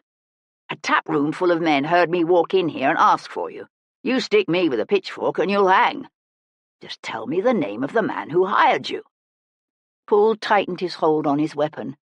"Oh, I'll stick you all right. I'm going to spit you like a rabbit ready for roasting. I'm going to gut you like a fish on its way to market." Leaping away from the next wild thrust, Sebastian grabbed a hay rake and brought it up before him. He was worried that if he pulled his knife, the confrontation would only end with Poole dead, and Sebastian really, really needed the man to talk. Just stop. Poole looked at Sebastian and laughed, for the tines of the pitchfork were forged iron, while the hay-rake was a simple implement of wood. You think that's going to stop me? It's only in here 'cause it's got a crack in the handle that wants fixing.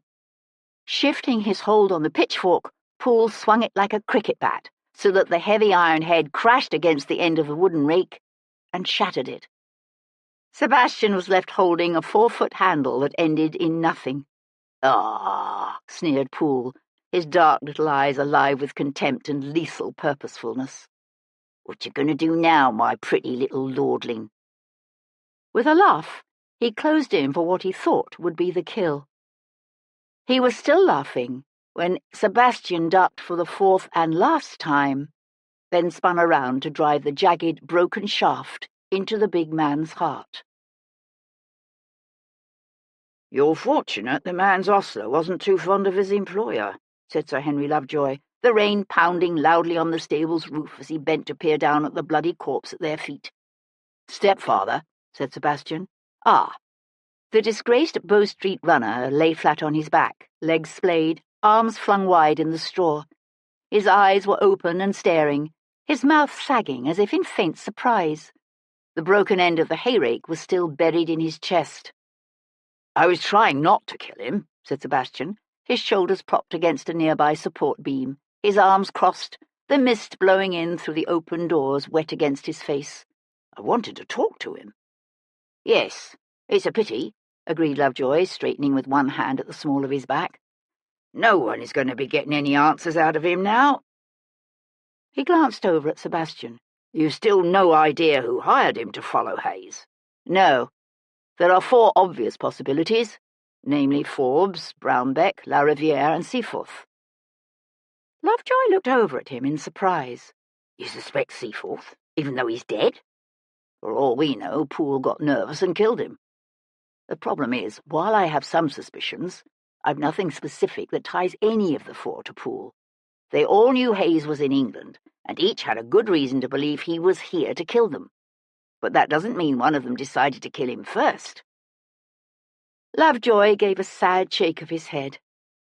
"And you say that all the while Hayes was here, simply trying to find someone to take care of his child after his death. What a tragedy it all is. You've seen no sign of this little girl? Not since Lady Devlin stopped Seaforth's men from grabbing her in Clerkenwell?" Lovejoy shook his head again. "At least we know she was still alive as of yesterday." "Yes," said Sebastian. But he knew from the pain in Lovejoy's eyes that the magistrate found no more comfort in the thought than did Sebastian himself. Later, after the men from the dead house had carried away Titus Poole's body, and the officials from Bow Street left, Sebastian sat with the newly widowed Mrs. Poole beside the Bell's big old-fashioned kitchen fireplace. She was a plump woman, probably somewhere in her 40s, with a massive bosom and a plain, sad face. The extraordinarily fair hair she had passed on to her children was now mingled with white. She huddled close to the fire, for with the rain had come a cold that felt biting after so many unseasonably hot days. She was shivering with reaction, her shoulders rounded as she held a handkerchief to her eyes with one hand. Sebastian said, "You need to tell me who hired your husband to follow Nicholas Hayes." He'd almost said to kill Nicholas Hayes, but he reasoned he'd be more likely to get an answer out of her if he didn't force her to admit she'd known her husband was in the habit of killing people for money. She gave a faint shudder and sucked in an audible breath, but otherwise she remained silent. Sebastian said, "Poole is dead. He just tried to kill me in front of your own son. Telling me whom he was working for won't stain his memory any blacker than he's already done himself."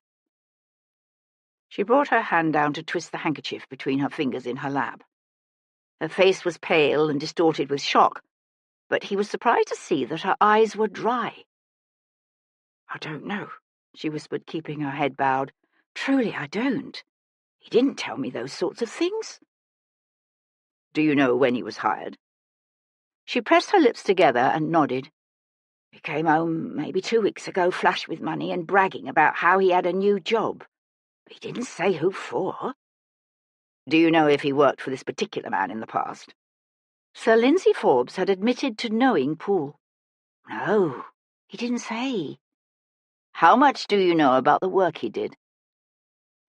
She shifted her gaze to the fire, the orange glow from the flames touching her ashen face with hellish colour.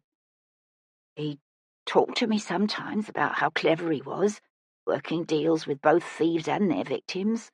There wasn't nothing he liked better than talking about himself, unless maybe it was hearing other people talk about how grand he was.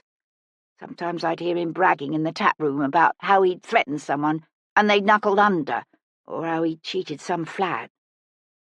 Did you know he killed people? She was silent for a moment, her heavy breasts lifting with her strained breathing. When he was courting me, he was ever so nice. I'd never known anyone so gentlemanlike. I thought I was the luckiest woman alive that he'd chosen me, but we hadn't been married a week when he hit me, slapped me on the side of my face with the palm of his big hard hand. Knocked me clear across the room, he did.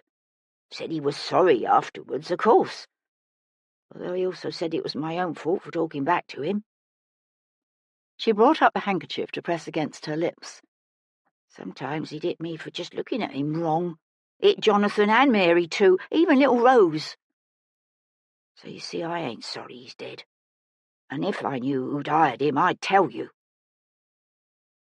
It was an old story of a man pretending to be something he wasn't to lure a woman into marriage or into his bed. But Sebastian's sympathy for this woman was tempered by the fact that she'd surely known the sordid history of Poole's activities as a runner. She might have been a widow with 3 children, but she was also the owner of a tidy inn. She hadn't married Poole out of any pressing financial need, but because his attentions had flattered her. She hadn't been bothered by the fact he'd once sent innocent, impoverished men, women, and children to their deaths. She simply hadn't expected him to hurt her.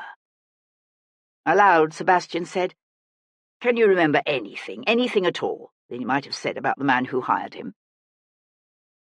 She was silent for a moment, as if with the effort of thought. Well, I know he was a knob, because that's what Titus called him. That stupid knob. Titus was right proud of himself, because after Hayes was found dead over in Somerstown, Titus went to the knob what had hired him and claimed to have killed Hayes himself. That knob, he wasn't exactly happy, you see. Titus was supposed to kill the fella quiet-like and then dump the body someplace it had never been found.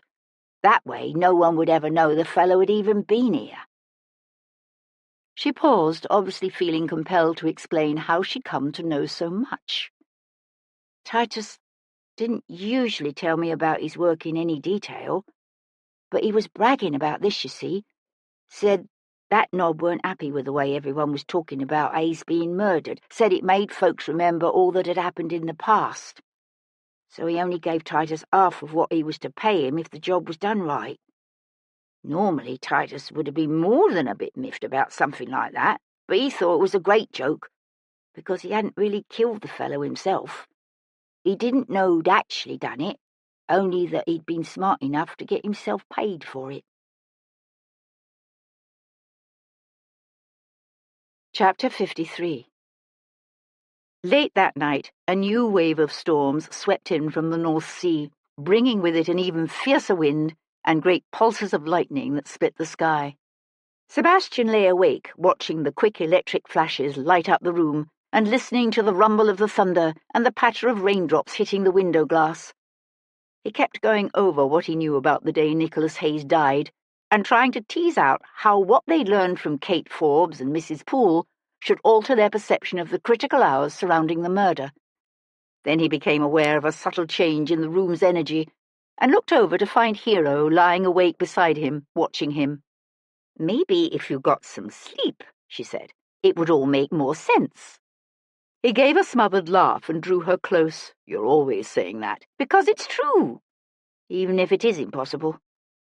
She fell silent, her head on his chest, one hand resting on his stomach, and he knew that she too was running through the day's revelations and what they meant. She said, It's somehow the height of irony that whoever hired Poole to murder Nicholas Hayes now thinks that Poole actually did kill him, when he didn't. Someone else did. Sebastian ran his hand up and down her bare arm. I suppose it's possible the knob killed Hayes himself and simply paid Poole to make the ex-runner go away and shut up. But I doubt it. So, of the 4 men who had reason to worry that Hayes came back to London to kill them, one tried to have him murdered, and another actually did kill him. Nicholas Hayes had a collection of ugly enemies. That he did. It's also rather ironic that whoever hired Poole is the one person we can be fairly certain didn't actually kill Hayes. He only thinks he's responsible. Is it possible that Seaforth hired Poole, and then Poole killed him? It's possible, although I can't imagine why Poole would have killed him. Perhaps because Seaforth only paid half of what he promised, suggested Hero. According to Mrs. Poole, Titus was laughing about how he'd suckered the stupid knob into paying him. So while Poole only received half of what he'd been promised, he knew he hadn't actually done anything to earn it. Sebastian paused as the wind gusted up, throwing the rain against the house in hard sheets. Although that's not to say that Poole didn't kill Seaforth, only that I don't think the money was the reason. She propped herself up on one elbow so she could see him better. Now that you know Titus Poole didn't kill Hayes, the alibis of your suspects become more important, don't they? Didn't Seaforth say he spent the afternoon at his club before going to the Regent's reception for the Allied sovereigns? He did, and Lovejoy confirmed it. Which means that unless the Earl somehow managed to leave and come back without anyone at White's noticing, it's unlikely that he was responsible for the sickle in Nicholas Hayes's back. As for La Riviere, he wasn't only at the reception, he even dined with the Regent, as did Sir Lindsay, according to his wife. But given the timing of the murder, it's not beyond the realm of possibility that either man could have worked in a quick trip to the tea gardens before going to Carlton House. Gibson did say it's unlikely the killer had much blood on him. He did. What about Brownbeck? Brownbeck refused to give any account of his movements that day, and it's hard to ask Lovejoy to look into the man without giving away Lady Forbes's secrets. So he could have done it. He could have. Lady Forbes had her Abigail with her in Hatchards when she spoke to Hayes. It's possible the woman overheard them making the assignation and told Forbes. But she also could have told her mistress's father. I wouldn't be surprised if Catherine Forbes has had the same Abigail since she was Miss Kate Brownbeck. Now that's something I haven't considered, said Sebastian, thrusting his flayed fingers through the heavy fall of Hero's dark hair to draw it away from her face. I think I might take another trip up to Somerstown tomorrow. Her grey eyes shimmered in a sudden pulse of lightning. Why? I want to talk to that gardener whose sickle somehow or other ended up in Nicholas Hayes's back. Surely you don't think he's responsible? No. But I've been thinking about the testimony he gave at the inquest, how he said he'd been cutting grass in the clearing and didn't realise he'd left his sickle until he found it missing the next morning. You don't believe him? Not exactly. I suspect that by the time Nicholas's body was discovered near the west boundary wall, that gardener knew damn well he'd forgotten his sickle. Only for some reason he didn't want to admit it. And I want to know why. Friday, the 17th of June. The next morning dawned overcast and chilly, with a flat white light that made the day feel dreary and vaguely depressing. I know it ain't really cold, said Tom as they drove through gloomy, rain-drenched streets, but it feels cold. It's cold, said Sebastian, as a fine, miserable mist hit them in the face. Bernie Akins was up on a ladder, tying in the arching new-growth canes of the roses on an arbour near the tea garden's central ornamental pond. The rows of climbing roses were covered with fresh green leaves and thick with swelling buds, only just beginning here and there to burst into blooms of soft pink and a white so pearlescent as to almost glow in the gloom of the cloudy day. The smell of wet vegetation and damp earth and the sweet perfume of the roses hung heavy in the air, and Akins was whistling as he worked, the tune, a vaguely familiar sea ditty Sebastian couldn't quite place. The gardener cast a quick glance towards Sebastian as he paused beside the nearest arch, then ignored him. But when Sebastian continued to quietly watch him, the gardener grew visibly self-conscious and finally said, "Can I help you there, Your Honour? You're Bernie Aikens, aren't you?" A wary look settled over the man's weathered features. He had a long, bony face so lean that the structure of his prominent cheekbones and jaw was clearly visible beneath his sun-darkened skin. "Aye? I'm Devlin." The man's hands stilled at his work. He might not have remembered Sebastian's face from the inquest, but the name had obviously stuck with him. He stood motionless on the ladder, his hands now gripping its sides, his gaze fixed on nothing in particular in the distance. "I mean you no harm," said Sebastian quietly, watching him. Aikens sniffed. "You're here 'cause of that dead man, are you?" "Yes. I said everything I got to say at the inquest. Don't know nothing else." Sebastian tipped his hat back on his head. "I've been wondering if your ability to recall that day might have been hampered by the stress of testifying at an inquest. It's a shocking thing, murder. It can make it difficult for a man to remember the exact sequence of events." Sebastian paused. "Wouldn't you say?" "Aye," said the gardener, the big bones of his jaw flexing beneath the skin. "I'm told you're a good, reliable gardener, a responsible man." It wasn't true, of course. Sebastian knew nothing about Aikens beyond his own observations. That kind of man tends to check his tools and make certain they're clean and in good order before he puts them away for the day. So I'm wondering if perhaps you actually realize you'd left your sickle in that clearing earlier than you thought when you were trying to remember things at the inquest. Now, some men might simply shrug and put off retrieving a tool until the next morning. But a responsible man like yourself wouldn't do that, would he, Mr. Aikens? That kind of man would go back right away." Aikens stared out across the rose garden to where a couple of crows were pecking at a section of recently turned earth. When the silence stretched out, Sebastian said, "About what time was it when you reached the clearing?" For a moment, Sebastian thought his gambit had failed. But Bernie Aikens was obviously a man with a conscience, and the lie he'd told at the inquest must have been weighing heavily upon his soul. He leaned his body into the ladder and brought up both hands to swipe them down over his face and cover his mouth. "I don't know what time it was exactly," he said, his voice half-muffled by his hands. "We start picking up and putting stuff away an hour before closing time, so it was about then." "And Nicholas Hayes was already dead by the time you arrived at the clearing?" Aikens nodded and swallowed hard. "What did you do?"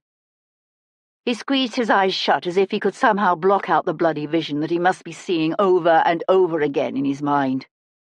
"I didn't know what to do. At first, all I could think about was just grabbing me sickle and getting out of there. But I realised quick enough that'd be a mistake. I mean, what if somebody'd seen me with that bloody sickle and thought I was the one who'd killed the fellow?" "You'd have been hanged," thought Sebastian. But all he said was, "So what did you do?" Aikens swallowed. "Nothing. I just turned around and walked away. I was shaking so bad I was afraid me legs was going to give out beneath me." "Did you see anyone else in that part of the gardens?" "No. No one. I was walking fast, trying to get as far away as I could, and it was late enough that the gardens was already starting to empty. Folks know we close early on Thursdays. The only person I seen in that part of the shrubbery at all was Mrs. Bowers." "Who's she?" "A milliner. Comes here often, she does, which is how I happen to know her." Sebastian took a breath, and for a moment he was not seeing dripping trees and a heavy grey sky, but an aging widow with a bruised neck lying dead on a stone slab. "A milliner?" "Aye. Heard she was found murdered herself just the other day. I'm telling you, the streets has gotten right dangerous, they have. I mean, who'd have wanted to kill some old widow woman who never done anybody any harm?" Bernie Aikens turned his head to look directly at Sebastian as if earnestly seeking an answer to his question. "Who'd do that?" Chapter 54. "Mrs. Bowers," said Paul Gibson, staring at Sebastian. The surgeon was in his favourite pub, sitting on one of the high-backed benches and eating a plate of roast beef when Sebastian tracked him down. Why do you want to know about her? Sebastian slid onto the bench opposite him. The day was so dark and cloudy that the pub had its oil lamps lit against the gloom. Because I think the same man who killed Nicholas Hayes also murdered her. Gibson's jaws sagged, and he stopped chewing, his eyes widening. Then he swallowed hard. Seriously? Seriously. But why would he? For the same reason he killed Irvine Pennington, because she saw him that evening. But how would he even know who she was?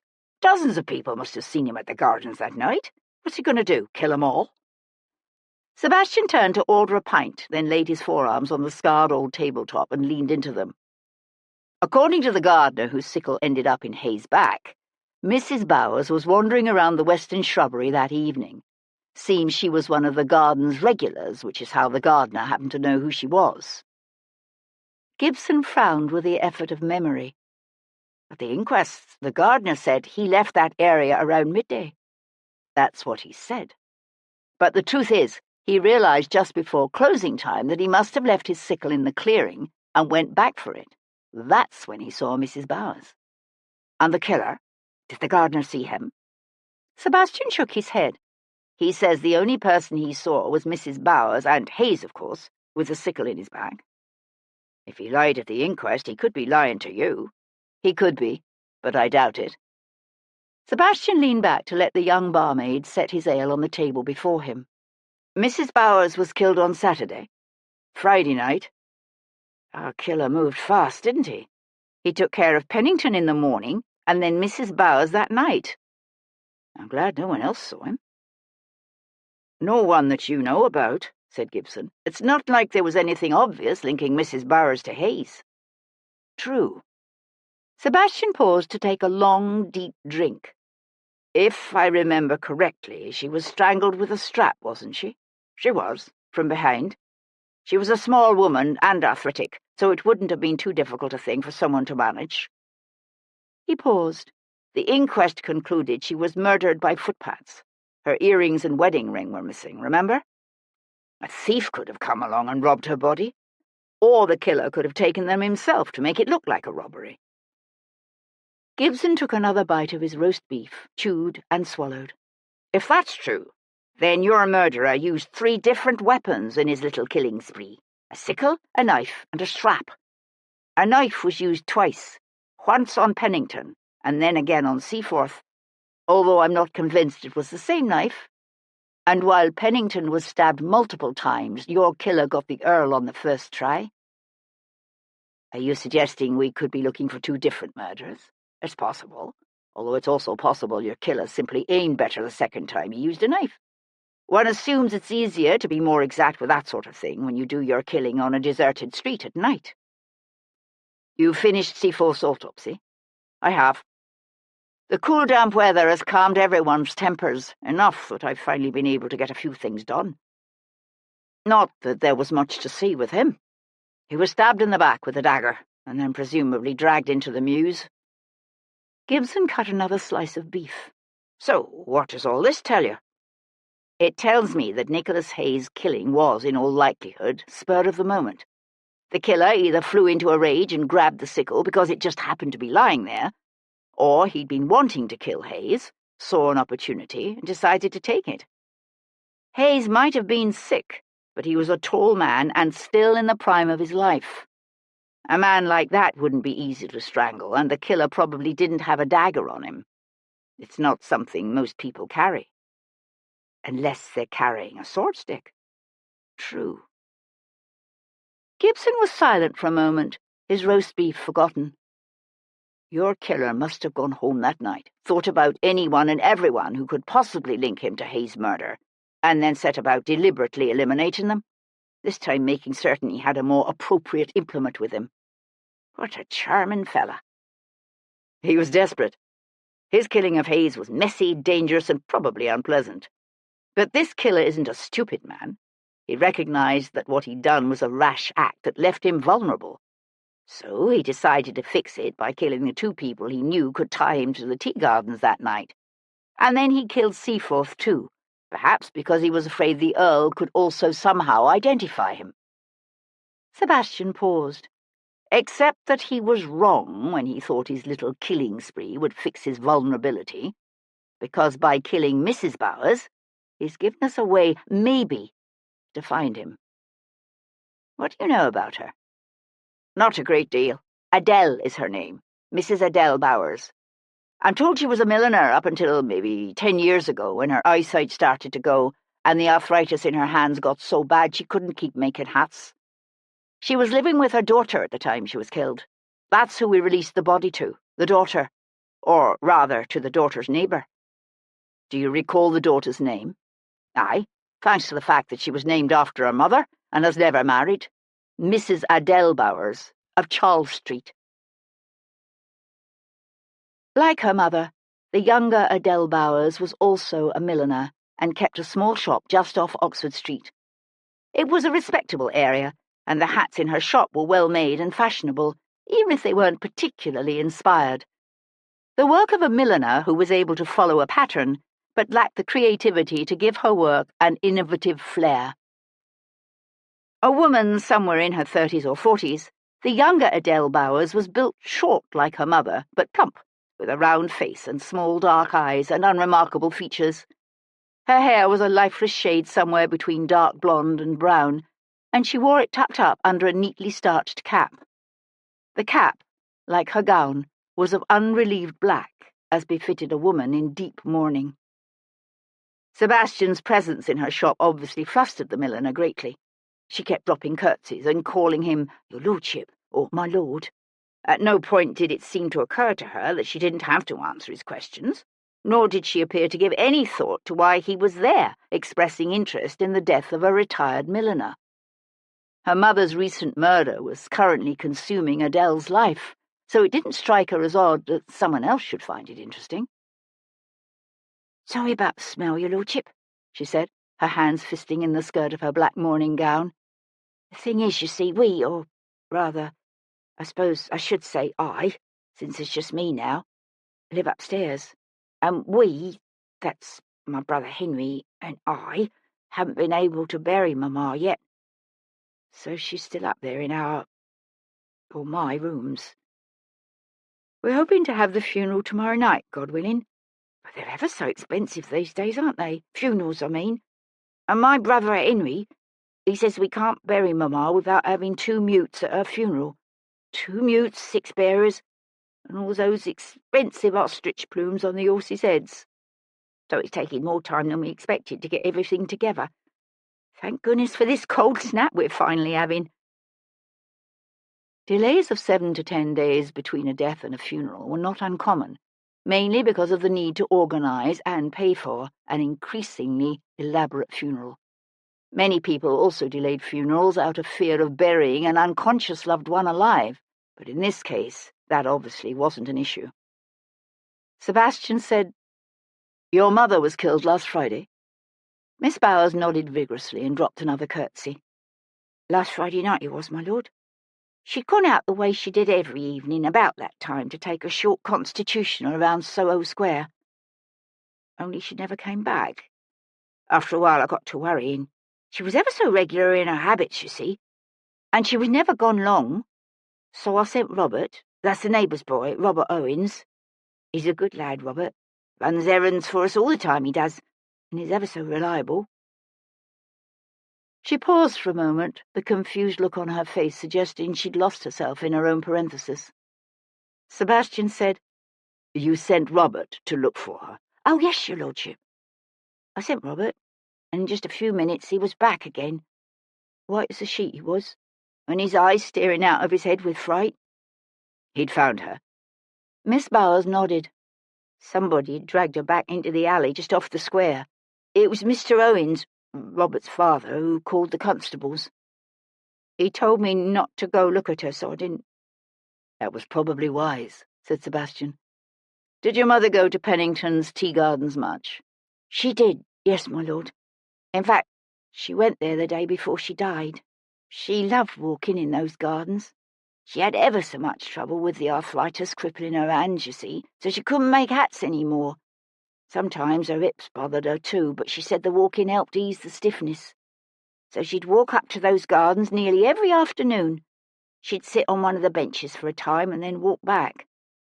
Sometimes I worried about her going up there all alone like that, but she'd just laugh at me and say the earth and green growing things and the birds soothed her soul and gave her energy.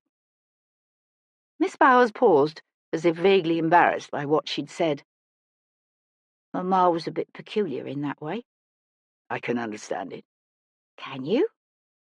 Miss Bowers looked at him as if he must be a bit peculiar too, even if he was a real Viscount. I never could. But then Mamma was different from me. I've always been good with my needle, but Mamma was the one with what she calls vision. She said she could see her hats in her head before she started making them. You don't? No. So where do you get your ideas? She nodded to a nearby stack of well-thumbed editions of Ackerman's Repository and the Ladies' Monthly. From fashion plates, of course. Of course, said Sebastian. Do you by any chance know if your mother was acquainted with either the Count de Compin or the Earl of Seaforth? Miss Bowers stared at him blankly. I don't think so, my lord. How about a Major Hamish McHenry? No, your lordship. Sir Lindsay Forbes? Miss Bowers shook her head. Mamma used to make hats for her ladyship when she was Miss Catherine Brownbeck and living in Bloomsbury. I don't think she ever met Sir Lindsay, no. Sebastian knew a quickening in his blood. So she knew Theodore Brownbeck? Oh, yes, my lord. In fact, she was telling me just the other day that she'd seen him up in the tea gardens. Ran into him in the shrubbery, she said. She mentioned it because he was all red in the face and acting peculiar, and she thought the heat must have got to him. What day was this? Asked Sebastian, his voice sharp enough that Miss Bowers looked momentarily taken aback. Must have been Thursday of last week, my lord. The day before she died. I remember because it was so hot that afternoon, the day she was killed, I mean, that she decided not to walk up to the tea gardens. Said she'd only go for her evening constitutional after the sun was down. That's when she told me about having seen Mr. Brownbeck the day before, and thinking the heat must have got to him, 'cause he was acting so queer. Chapter 55. Sebastian reined in near the corner of St. James's Square, his gaze on the impressive home of Sir Lindsay and Lady Forbes. He found himself remembering the angry visit from Theo Brownbeck that had followed so hard on the heels of Hero's first call on Lady Forbes. At the time they had simply assumed Sir Lindsay must have sent word to his father-in-law of Sebastian's involvement in the investigation of Hayes's death. But it now appeared more likely that the warning to Brownbeck had come not from Forbes, but from her lady's Abigail, the same Abigail who had accompanied her mistress to Hatchard's in Piccadilly, and doubtless overheard her arrange to meet Nicholas Hayes in Pennington's tea gardens. Had the Abigail always spied on her mistress for her former employer, Sebastian wondered, or had Brownbeck's chance sighting of Hayes that afternoon in Russell Street prompted him to task the Abigail with watching his daughter's every move? However it had come about, that was obviously how Brownbeck had learned of the planned meeting between Hayes and the former Kate Brownbeck. And so he had gone to the gardens that night to, what? Break up the assignation? Warn Hayes to stay away from his daughter? Kill him? The latter seemed unlikely, Sebastian decided, given the choice of murder weapon. Far more likely that Brownbeck had gone to the gardens that night planning to confront Hayes. No doubt the two men had exchanged heated words. And then what? What would a man steeped in the teachings of Buddhism do when confronted with the angry father of the woman he still loved? Walk away, of course. And so Nicholas had turned his back on Theo Brownbeck.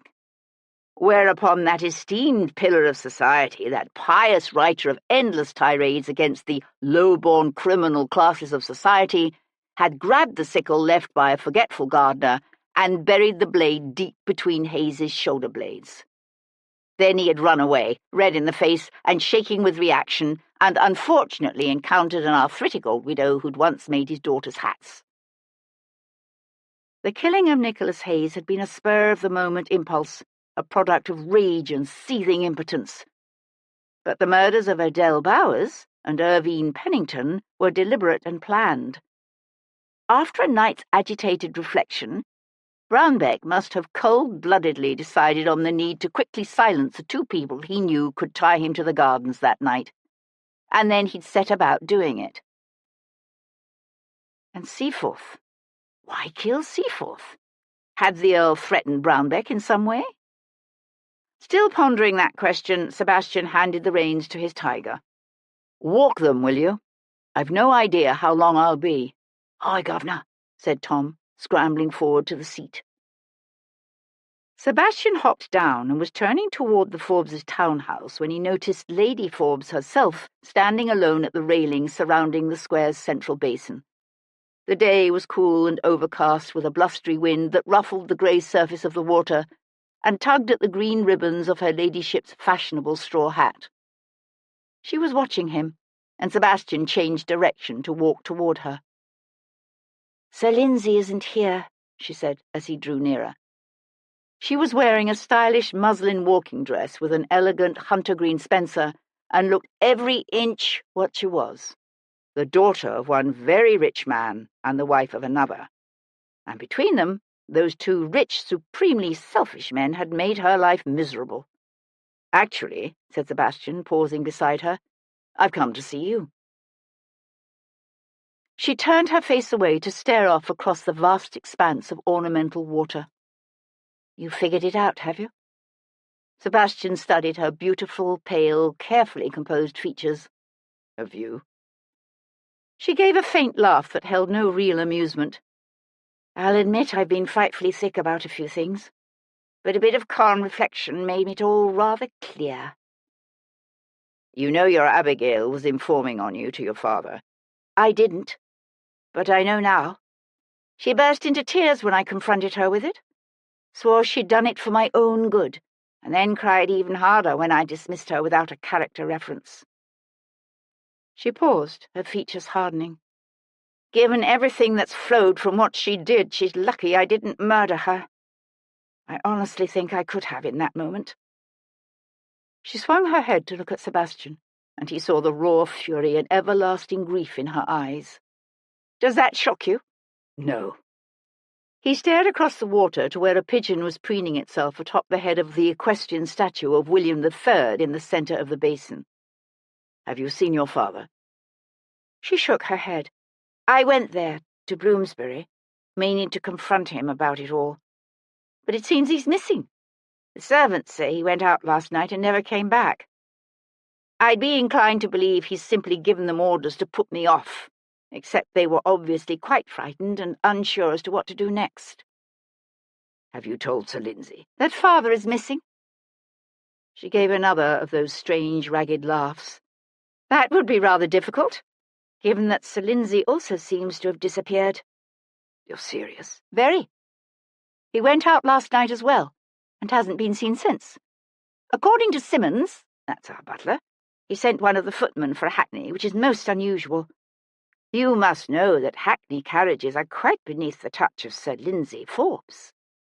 "And you've no idea at all where he's gone?" "None." "Have the authorities been informed?" "Not to my knowledge." You know what servants are like. We train them to ignore all our eccentricities and reprehensible behaviour, don't we?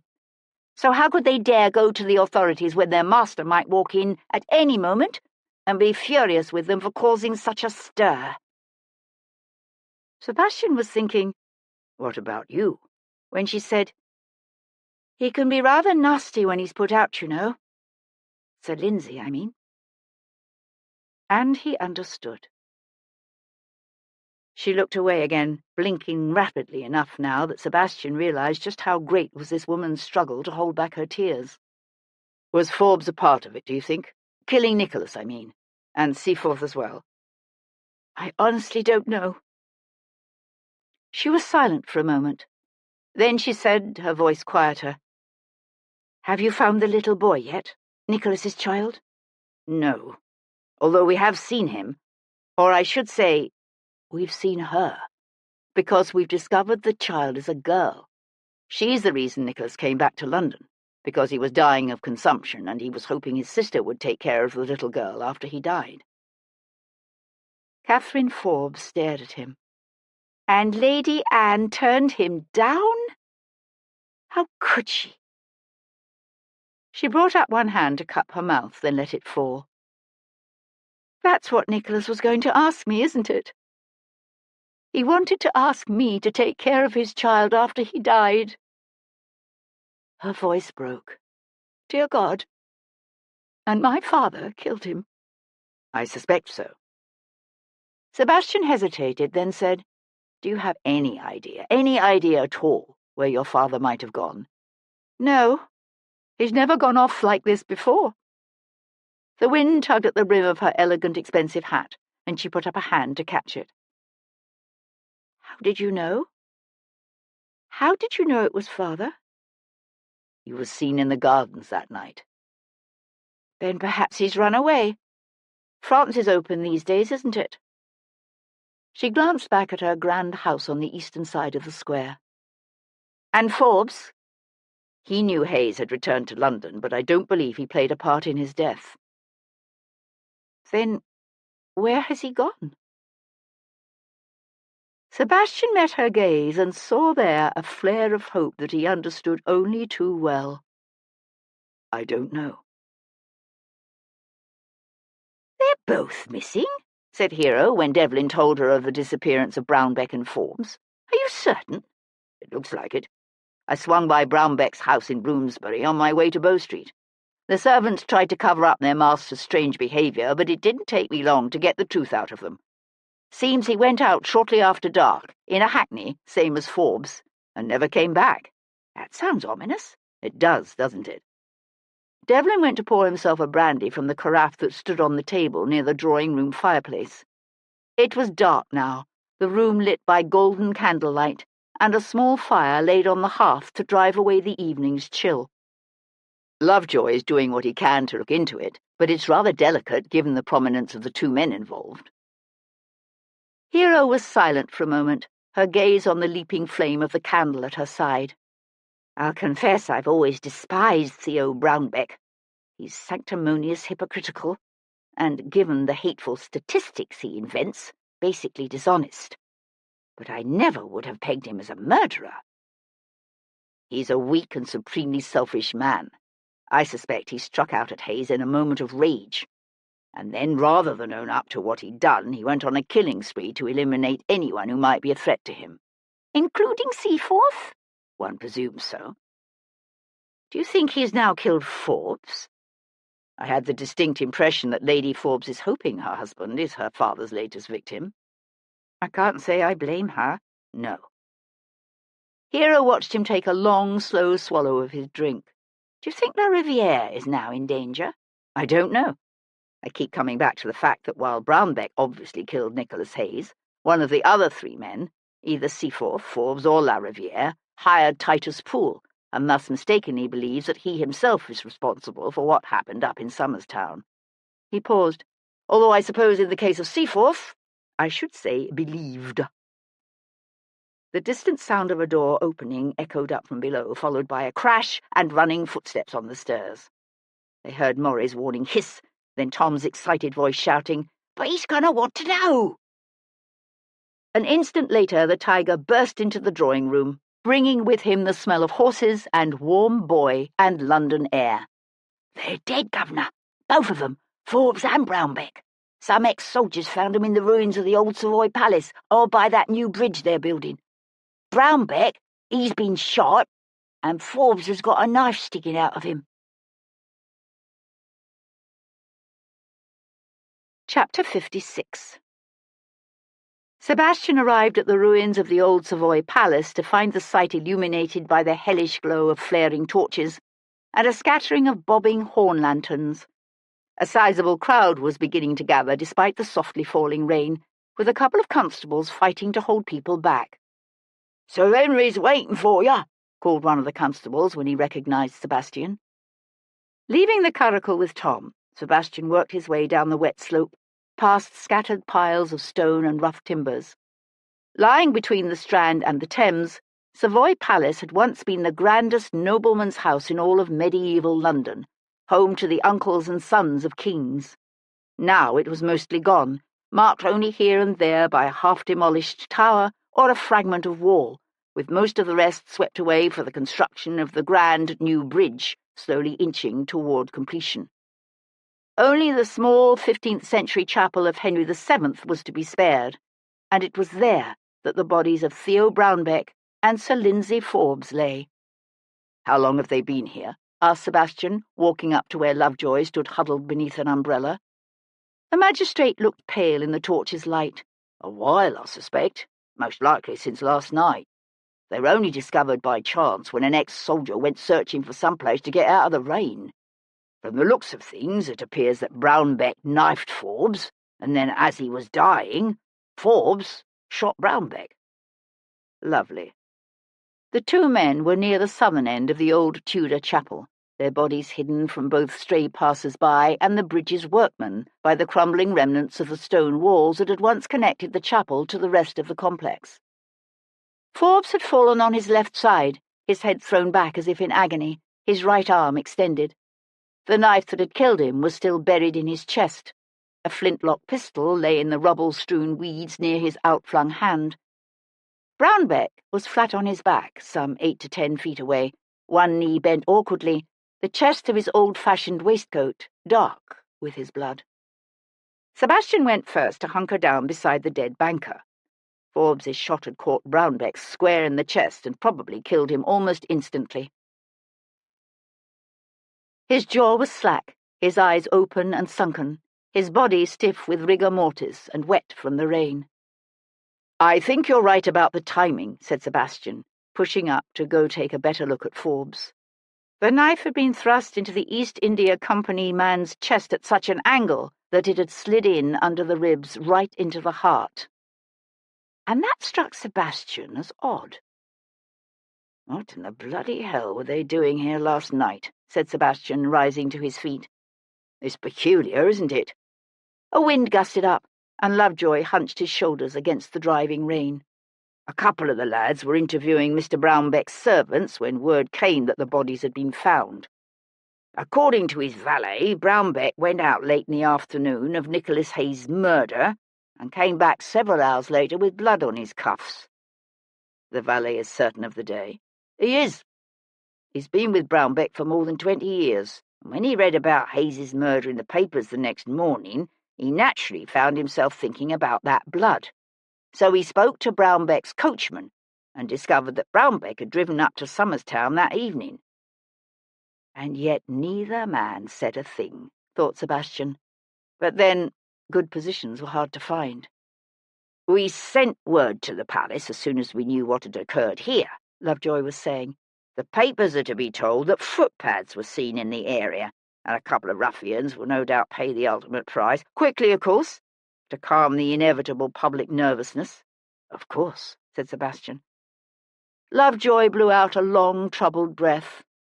"At least it's over, and the murderer is dead, even if his infamy will never be known."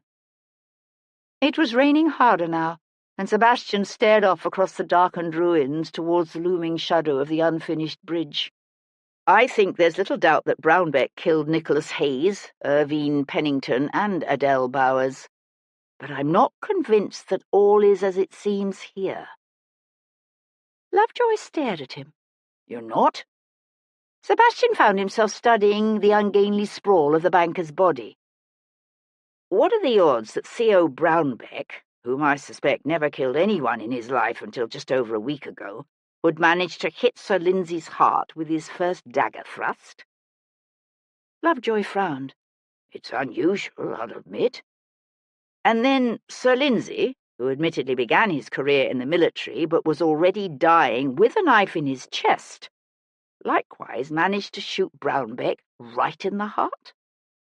Lovejoy blinked against the wind-driven rain. "Oh dear." Sebastian said, "You sent to the dead house for a couple of shells?" "Yes, they should be here soon." "Good. I'd like to hear what Paul Gibson has to say about this." Saturday, the 18th of June. Gibson must have started work on the autopsies early the next morning, because by the time Sebastian arrived shortly after breakfast, he was already gory up to his elbows and had his hands deep in Sir Lindsay's chest. Bow Street told you how the men were found?" asked Sebastian, trying not to look too closely at what Gibson was doing. The surgeon lifted Forbes's dripping heart from his chest and set it aside in a shallow basin. "They did. Not sure I believe it, though." Sebastian transferred his gaze to the ceiling. "Oh? Why not?" Gibson grinned. "Part of it is the angle of the shot. They're saying Forbes was knifed first, then fell, and somehow managed to shoot Brownback. But if that were true, then the bullet should have been travelling up from below when it hit his body, and it wasn't. It was obviously fired by someone who was standing."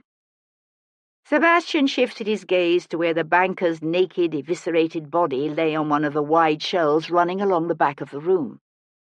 "It's possible Forbes could have shot Brownback before he fell. I've seen men stabbed in the heart run a couple of 100 feet before collapsing." Gibson reached for a rag and wiped his hands. "I suppose, but that's only the first thing." He turned to pick up the knife that lay on the shelf beside the bloody basin. "This is what's really telling. Look at the knife your East India Company man had in him." It was a small, common knife with a simple horn handle and a wide blade, some 6 inches long. "Now, look at this."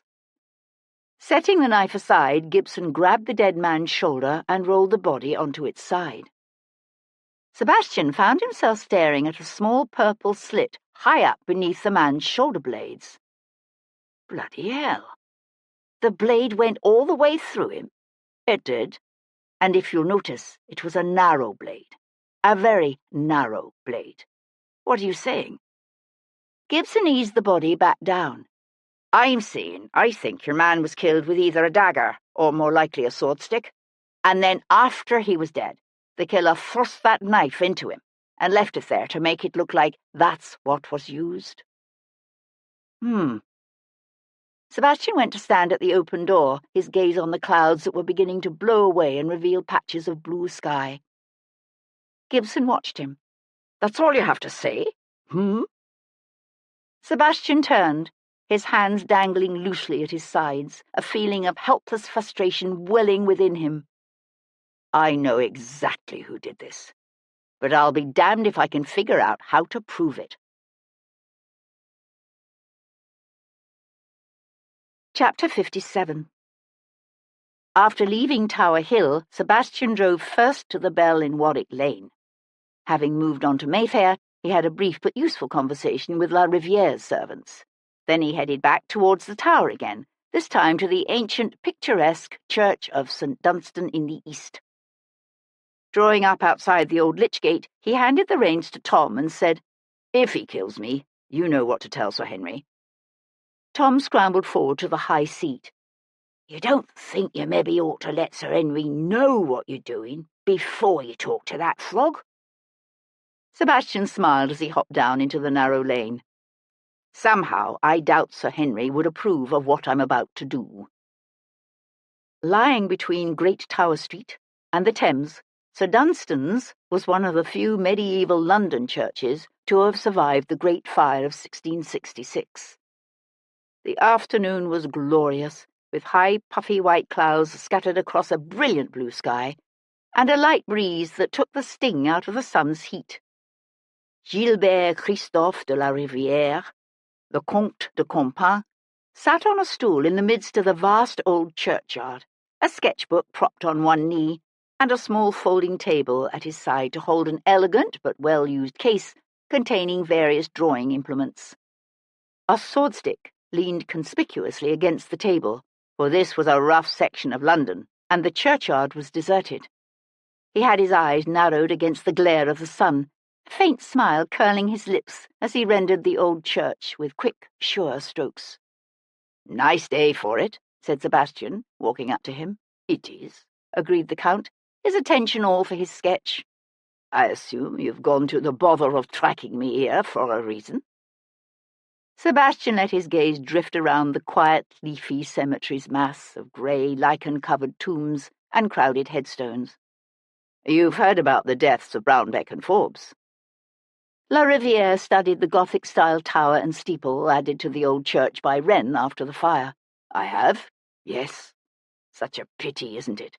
Official word is that it's the work of footpads, although I'm hearing whispers that they actually killed each other, or else one killed the other and then committed suicide. Oh? I hadn't heard any rumours of suicide. Who started that? Le Riviere gave a very Gallic shrug. I've no idea. You know how people are.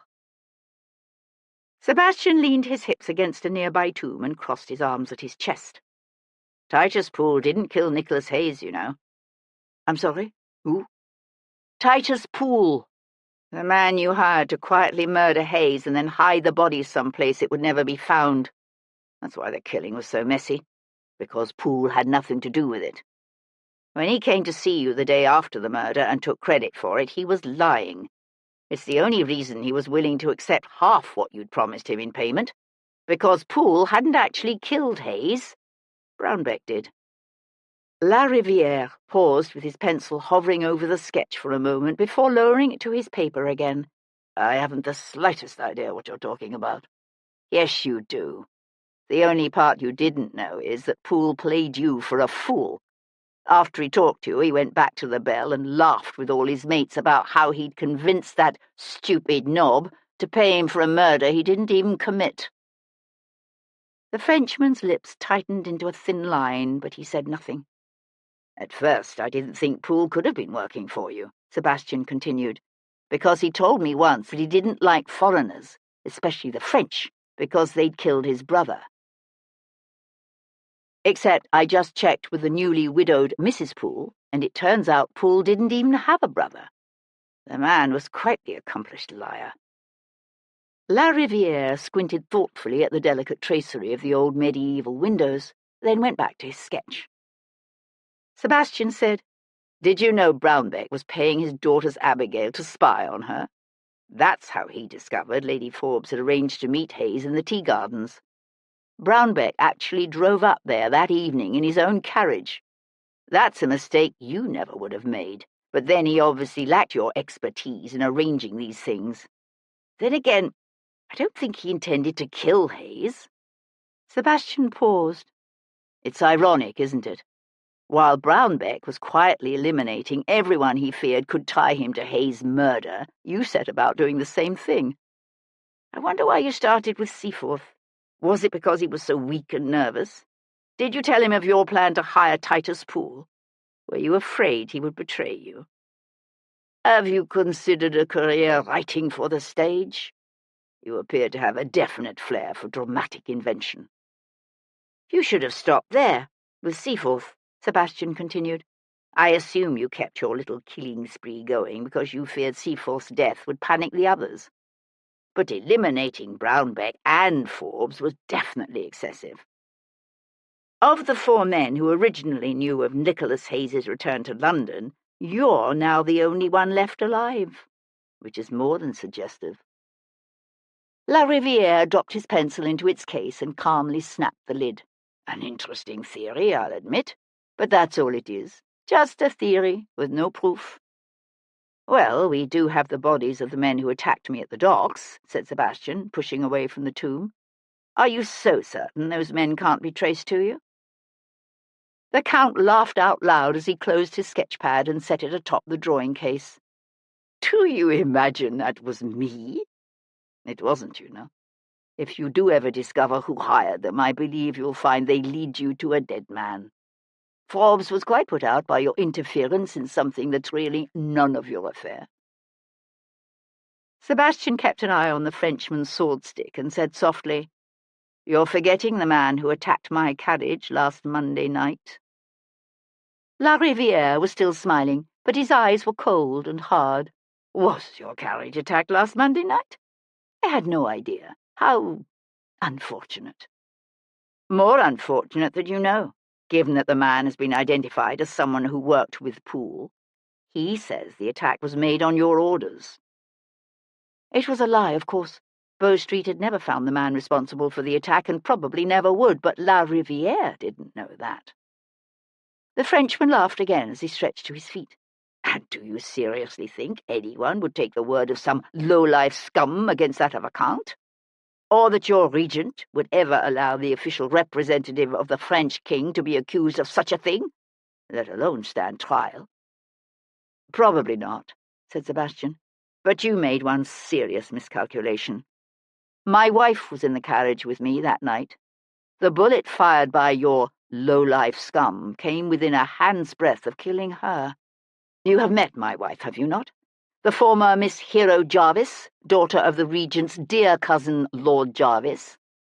So, you see, you don't need to worry about anyone trying to arrest you. Once he learns what happened, Jarvis will take care of you himself, quietly and efficiently." Lunging sideways, Lariviere snatched up his sword-stick and with a quick twist of his wrist freed the blade to bring it hissing through the air.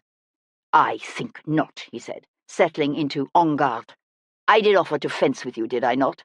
Only you seem to have forgotten to bring your sword, monsieur." Sebastian leapt sideways as the Frenchman lunged forward in a straight attack, the steel of his blade flashing in the sunlight. Circling around him, Sebastian grabbed the wooden camp-stool and brought it up before him. "Interesting shield," said Lariviere, his blade tracing a mocking figure 8 in the air. Sebastian smiled. "Not much of a sabre, yet it can be amazingly lethal," said the Count, launching another attack. Sebastian ducked behind a tombstone. "I saw what it did to Forbes. That knife was a decidedly clumsy attempt at misdirection, by the way, but obviously effective." Lariviere moved in with a lightning flicker of steel. Sebastian dodged behind a table tomb so badly broken that its inhabitants' scattered bones were clearly visible amidst the rotten remnants of his coffin and shroud. "Hiding behind the dead now, are we?" said Lariviere with a smile. The Frenchman was light on his feet, his shoulders straight, his wrists strong and agile.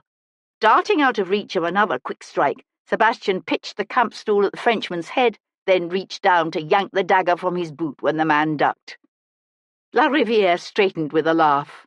"Oh, dear Monsieur le Vicomte, I fear your blade is a tad too short."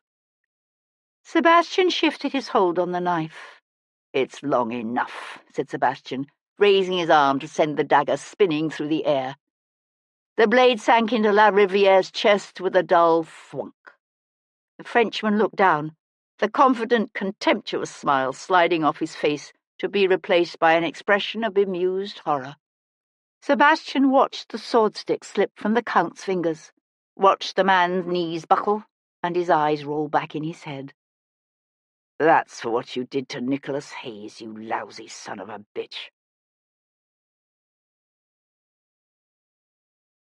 Chapter 58. "In a sense, they all killed Nicholas, didn't they?" said Calhoun. He was standing beside the empty hearth in Sebastian's dressing room and staring unseeingly at the cold grate. "Brownbeck might have been the one to swing the sickle, but they all contributed to bringing Nick to that moment." Sebastian looked up from washing his hands and face at the basin. "I think you can say that, yes." Calhoun turned to hand him the towel. "I'm glad they're all dead." "So am I." The valet started to say something, then hesitated. "What?" prodded Sebastian. Calhoun drew a steadying breath. "I wasn't strictly honest with you, my lord. When I told you how Nick came to escape Botany Bay, I mean. I said the soldier caught in that flood with him was already dead when Nick found him. But Nick told me he killed the man. Said he was desperate to get away, and the man was one of the guards who tormented him something fierce. But that killing still bothered Nick, even after all these years." "Why did you feel the need to change the story?" "I don't know. I suppose I was afraid you'd think less of Nick if you knew the truth. See him as the rogue everyone claimed he was, rather than the admirable man I knew him to be." "He was admirable," said Sebastian, taking the clean shirt Calhoun held out to him. "Loyal, brave, and strong. I wish I could have known him." His lips pressed into a tight line. Calhoun met Sebastian's gaze and nodded. "The papers will be told Lariviere died of an apoplexy," said Jarvis later that evening, his face dark with anger as he stood in the centre of Sebastian's library. "Not footpads this time." Sebastian poured himself a brandy, then raised the carafe toward his father-in-law. "Are you certain you won't have a drink?" "No, thank you," said Jarvis. Fortunately, the French have agreed to keep the truth quiet. The truth? Do they know the truth? As much as was considered necessary. Oh? For their sake or yours? Jarvis's jaw tightened. A French count, a British earl, a director of the East India Company, and the man expected to become the next Lord Mayor of London are all dead because of you. And you consider this a time for levity? Ah, yes. If only I had minded my own business and allowed 4 powerful, loathsome, murderous men to continue to walk unmolested amongst us, we would be so much better off. Jarvis's eyes were now 2 narrow slits. You find it amusing that you just killed a close friend of the newly restored King of France? Sebastian took a sip of his brandy and shook his head. Louis never liked him. He was only close to Louis's brother Charles, and you know it. Charles will be king soon enough, undoubtedly. But he won't rest easy on the Bourbons' newly recovered throne. I wouldn't be surprised if the French have another revolution in 10 or 15 years. You're mad. You think so? Ideas can be repressed for a time, but they can't be buried forever. By which I take it you mean this ridiculous notion of democracy. Jarvis sneered the word. If we lose the legitimate rulers given us by God, we'll simply have more tyrants like Napoleon, thrown up by the mob, except they'll be worse. Worse than the crown tyrants? It's possible, I suppose. But what the people raise up, they can also pull down. Is that the kind of world you want to live in? I'm not convinced we're going to have a choice. Of course we have a choice, but you just imperiled it. Sebastian laughed out loud, then drank long and deep. I think you give me too much credit. Monday, the 20th of June. Kate Forbes sat on a gilded, satin-covered chair in the midst of her spacious, beautifully appointed drawing-room. She wore the deep mourning that society expected of a woman who just lost both husband and father. But Hero thought her attitude was more that of someone who'd just been set free. I'm glad they're dead, she told Hero, her face set hard. Does that sound horrible? The only reason I agreed to marry Forbes was because my father told me he'd take away my baby if I didn't. Forbes promised that if the child was a girl, he'd raise her as his own. She paused to draw a shaky breath. You know the survival rates for infants left to the parish or given to foster mothers. They almost all die. I realized there was no way I could save a son, but if by marrying Forbes I could save a daughter, I decided it was worth it. She twisted her hands together, her head bowed. Of course, it was all a lie. I'm sorry, said Hero, her heart breaking for the desperate young girl this elegant woman had been. Kate's head came up, her eyes fierce. I've hated Forbes for 18 years. Hated them both. I feel like a hypocrite wearing black for them. Pushing up, she went to stand at the window. Outside, the day was sunny and warm, and with just the hint of a breeze. From the distance came the laughter and shouts of children playing around the square's water basin. No one's found any trace of Nicholas's child? I caught a glimpse of her this past week when I was interviewing a blind musician in Clerkenwell Green. And thinking it over, I've realized I may know how to find her. Tuesdays for Leicester Square, Alice had said. Wednesdays for Clerkenwell. It could simply have been a coincidence that G had reportedly been seen in Leicester Square on the same day Alice always played there. But the more Hero thought about that morning on the green, the more she'd become convinced that Alice had been lying, that the blind woman and G had been there together. So far, Calhoun's attempts to track down the hurdy-gurdy player had been unsuccessful, but tomorrow was Tuesday. Kate turned, and Hero saw the leap of hope in her eyes. You do? Even before Forbes died, I was determined to find a way to care for her. But now I can do whatever I want, and I want that child more than anything in the world. Can you take me to her right away? Not right away, said Hero, but I have an idea. Tuesday, 21st of June.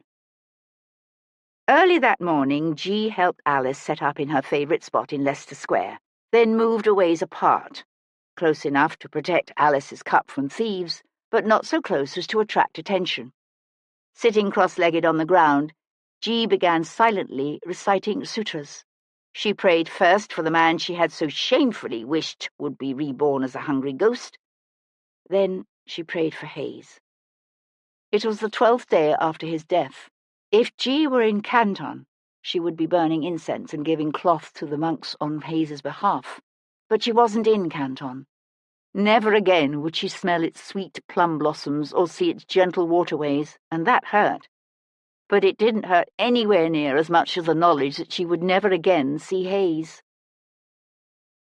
When G was a little girl in Canton, she used to stare at the faces of random women in the street, looking for the faintest suggestion of a resemblance, the arch of a brow, the curve of a lip, and she'd wonder, "Are you my mother? Are you the one who conceived me after lying with a man your family considered a barbarian, so that when I was born they took me from your arms? Were you horrified when you looked down at my face and saw the truth of your shame written there for all to see? Were you relieved when they carried me away to leave me on the banks of the Pearl River to die? Or did you cry out and grieve for your loss? Do you miss me still, the way I miss you? Do you search the faces of the little girls you see in the street, hoping against hope to find me?" "Oh, Gee," Hayes would say, holding her close. "I'm so sorry." He could have lied. He could have told her that she was his child, that she'd been born in love to that woman who died in childbirth just hours before Hayes, devastated and wishing for his own death, had stumbled upon an abandoned, wailing infant on the banks of the river. But instead he had told her the truth, that his child had died along with her mother. That was his way. Even a well-meaning lie can sometimes cause incalculable harm. He was always telling G. She had seen the look on the face of Hayes's friend, Jules Calhoun, when Hayes told the story of his escape from Botany Bay, about how he'd killed the ex-soldier caught up in the floodwaters with him, and then bashed in the man's face so that everyone would think it was Hayes who had died. Another man might have lied and said the soldier was already dead, but not Hayes. Years later, he was still reciting mantras for the benefit of the man he had killed. G let her head fall back, her gaze blurry with unshed tears as she stared up at the grey English sky. "I miss you," she whispered. Swallowing hard, she lowered her gaze to scan the crowd in the square, looking for potential trouble. That was when she saw him, Hayes' friend Jules, standing at the corner of Cranbourne Street, and there, nearby, was the awe-inspiring woman from the Red Lion, Grace Calhoun. The more she looked, the more familiar faces G saw. The man from the Turkish baths, whom Hayes had pointed out to her as an old friend. The extraordinarily tall gentlewoman who'd been interviewing Alice the day those men tried to grab G in Clerkenwell Green. And that other lady, dressed now in the severe black that Hayes had explained English women wore when in mourning. G recognized her as the woman they'd watched from a distance in St. James's Square, the one Hayes told G he'd once loved, that he still loved. The woman in black came closer. She stood for a time, listening to Alice play her hurdy-gurdy before stooping to drop some coins in the tin cup. Then she turned and walked right up to G. G rose shakily to her feet, ready to run. "Do you know who I am?" said the woman. G studied her pale face and yearning eyes. "Yes. Once, long ago, I loved your father. The woman's voice cracked, and she had to start over. "I love him still. I'm told he came back to England, hoping to find someone to care for his daughter when he died, and I would be honoured if you would allow me to do that. For his sake, and for yours."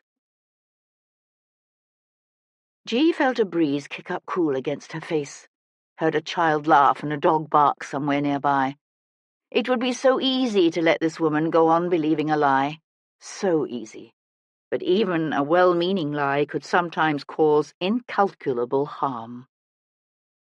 It was the hardest thing G had ever done, but somehow she forced herself to say, "I'm not his daughter. Not really. He adopted me after he found me abandoned by the river the day his real daughter and her mother died.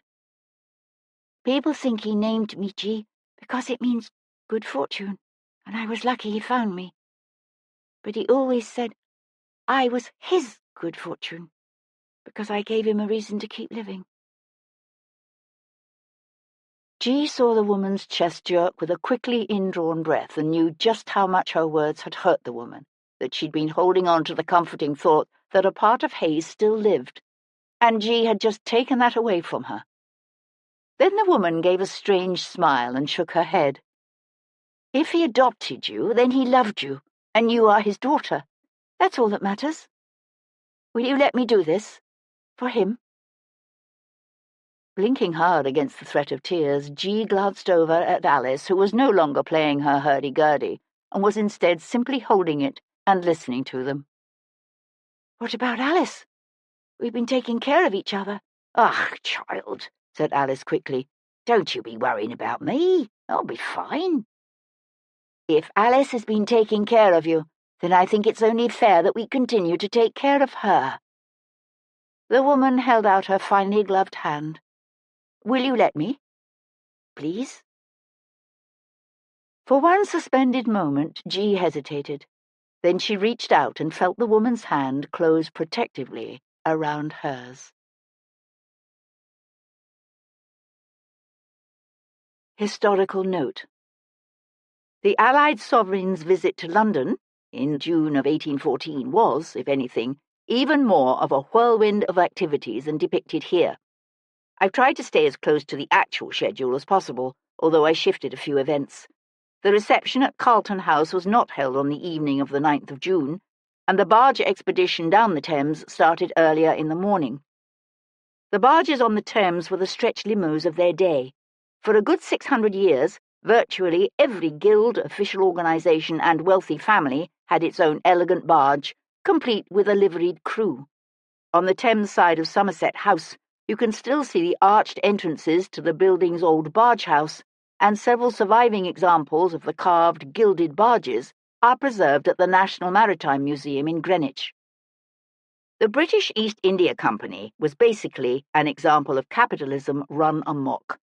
A joint stock company with its origins in a royal charter from Queen Elizabeth I, it eventually turned into an empire-building enterprise with the right to acquire and rule territory, raise an army and navy, make war, and mint money. By Sebastian's time, the company controlled most of the Indian subcontinent and had an army of more than 250,000 men, twice the size of the British Army. It was when the directors of the company ran into financial difficulties in the 18th century that they convinced Parliament to pass the Tea Act of 1773, which of course helped spark the American Revolution. The Indian Rebellion of 1857 led to the end of company rule in India, with the Crown taking direct control of what then became the British Raj. The Canton system and the East India Company's trade with China were essentially as described here. One of the most helpful books I read on the subject was Paul A. Van Dyke's The Canton Trade, Life and Enterprise on the China Coast, 1700 to 1845. Both the process for producing tea and the plants themselves were once closely guarded Chinese secrets. The East India Company did eventually manage to send in spies to discover the secret to tea production and steal some of the plants. They then began to grow their own tea in India, and what was at the time called Ceylon. The story of Britain's role in the production and spread of opium use is sordid. By forcing Indian farmers to produce opium rather than wheat, the East India Company did cause massive famines. The worst was in 1777, but smaller famines continued to occur throughout the 18th and 19th centuries. Rather than carry the opium in their own ships, the company sublet the operation to what were called country traders, private ships used to smuggle the opium from India to China. The silver thus earned was then used by the company to buy the Chinese luxury goods they shipped back to Britain. By the beginning of the 19th century, addiction levels in China had soared, and were becoming a huge problem. When the Qing dynasty finally moved decisively to put a stop to the smuggling, Britain declared war on China, twice. As a result of what became known as the Opium Wars, the Chinese government was forced to legalize the opium trade. The Opium Wars also helped to spur a wave of Chinese immigrants to the west coast of the United States. And yes, they brought opium with them. Hero's interviews with street musicians are based on the reports of Henry Mayhew. Most street musicians of the time were either blind or of foreign birth. The character Mahmoud Abbasi is loosely based on a man named Sheikh Dean Mohammed, a former captain in the East India Company who ran what is believed to have been the first Indian restaurant in London. The Hindustani Coffee House opened in George Street in 1810, but was forced to close the following year, after which Mohammed went into the shampooing business.